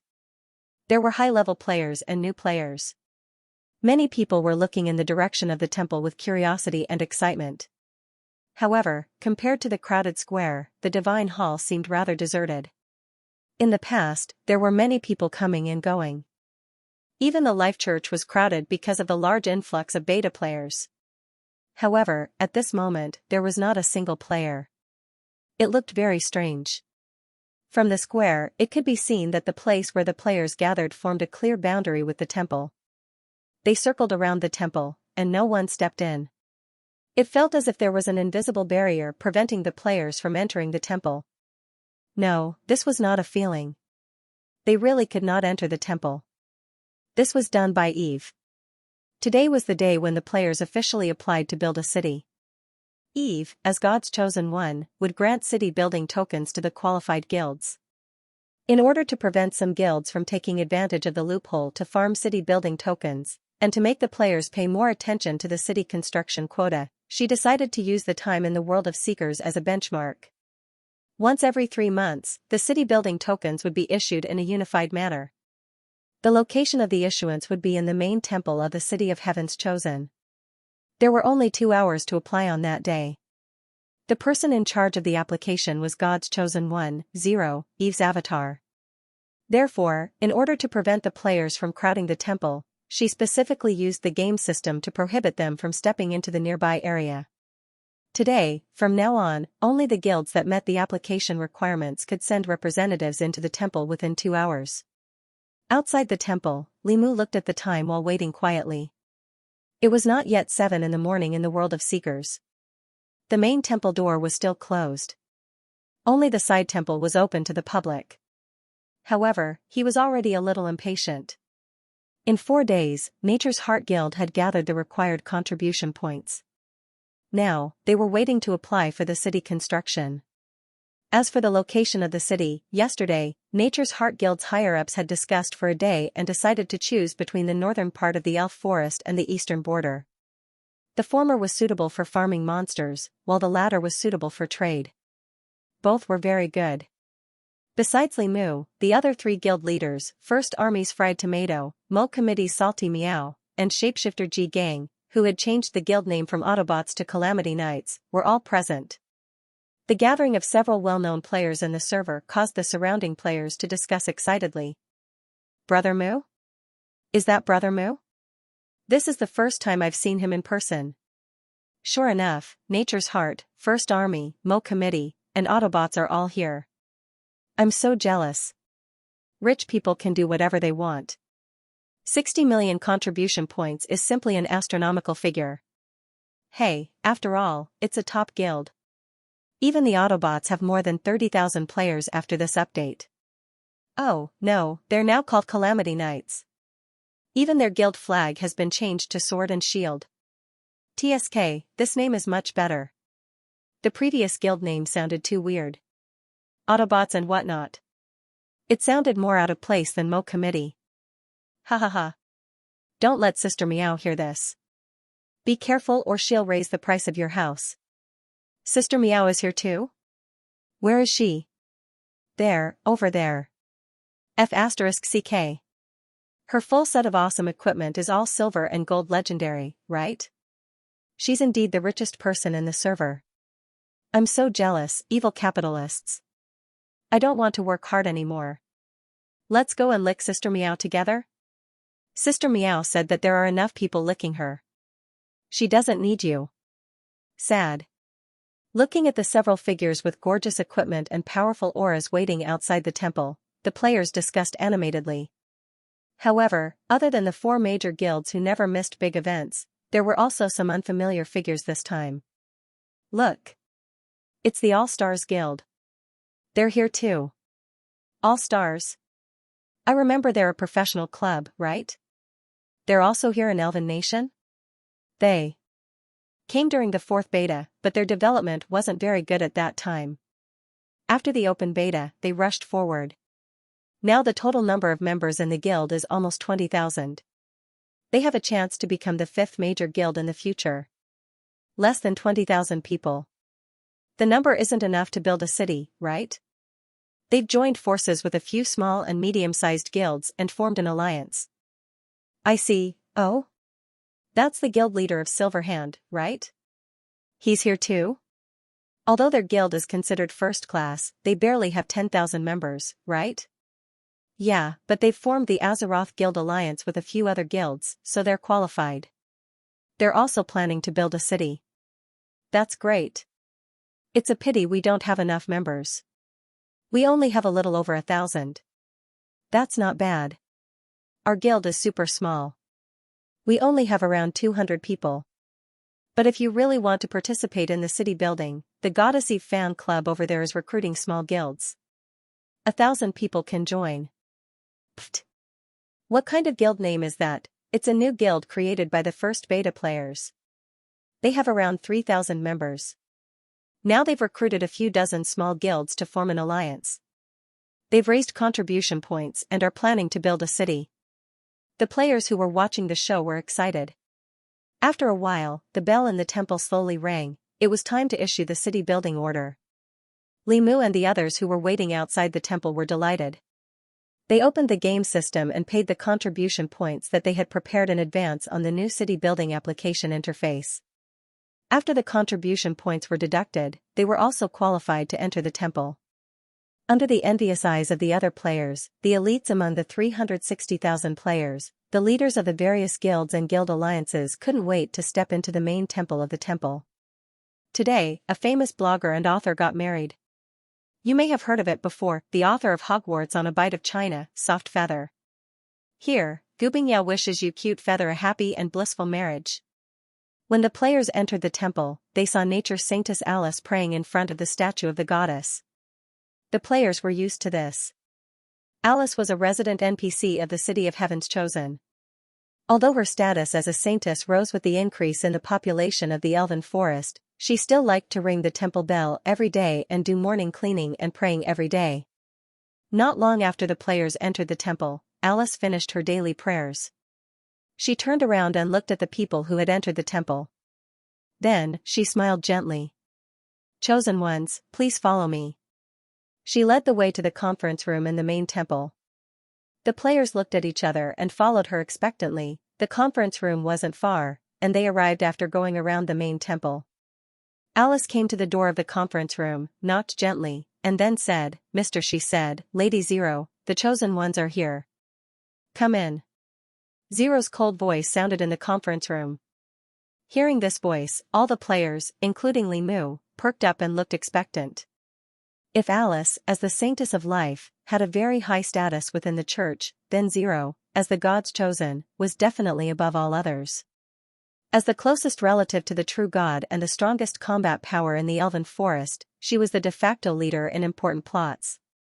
Even Alice was used to being Zero's assistant. In the eyes of the players, Zero was the most valuable purple NPC. She was a walking tool for the main plot. That was why she was called Big Sister. The players followed Alice into the conference room. It wasn't the first time many of them entered the conference room. In the previous main plot missions, the NPCs and players would make decisions here. Before the Death War started, the conference room even had a huge Death Desert sand table created by the players. The battle plans of the players were completed here. Of course, now that the war was over, the orcs either surrendered or fled. The sand table was removed, and the conference table was restored. As for Zero, she sat on the other side of the conference table, smiling as she watched the players enter the room. Beside her was an NPC that most of the players were familiar with. He was the other chosen one of the elven forest. Air Moonlight. This young elf who looked like a little adult sat upright at the conference table with a solemn expression. Everyone, please take a seat.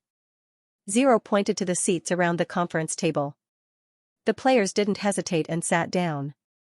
During this process, Eve, who was wearing her Zero avatar, sized up everyone without batting an eyelid. She couldn't help but mutter inwardly, "That's right. There are fewer than expected."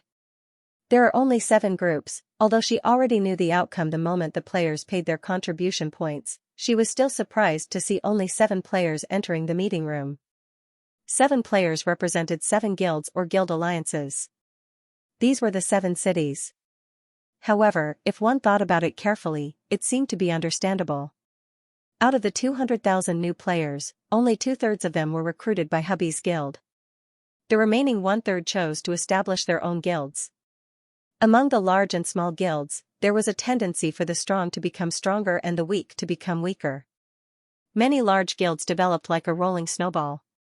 This caused a considerable number of players to gather in the top guilds with the 4 large guilds as the core. Correspondingly, the small and medium guilds were even more scattered and weak. In that case, it was normal that only 7 player groups applied to build cities in the end.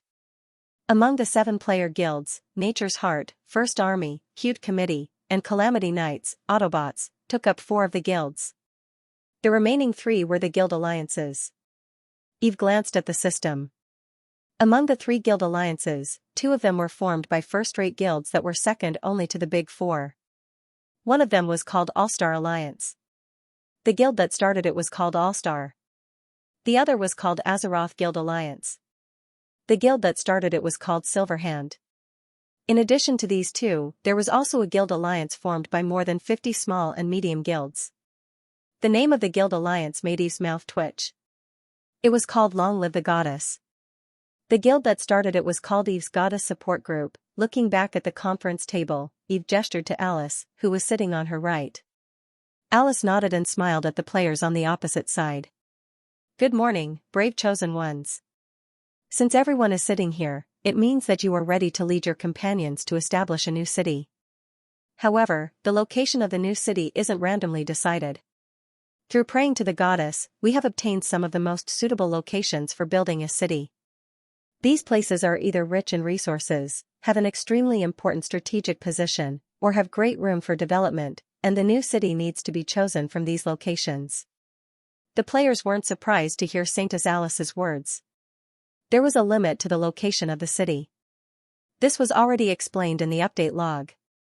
In the previous update log, the official website had already announced the more than 20 locations of the new city. The players already knew about it. In fact, they already had a choice in their hearts. Seeing the players nod their heads, Alice's smile became even gentler. She turned her head to look at Eve. Eve nodded slightly and reached out her hand to snap her fingers. A strange magical wave was released from her body. Under the surprised gazes of the players, an illusory map with the Elven Forest as the center, including the Gloom Mountain Range and the Death Desert, appeared on the conference table. And on the map, there were more than 20 flashing green dots. The players recognized that it was the location of the city that was announced on the official website. This is the location that is suitable for building a city. Chosen ones, please make your choice. Every time a location is chosen, it will be confirmed on the map. At the same time, the dots near the location will disappear. Chosen ones, you can think about it. Tell me your choice in 10 minutes. After Eve finished speaking, she did not say anything else. A new system notification appeared before the eyes of the 7 seated players. Ding, please decide where you want to build your city in 10 minutes. After choosing the location, each guild alliance will choose the city location according to the overall strength of the strongest guild in the alliance. Countdown begins, similar to the individual rankings. The guild rankings in Elf Nation were divided into many categories, including the guild reputation ranking, guild contribution ranking, guild player ranking, guild combat ranking, guild overall strength ranking. However, the most valuable one was the guild overall strength ranking. This was a ranking that took into account the number of players, quality, and contribution. The reason why the top 4 guilds were called the top 4 guilds was that not only did they have a large number of players, but they also left the other guilds far behind in this ranking. Among them, the guild with the highest overall ranking was Nature's Heart, followed by the First Army, the Mengmeng Committee, and the Disaster Knights at the bottom. The gap between the top three guilds was very small, and they often surpassed each other. However, there was a gap between the Disaster Knights and the third beta testers. However, even if there was a gap, they were still stronger than the guilds in the other three guild alliances. Apart from the top four guilds, the remaining three guild alliances were ranked according to their main guilds: the All-Star Alliance, the Azeroth Alliance, and the Eternal Goddess Alliance. Although they were surprised by the way the city location was chosen, this method was indeed fair, and they had no complaints. Only the guilds at the back of the queue would be worried that the location they had their eyes on would be taken away. There were more than 20 locations to build the city, and each of them had their own advantages and disadvantages. Before coming here, the players had already analyzed the pros and cons. The northern elf forest with many magic beasts, the eastern border with developed river transportation, and the northwest with rich magic resources were all popular locations. There was an 80% chance that the top three guilds would take all of them. 10 minutes quickly passed. When the countdown ended, the gamers once again heard Zero's cold voice, "Don't worry, I won't let you off. Time's up. Chosen ones, please make your choice." First, Nature's Heart. After that, she looked at Limu. Limu's expression was a little conflicted. He looked at the northern elf forest and then at the eastern border. He frowned and scratched his head. Not knowing which to choose was also a blessing. However, after some hesitation, he finally chose a green dot on the eastern border that was adjacent to the Weimar River. It was a bend in the river. The terrain was flat and there was a large river bank. It was very suitable to build a port city. After he made his choice, the players noticed that the light turned from green to red, and the other green dots on the eastern border extinguished.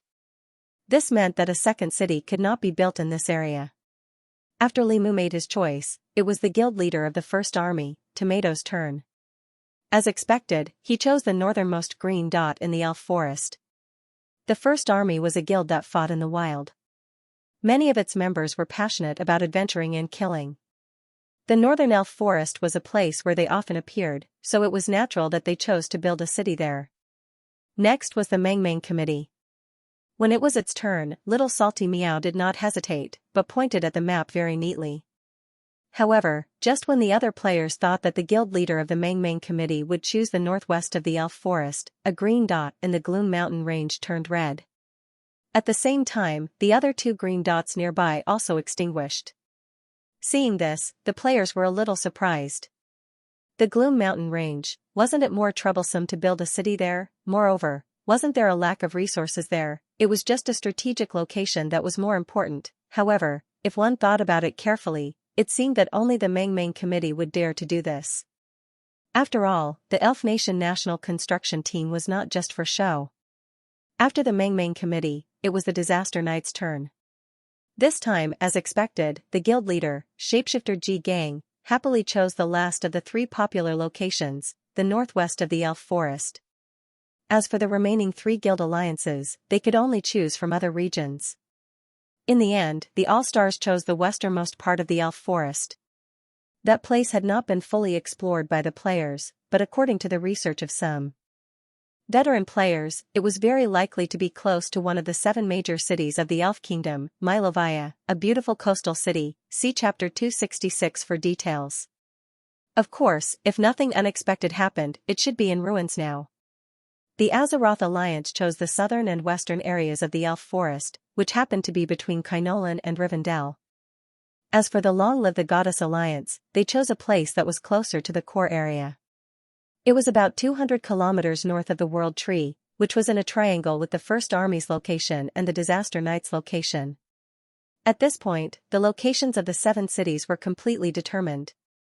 Looking at the result of this choice, Eve was quite satisfied. She gestured to Air, and Air took out 7 golden leaves and gave them to the 7 players. This is the leaf of the World Tree, which is also the city leader's token. It has been blessed by the goddess and represents the identity of the city leader.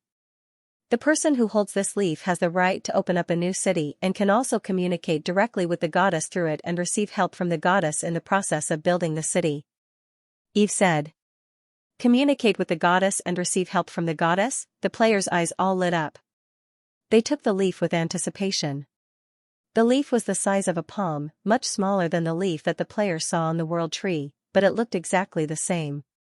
The only difference was that it was golden. In their hands, it did not feel like a leaf. Instead, it felt as heavy as a piece of jade.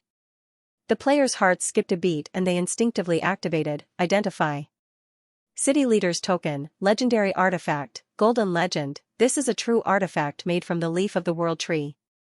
It has received the blessing of the goddess Xianxia and has strange abilities. With it, you will have wealth and power. Damn, a legendary artifact? The players' eyes widened and their mouths dropped. This was a bit powerful. Then, they all heard a soft sound from the system.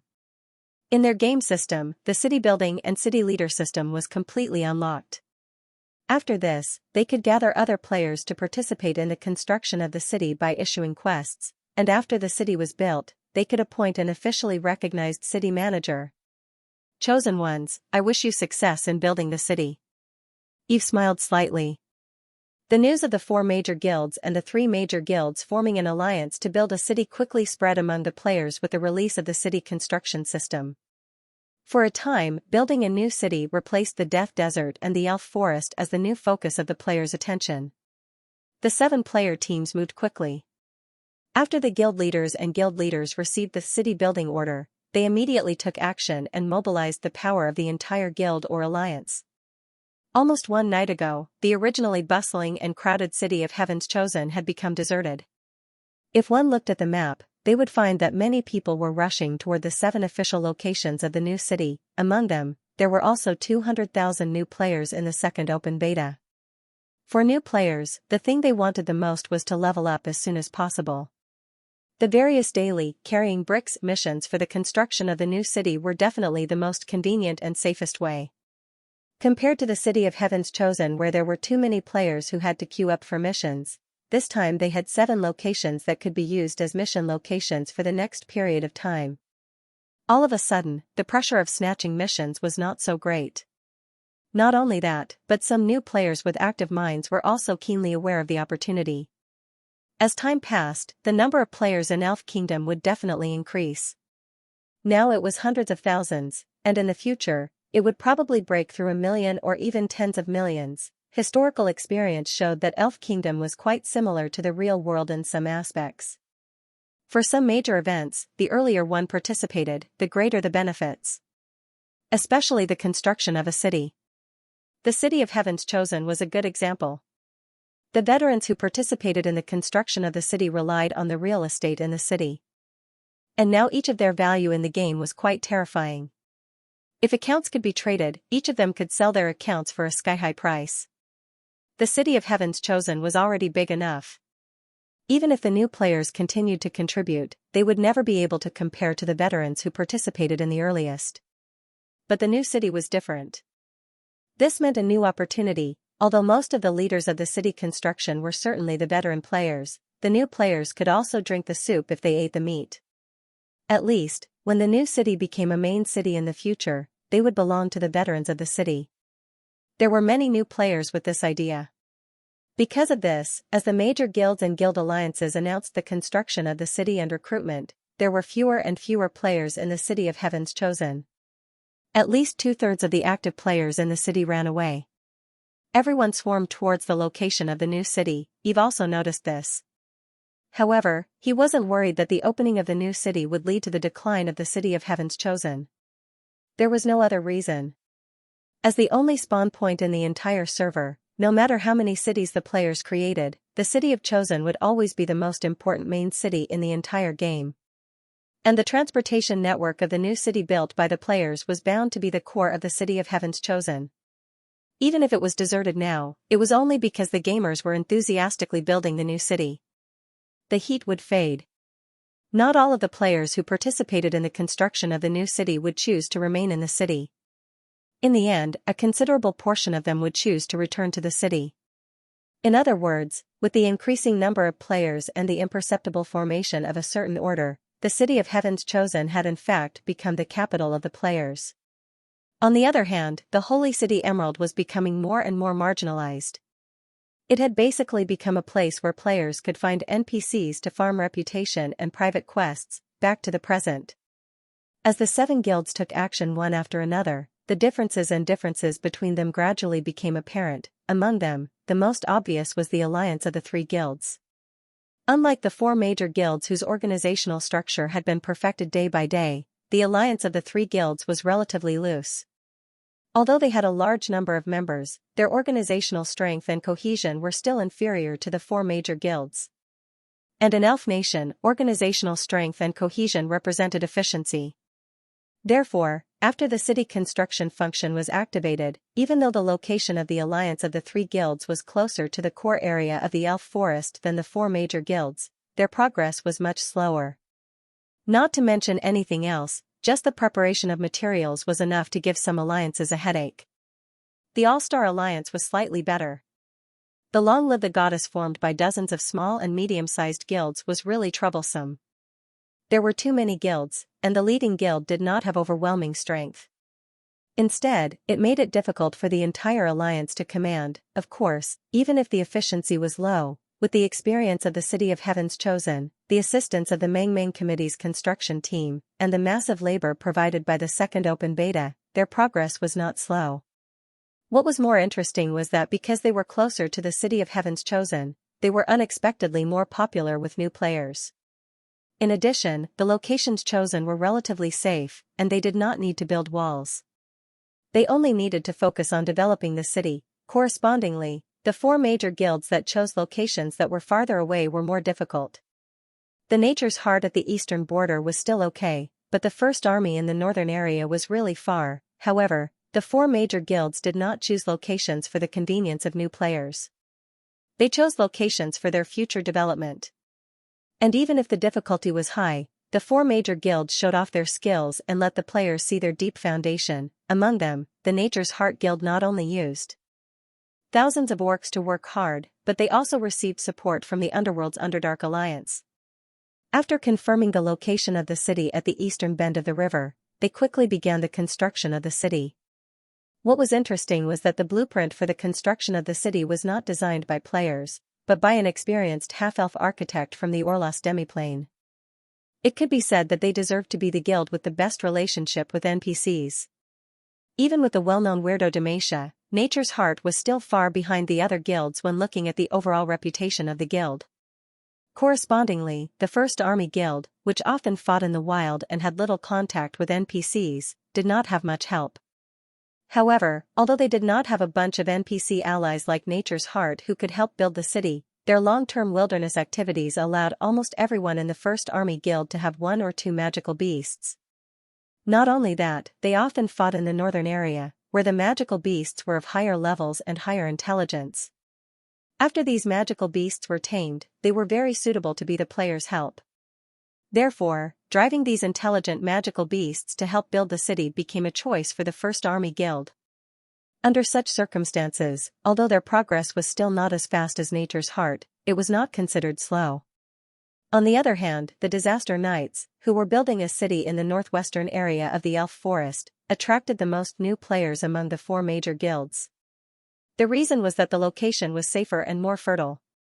However, the most eye-catching and unexpected thing was the Meng Committee, who chose to build the city in the Gloom Mountain Range. On the first day they built the city, they blew up a mountain. South of the Elf Forest, the Gloom Mountain Range. In a basin not far from the Gloom Mountain Range teleportation portal built by the players, at some point in time, tents had been set up here, and black dragon flags had been erected one after another, fluttering in the wind. Elves with different hair colors were busy in the camp. They were either moving rocks, clearing weeds, or using earth elemental magic to create new terrains. They were one of the most famous player groups in Elf Nation, the Meng Committee construction team.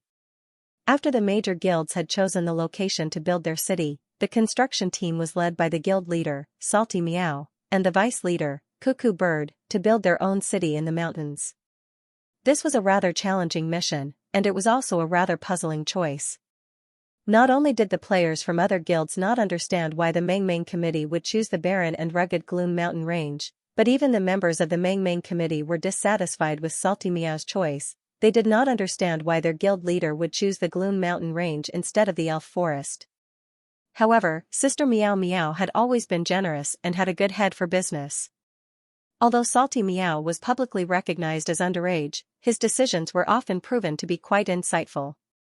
Therefore, even though many players did not understand, they still held it in for the time being. It was also because they had confidence in their guild leader. After all, she was a big boss who had monopolized more than 70% of the real estate transactions in Elf Nation at the age of 15, under her leadership. Even though the Nature's Heart players had opened a chamber of commerce in the human world, they were still not as rich as the Mangmang Committee, which was developing real estate under her leadership. As one of the 4 major guilds, the Mangmang Committee was treated the best in the entire server and was envied by the other players. Under such circumstances, the Mangmang Committee had always been very cohesive. It was very clear that a semi-casual guild that focused on life skills could compete with the other all-round guilds. Therefore, even though they were not optimistic about the Gloom Mountain Range, many players were still willing to believe in their guild leader and that he had a long-term plan for choosing this place.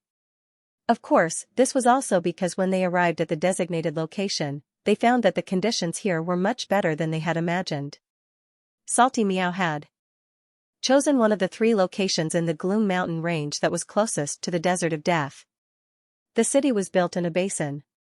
To the south of the basin was the Desert of Death, and to the east was the fertile plains. Although this place was still part of the Gloom Mountain Range, it was still considered relatively rich. At the very least, self-sufficiency shouldn't be a problem. The only thing that could be said was that transportation was not convenient enough. They could only rely on teleportation arrays to solve the problem.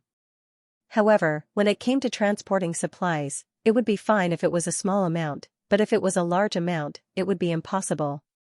They could only slowly repair the mountain roads. However, just as everyone thought that they would have to think of a way to build a transportation channel to the Elven Forest for a long time, Guildmaster Salty Meow did something else.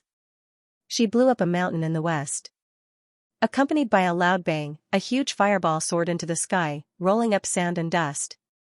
At that moment, a mushroom cloud rose from the west side of the basin. The whole mountain range trembled slightly, and the earthquake-like echoes echoed for a long time. Under the shocked gazes of the players, the mountain that was at least 800 to 900 meters high was blown into 2 halves. Only the mountain that had been blown into 2 halves and the rubble on the ground were left. What's the point of building a road? It's too troublesome. Just blow up a road. The culprit said as she put away her magic staff. Of course, although she sounded pretentious when she said this, she was completely exhausted. Her face was pale, and she looked as if she had been drained of her mana. Even so, the players who had witnessed this still looked as if they had seen a ghost. Oh my god, that's a mountain. A mountain that was hundreds of meters high, or even 1,000 meters high. It was blown into 2 halves by an AoE attack. Wasn't this too much of a bug? Was she really a human? Oh, no. Was she really a player? Her destructive power was too terrifying. How much mana did she accumulate? How much damage did she do? The players of the Mangmang Committee looked at Salty Meow, who had left with a strange expression. Even though they knew that their president was a weirdo who liked to bombard the ground with nuclear bombs, they still didn't expect that she could cause such great destruction after reaching the max level of 50. No, when they were fighting in the Desert of Death, it was not that they had not seen advanced professionals, but even a gold advanced professional would not be able to blow up a mountain. Salty Meow, on the other hand, was only at the peak of the low-level silver.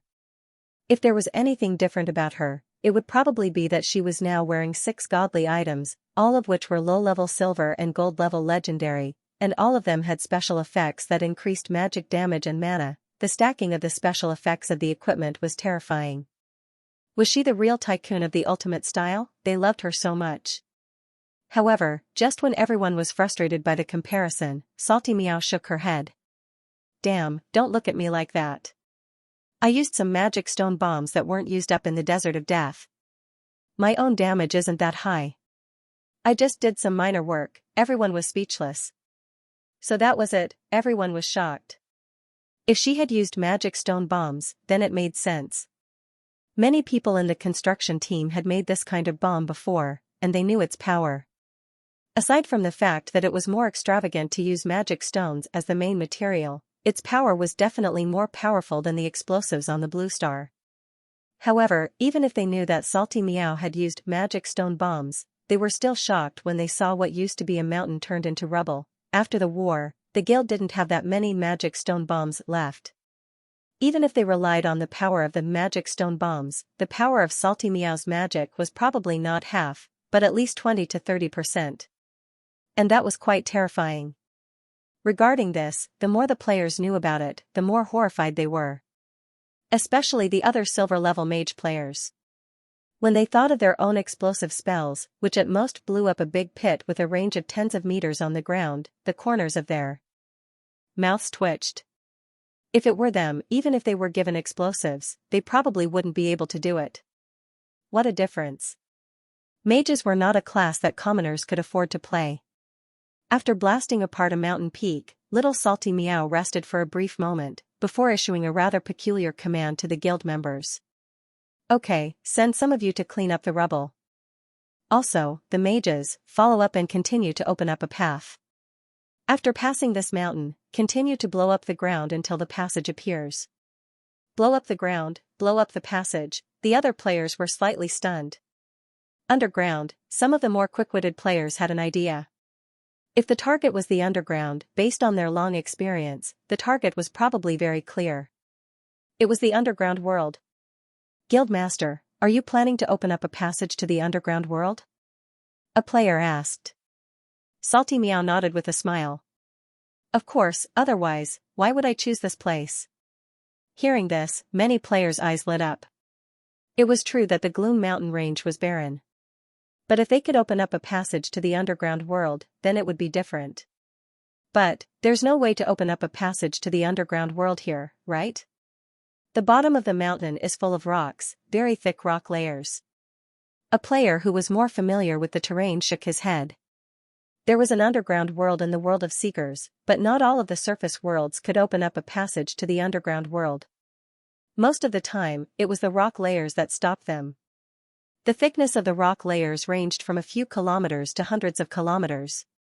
In a sense, the underground world actually existed in the rock layers. And the thing that stopped the surface from communicating with the underground world was the thickness of the rock layers. Only places where the rock layers were thin could be opened up. But that was not here. There were 3 places where players could build a city in the Gloom Mountain range. One was the Fertile Basin. One was the border with the fertile plains, east of the basin. Another was the foothills west of the Fertile Basin. And among the 3 places, the third was officially recognized as the closest place to the underground world. Not only was it close to the underground world, but it was also said to be rich in minerals. However, Salty Meow chose the first place. The first place did not have a weak rock layer. After hearing the player's words, Salty Meow smiled and said, "Of course, I know. Of course, I know that I won't be able to get through if I just call down, but, who said that I have to go straight to the underground world? We can do it indirectly." She whistled, and a crypt spider emerged from the ground and came to Salty Meow. Little Salted Meow tossed a magic stone to the other party and explained to the others, "That's right. Actually, before attacking the Death Desert, I've been thinking about building a city in the Gloom Mountain range. The Elven Forest is too far away from the Desert of Death. It's impossible to just rely on a transfer portal. We need a stable foothold. That's a necessity. Not only that, but as the gateway to the south of the Elven Forest, the Gloom Mountain range has a very important strategic position. So, from then on, I started to ask the Spider Queen, Lolth, who is more familiar with the Gloom Mountain range, to help me survey the terrain. As for this area, it is a place that I have my eyes on." That's right. Although this is a rich area in the Gloom Mountain range, the rock layer underground is very thick, and we can't go directly to the underground world. However, I got another secret from the Spider Queen, Lolth. Actually, she was active in this area in her early years and dug a hole in the rock layer underground. The third location of the city was where she lived before she migrated to Rivendell. And the place where we are standing now also has a passage that she opened up nearby. So, we don't need to directly open a tunnel to the underground world. We only need to connect to the tunnel that Lolth dug. Find the tunnel of the crypt spiders. Through the tunnel, we can go directly to the third location, which is 10 kilometers away from here, and open the entrance to the underground world. This way, we'll be connected to the third location. After hearing Salty Meow's words, the player's eyes lit up. That's possible? That's great. The terrain of the Gloom Mountain range was rugged, but if there was a tunnel of the crypt spiders, it would be much easier to travel. If the first location could be connected to the third location, they would be rich. The basin that they chose had higher mana than other places, and the vegetation was growing well. It was self-sufficient, but the transportation was more limited. If they could connect to the third location through the underground tunnel, they would be able to completely connect to the underground world. If they could connect to the underground world, the situation would be completely different. They could even go through the underground world and return to Rivendell without any obstacles. Of course, the players were more used to using the teleportation portal. If there was a day where there was no obstacles, it would be beneficial for the activities of the merchant teams. In the long run, it would have a significant impact on the city's economy. Not only that, they could also use the third location as a mining location for the new city. Speaking of which, they were close to the Death Desert. If they could really open a tunnel and start mining, it would be easy to deal with the miners. After all, they were half-orcs. After they were defeated and surrendered, there would be plenty of them in the Death Desert. Thinking about it, it was not a bad idea to build a city here. It had great potential for development. For a moment, the players' imaginations ran wild. Salty Meow continued. In addition, this location is only a few mountains away from the second location. Since I was able to use the power of the magic stone bomb to blow up the first one, I can blow up the second one, the third one. The straight line distance from here to the fertile plains is less than 5 kilometers. We do need to build roads, but only one is needed, and that is the one that leads to the fertile plains. Our location is closer to the south of the Gloom Mountain range. After we open a path to the fertile plains, we can directly connect to the Heirs Kingdom in the human world. Comrades, think about it. If we build a city in this location, what will be waiting for us in the future? As he spoke, Salty Meow revealed a pair of sweet dimples and was full of pride. It will be wealth. It will lead to the underground world, the Heirs Kingdom, the Death Desert in the south, and the Elven Forest through the teleportation portal. It will be difficult for such a location not to become a business center. Only children would do multiple-choice questions. We, the Mang Mang Committee, want all the advantages of the 3 locations. Everyone, let us build a beautiful and rich city at the top of the mountain. It was proven that when it came to the efficiency of building a city, no guild would dare to claim that they were the best in Elven Nation. After Salty Meow explained his thoughts, the players in the guild were instantly moved, and those voices of doubt also disappeared after the players opened up the passage to the third location a week later. Just as Salty Meow said, although the rock layer in this basin was very thick and could not directly lead to the underworld, there was a cave that the Spider Queen Lolth had opened up that led directly to the third location that was closest to the underworld. And a cave that could accommodate the Spider Queen Lolth's size when she was at the gold level was definitely not small. At the very least, it could easily accommodate the most popular trucks driving side by side, and there was still a lot of space, enough for 4 to 5 players to walk back and forth while doing a handstand. Good transportation conditions were the prerequisite for large-scale trade. The cave was a little winding, but it did not have much of an impact. The players would be able to reach the third location that was closest to the underworld after walking for an hour. After that, they just had to open up the official passage to the underworld. Opening up the passage was not difficult. The thickness of the rock layer between the third location and the underworld was thinner than what the players had imagined. It was most likely less than 1,000 meters. And the passage that the Spider Queen Lolth had dug was already 500 meters underground. Therefore, the players only needed to dig another 200 meters with the help of magic and the crypt spiders to open up the entrance to the underworld. And what surprised them was that after entering the underworld from this place, they did not arrive at the deep cavern, see chapter 172 for details, where Black Rock City was located. Instead, they arrived at one of the border cities of the Silent City Alliance, see chapter 347 for details. This was very important. One must know that the Silent City Alliance was the one that traded the most with the players in the underworld. The deep cavern was still too small, and there were too few dwarves in Black Rock City. They could no longer meet the needs of the players who were growing day by day. Therefore, ever since the number of players exceeded 100,000, they mainly used the deep cavern as a springboard to trade with the Silent City Alliance that they had already formed an alliance with. And under such circumstances, a smooth trade route was especially important. Although Rivendell also had an entrance to the underground world, it was still too far away. In order to trade with the Silent City State Alliance, the players either had to pass through the complex underground lake system of the Deep Cavern or use the long-distance teleportation circle in Black Rock City. However, the transportation capacity of the teleportation array was limited. It was fine to transport people during crucial moments, but if they really wanted to transport goods, the consumption of magic stones would be too large. He couldn't put the goods in his storage space either. The cost of transporting a storage space filled with goods was even higher than the cost of transporting the goods directly. This involved the influence of the law of space. Therefore, it was important to open up a trade route to the Silent City Alliance. At this moment, no one in the Mengmeng Committee questioned Salty Meow's decision. Not to mention anything else, just by controlling this passage and collecting tolls, they would probably be able to collect so much money that their hands would go soft in the future. Although Nature's Heart Guild had received the help of the dwarves, they were still in the limelight. Out of all the player guilds, they were the ones who did the most trade. In the future, if they wanted to trade more conveniently, they would have to choose this trade route.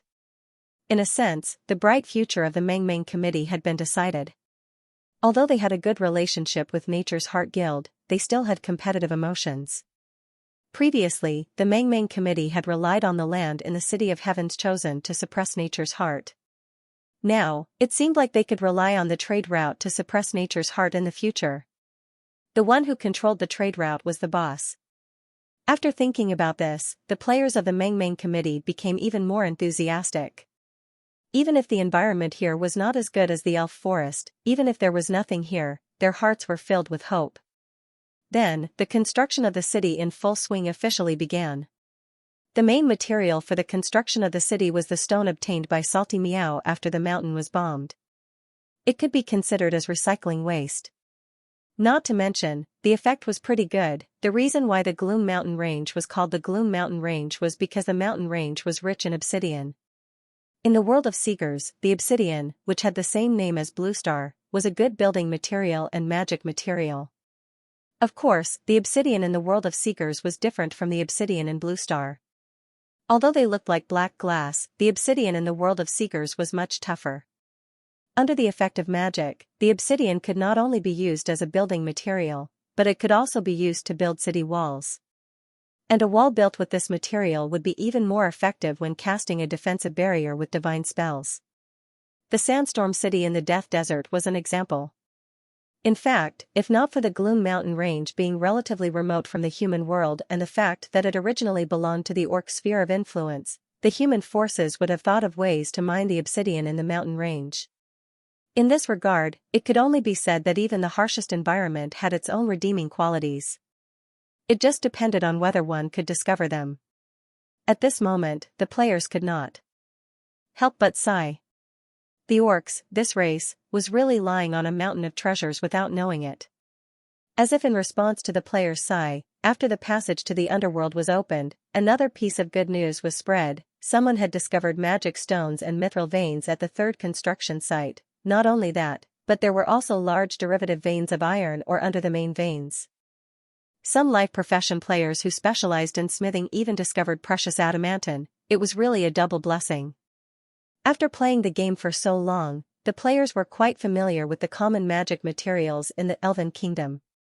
Magic stones were the main source of magic power for many magic circles. The operation of the teleportation circle relied on the magic power provided by the magic stones. Not only was mithril as beautiful as shiny silver, but it was also as light as a goose feather and as hard as steel. It also had extremely high magic conductivity and was a superior material to create high-quality magic weapons and various magic tools. Many of the players' equipment contained mithril. As for iron ore and adamantine, the former was naturally the main material for various equipment, while the latter's magic affinity was even higher than mithril. It was often used to create divine artifacts. Speaking of which, it was interesting that the players found these veins through the tunnel of the crypt spiders. When they found the veins, they also found many traces of gnawing. However, those traces looked old. It was obvious that the Queen of Spiders, Lolth, had lived here before. However, she did not eat all of these veins. Instead, she stayed for a while and then went to Rivendell. This was also because the veins in Rivendell were richer and of higher quality. However, the surface veins of Rivendell had already been mined out. There were only some of mediocre quality left. Although there were still large amounts of high-quality veins deeper underground, it was difficult for the players to reach there. Only the crypt spiders, who were good at burrowing, could. And even if the players could go deep underground to mine the veins, it was another matter whether the Queen of Spiders, who fed on the veins, was willing to let them. A vein that could not be mined was equivalent to not having it. Under such circumstances, the players found this high-quality vein in the Gloom Mountain range could be said to be quite a pleasant surprise. What made the players even happier was that they were surprised to find that these ancient crypt spiders' caves could still be used. Some players tried and were pleasantly surprised to find that through the tunnel of the crypt spiders, they could even go all the way to Rivendell and then come out from one of the hidden caves. The whole process took less than 7 days. This efficiency was much faster than spending a month on the mountain roads on the surface. It was also much faster than going deep underground. Going back to Rivendell from the underworld would also take 10 days to half a month to go through the underground water system. Who said that the Gloom Mountain range was barren and had no future? This was Keem Treasure Land. The good news did not end there. Half a month after the discovery of the vein, the third piece of good news came. The road to the fertile plains in the east had been blown up by the players using magic rock bombs. Just as Salty Meow said, the fertile plains adjacent to the southern part of the Gloom Mountain range belonged to the Kingdom of Airs. Through the blown-up passage, the players could completely leave the Gloom Mountain range in an hour. After that, it would take at most a day to reach the nearest human village in the Gloom Mountain range. Of course, the map of the Kingdom of Airs was not completely open yet. At most, the players could only touch the edge of the village. But that was enough. The road had been cleared, and the trade route had been established. In the past, there was only one way to go from the fertile plains to the Dark City-State Alliance and the Silent City-State Alliance in the west of the underworld. That was Sandstorm City in the Death Desert. However, to go from there, one would have to walk through the harsh desert for 7 days and 7 nights. There was also the possibility of being attacked by orcs or desert lizards. But now, it was different. If the road in the Gloom Mountain range was officially opened, starting from the village at the edge of the human world, the players could reach the construction site of the committee in a day. In a few hours, they could reach the entrance of the underworld. The efficiency would be much higher than before. The west of the underworld, the Kingdom of Airs, the Death Desert, the Elven Forest. Unknowingly, the construction site that Salty Meow had chosen connected all these areas. Moreover, it had the most convenient route to each of these areas. Even the slowest of players had realized the value of this treasure trove.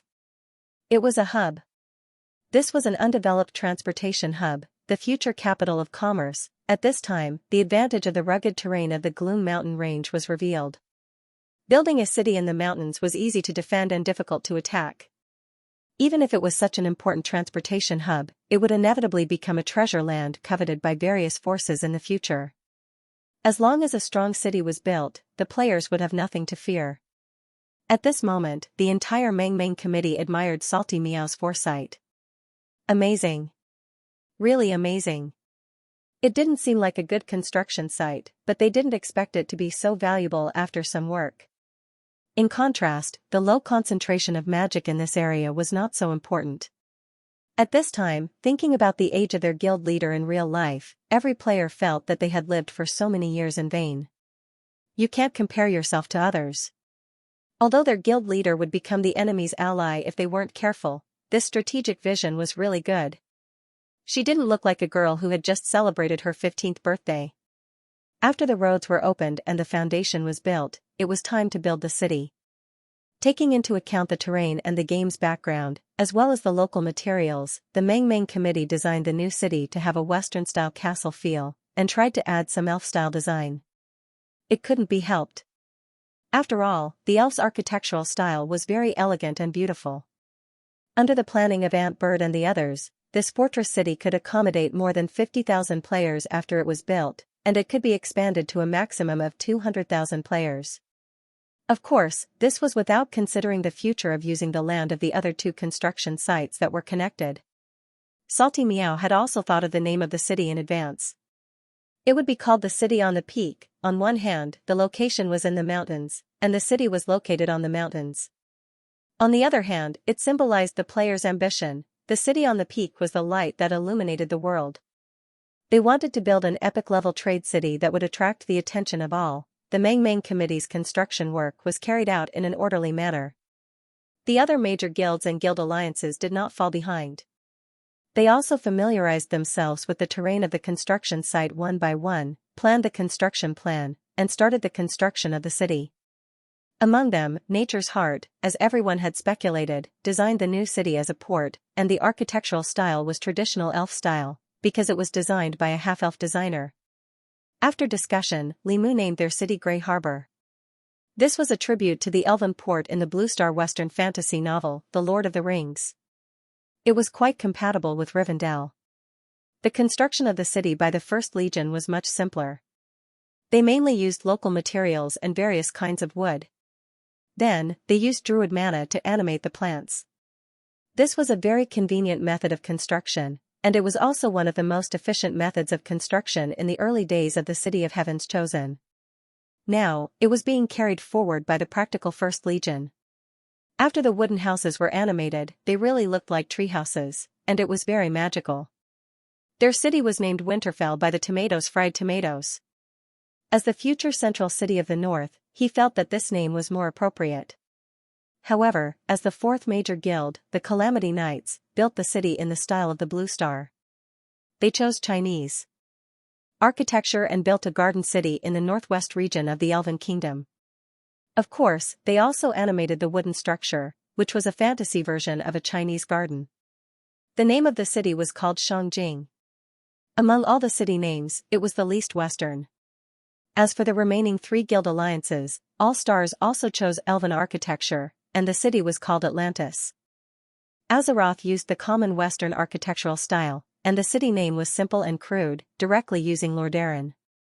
It could be said that from top to bottom, it was a tribute to World of Warcraft. However, the city construction style of the Long Live the Goddess was not so uniform. As the alliance with the most guilds, but also the weakest, their city construction was planned out, and each guild built their own city. It felt a bit like the City of Heaven's Chosen, and the name of the city was voted to be Eden. It was quite interesting. When it came to personal IDs and guild names, there were all kinds of weird things. However, when it came to building the city, the players were much more honest. Of course, this was because the city name was mostly decided by voting, and there were fewer personal jokes. On the other hand, it was also because the players were more and more immersed in the game. As they did more and more role-playing, there were fewer and fewer jokes. However, even if they came up with some weird names, it was nothing. After all, to the Seekers, it was all transliteration. Just like the city of Manchester on the Blue Star, the people of the Celestial Empire definitely did not know that this name meant mountain in the shape of a ***. At this point, the 7 new cities built by the players were basically decided.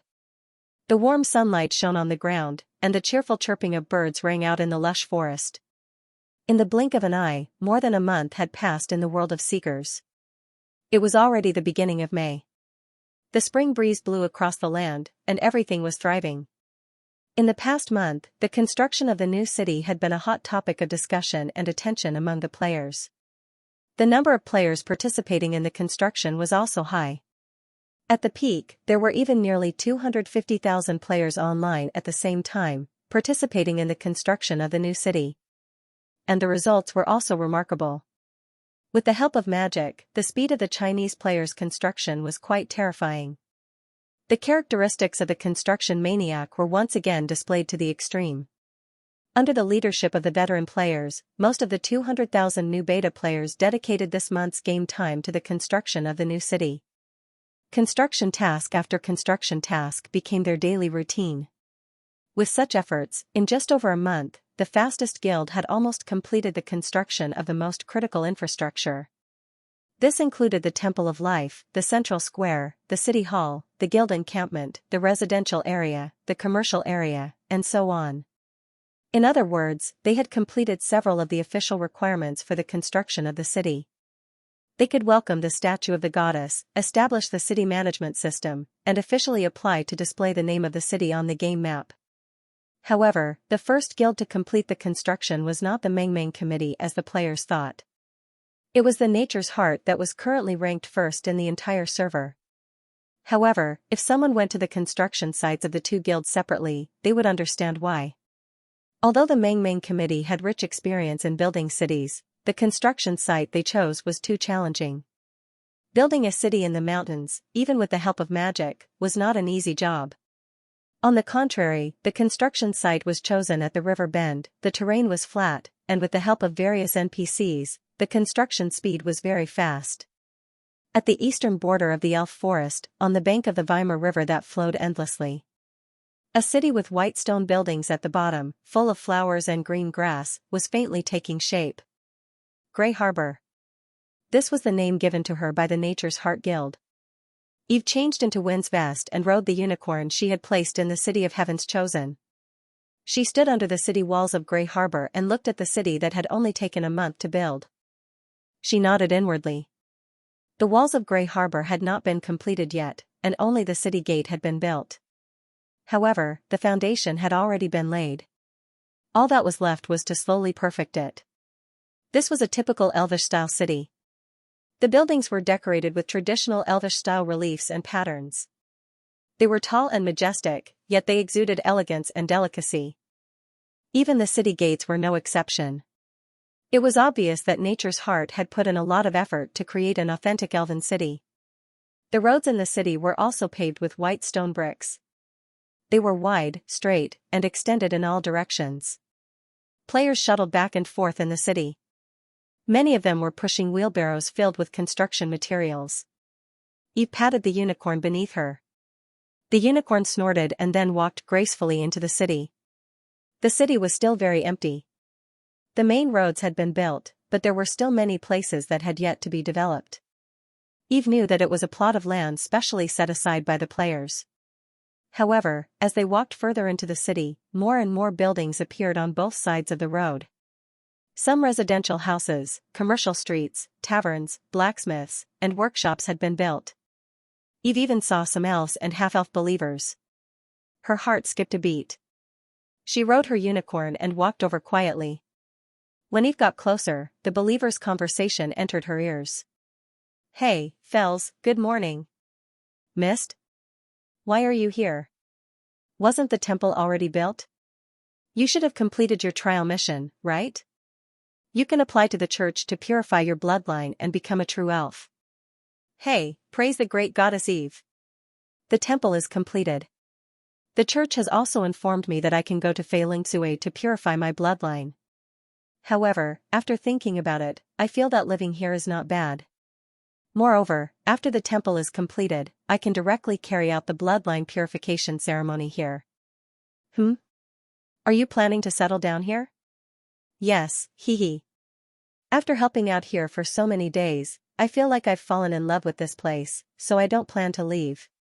But I remember that you're planning to stay in Kainoland and become a guide priest between the two realms? For this reason, you even passed the priestly trial. That was my previous idea. Now I feel that Grey Harbor is not bad, and I'm optimistic about the future of this place. As for the priest, I can do it here. The chosen ones have also invited me to stay. After I purify my bloodline, I can become the priest of Grey Harbor's temple. So you were invited too? You too? That's right. Haven't I been helping to forge tools these days? After some time, I've become familiar with the chosen ones. They invited me to stay and be a crafting NPC or something. They even assigned me a crafting shop. That's great. They also said that I can choose one of the villas here. I've already made up my mind. After settling down here, if my life is good, I'll bring Aaliyah and the others here and build a small garden behind the villa, just like in my hometown. Arya? She's also purified her bloodline? Yes, now that she and little Millie have come to the higher realm, they're undergoing trials in Kainoland. That's great. Now, you're a member of the whole family. I still have to thank the goddess. This is all a gift from the goddess. She's given us a longer lifespan and stronger abilities. She's also allowed us to come to a wider world.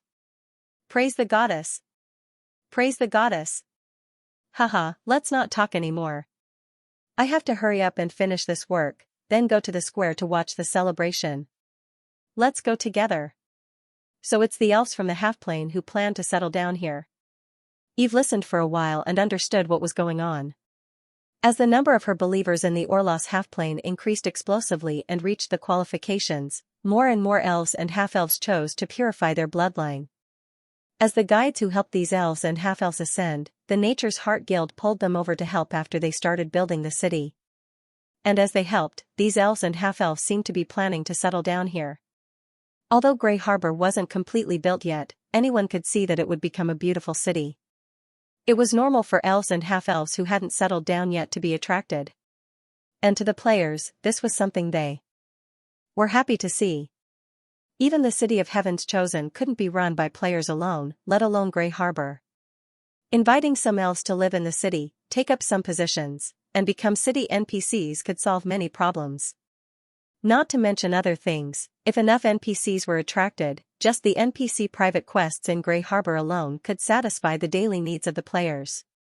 In a sense, it was a win-win situation. The population of the Orlos half-plane was in the millions, and to the half-plane residents with lower energy levels, the world of Seekers was still quite attractive. In the future, there would only be more and more purified elves coming to the world of Seekers. Although Kinaran could become their settlement after they ascended, one city wasn't enough. Letting them integrate into the player's city was also a good development direction. At the same time, the believers living in the city could also provide faith power to the statues worshipped in the city, ensuring that the city's divine defense system could function normally. In the future, I'm afraid these 7 cities won't just be the player's cities. Eve smiled. If that was the case, it would be quite good. In a good mood, Eve patted the unicorn under her and continued to walk toward the city center. The city center of Grey Harbor was built by the river. When Eve arrived at the city center, the scene before her was much more prosperous than the city gate. Not only were the buildings denser, but the number of players was also increasing. In the city center was a square built by the river, and on the side of the square was a rudimentary pier. The pier was very large, and one could vaguely feel the importance of the Nature's Heart. They were indeed planning to develop this place into an important port city. Eve even saw a few merchant ships hanging the flags of the human world by the river. On the other side of the square, there was a magnificent building that was still under construction. It looked like both a palace and a castle. That was the headquarters of the Nature's Heart Guild. At the same time, the Temple of Life was also built there. The temple had already been built, and a large number of players were gathered in the square. Eve even saw many familiar figures among them. For example, Li Mu, Demacia, Meng Han, Bayan, and so on. They were all high-ranking members of the Nature's Heart Guild. In addition, there were more players, elves, and half-elves coming from all over. Eve even saw some short dark dwarves. Today was a special day. At least, for the players of the Nature's Heart Guild, as well as the natives who planned to live here in the future. Grey Harbor had already met the basic requirements and could officially apply to worship the statue of the goddess and register in the map. Eve did not approach the crowd but looked from afar. She saw the Saintess of Life, Alice, walk out of the brand new temple. Together with a few other elven priests, she welcomed a statue of the goddess that was nearly 5 meters tall. The statue had already received Eve's blessings and could be used as a node of the faith network. Together with the statue, there was also a translucent square crystal that shone with dense light. That was the city's defensive core, which was personally created and bestowed by Eve in the Kingdom of God. This would be the core of Grey Harbor's divine defensive barrier. Distant prayers came from the direction of the temple. Faintly, Eve heard the prayers of believers. It was from Alice. This was the oracle that Eve had given to her. If the city built by the Chosen One met the requirements of the fallen city, then pray to her, and she would bless the new city. Of course, the saintess would never have thought that the goddess she piously prayed to was standing outside the crowd and peeping at them at this moment. Upon hearing the prayer, Eve didn't hesitate. She immediately contacted the Faith Network and responded. In an instant, the statue of the goddess that was worshipped bloomed with bright light. Under the excited gazes of the players and the fanatical gazes of the elves and half-elves, green photons fell from the sky and enveloped the entire Grey Harbor. The next moment, the flowers, plants, and trees that were transplanted not long ago in the city suddenly grew rapidly. While growing, they followed a certain trajectory in the unseen world. Soon, the entire city became lush and verdant. Hundreds of flowers bloomed, and the greenery was abundant, but it was not abrupt. At the same time, the players and believers in the city also felt a gentle and warm power pouring into their bodies. The players were pleasantly surprised to find that their experience points had skyrocketed in an instant. Those players who were at max level received buffs one after another. As for the believers, they clearly felt that their bodies had become healthier and stronger. This was the blessing of the goddess of life. Soon, cheers and praises came from the square. On the other side, in the game system, all the online players heard a soft sound of the system at the same time. A new message appeared in their field of vision. Ding, Nature's Heart Guild has completed the construction of the new city's infrastructure. The new city has been added to the game map. The new city's name is Grey Harbor City Lord, Limu. Ding, the teleportation array from the City of Heaven's Chosen to Grey Harbor has been activated. At the same time, the players noticed that the small map in the upper right corner of their vision had changed. On the east side of the Elf Forest, on the west bank of the Weimar River, there was a new city symbol. On it, in beautiful handwriting, it wrote Grey Harbor. This time, it was officially recognized. Then, the cheers of the players came from the square. After that, it was the celebration. The players who had held countless parties in the City of Heaven's Chosen were already experienced, and all kinds of delicacies were already served. However, Eve had already decided to leave. She did not plan to continue watching or participate in the celebration. There were still 6 cities, and each of them had to celebrate. She did not need to participate in all of them. Occasionally, it was enough to have a barbecue at night. Seeing that the city was officially completed and everything was developing according to plan, she was very satisfied. Next, she had another important thing to do. The first new city has been completed. I can now open the map of the World Tree Divine Kingdom. However, I have to wait for a while. It's better to open it after the first army city is completed. The previous God's Kingdom would be open to the players sooner or later. Eve intended to make it into a dungeon. Even if it was broken, this broken God's Kingdom was still millions of square kilometers, enough for the players to play around and exclaim again that the open world of Elven Kingdom was too big. There were also the bones of various extraordinary creatures and some damaged equipment left behind from the 1,000-year War of the Gods. Even after 1,000 years, it was still a considerable wealth for the players. Eve was too lazy to clean up these scraps. She directly let the players pick up the scraps, and they could have fun anyway. Eve never doubted the combat power of the players. They could even farm for 3 days and 3 nights without eating or drinking for a good-looking piece of equipment. Well, when the time came, she could collect some tickets to enter the previous God's Kingdom, such as contribution points or something. In addition, Eve did not care about the cracks in the God's Kingdom that were eroded by the power of the Abyss. Instead, she let the low-level demons run around in the polluted areas of the God's Kingdom and breed freely. The scale of those cracks was not large. If Eve wanted to close them, she could do it at any time. But she did not intend to do so. Instead, she planned to rear pigs. The previous God's Kingdom was already under her control, and no one could make a storm here. It was better to rear the demons as leeks, and then let another wave of cute blue star leeks harvest them. For this, Eve even released the suppression of the God's Kingdom's origin on the power of the Abyss.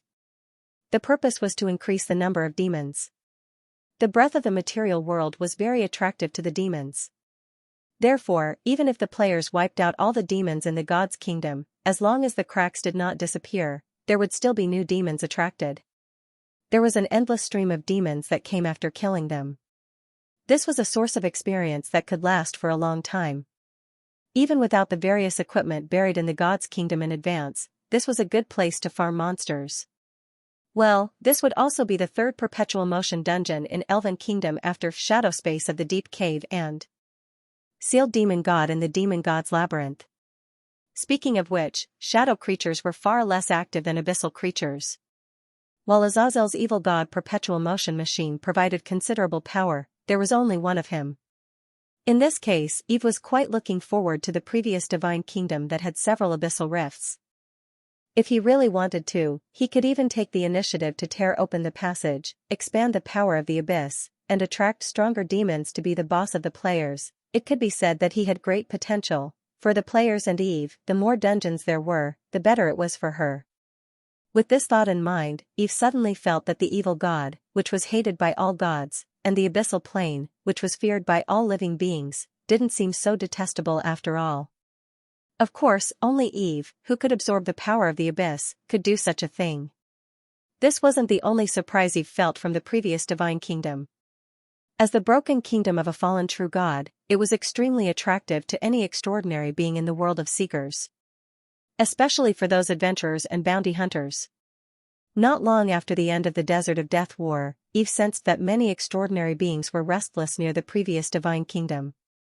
Most of them were human adventurers, and many of them came from the Holy Mania Empire in the east. In addition, there were orcs, half-dragons, trolls, dwarves, vampires, and so on. Their levels varied. Eve even sensed a few legendary masters, but most of them were silver and black iron professionals. Each of them was trying to find out how to enter the World Tree Divine Kingdom. Eve was not surprised by this situation at all.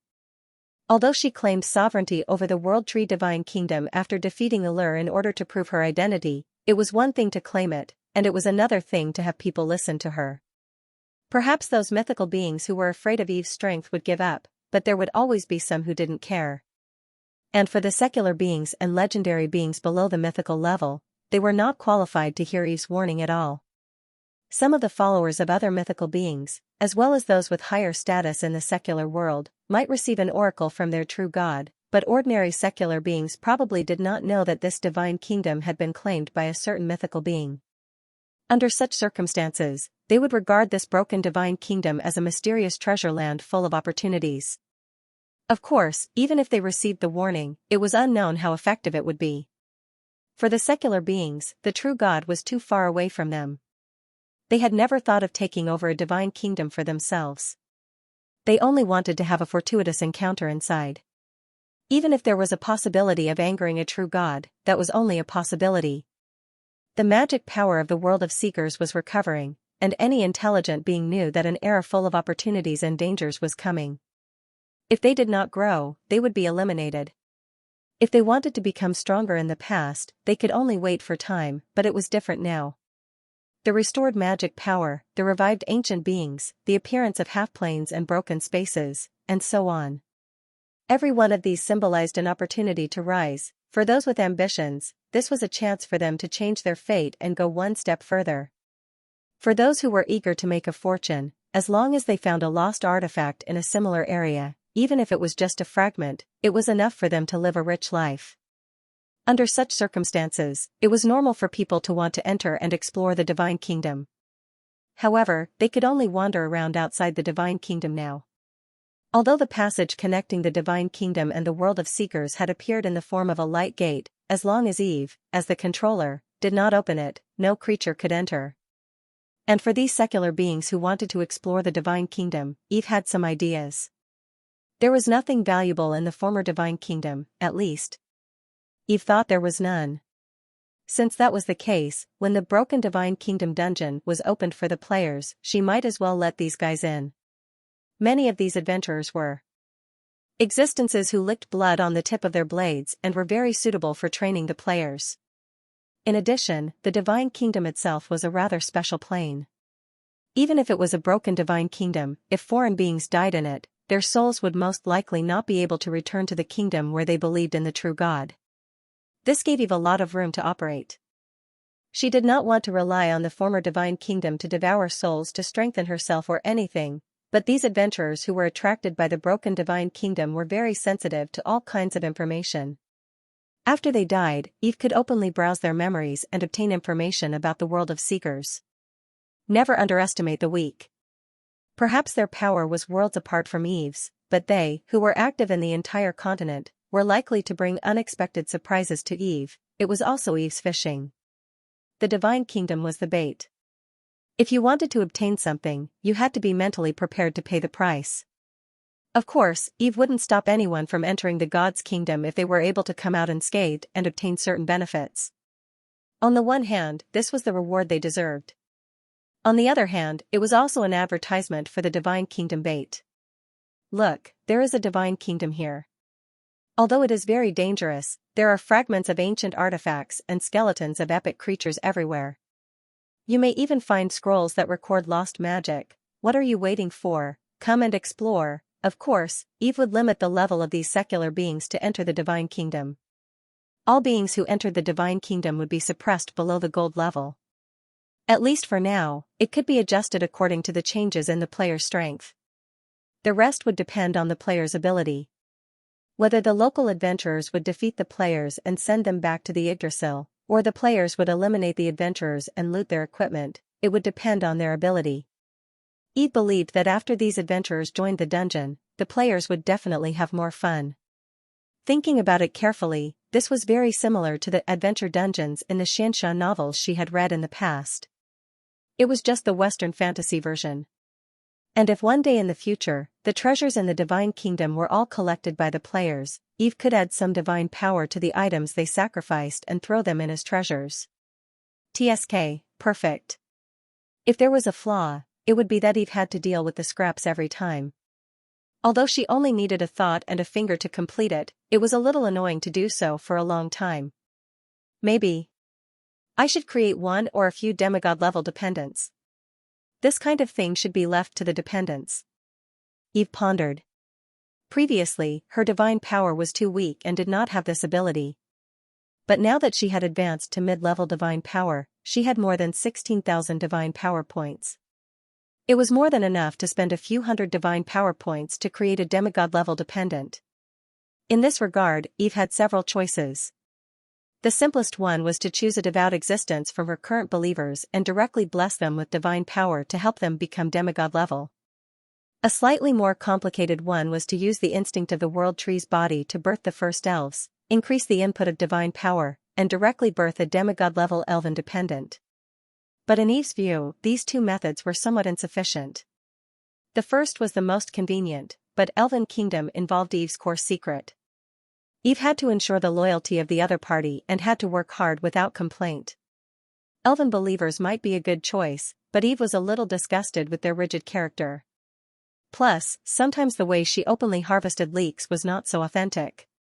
For the Elven believers, how should she put it, if they really knew, it would affect her image as a god. It could not be helped. Who asked her to be so noble in the eyes of the Elven believers? As for the second type of demigod, although loyalty could be guaranteed, the birth of the first elves had a physical body, and a physical body that could support the use of a demigod was not so easy to be born. Although demigods were not complete mythical beings, the gap between them and mythical beings was not that big. Their souls had long been elevated to godly souls. And a physical body that could support the descent of godly souls was very rare. Many true gods did not even have one. Many of Eve's temporary incarnations were transformed by divine power. It was only when she used the soul storage pearl that she created a physical body that could support godly souls. Of course, now that she had a better true god-level body, she did not care anymore. But when it came to the birth of a demigod dependent, she would have to consider carefully. It was not impossible to forcefully birth it, but it would consume a little too much divine power, possibly several times more. And this, in Eve's view, was not very cost-effective. Although she now wanted to have a demigod dependent as a helper, it had not reached the requirement. After comprehensive consideration, she did not really want to spend so much divine power. But there was a third way. Who was Eve? She was the world tree. She was a true god in charge of the priesthood of life. She also had a completely restored true god weapon, the scepter of life, which could be ranked in the top 10 among all the divine weapons of the Seekers. And the scepter of life had the ability to create life. Since the first two methods were flawed, could Eve use her priesthood and the scepter of life to create another demigod-level life? Yes, it was very difficult to create a demigod-level body. It was even more difficult when considering reproduction ability. But the form of life did not only exist in the body, there was a form of life that was very compatible with the godly souls of true gods, that was energy life. Speaking of which, for the true gods believed in the world of seekers, the process of their apotheosis was the process of transforming from material life into energy life. And many demigod dependents of true gods were also energy forms. Thinking of this, Eve already had a plan in her heart, that was to use her current ability to create a demigod-level energy life, no. More accurately, to create a new race. Since she planned to create life, she had to do her best. The scepter of life originally had the ability to create races. This was also the ability of Eve's priesthood of life. She could use divine power and the law of life to create a new race. Of course, the newly created race could not all be demigods. If Eve had that ability, she would have long been a powerful or even a great divine power. She only needed to create an energy form race that believed in her, and then choose one to turn into a demigod. This idea is not bad. Previously, I had the idea of using the scepter of life to create a new race to hone my understanding of the law of life. In that case, I might as well do it together. Perhaps, it's also not bad to add a new race companion to the players. Because the race that I create myself can be instilled with the knowledge and beliefs I want to instill. They can be naturally excellent NPCs. Compatible with life and nature. Then, how about the fairies and the Blue Star fantasy stories? Eve did as she was told.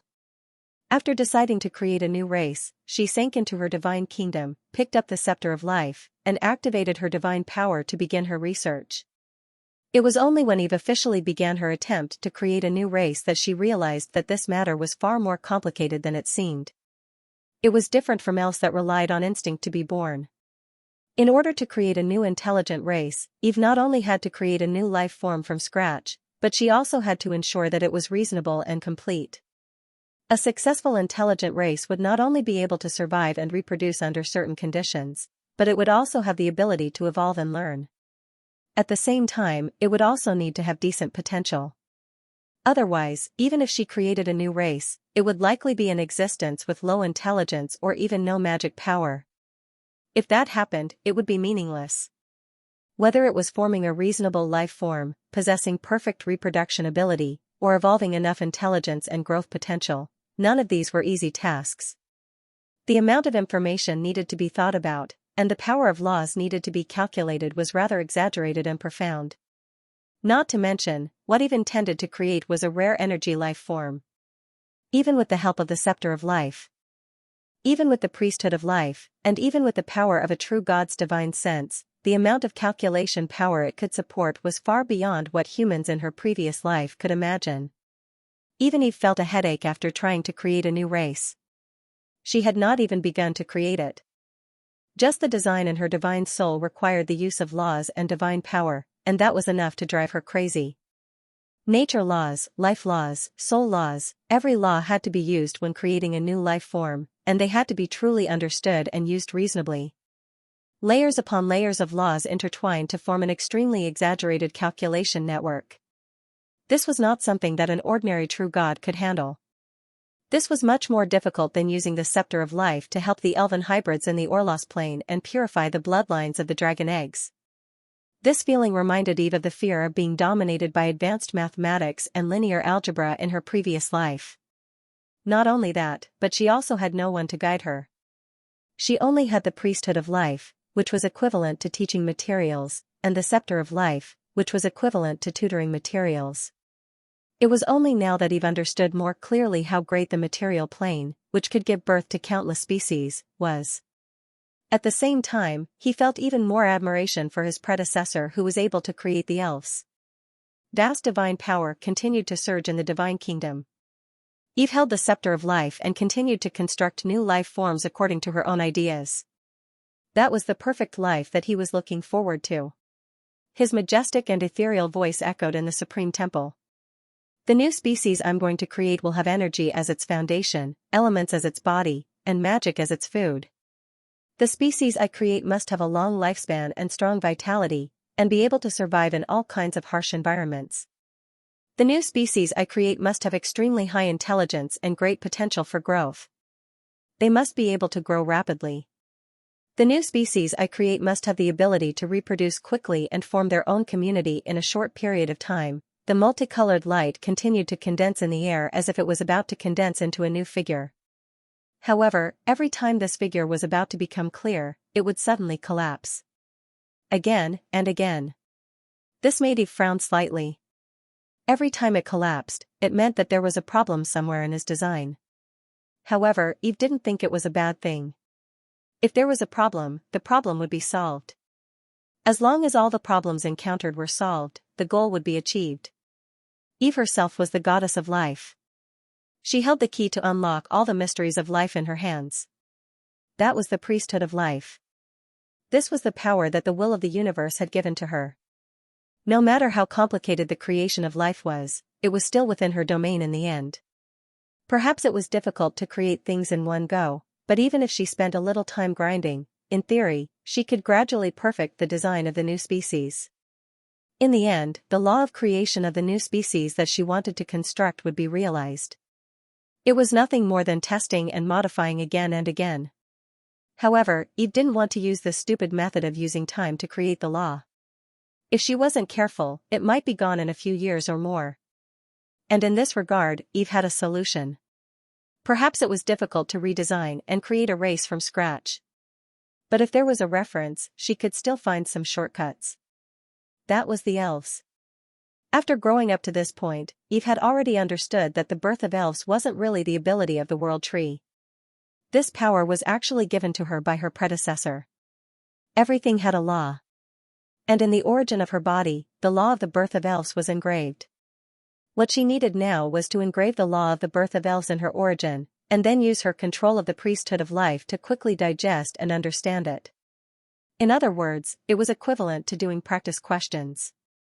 Before this, although Eve could also birth elves, it was just an instinct. Even if it was to modify the body of the born elves, or even to create the body of a player, it was within this instinct. But now, she wanted to understand the law of this from the root.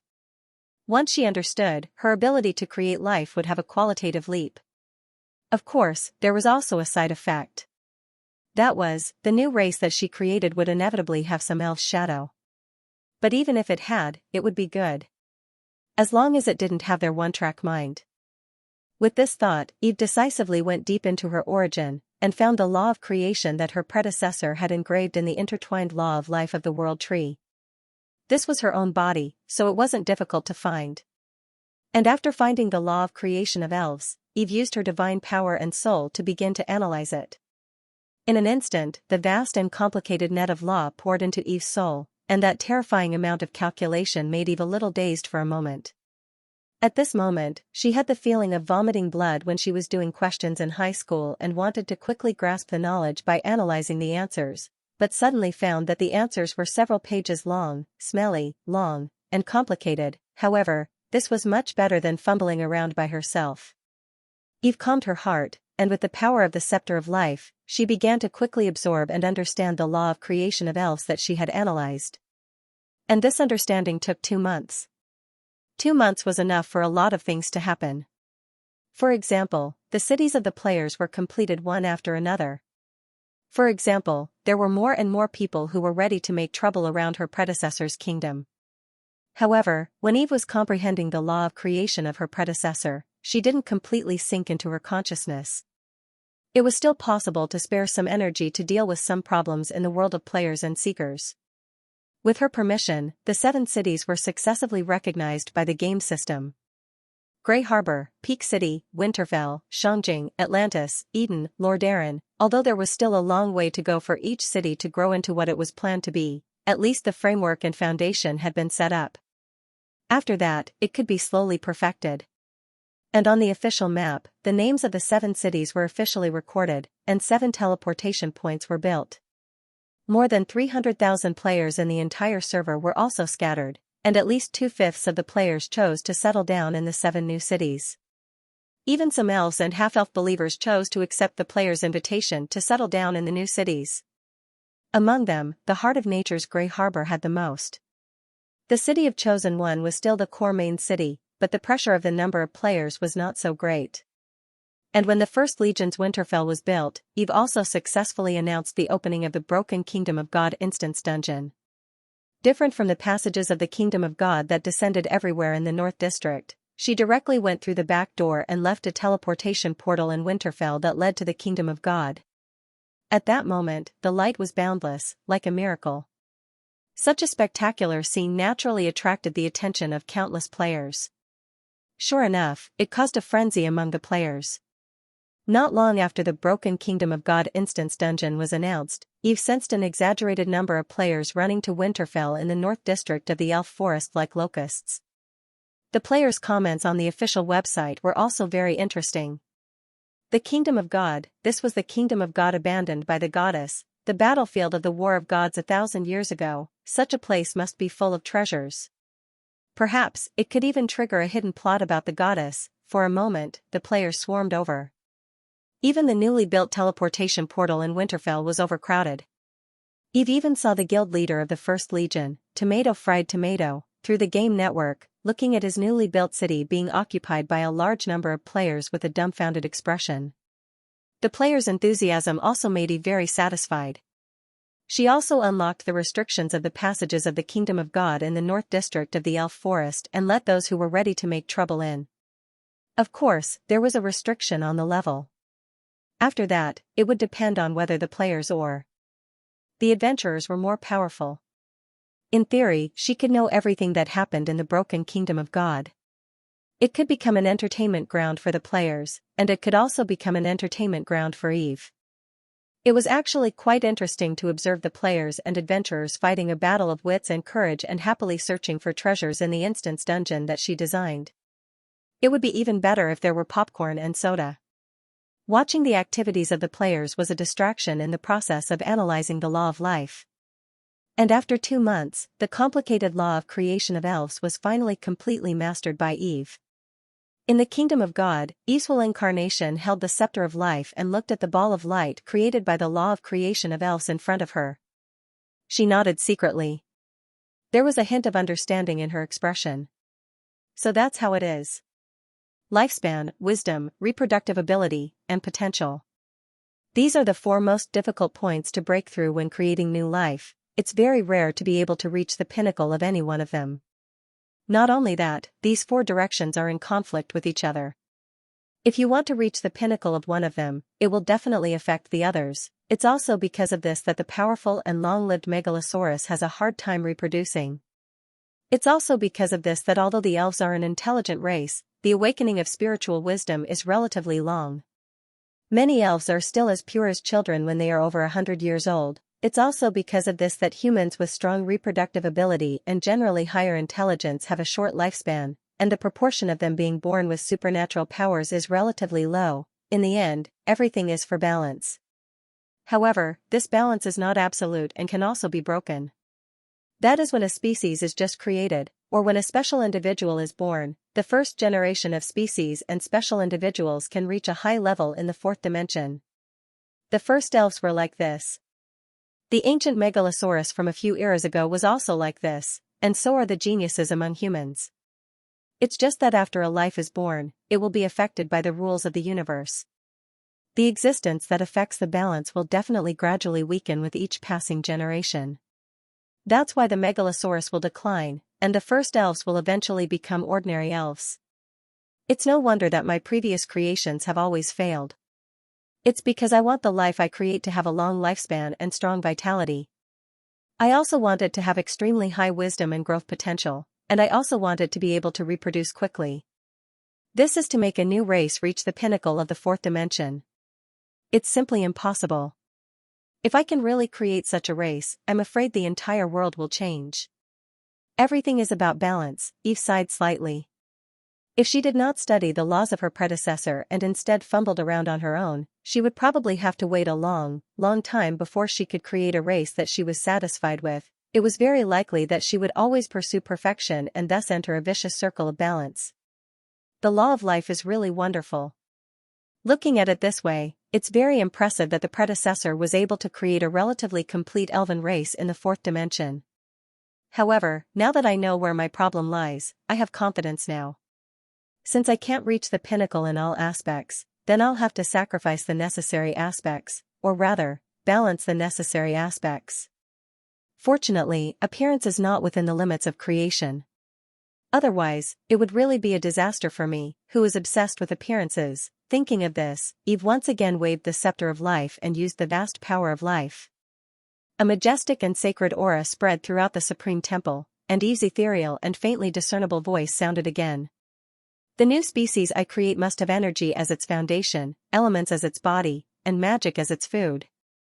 The species I create must have a relatively long lifespan and the inherent vitality of energy life, and be able to survive in an environment suitable for them.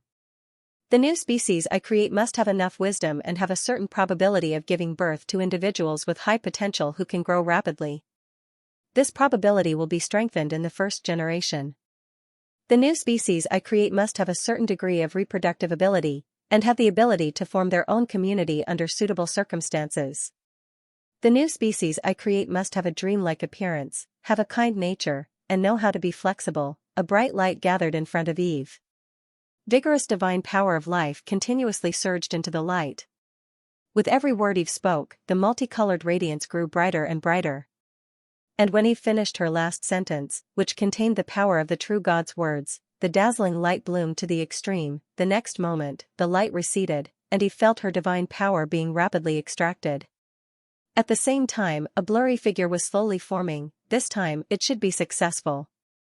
Eve was nervous.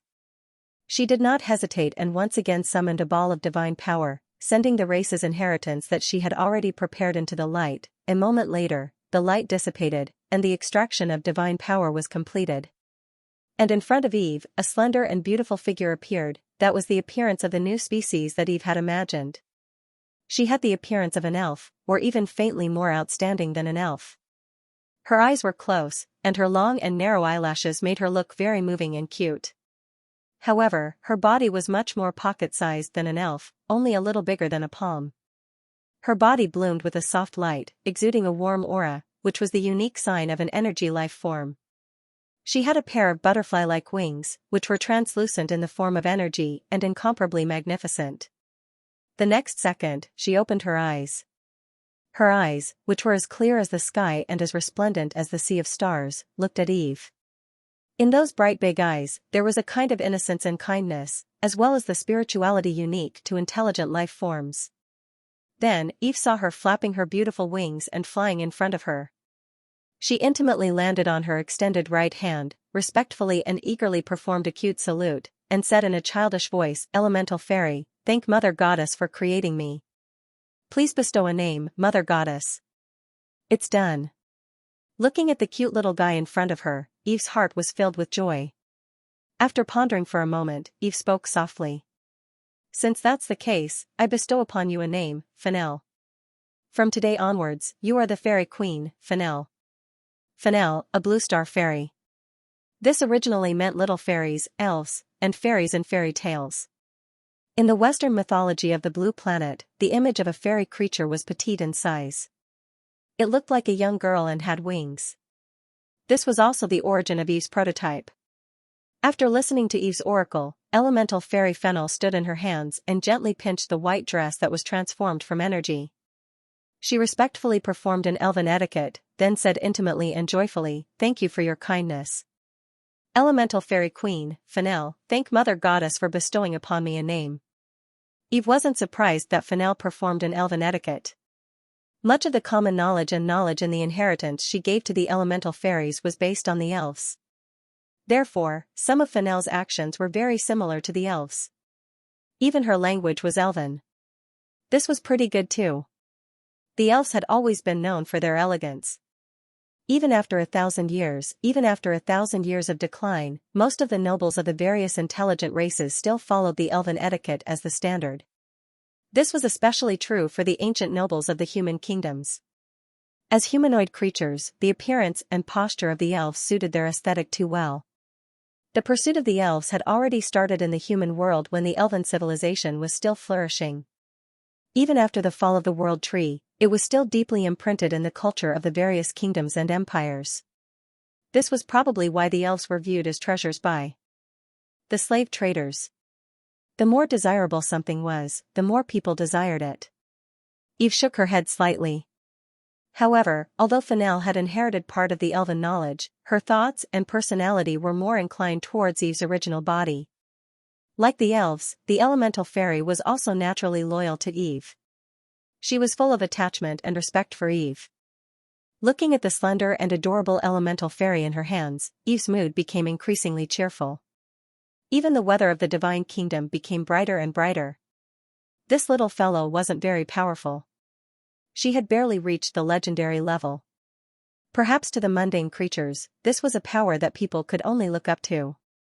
But to Eve, this was an existence that she created using divine power that was enough to raise a demigod's divine power. Comparatively, it was still too weak. However, Eve could understand.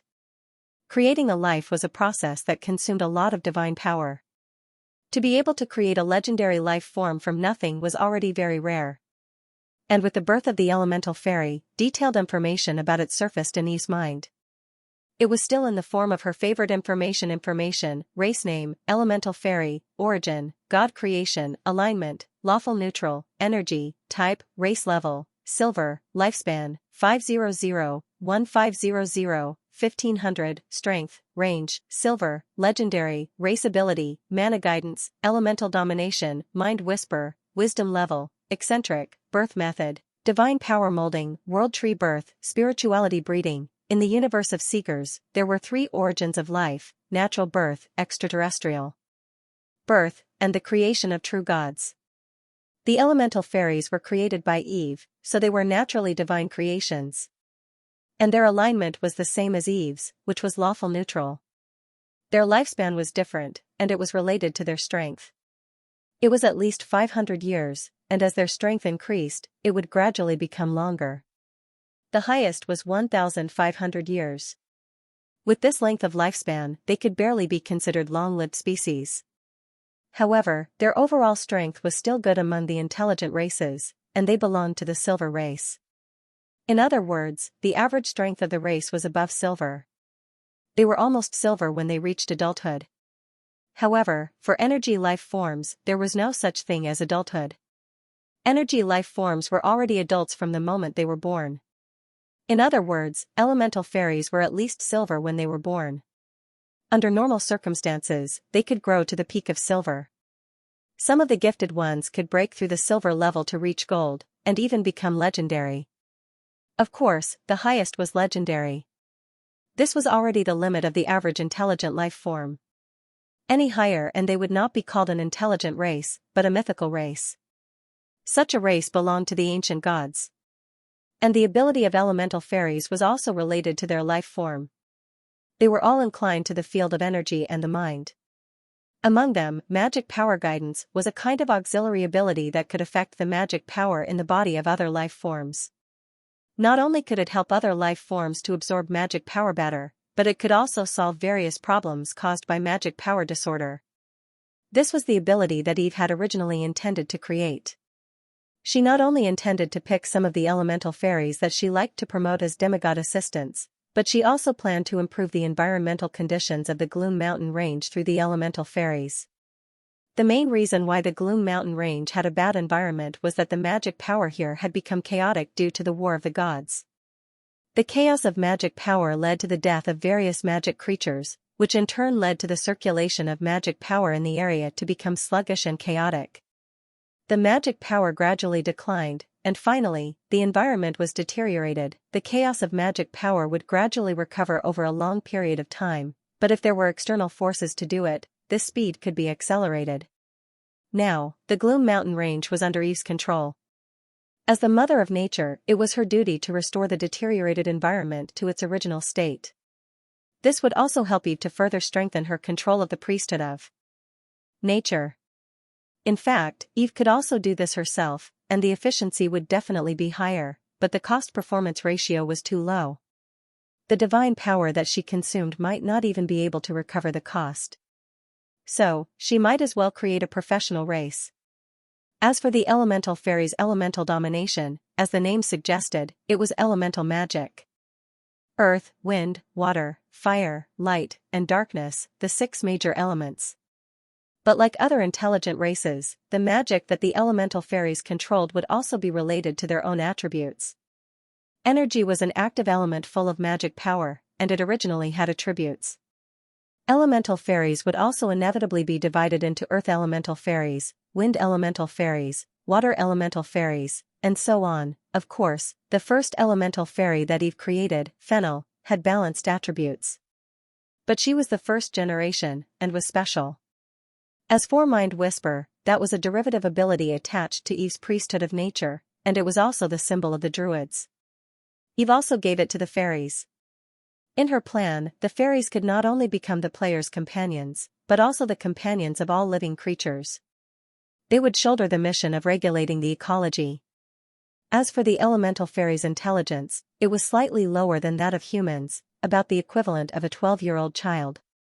And their souls, like other energy life forms, were relatively weak, and the power of faith they provided was also relatively thin. It was even less than that of humans, and was similar to that of half-orcs. But this was only for the ordinary elemental fairies. For those with unusual talents, and for those that Eve had promoted to a demigod, their intelligence would be higher, and their soul power would be stronger. And as energy life forms, there were 3 ways they were born. One was by directly using divine power to create Fennel, like Eve had created her. Another was like the first elves, and they could be born directly from the world tree. And the third was that they fused their spirituality with each other, and in the natural environment, put the fused spirituality near the magic node. After the spirituality absorbed enough magic power, it would finally become a new elemental fairy. After understanding the details of the elemental fairies, Eve smiled slightly. She was already very satisfied with the elemental fairies. Although they weren't perfect in all aspects, there were no perfect life forms in this world. And the special ones among the elemental fairies were enough to support Eve's divine power empowerment and become a demigod-level elemental fairy. With this thought, Eve pointed lightly at Fennel. The next moment, a vast amount of divine power surged, and under Eve's will, surged toward Fennel and entered her body. For a moment, a layer of holy light gradually appeared on Fennel's body. Her aura instantly soared, and the light was resplendent, until it broke through a certain threshold before gradually stopping. She had already received Eve's divine power empowerment and become a demigod-level elemental fairy. Fennel revealed a surprised expression when she felt the powerful energy in her body. Then, she happily flew a circle in the air, and landed in front of Eve again. She bowed respectfully. Fennel, thank the Mother Goddess for her bestowal. Looking at the obedient and cute Fennel, Eve's lips couldn't help but curl up slightly. She snapped her fingers and granted part of the authority of Elf Kingdom to her through the Faith Network. It was mainly some hard work, such as the recovery and renewal of sacrificed equipment, the maintenance of dungeons, and the monitoring of players' behavior. From today onwards, you will be my demigod servant and assist me in managing the Chosen One. You will also work with the Oak Tree Guards to manage the affairs of the God's Kingdom. Eve said. Yes, your oracle. Fennel replied respectfully and fervently. Eve nodded slightly. All right. From now on, the God's Kingdom would have a butler, and she could relax a little. After promoting the fairy queen Fennel to a demigod, Eve used her divine power again to create even more elemental fairies. There were a total of 500. They were also elemental fairies of a generation with balanced attributes. However, their strength was much weaker than Fennel's, and they were all at the gold level. This was the god's emissary in Eve's plan. Just like the human gods had faith angels as god's emissaries, Eve should also have her own god's emissary. According to her predecessor's habits, she should have used the Oak Tree Guard. However, the Oak Tree Guard's identity was too sensitive, and Eve, who was obsessed with appearances, was not very interested in the Oak Tree Guard's appearance. Therefore, this job fell on the elemental fairies. Or rather, high-level elemental fairies. The 500 elemental fairies, male and female, were all extremely cute. They danced in the God's Kingdom, forming a beautiful scene.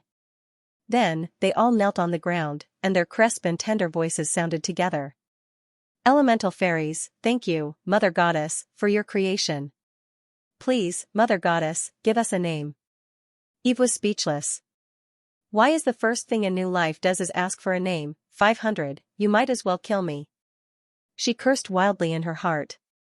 Of course, although she said that, Eve directly pulled out 500 Western names from the memory of her previous life and sent them into the consciousness of each elemental fairy.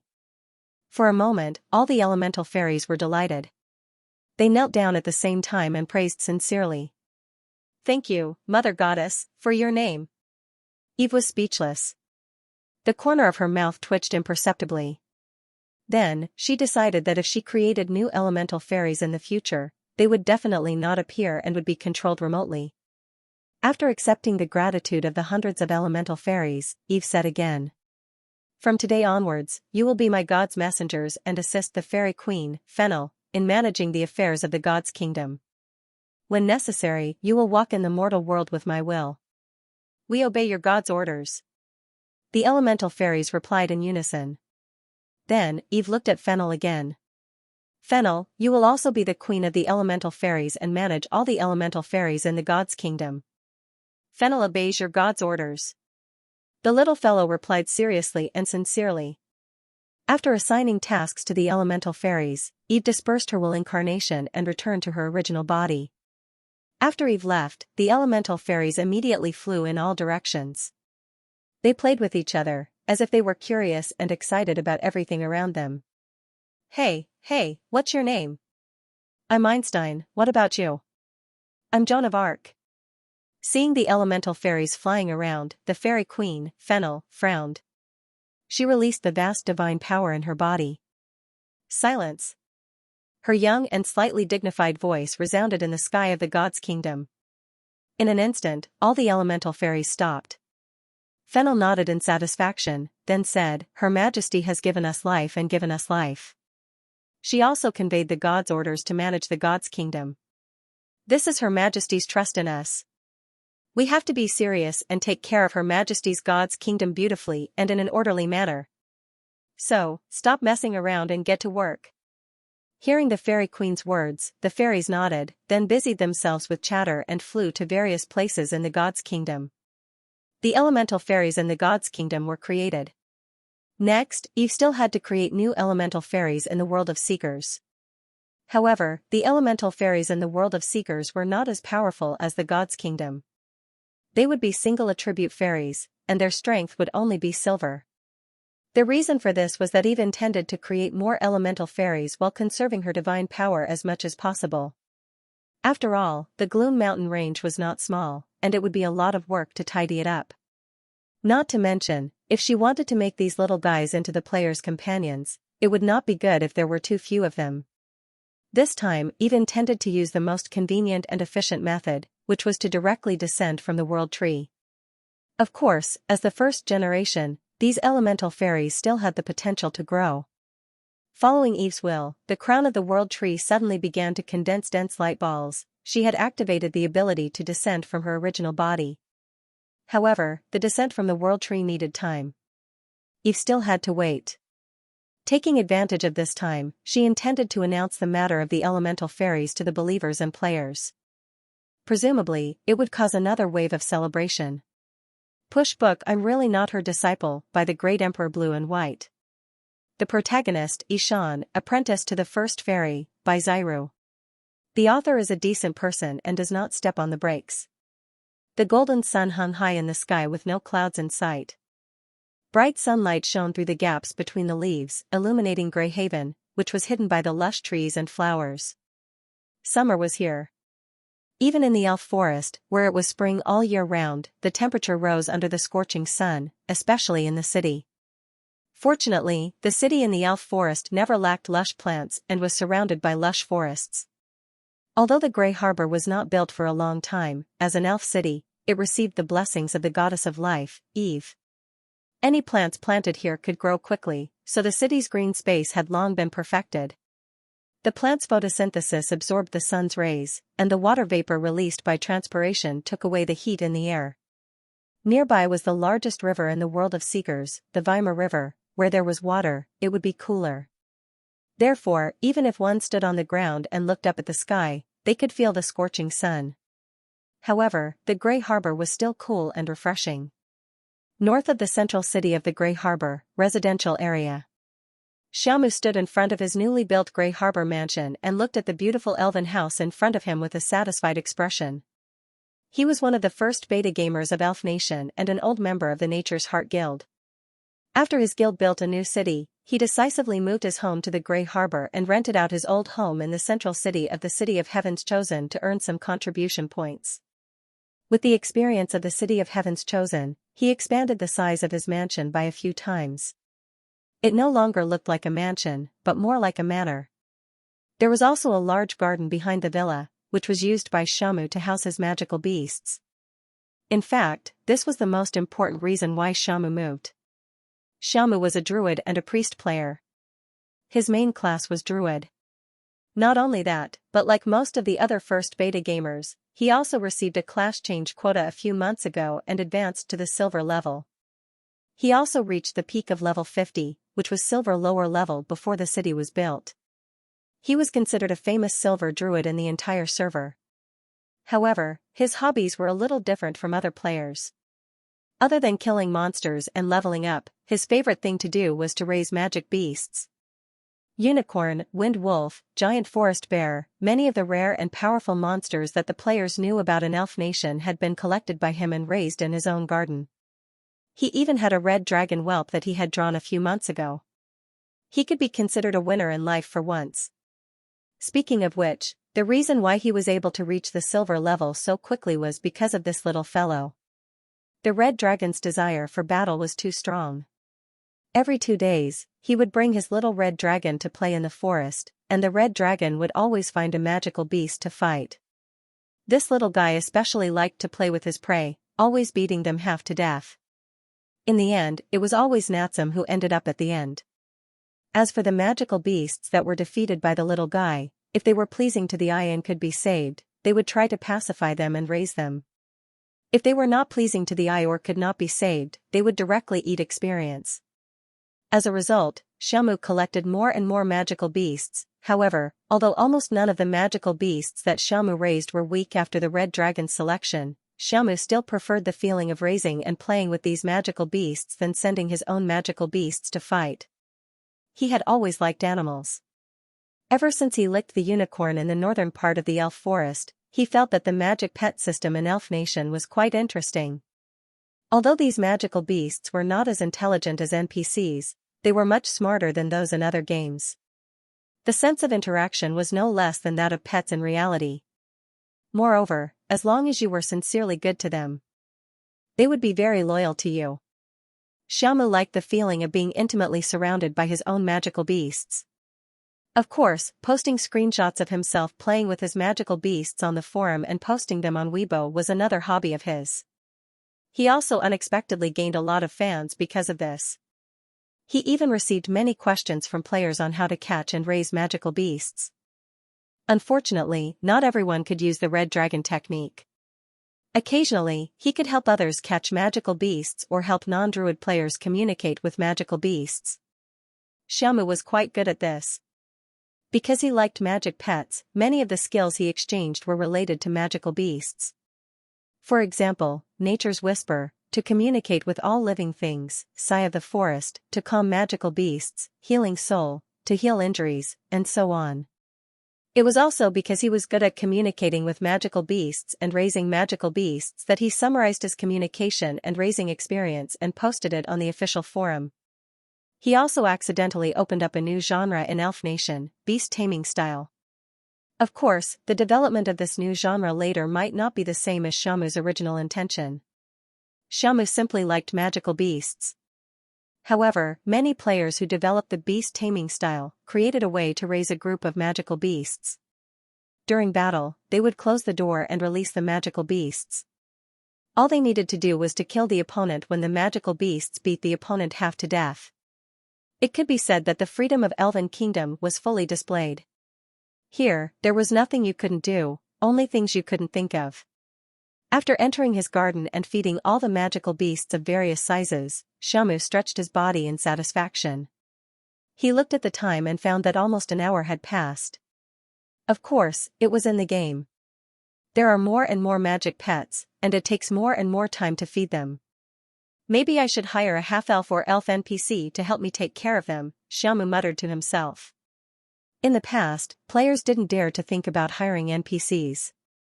However, as the number of players increased, more and more players began to try the trade flow game, and the common currency of the world of seekers began to circulate among players. Although it wasn't as useful as contribution points, the common currency was a tool for players to trade with NPCs. Even the elves in the elf forest gradually got used to using the common currency to buy various goods in the City of Heaven's Chosen through communication with the players. This didn't exist in the past, because the elves hadn't used currency for almost 1,000 years. And the currency in the elves' hands was naturally the salary paid by the players who hired them. Elf Nation had been open for a year, and 4 years had passed in the game. These 4 years were enough for the players to gain a foothold in the game and have deeper communication with the natives of the world of seekers. Not to mention anything else, in the earliest days, when players opened taverns and shops, the ones who looked after the shops were the players themselves, especially the new players. In order to accumulate contribution points, they were often caught by the old players as coolies. But now, many people began to hire elves or half-elves to do these things. Especially after a large number of half-elves with pure bloodlines began to enter the world of seekers from the Orlos demiplane. Having received the elven inheritance and being instinctively respectful to the chosen, they were much more suitable to look after shops and be waiters than the players themselves. With the idea of hiring a half-elf NPC to take care of the magical beasts for him, Xiaomu planned to mention it the next time he saw his guild leader, Li Mu. Li Mu knew a lot of NPCs. If he asked him, he would definitely be able to find a professional and reliable one.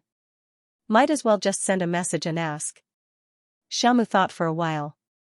He found Li Mu's name in the chat list, then clicked on the dialog box and sent his request over. After a while, he received a reply from his guild leader.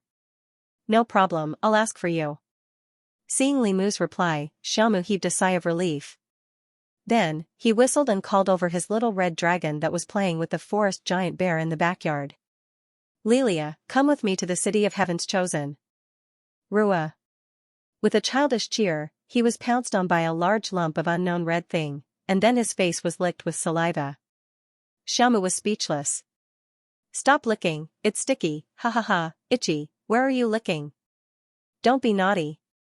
Get off me. He said helplessly and dotingly. It took him a lot of effort to finally get his red dragon cub off his body.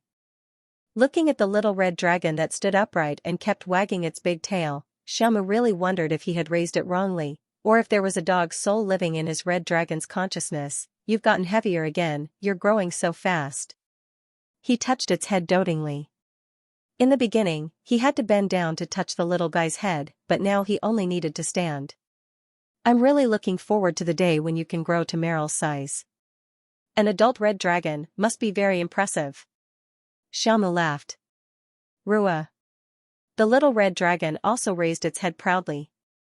Throwing the little guy a piece of its favorite jerky as a snack, Xiaomu rode on its back. Let's go, first teleport to the City of Heaven's Chosen, then go to the World Tree Crown.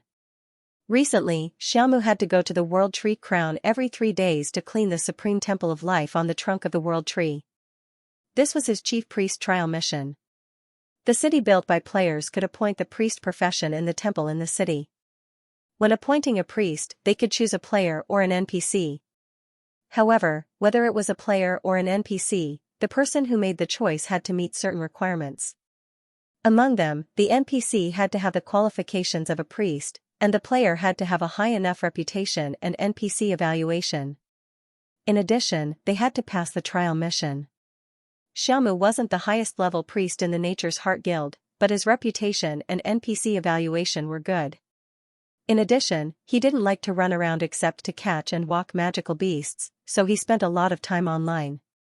Therefore, after a vote by the higher-ups of the Nature's Heart Guild, he finally won by a small margin over another priest boss who couldn't guarantee a stable online time and became Grey Harbor's chief priest trainee.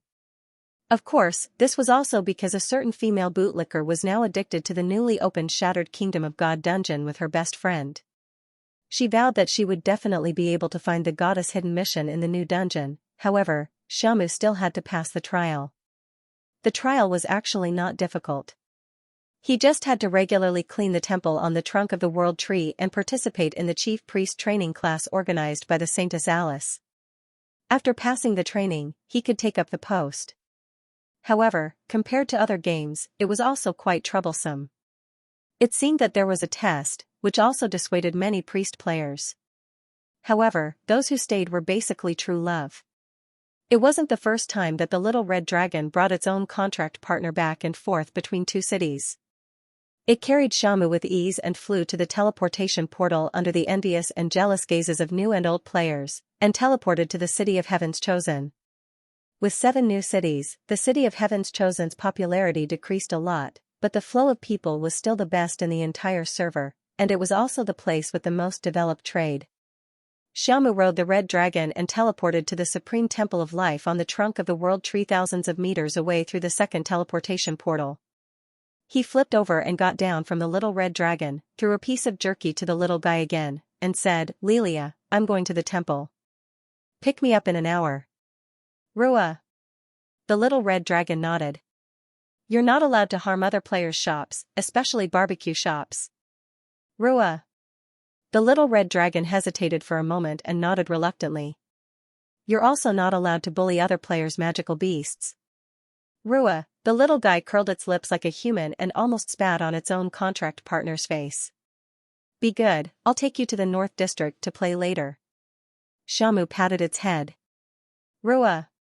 Hearing the words North District, the little red dragon's eyes lit up, and it shouted excitedly, then flew away with its butt swaying. Seeing the red dragon leave, Xiaomu also smiled, tidied up the priest robe he put on, and entered the temple. The Supreme Temple of Life was very large, especially after the world tree grew again, and Alice organized a team to carry out an expansion. During the expansion, Xiaomu found out that the original Supreme Temple itself was actually incomplete. It was just a sub-temple of the World Tree's temple from 1,000 years ago. However, after the War of the Gods 1,000 years ago, the World Tree fell into a deep sleep, and its main body rapidly shrank. Even the temple on it collapsed until only a sub-temple was left. These were the secrets that Alice had told them. However, although it was more troublesome to clean up the temple after the expansion, with the help of magic and other NPCs, Xiaomu's speed was not slow. After an hour, he completed the task. After bowing to the statue of the goddess and bidding farewell to the NPC priest stationed in the temple, Xiaomu walked out of the Supreme Temple. Then, he whistled again. Of course, whistling was just a formality. In fact, while whistling, he would summon his Megalosaurus partner through the unseen connection. However, after he finished whistling, Lilia did not return for a long time. Xiaomu frowned slightly. He opened the magic pet system and looked at Lilia's interface. After seeing that the little red dragon was normal, he felt a little more at ease. Then, he called again. The little red dragon had not returned yet. Xiaomu was speechless. This guy, where did he go to play again? He scratched his head. The little red dragon was good at everything, but it was too troublesome. Xiaomu sighed and summoned a few more times before he finally heard a familiar young dragon roar. "Rua!" It came from above. He looked up and saw the canopy of the world tree shake, and his little red dragon came out from it and flew in front of him. "Rua! Rua!" It neighed merrily. Xiaomu had the Nature's Whisper ability. Although he did not understand dragon language, he could understand what the little guy meant. You said you found something fun in the canopy of the world tree?" Xiaomu was slightly stunned. It was probably the light cocoons of the born elves. It was said that the original elves were born like this, and when the players were resurrected, they were also resurrected from the world tree and directly teleported to the ground. However, the little red dragon shook its head. "Rua. It's not the common light cocoons in the past, but very small light balls, and a lot of them?" Xiaomu raised his eyebrows. The little red dragon nodded. "Very small, many light balls?" Xiaomu's curiosity was aroused. He patted the little guy and said, "Take me to see." The little red dragon cried happily, then wagged its tail as it carried Xiaomu to the lush canopy of the world tree. The canopy of the world tree was extremely huge, towering into the clouds. Here, the clouds fell under their feet, and it was extremely magnificent. When Xiaomu rode the red dragon to the depths of the canopy of the world tree, where he had never been before, he was instantly stunned by the scene in front of him. Light. That was light. Thousands of light balls in different colors dotted the branches of the world tree, as if they were fruits, extremely bright. Those light balls were constantly trembling, full of vitality and vitality. What is this? Xiaomu said in surprise. The colorful light balls hung on the branches of the world tree, swaying gently. Each light ball was borne on a green stalk, and the end had a leaf structure like a calyx. They looked like the fruits of the world tree. Looking at the mysterious light balls, Xiaomu was curious. He used light body spell to jump down from the red dragon's back and landed on the tree trunk. As he got closer, Xiaomu could see more clearly. This was definitely not the light cocoon that gave birth to the players and elves because it was too small. These fruits were about the size of basketballs. Under the dense halo, there was a faint magical fluctuation. At the same time, they also emitted a strange fragrance. When Xiaomu smelled the fragrance, he immediately felt refreshed. At the same time, he found that the magic power in his body was circulating more smoothly. Even the magic circuit in his body, which was getting slower after 2 hours of meditation in the morning, was becoming more sensitive. What's this? Just the fragrance from it can help me channel the magic power in my body. Xiaomu said in surprise. The magic power system in Elven Nation was very realistic. Every player had a magic circuit and magic power pool in their body. The daily meditation of the players was to expand their magic power pool and strengthen the magic circuit. However, with meditation, the magic power in the player's body would become more and more restless. Although this restlessness wouldn't cause a magic backlash or interfere with the casting of spells, when the magic power reached a limit, it would suppress the activity of the magic circuit and greatly reduce the training effect. In other words, it would reach the limit of the daily meditation training. If they wanted to wait for the magic power to cool down, they would have to wait for a day. This was also why the players could only train for 2 hours a day at most after they had the meditation technique. If Xiaomu didn't misunderstand, the fragrance from the strange light balls could help the players to extend the training time. What is this? It's a godly tool to aid in training, Xiaomu was pleasantly surprised. Although he was already at the maximum level, his daily meditation was still effective. Even if meditation couldn't make his power take a qualitative leap, nor could it promote him to a higher level, it could strengthen his mana pool little by little, slightly increase his mana, and improve his resistance to mana backlash. All of a sudden, Xiaomu became extremely curious about the light ball. After thinking for a moment, he tentatively touched it. It was warm to the touch. The ball of light wasn't illusory. It seemed to be some kind of entity, but it was completely different from the usual touch. It felt as if he was holding one pole of a magnet and approaching the same pole of another magnet. There was a kind of slippery repulsion, but at the same time, it was not particularly strong. This feeling was pretty good. Xiaomu felt that if he used a little more strength, this ball of light would probably be deformed by him. However, he did not do so.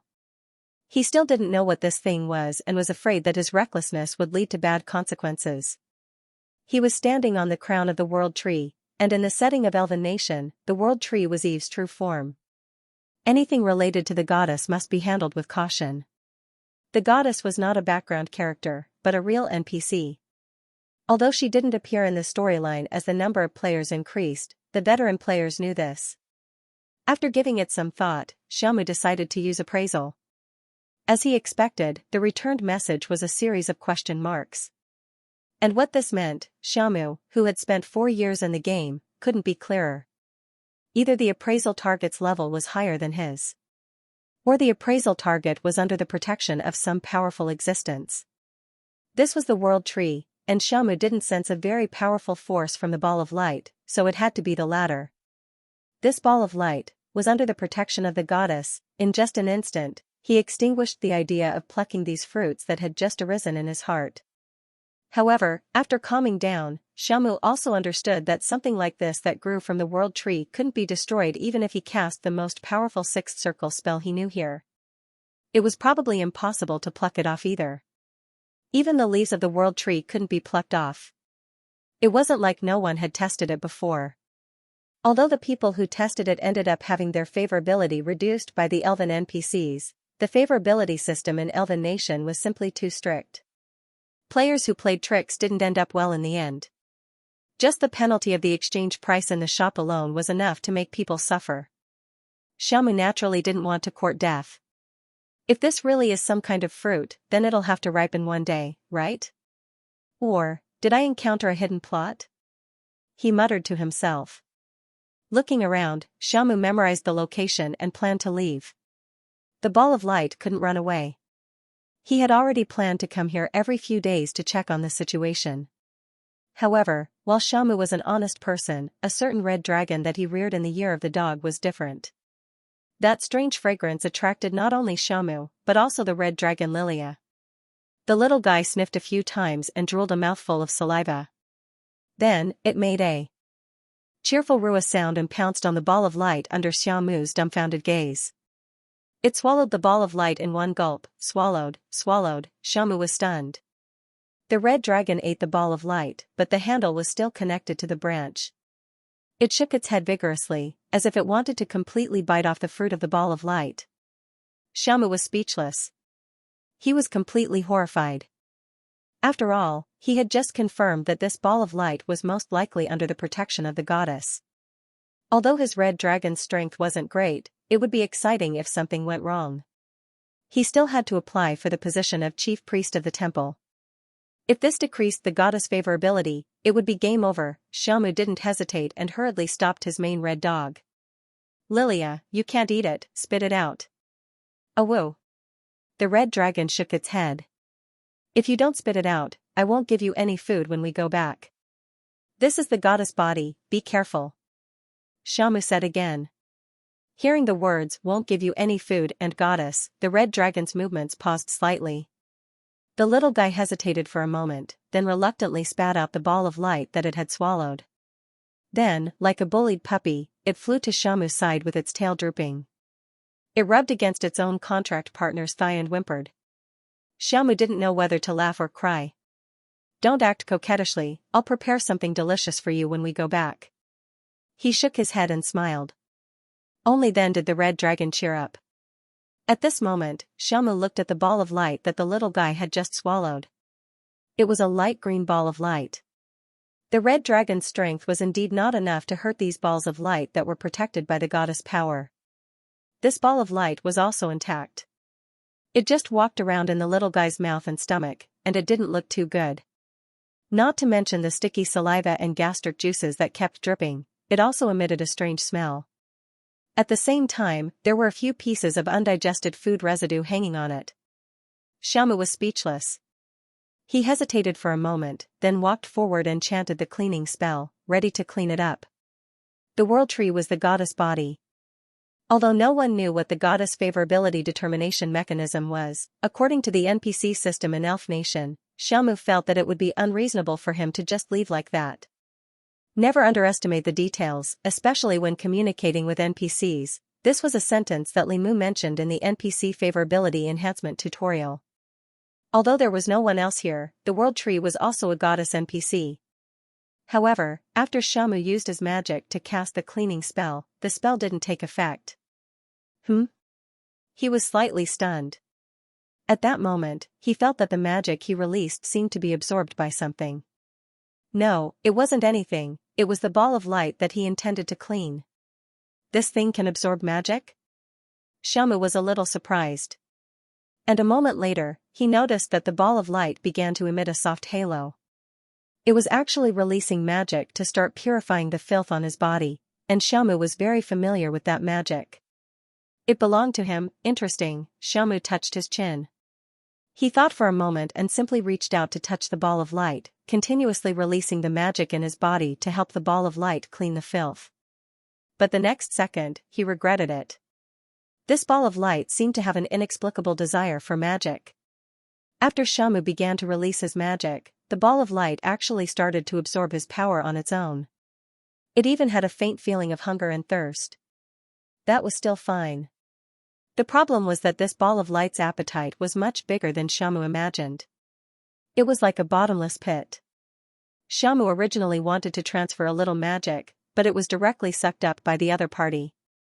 The magic in his body flowed like a flood from a dam, and he was almost sucked dry. In a short moment, he was drained of all his magic and directly collapsed on the tree trunk. Even his limbs were weak. F***ck. What is this thing? Isn't it sucking too fast? Xiaomu couldn't help but curse. And when he looked at the ball of light again, he found that it had become pure and bright again. Xiaomu even faintly felt that it seemed to be brighter. A gust of wind blew, and the ball of light swayed slowly. Xiaomu seemed to have heard a string of bell-like laughter in the dark. But that sound seemed to have gone with the wind after a while, making Xiaomu feel that he was most likely hallucinating. He shook his head and looked around again. Very good. Everything returned to its original state. The places that Lilia had ruined were also cleaned up. Xiaomu took a deep breath and respectfully bowed to the center of the Yggdrasil. He then drew a symbol of the scepter of life on his chest and said sincerely, "I didn't offend you. I apologize for Lilia's reckless behavior just now. Xiaomu will definitely complete the chief priest trial mission seriously and unswervingly spread the faith of Lilia." As a member of the Heart of Nature, Xiaomu quite approved of his guild leader's way of the bootlicker. A bootlicker could do anything. In Elven Nation, this method definitely worked on the goddess and NPCs. Although he didn't know if the goddess could hear what he said, it was better than not saying anything. This was attitude. And in Elven Nation, the NPCs valued the player's attitude the most. Completing 100 missions with a grin on your face would not be as good as completing one mission in a friendly and respectful manner. The favorability you would gain would be much higher. After bowing to the center of the Yggdrasil, Xiaomu rode his own little red dragon and left the crown of the Yggdrasil. After the man and dragon left, waves of bright holy light condensed at the place where Xiaomu originally stood and transformed into a holy and beautiful figure. Wearing a white holy dress, silver hair, and purple eyes, it was Eve. Interesting. She curled her lips and said. When Xiaomu returned to his own gray harbor, it was already 2 hours later. He fulfilled his promise and brought the little red dragon to a barbecue shop in the northeast before returning. Arriving at the new residence of the Heart of Nature Guild, Xiaomu planned to help his guild with some construction missions. Unintentionally, he heard the loud voice of a familiar person. Brother Mu. Brother Mu. Did you see the forum? There's a new announcement. It seems like a mysterious new NPC race is going to be released, and they can become players' companions. The official word is not magic beast, but NPC. A new NPC race is going to be released. Xiaomu stopped in his tracks and was slightly stunned. Yes, I saw it. It's so mysterious. The official website of Elven Nation is getting more and more suspenseful. But looking at the back, it's very likely to be a flower fairy from a Western fantasy story? Another familiar voice sounded. Flower fairy. Xiaomu's heart skipped a beat, and he quickened his pace and walked over. Brother Mu, Dima, good morning. What are you guys discussing? It was Demacia and Limu who were talking. After seeing Xiaomu come, the two of them also greeted him. Good morning, Xiaomu. Then, Limu explained. We're talking about a new announcement. There's a new announcement on the forum. Here, take a look. He sent Xiaomu a link. Xiaomu clicked on the link and saw that it was the announcement interface of the official website. The page was very simple, and there was a big black shadow. The black shadow was very slender and looked like a girl, but there was a pair of big butterfly-like wings on its back. And in the middle of the black shadow, there was a question mark. At the side, there were official small words, a new NPC race is coming. They're weird, they're naughty, and cute. They can be your best assistants, and they can also be your best partners. Who are they? June 10th, please look forward to it. Xiaomu was speechless. Which era was this old advertising slogan from? But he looked at the black shadow. Although the official website only gave a shadow, this image should be the flower fairy that Brother Mu was talking about, right? It should be the flower fairy, right? If it is, I must get one. Haha. Demacia said expectantly. Let's increase your favorability first. This is an NPC race, and they rely on reputation evaluation. Limu glanced at him. Demacia was speechless. A certain someone's mood was even down for a moment. He sighed and said, "Sigh. I regret it. I shouldn't have touched Alice's hair back then, just touching her hair?" Xiaomu laughed. "I shouldn't have followed the saint, shouldn't have peeked at the NPC taking a poop and bathing, shouldn't have broken into the door to steal things, and shouldn't have tricked them into entering a pyramid scheme," Demacia said dejectedly. Xiaomu was speechless. Limu was speechless. "Big brother, is there anything you haven't done? Don't think about it. Make up for it in the future. You've been doing pretty well recently, and your personal reputation evaluation has risen to -50. Keep it up, it will rise sooner or later." Limu cheered him on.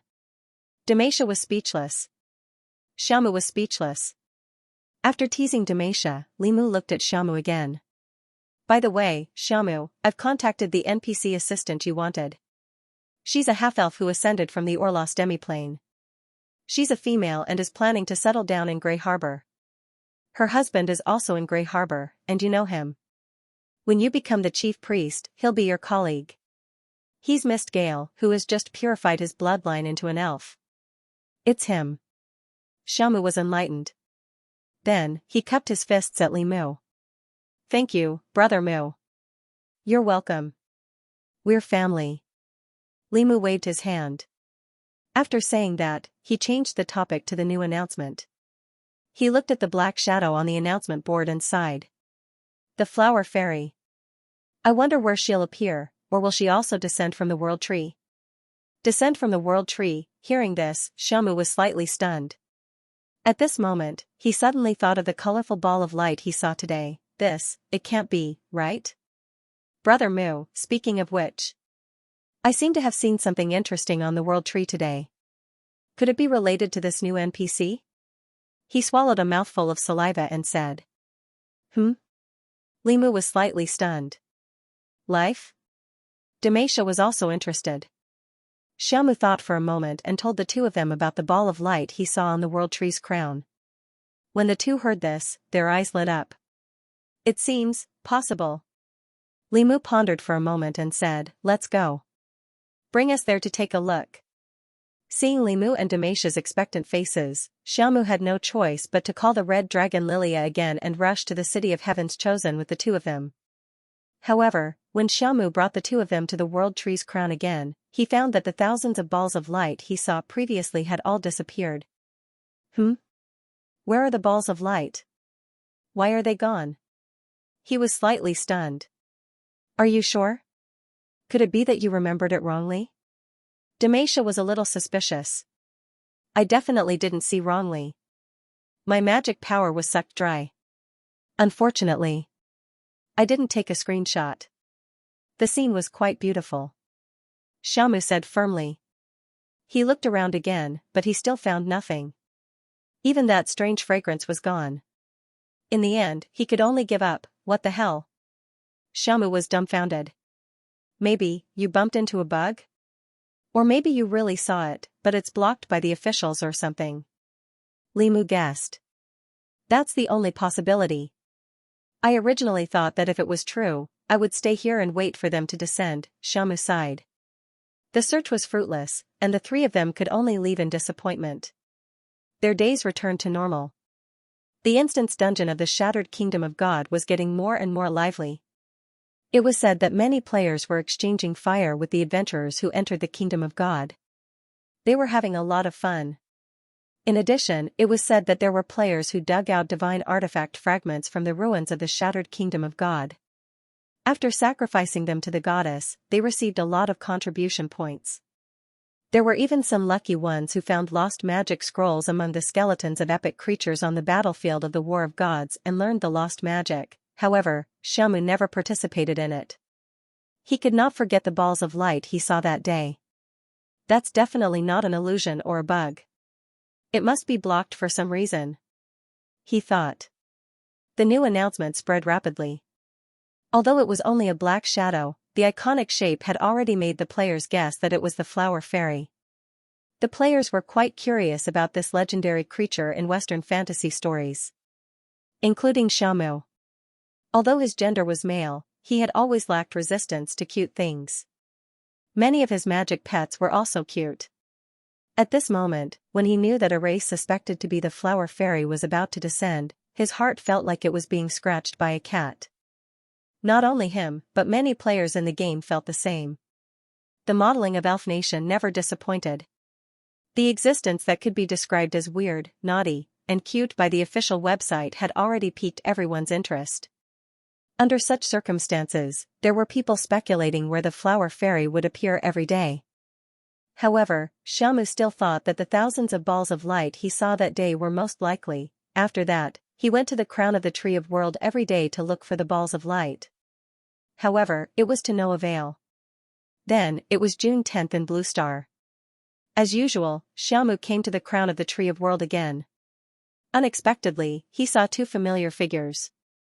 "Brother Mu, Dima, why are you here?" he asked in surprise. "Ahem. I think what you said is very convincing, so I'm here to wait for the new NPC." Limu coughed and said. "He, me too." Demacia also said with a smile. Xiamu was speechless.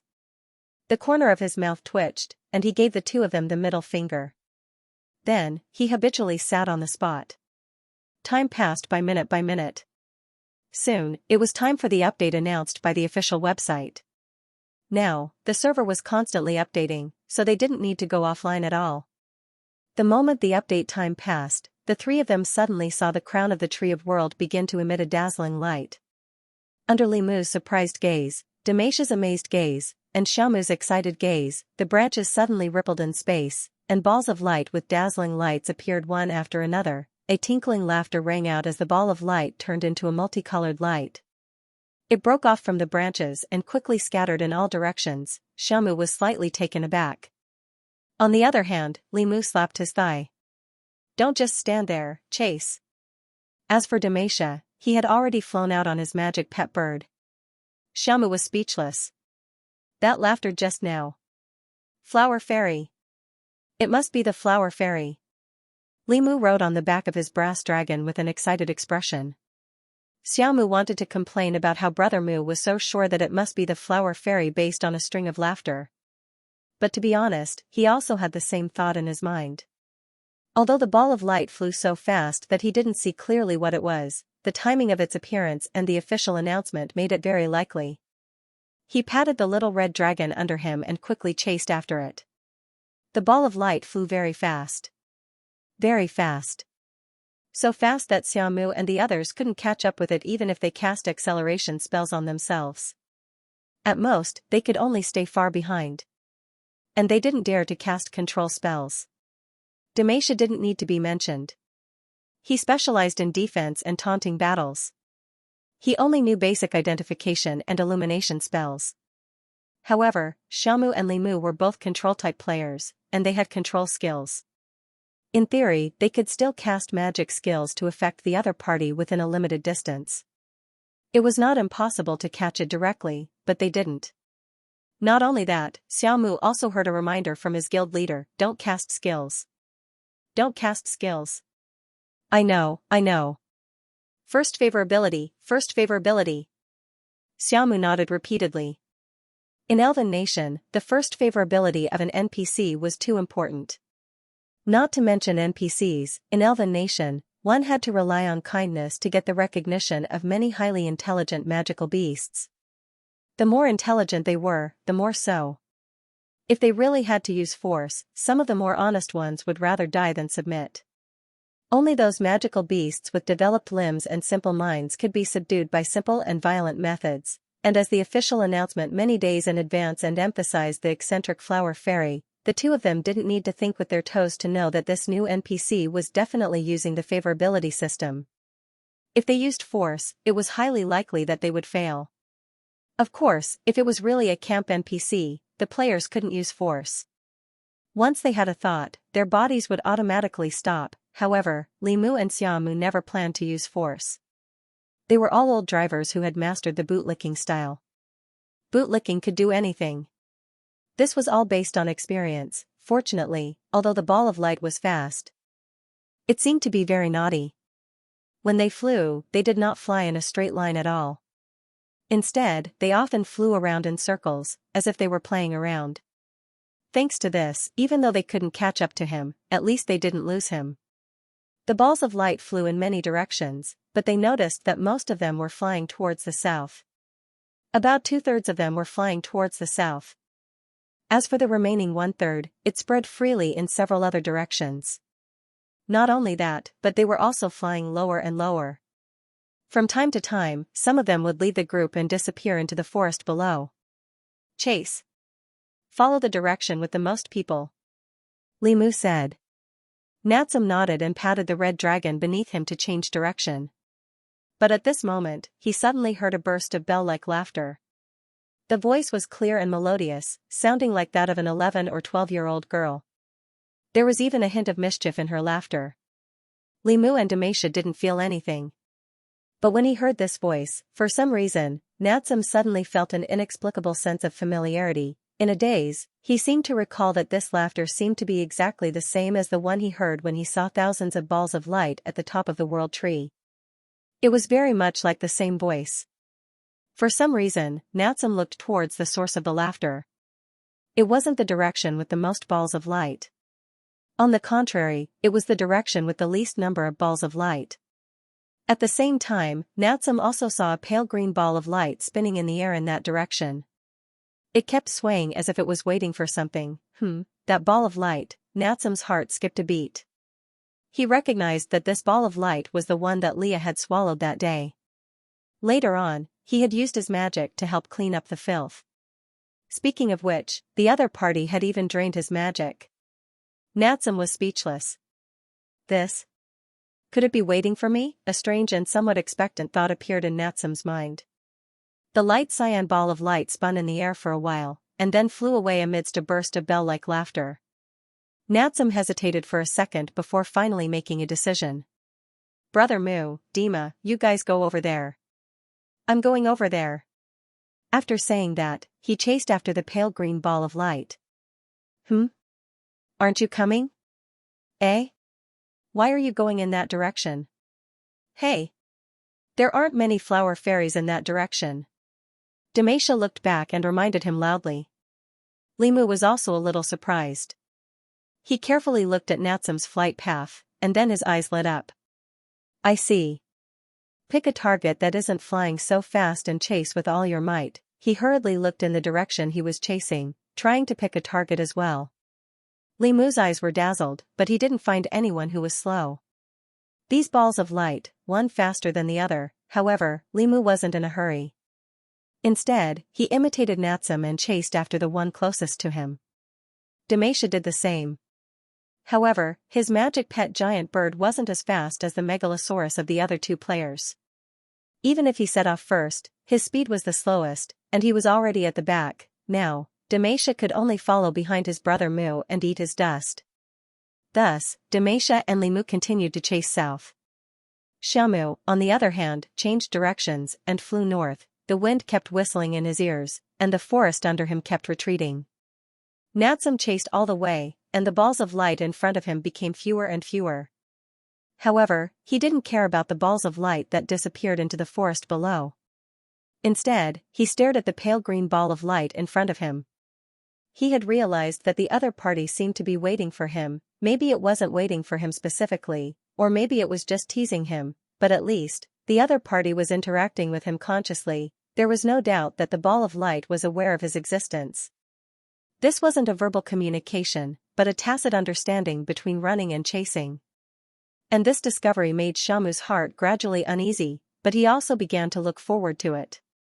At the same time, a thought naturally appeared in his mind. Could it be, the follow-up after absorbing my magic that day? I was remembered by the other party. This seemed to be the only interaction between him and this pale green ball of light. Thinking of this, his heart became more excited, and he chased even more closely. As time passed, the balls of light in front of him became fewer and fewer. Finally, there was only one pale green ball of light left. The other party seemed to be tired from flying, and gradually slowed down, falling from the sky and entering the lush forest. Natsum also hurriedly followed. Unknowingly, he had been chasing for half a day. He didn't know what was wrong with him, to be able to chase until now.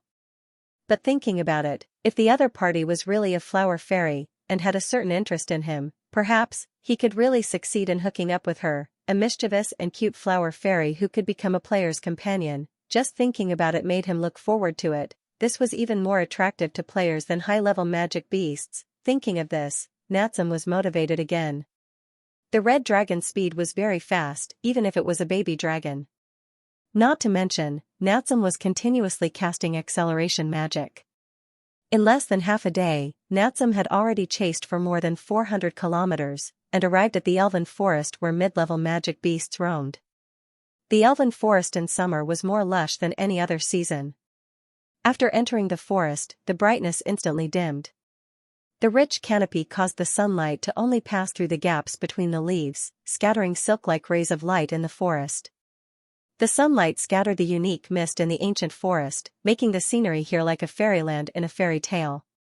In addition to the occasional crisp chirping of birds, and the howls of unknown magic beasts, the scenery in the forest felt even more like a wonderland. Natsum still liked the scenery in the elven forest. When he arrived in the forest, he secretly used the druid's ability to remember the scent while he was chasing, and finally saw the flower fairy of his dreams. It was a young girl emitting a gentle glow, but her body was rather petite, and her height was probably less than 30 centimeters. She wore a cute dress with floral patterns, and her skin was white and delicate, with a pair of beautiful butterfly-like wings on her back. Her appearance was not inferior to the elves, and even faintly more exquisite than the elven NPCs commonly seen by players. According to the player's facial modeling system, Natsum thought that she would score at least 90 points. Moreover, it was in the cute style that Natsum liked the most. Those big sparkling eyes, small nose, and slightly chubby cheeks made people want to pinch them, arousing the desire to protect them. Natsum felt that the flower fairy was even more adorable than the elven NPCs who had not yet reached adulthood. For a moment, his breathing stopped for a moment.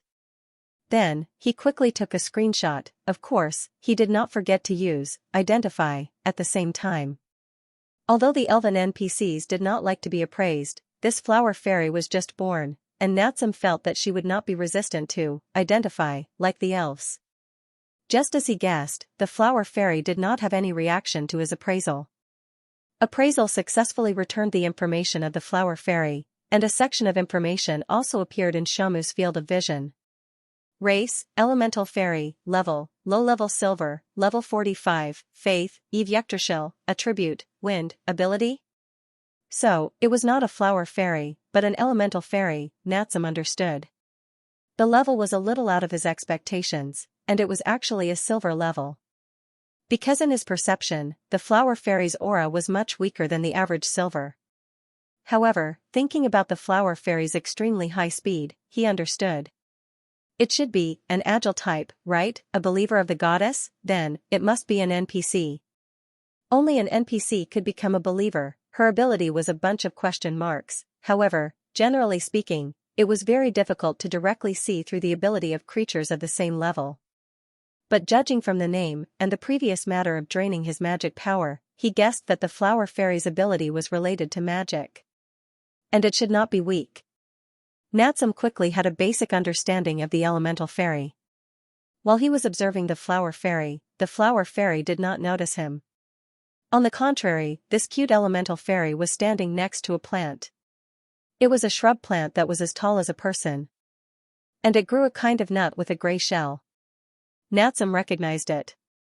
It was a rather rare magic plant in the elf forest, and its most valuable part was the fruit it grew. This fruit had extremely high magic power, and it could even be directly absorbed and used by mage players as a magic potion to replenish magic power. There were no side effects, and it was very popular among players. Of course, the purchase price of this fruit in the City of Heaven's Chosen was also very high. And the flower fairy's goal was these nuts. She was using all her strength to pull one of the fruits off the branches of the shrub. That little action of puffing and puffing was extremely cute. Natsum was amused. She was already a silver, but she was so weak that she couldn't even pull off a nut, the deviation was too big. However, she was too cute, right? Her little movements, her puffed-up cheeks, and her little heya expression, too cute, the game officials knew too much, right? She had designed such a cute Xiao Ku, no. I'm addicted to watching her pick the fruit. At this moment, Natsum felt that his heart was going to melt.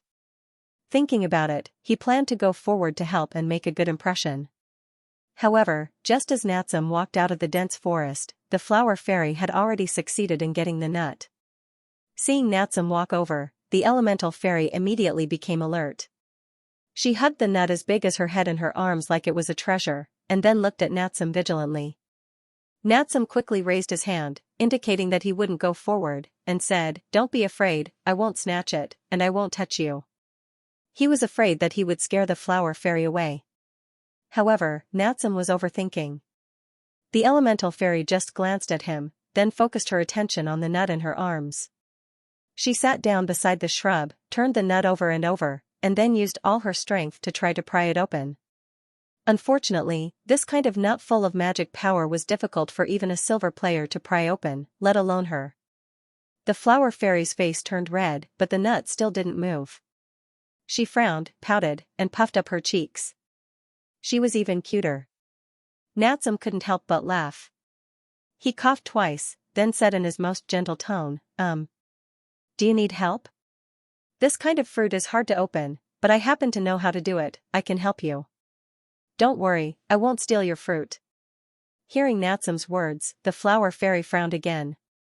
She looked at the fruit in her hand, then looked at the gentle Natsum, hesitated, hugged the nut in her arms tightly, and pointed to the other nuts on the shrub beside her. Natsum was speechless. He didn't know whether to laugh or cry. However, he roughly understood what the flower fairy meant. Shaking his head, he walked over lightly, and then picked a new fruit from the shrub. During this process, Natsum was also observing the flower fairy from the corner of his eyes. When he saw that the elemental fairy didn't show any obvious vigilance or retreat after he approached, his mood became more and more uplifted. It was as if he was in the clouds. The last time he had this feeling was when he was chasing his girlfriend and she didn't reject him. His hand movements were also very fast. Using the skill, Bull's strength, Natsum easily broke the shell of the nut in half under the elemental fairy's surprised gaze, revealing the milky white kernel inside. Then, he handed it to the flower fairy. "Here, for you." Along with a bright smile. The elemental fairy hesitated for a moment, then took it like lightning and hugged it in her arms. Cute, Natsum's mind was filled with this word. However, just when Natsum thought that the elemental fairy would start eating the kernel like a squirrel, he saw the flower fairy lift the kernel and licked it as if she was intoxicated. Licking, Natsum was speechless. "Ah, who designed the elemental fairy's AI?" Xiaomu's expression was strange. The elemental fairy licked very seriously and carefully. Xiaomu saw her pink little tongue swirling along the edge of the nut, licking while showing an expression of enjoyment. And as the little one licked, the nut in her arms began to shrink rapidly, its luster becoming dimmer and dimmer. That was a sign of magic exhaustion. Obviously, the rich magic in the nut had been absorbed by the little one. Seeing this, Xiaomu's heart moved, and he had some guesses. Could it be that the elemental fairy fed on magic? Was she absorbing magic? After licking the nut, the elemental fairy showed a satisfied expression, and even smacked her lips as if she hadn't had enough. She threw the nut that had lost its magic on the ground and giggled a few times at Natsum. Then, she hugged the nut that she had picked the earliest and didn't peel it. She flapped her butterfly-like wings and flew away again. "Hey! Wait a minute!" Xiaomu hurriedly chased after her. Of course, he didn't forget to mark the location of the nuts so that he could pick them all when he came back. This kind of nut full of magic was still very popular among the players, and could be sold for a lot of contribution points. And if he could really hook up with the little fairy, this was also good food. The elemental fairy didn't fly high into the sky this time, but shuttled through the forest like a butterfly. The dense forest was not an obstacle for the petite elemental fairy, but it was different for Xiaomu. Compared to chasing in the sky while riding the red dragon, it was obviously much more difficult to chase the little fairy in the forest. Even if the elves were naturally agile, they couldn't withstand the speed of the elemental fairy. Fortunately, the little fairy's speed was not as fast as before, but had a kind of freedom, flying and playing at the same time. Xiaomu changed into the spare shoes with acceleration effects in his storage ring, and cast a light spell on himself, and followed closely behind. His speed even slightly surpassed the other party. It was just that every time Xiaomu was about to catch up to the little one, the other party would suddenly speed up. Often, it was accompanied by a burst of bell-like laughter. And when the distance between Xiaomu and the elemental fairy increased, the other party would slow down again, and once again return to the state of flying freely. Xiaomu was speechless. After coming here a few times, no matter how slow he was, he could sense that this little fellow seemed to be playing with him. She's really as naughty as the official website says. Xiaomu had a strange expression on his face. However, the corners of his mouth were rising crazily. He liked the delightful little fellow more and more. Guling was eccentric, mischievous, and cute. Wasn't this too harsh? Elemental fairies were the tallest. He thought for a while and decided to slow down his speed to test the waters, trying to loosen the reins only to grasp them better. And as expected, after Xiaomu pretended to be tired from the chase, the elemental fairy's speed slowed down. There's hope. The corners of Xiaomu's mouth curled up. He slowed down even more, and finally came to a complete stop. Seeing that Xiaomu had stopped chasing, the fairy also stopped flying forward. She made a circle, flew back, and circled around Natsum, who was panting. Not only that, but the little guy also hugged the nut with one hand and put the other hand on the side of his face. He stuck out his tongue at him and made a cute face. However, she didn't seem to have enough strength, and the nut was still a little too big for her. One of her hands couldn't hold the nut very well. When she made a face, the nut slipped out of her arms and fell directly to the ground. The little fairy was startled. She quickly landed on the ground and hugged the nut again. Then, she carefully wiped the soil on it, wrinkled her nose and smelled it. Then, she giggled with a satisfied expression. Xiaomu was speechless. This was too cute? No, his heart couldn't take it anymore. He took a deep breath and walked over lightly. However, the fallen leaves under his feet that had accumulated for who knows how many years suddenly made a creaking sound. The little fellow was immediately startled. She raised her head and looked at Xiaomu again. Then, she stuck out her tongue and made a face. Then, she giggled and flew away with the nut in her arms. Xiaomu was speechless. Cute is cute, but how long are you going to play with me? He sighed. He raised his head and looked at the sky that was faintly visible between the branches and leaves. The sky was gradually darkening. If he continued to chase, he would have to spend the night in the forest. Let her stop first.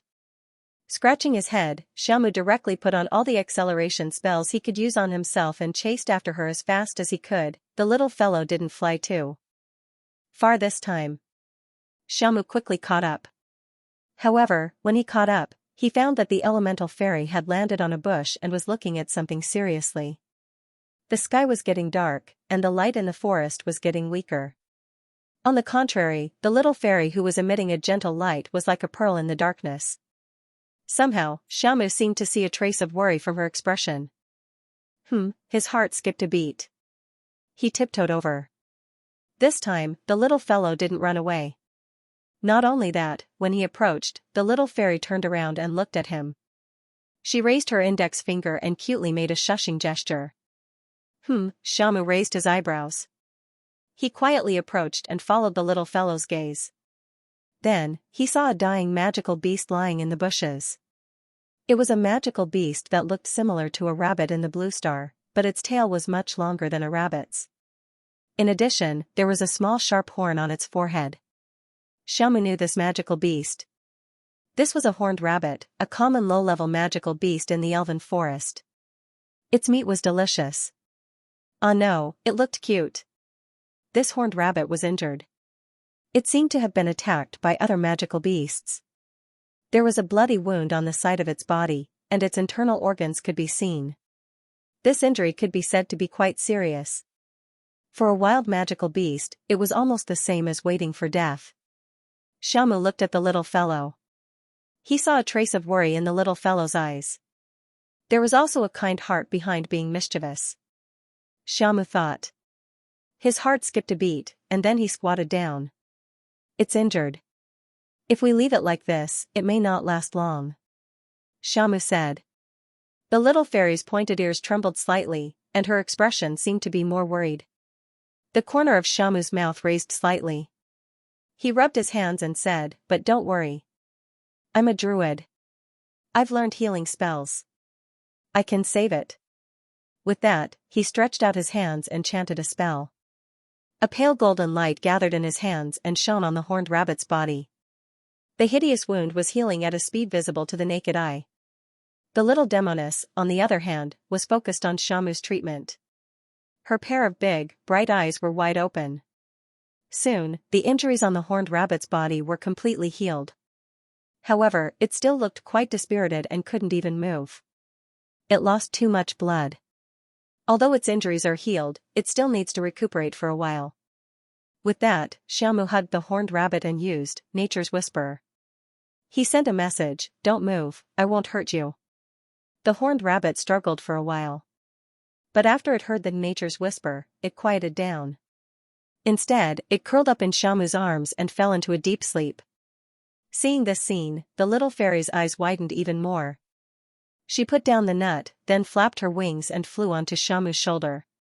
She clung onto his shoulder and looked curiously at the sleeping horned rabbit. She couldn't help but stretch out her fair fingers to carefully poke its sharp horn. Feeling the weight that suddenly appeared on his shoulder, smelling the flower-like scent on the little fairy's body, and his cheek was gently rubbed by her magnificent wings, at this moment, Xiamu felt like he was dreaming. He was so excited that he was almost floating. There was only one word left in his mind, cute. No, he wanted to abduct this little fellow more and more.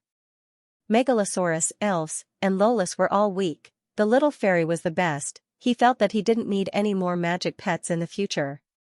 He only needed an elemental fairy. Xiamu was thinking about how to invite her, but before he opened his mouth, a clear and tender voice sounded in his consciousness. What's your name? Xiamu's heart skipped a beat as he turned to look at the little fairy. The little fairy had already flown down from his shoulder and stopped on a cluster of bushes in front of him. She opened her big bright eyes and looked at him curiously. In the dim forest, she, who was emitting a soft halo, was like a fairy who walked out of a fairy tale. What's your name? The voice sounded again. It was the little fairy. However, she didn't speak.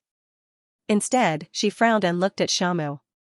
It was the ability to communicate telepathically. His heart skipped a beat. My name is Xiamu, a druid, a chosen one of the elves. He smiled and said. A chosen one. Xiamu noticed that the little fairy's eyes seemed to brighten. She knew about the chosen one. Xiamu was a little surprised. He saw the elemental fairy descending from the world tree with his own eyes. He thought that she might be as ignorant as a blank piece of paper. But now, it seemed that wasn't the case. That's right. I'm a chosen one, the chosen one, Xiamu. What about you? What's your name? Xiamu asked. Me? The little fairy tilted her head. For the first time, there was a trace of confusion in her eyes. She shook her head, and her downcast voice sounded in Xiamu's mind. I don't know. I don't seem to have a name. In an instant, Xiamu noticed that the light on her body dimmed a little. Her wings also slightly drooped down. Cute, Xiamu shouted in his heart. In reality, he said without batting an eyelid. Then, how about I give you a name? Give me a name? The little fairy raised her head and looked at him curiously. Xiamu felt that he seemed to see a trace of hope from those pure and bright eyes. Cute! He shouted in his heart again. In reality, he continued to remain calm. However, the corners of his mouth couldn't help but curl up crazily. That's right. I know how to give names. What do you think of the name Ding Dang? Somehow, Xiamu thought of the name of a pocket-sized character he saw in a novel. Ding Dang? The little fairy tilted her head and then giggled. Very nice. Then I'll be called Ding Dang from now on. Ding Dang Ding Dang Ding Dang. She flew up happily and circled around Xiamu a few times. Then, she pointed at Xiamu. Xiamu. Then she pointed at herself. Ding Dang. She continued to circle around happily. Cute. Xiaomu shouted in his heart. Isn't this little guy too pure and cute? However, just as Xiaomu, a big man, was about to be messed up by the little fairy stopped again. She put her hands on her waist and looked at Xiaomu with a smile. Xiaomu. Hmm?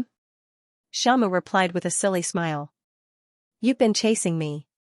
Do you want to sign a contract with me? Xiaomu, so this little fellow already knew about it, perhaps I've been too obvious about it. However, although he was nervous, in reality, Xiaomu nodded his head vigorously. Yes. Too much. I want to sign a contract with you. Be friends. Be contract partners. Hearing his words, the little fairy giggled. She pinched her chin and thought for a moment. Then, she nodded lightly. Ding Dang thinks it's okay. You're a good person, and I quite like your magic power. You like my magic power? Xiaomu was slightly stunned. Then, he recalled the time when the ball of light crazily extracted his magic power on the world tree. Xiaomu, this little guy definitely won't run away. Then, he was ecstatic. She agreed, hard work pays off for those who wait. After waiting on the world tree for so many days and chasing from the morning until now, he finally got her approval. At this moment, Xiaomu was so excited that tears almost filled his eyes. How do I sign the contract? What do I need to do? He was even a little incoherent. I'll do it. The little fairy's voice sounded in his mind again. Then, Xiaomu saw the other party fly into the air and gently close her eyes. The light on her body kept gathering. Gradually, a beautiful contract formation took shape in midair. Please extend your hand. The little fairy said again. Xiaomu hurriedly did as he was told. He reached his hand into the array, and the entire array suddenly lit up. Then, it rapidly shrank and turned into a ray of light that entered the back of Xiaomu's hand. At the same time, he heard the system's soft sound ding. Wind Elemental Fairy Ding Dang has proposed a contract with you. Do you accept? Accept, Xiaomu hurriedly replied in the system. Then, he felt the magic power in his body quickly being extracted. A burning sensation came from the back of his hand. The magic power extraction lasted for 10 seconds, and the light on the back of Xiaomu's hand also lasted for 10 seconds. When everything returned to normal, Xiaomu noticed that a strange rune had appeared on the back of his hand. At the same time, he felt that something seemed to have faintly appeared in his mind. Looking at the system again, Xiaomu was pleasantly surprised to find that there was another line below his contract partner column. Under Red Dragon Lilia, there was Elemental Fairy Ding Dang. The contract was completed. Time flew by in the game. In the blink of an eye, another day had passed. Night fell. Limu and Demacia dragged their tired bodies back to Grey Harbor. They looked at each other and sighed at the same time. Really? This flower fairy is too good at running, right? We chased her all the way to the Gloom Mountain range and still couldn't catch up. We were all eating dust behind. Demacia had a gloomy expression. I did catch up and saw her figure, but these flower fairies were too vigilant. They all ran away as soon as I got close. Limu smiled bitterly. Brother Mu, you actually saw her real body? Do you have a screenshot? Demacia asked excitedly. Yes, I do. Limu nodded, then opened the chat interface and sent 2 screenshots to Demacia. Wow. She's so cute. I love her. I must raise one. I already have a premonition that the era of the Megalosaurus is over. It will be the era of the flower fairies in the future. Demacia had a face full of excitement. Let's first figure out how to improve the other party's favorability. This isn't a magic beast, but an NPC. Besides, these little guys are so vigilant. It's probably very difficult to sign a contract, let alone find her. Limu reminded. Let's take it slow. At least we've seen the flower fairy's real body. Although I only saw a ball of light, it's much better than the others. Brother Mu, do you know that many people on the forum are still asking why they haven't seen the flower fairies when the update time is up? Our progress is already very fast, ha ha ha. Demacia said proudly. You're just trying to console yourself. Limu shook his head. Then, he looked at the time and frowned. It's already so late. Is Xiamu not back yet? It was the weekend, and Nature's Heart had a regular guild bonfire activity. Generally speaking, the guild members who were online and free would come, and Xiamu, who was more of a lifestyle player, was never absent. Sigh, he probably lost her. But the direction he chased in was the direction with the least number of flower fairies. Maybe he didn't even see her real body, Demacia said with a smile. As soon as he finished speaking, he heard a familiar and somewhat excited voice coming from behind him. Brother Mu, Dima, I'm back.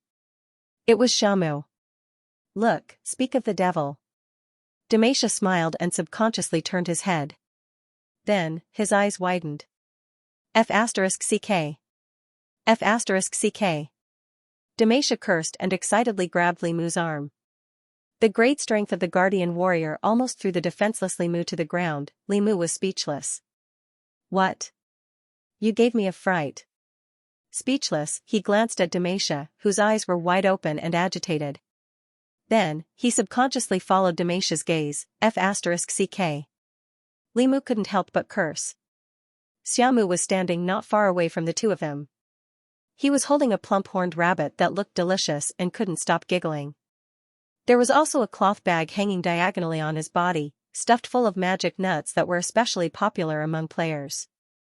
For some reason, he didn't put them into the space ring. Of course, although the horned rabbit was plump and these nuts were precious, this wasn't the real reason why the two old foxes who had been wandering in Elven Kingdom for 4 years and experienced all kinds of storms couldn't help but curse. What really made the two old guys, who were as steady as dogs, lose their composure was a certain existence on Natsam's shoulder. It was a pocket-sized girl who was no more than 30 centimeters tall, wearing a white dress. Her appearance was somewhat similar to an elf, with pointed ears and delicate and cute facial features. She looked like a doll, but she had a pair of large butterfly-like wings that shone with a magnificent light behind her. Her body also emitted a soft halo, which was exceptionally bright in the night, making her look like she walked out of a dream. She was sitting obediently on Natsam's shoulder, leisurely swinging her 2 slender white legs while humming an unknown song. She was also holding the nuts that Natsam had peeled, with a happy and satisfied expression on her face. Demacia was speechless. Li Mu was speechless. F***CK. Flower fairy? How did you do it, Natsam? You caught her just like that? Demacia excitedly ran up to Xiamu and stared at the little fellow on his shoulder with his eyes wide open, exclaiming excitedly. His voice was a bit loud, which seemed to have scared the little girl on Natsam's shoulder. The girl looked at him vigilantly and skillfully threw the nuts in her hand into Natsam's gorgeous arms. Then, she flapped her wings and flew up, quickly hiding behind Natsam. At the same time, she would occasionally poke her head out from Natsam's shoulder, using a pair of pocket-sized hands to hold onto his shoulder, looking at Li Mu and Demacia with some fear and curiosity. When the two met her eyes, she hurriedly buried her head behind Natsam's back and head. Demacia was speechless. Li Mu was speechless. This is too cute. At this moment, the two big shots of Nature's Heart could feel the fragrance of lemons growing in their hearts. Sour, so sour. Looking at the excited faces of the two, Xiamu chuckled and said, Don't worry. Ding Dong's courage is a bit small. Brother Mu, Dima, don't scare her. After he finished speaking, he returned the nut that the little fellow had just thrown back to him and said gently, Don't worry. Ding Dang, these two are my friends. The black-haired one is called Li Mu and the red-haired one is called Demacia. They don't have any bad intentions, so don't be afraid. Ding Dang, he even came up with a name for it? Li Mu and Demacia were stunned, and then became even more jealous. After hearing Natsam's introduction, the little girl's vigilance seemed to have lessened a lot. She slowly poked her head out from behind Natsam, but her hands were still tightly holding on to Natsam's clothes. The little girl seemed to hesitate for a moment, but when she saw that Li Mu and Demacia were only looking at her and did not take another step forward, she finally let down her guard and flew out. She once again sat on Natsam's shoulder, tightly hugging the nuts in her arms. Of course, she was no longer humming a song, nor was she shaking her legs, but her gaze was always on Li Mu and Demacia, with a little curiosity and a little restraint. Cute, Li Mu and Demacia had this thought at the same time, and instantly fell under the little girl's cute halo. I really didn't expect, Natsum, you actually received the flower fairy's approval so quickly, how did you do it? Limu curiously and expectantly asked.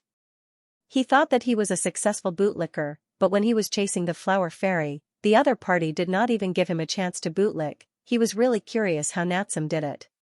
Hearing Xiaomu's question, Xiaomu smiled and said, "It's just luck." After that, he concisely explained the fate between him and the little fellow, including the time when his magic was sucked from the world tree, and today's chase in the elf forest. Hearing his words, Li Mu and Demacia were even more envious. It's really luck. Come on. Before the update even started, the other party had already registered with the flower fairy. This was losing at the starting line. No wonder Natsum was able to catch up to these little guys who ran so fast. However, from Natsum's description, the two of them roughly understood the characteristics of these flower fairies. For example, they were really weird, mischievous, and cute. They were very curious, liked things with dense and pure magic, and were also very kind. Other than that, they were indeed like what the officials said, they did not belong to the demon beast system, but belonged to the NPC system. As for Natsum, he had already signed a contract with the little girl he named Ding Dang, becoming a contract partner. Sour. Too sour. What kind of godly luck was this? The European emperor was in this world. As for Xiaomu, after roughly explaining his fate with Ding Dang, he added, "That's right. That's right, Ding Dang is actually not a flower fairy, her race is actually called elemental fairy, a very special kind of energy life form." Elemental fairy? Li Mu and Demacia were stunned, and subconsciously looked at the little girl. Energy life form, they looked at the little girl's body that was constantly emitting a gentle halo, as well as her dreamy yet somewhat illusory body, and their hearts understood. No wonder. In the middle of the night, she was like a big light bulb. Luckily, Natsum came from the north of the city, so there were not many players on the road, otherwise they would have been surrounded. Then what does she eat? Is it these magic nuts? Also, since you have signed a contract with her, what are her abilities? Demacia curiously asked. Natsum lovingly looked at the little girl who was obediently hugging the nuts on his shoulder, and said, "Ding Dang feeds on magic power, she is a genuine silver life form." If it was said that Natsum did not have enough understanding of the elemental fairy before, but after signing a contract with the other party, the little girl's attributes and various abilities were already displayed in his system. And on the way here, under his request, Ding Dang also showed some of her abilities, allowing Natsum to have a deeper understanding of the elemental fairy's power. First, the elemental fairy was indeed a genuine silver life form. Although their strength seemed to be very small, and their bodies seemed to be relatively weak, but that was only because their innate skill tree was in other places. As an elemental life form, they were naturally favored by magic, possessing extremely strong magic control, as well as powerful elemental magic. At the same time, they also had the ability to whisper nature, similar to druids.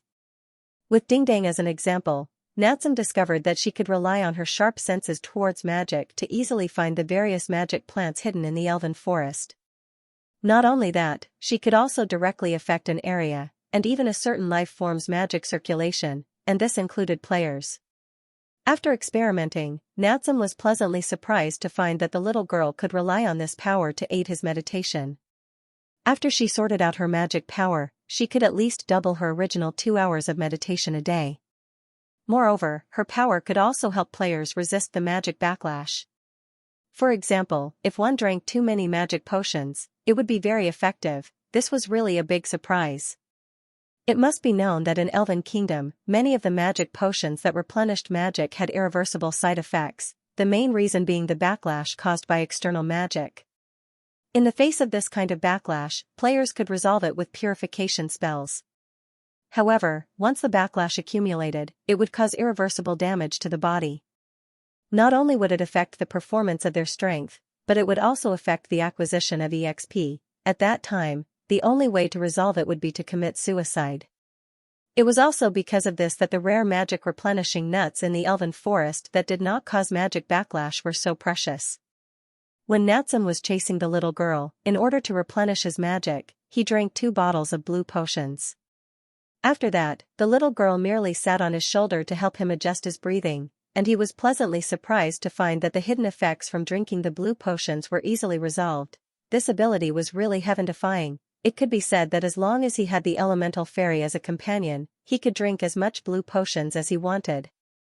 Not only that, not only was the little girl's support ability strong, her magic talent was also very outstanding. Although Ding Dang only knew wind-attributed magic, after interacting with her, Natsum found that she could use all of the first to fourth circle wind-attributed magic, corresponding to the lower black iron to silver level. No matter if it was an attack type or a support type, she could use them all, and if she was given enough mana, she could even cast even more powerful fifth circle or sixth circle spells. That was something that could only be done by a middle or upper silver level magic. Of course, that kind of casting magic, the side effects were also very big. In serious cases, it could even threaten the life of the elemental fairy, but this was enough to show that the elemental fairy's magic talent was strong. The body was weak, the magic was strong, the creation of the gods was really fair. As for the ability similar to Nature's Whisper, it was also quite a pleasant surprise. Natsum found that the little girl could completely rely on this ability to mix with the magic beasts in the forest. She seemed to have a natural aura of closeness. In the description of the little girl's ability, there was a sentence: even if the elven forest's most violent and powerful magic beasts, when facing the elemental fairy, they would feel close to her, she was simply like a natural druid. It was a perfect match for Natsum's profession and hobbies. He, Natsum giggled even more happily. Limu was speechless. Demacia was speechless. Tonight, Grey Harbor was destined to be lively. Natsum, who returned with the elemental fairy, quickly attracted a lot of attention in the Nature's Heart Guild.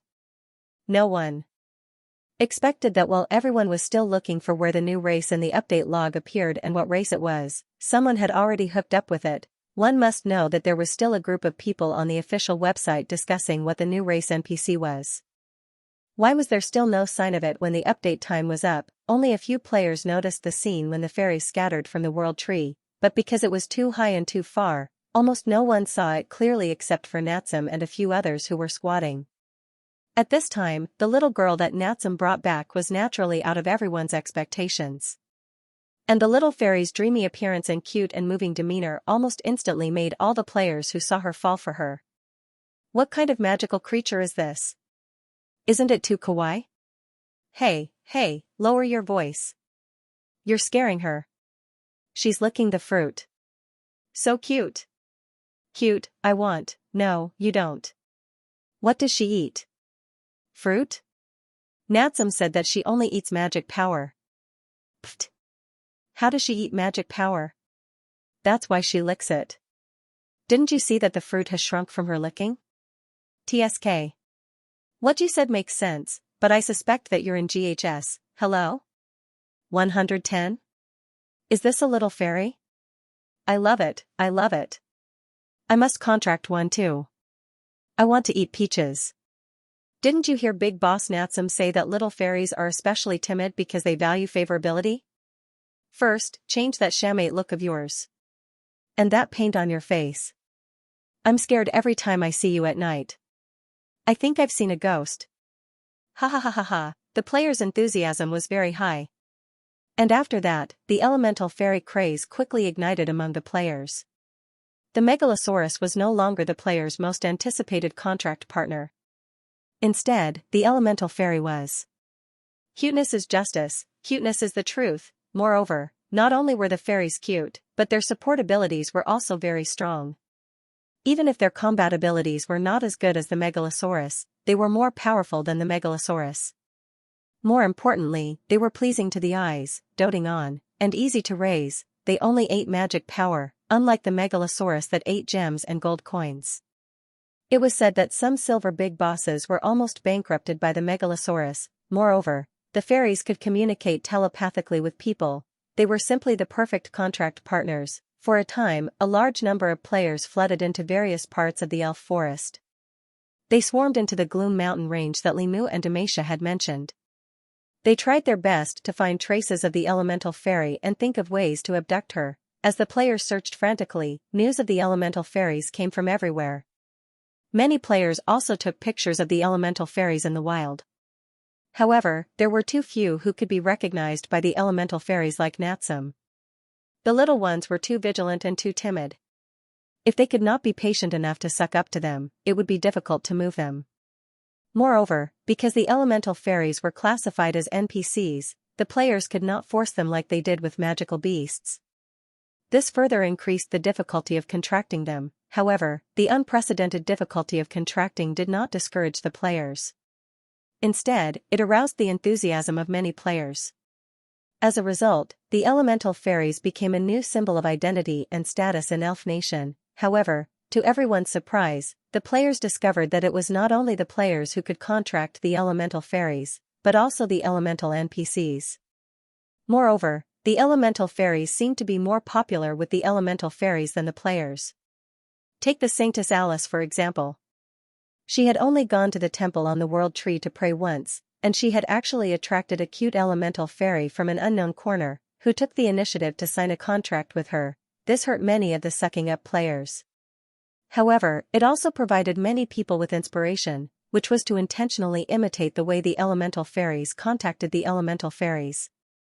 However, the elemental fairies were obviously not so easy to fool. If one was not sincere, it would be difficult to gain their recognition. The appearance of the elemental fairies aroused the enthusiasm of the players, and even the popularity of the Shattered Kingdom of God faded a little. At the same time, the elemental fairies who had entered the Gloom Mountain Range also began to sort out the chaotic magic power in the Gloom Mountain Range under Eve's oracle. Everything was proceeding in an orderly manner as Eve had planned. And at this moment, an uninvited guest from afar arrived near the elf forest, recommended a friend's book, After Tokyo Falls, a Japanese supernatural novel by Akaba Jishuan, a veteran light novel author. Thank you, introduction, and links. End of chapter 572. Don't forget to subscribe, like, and share the video to support the channel.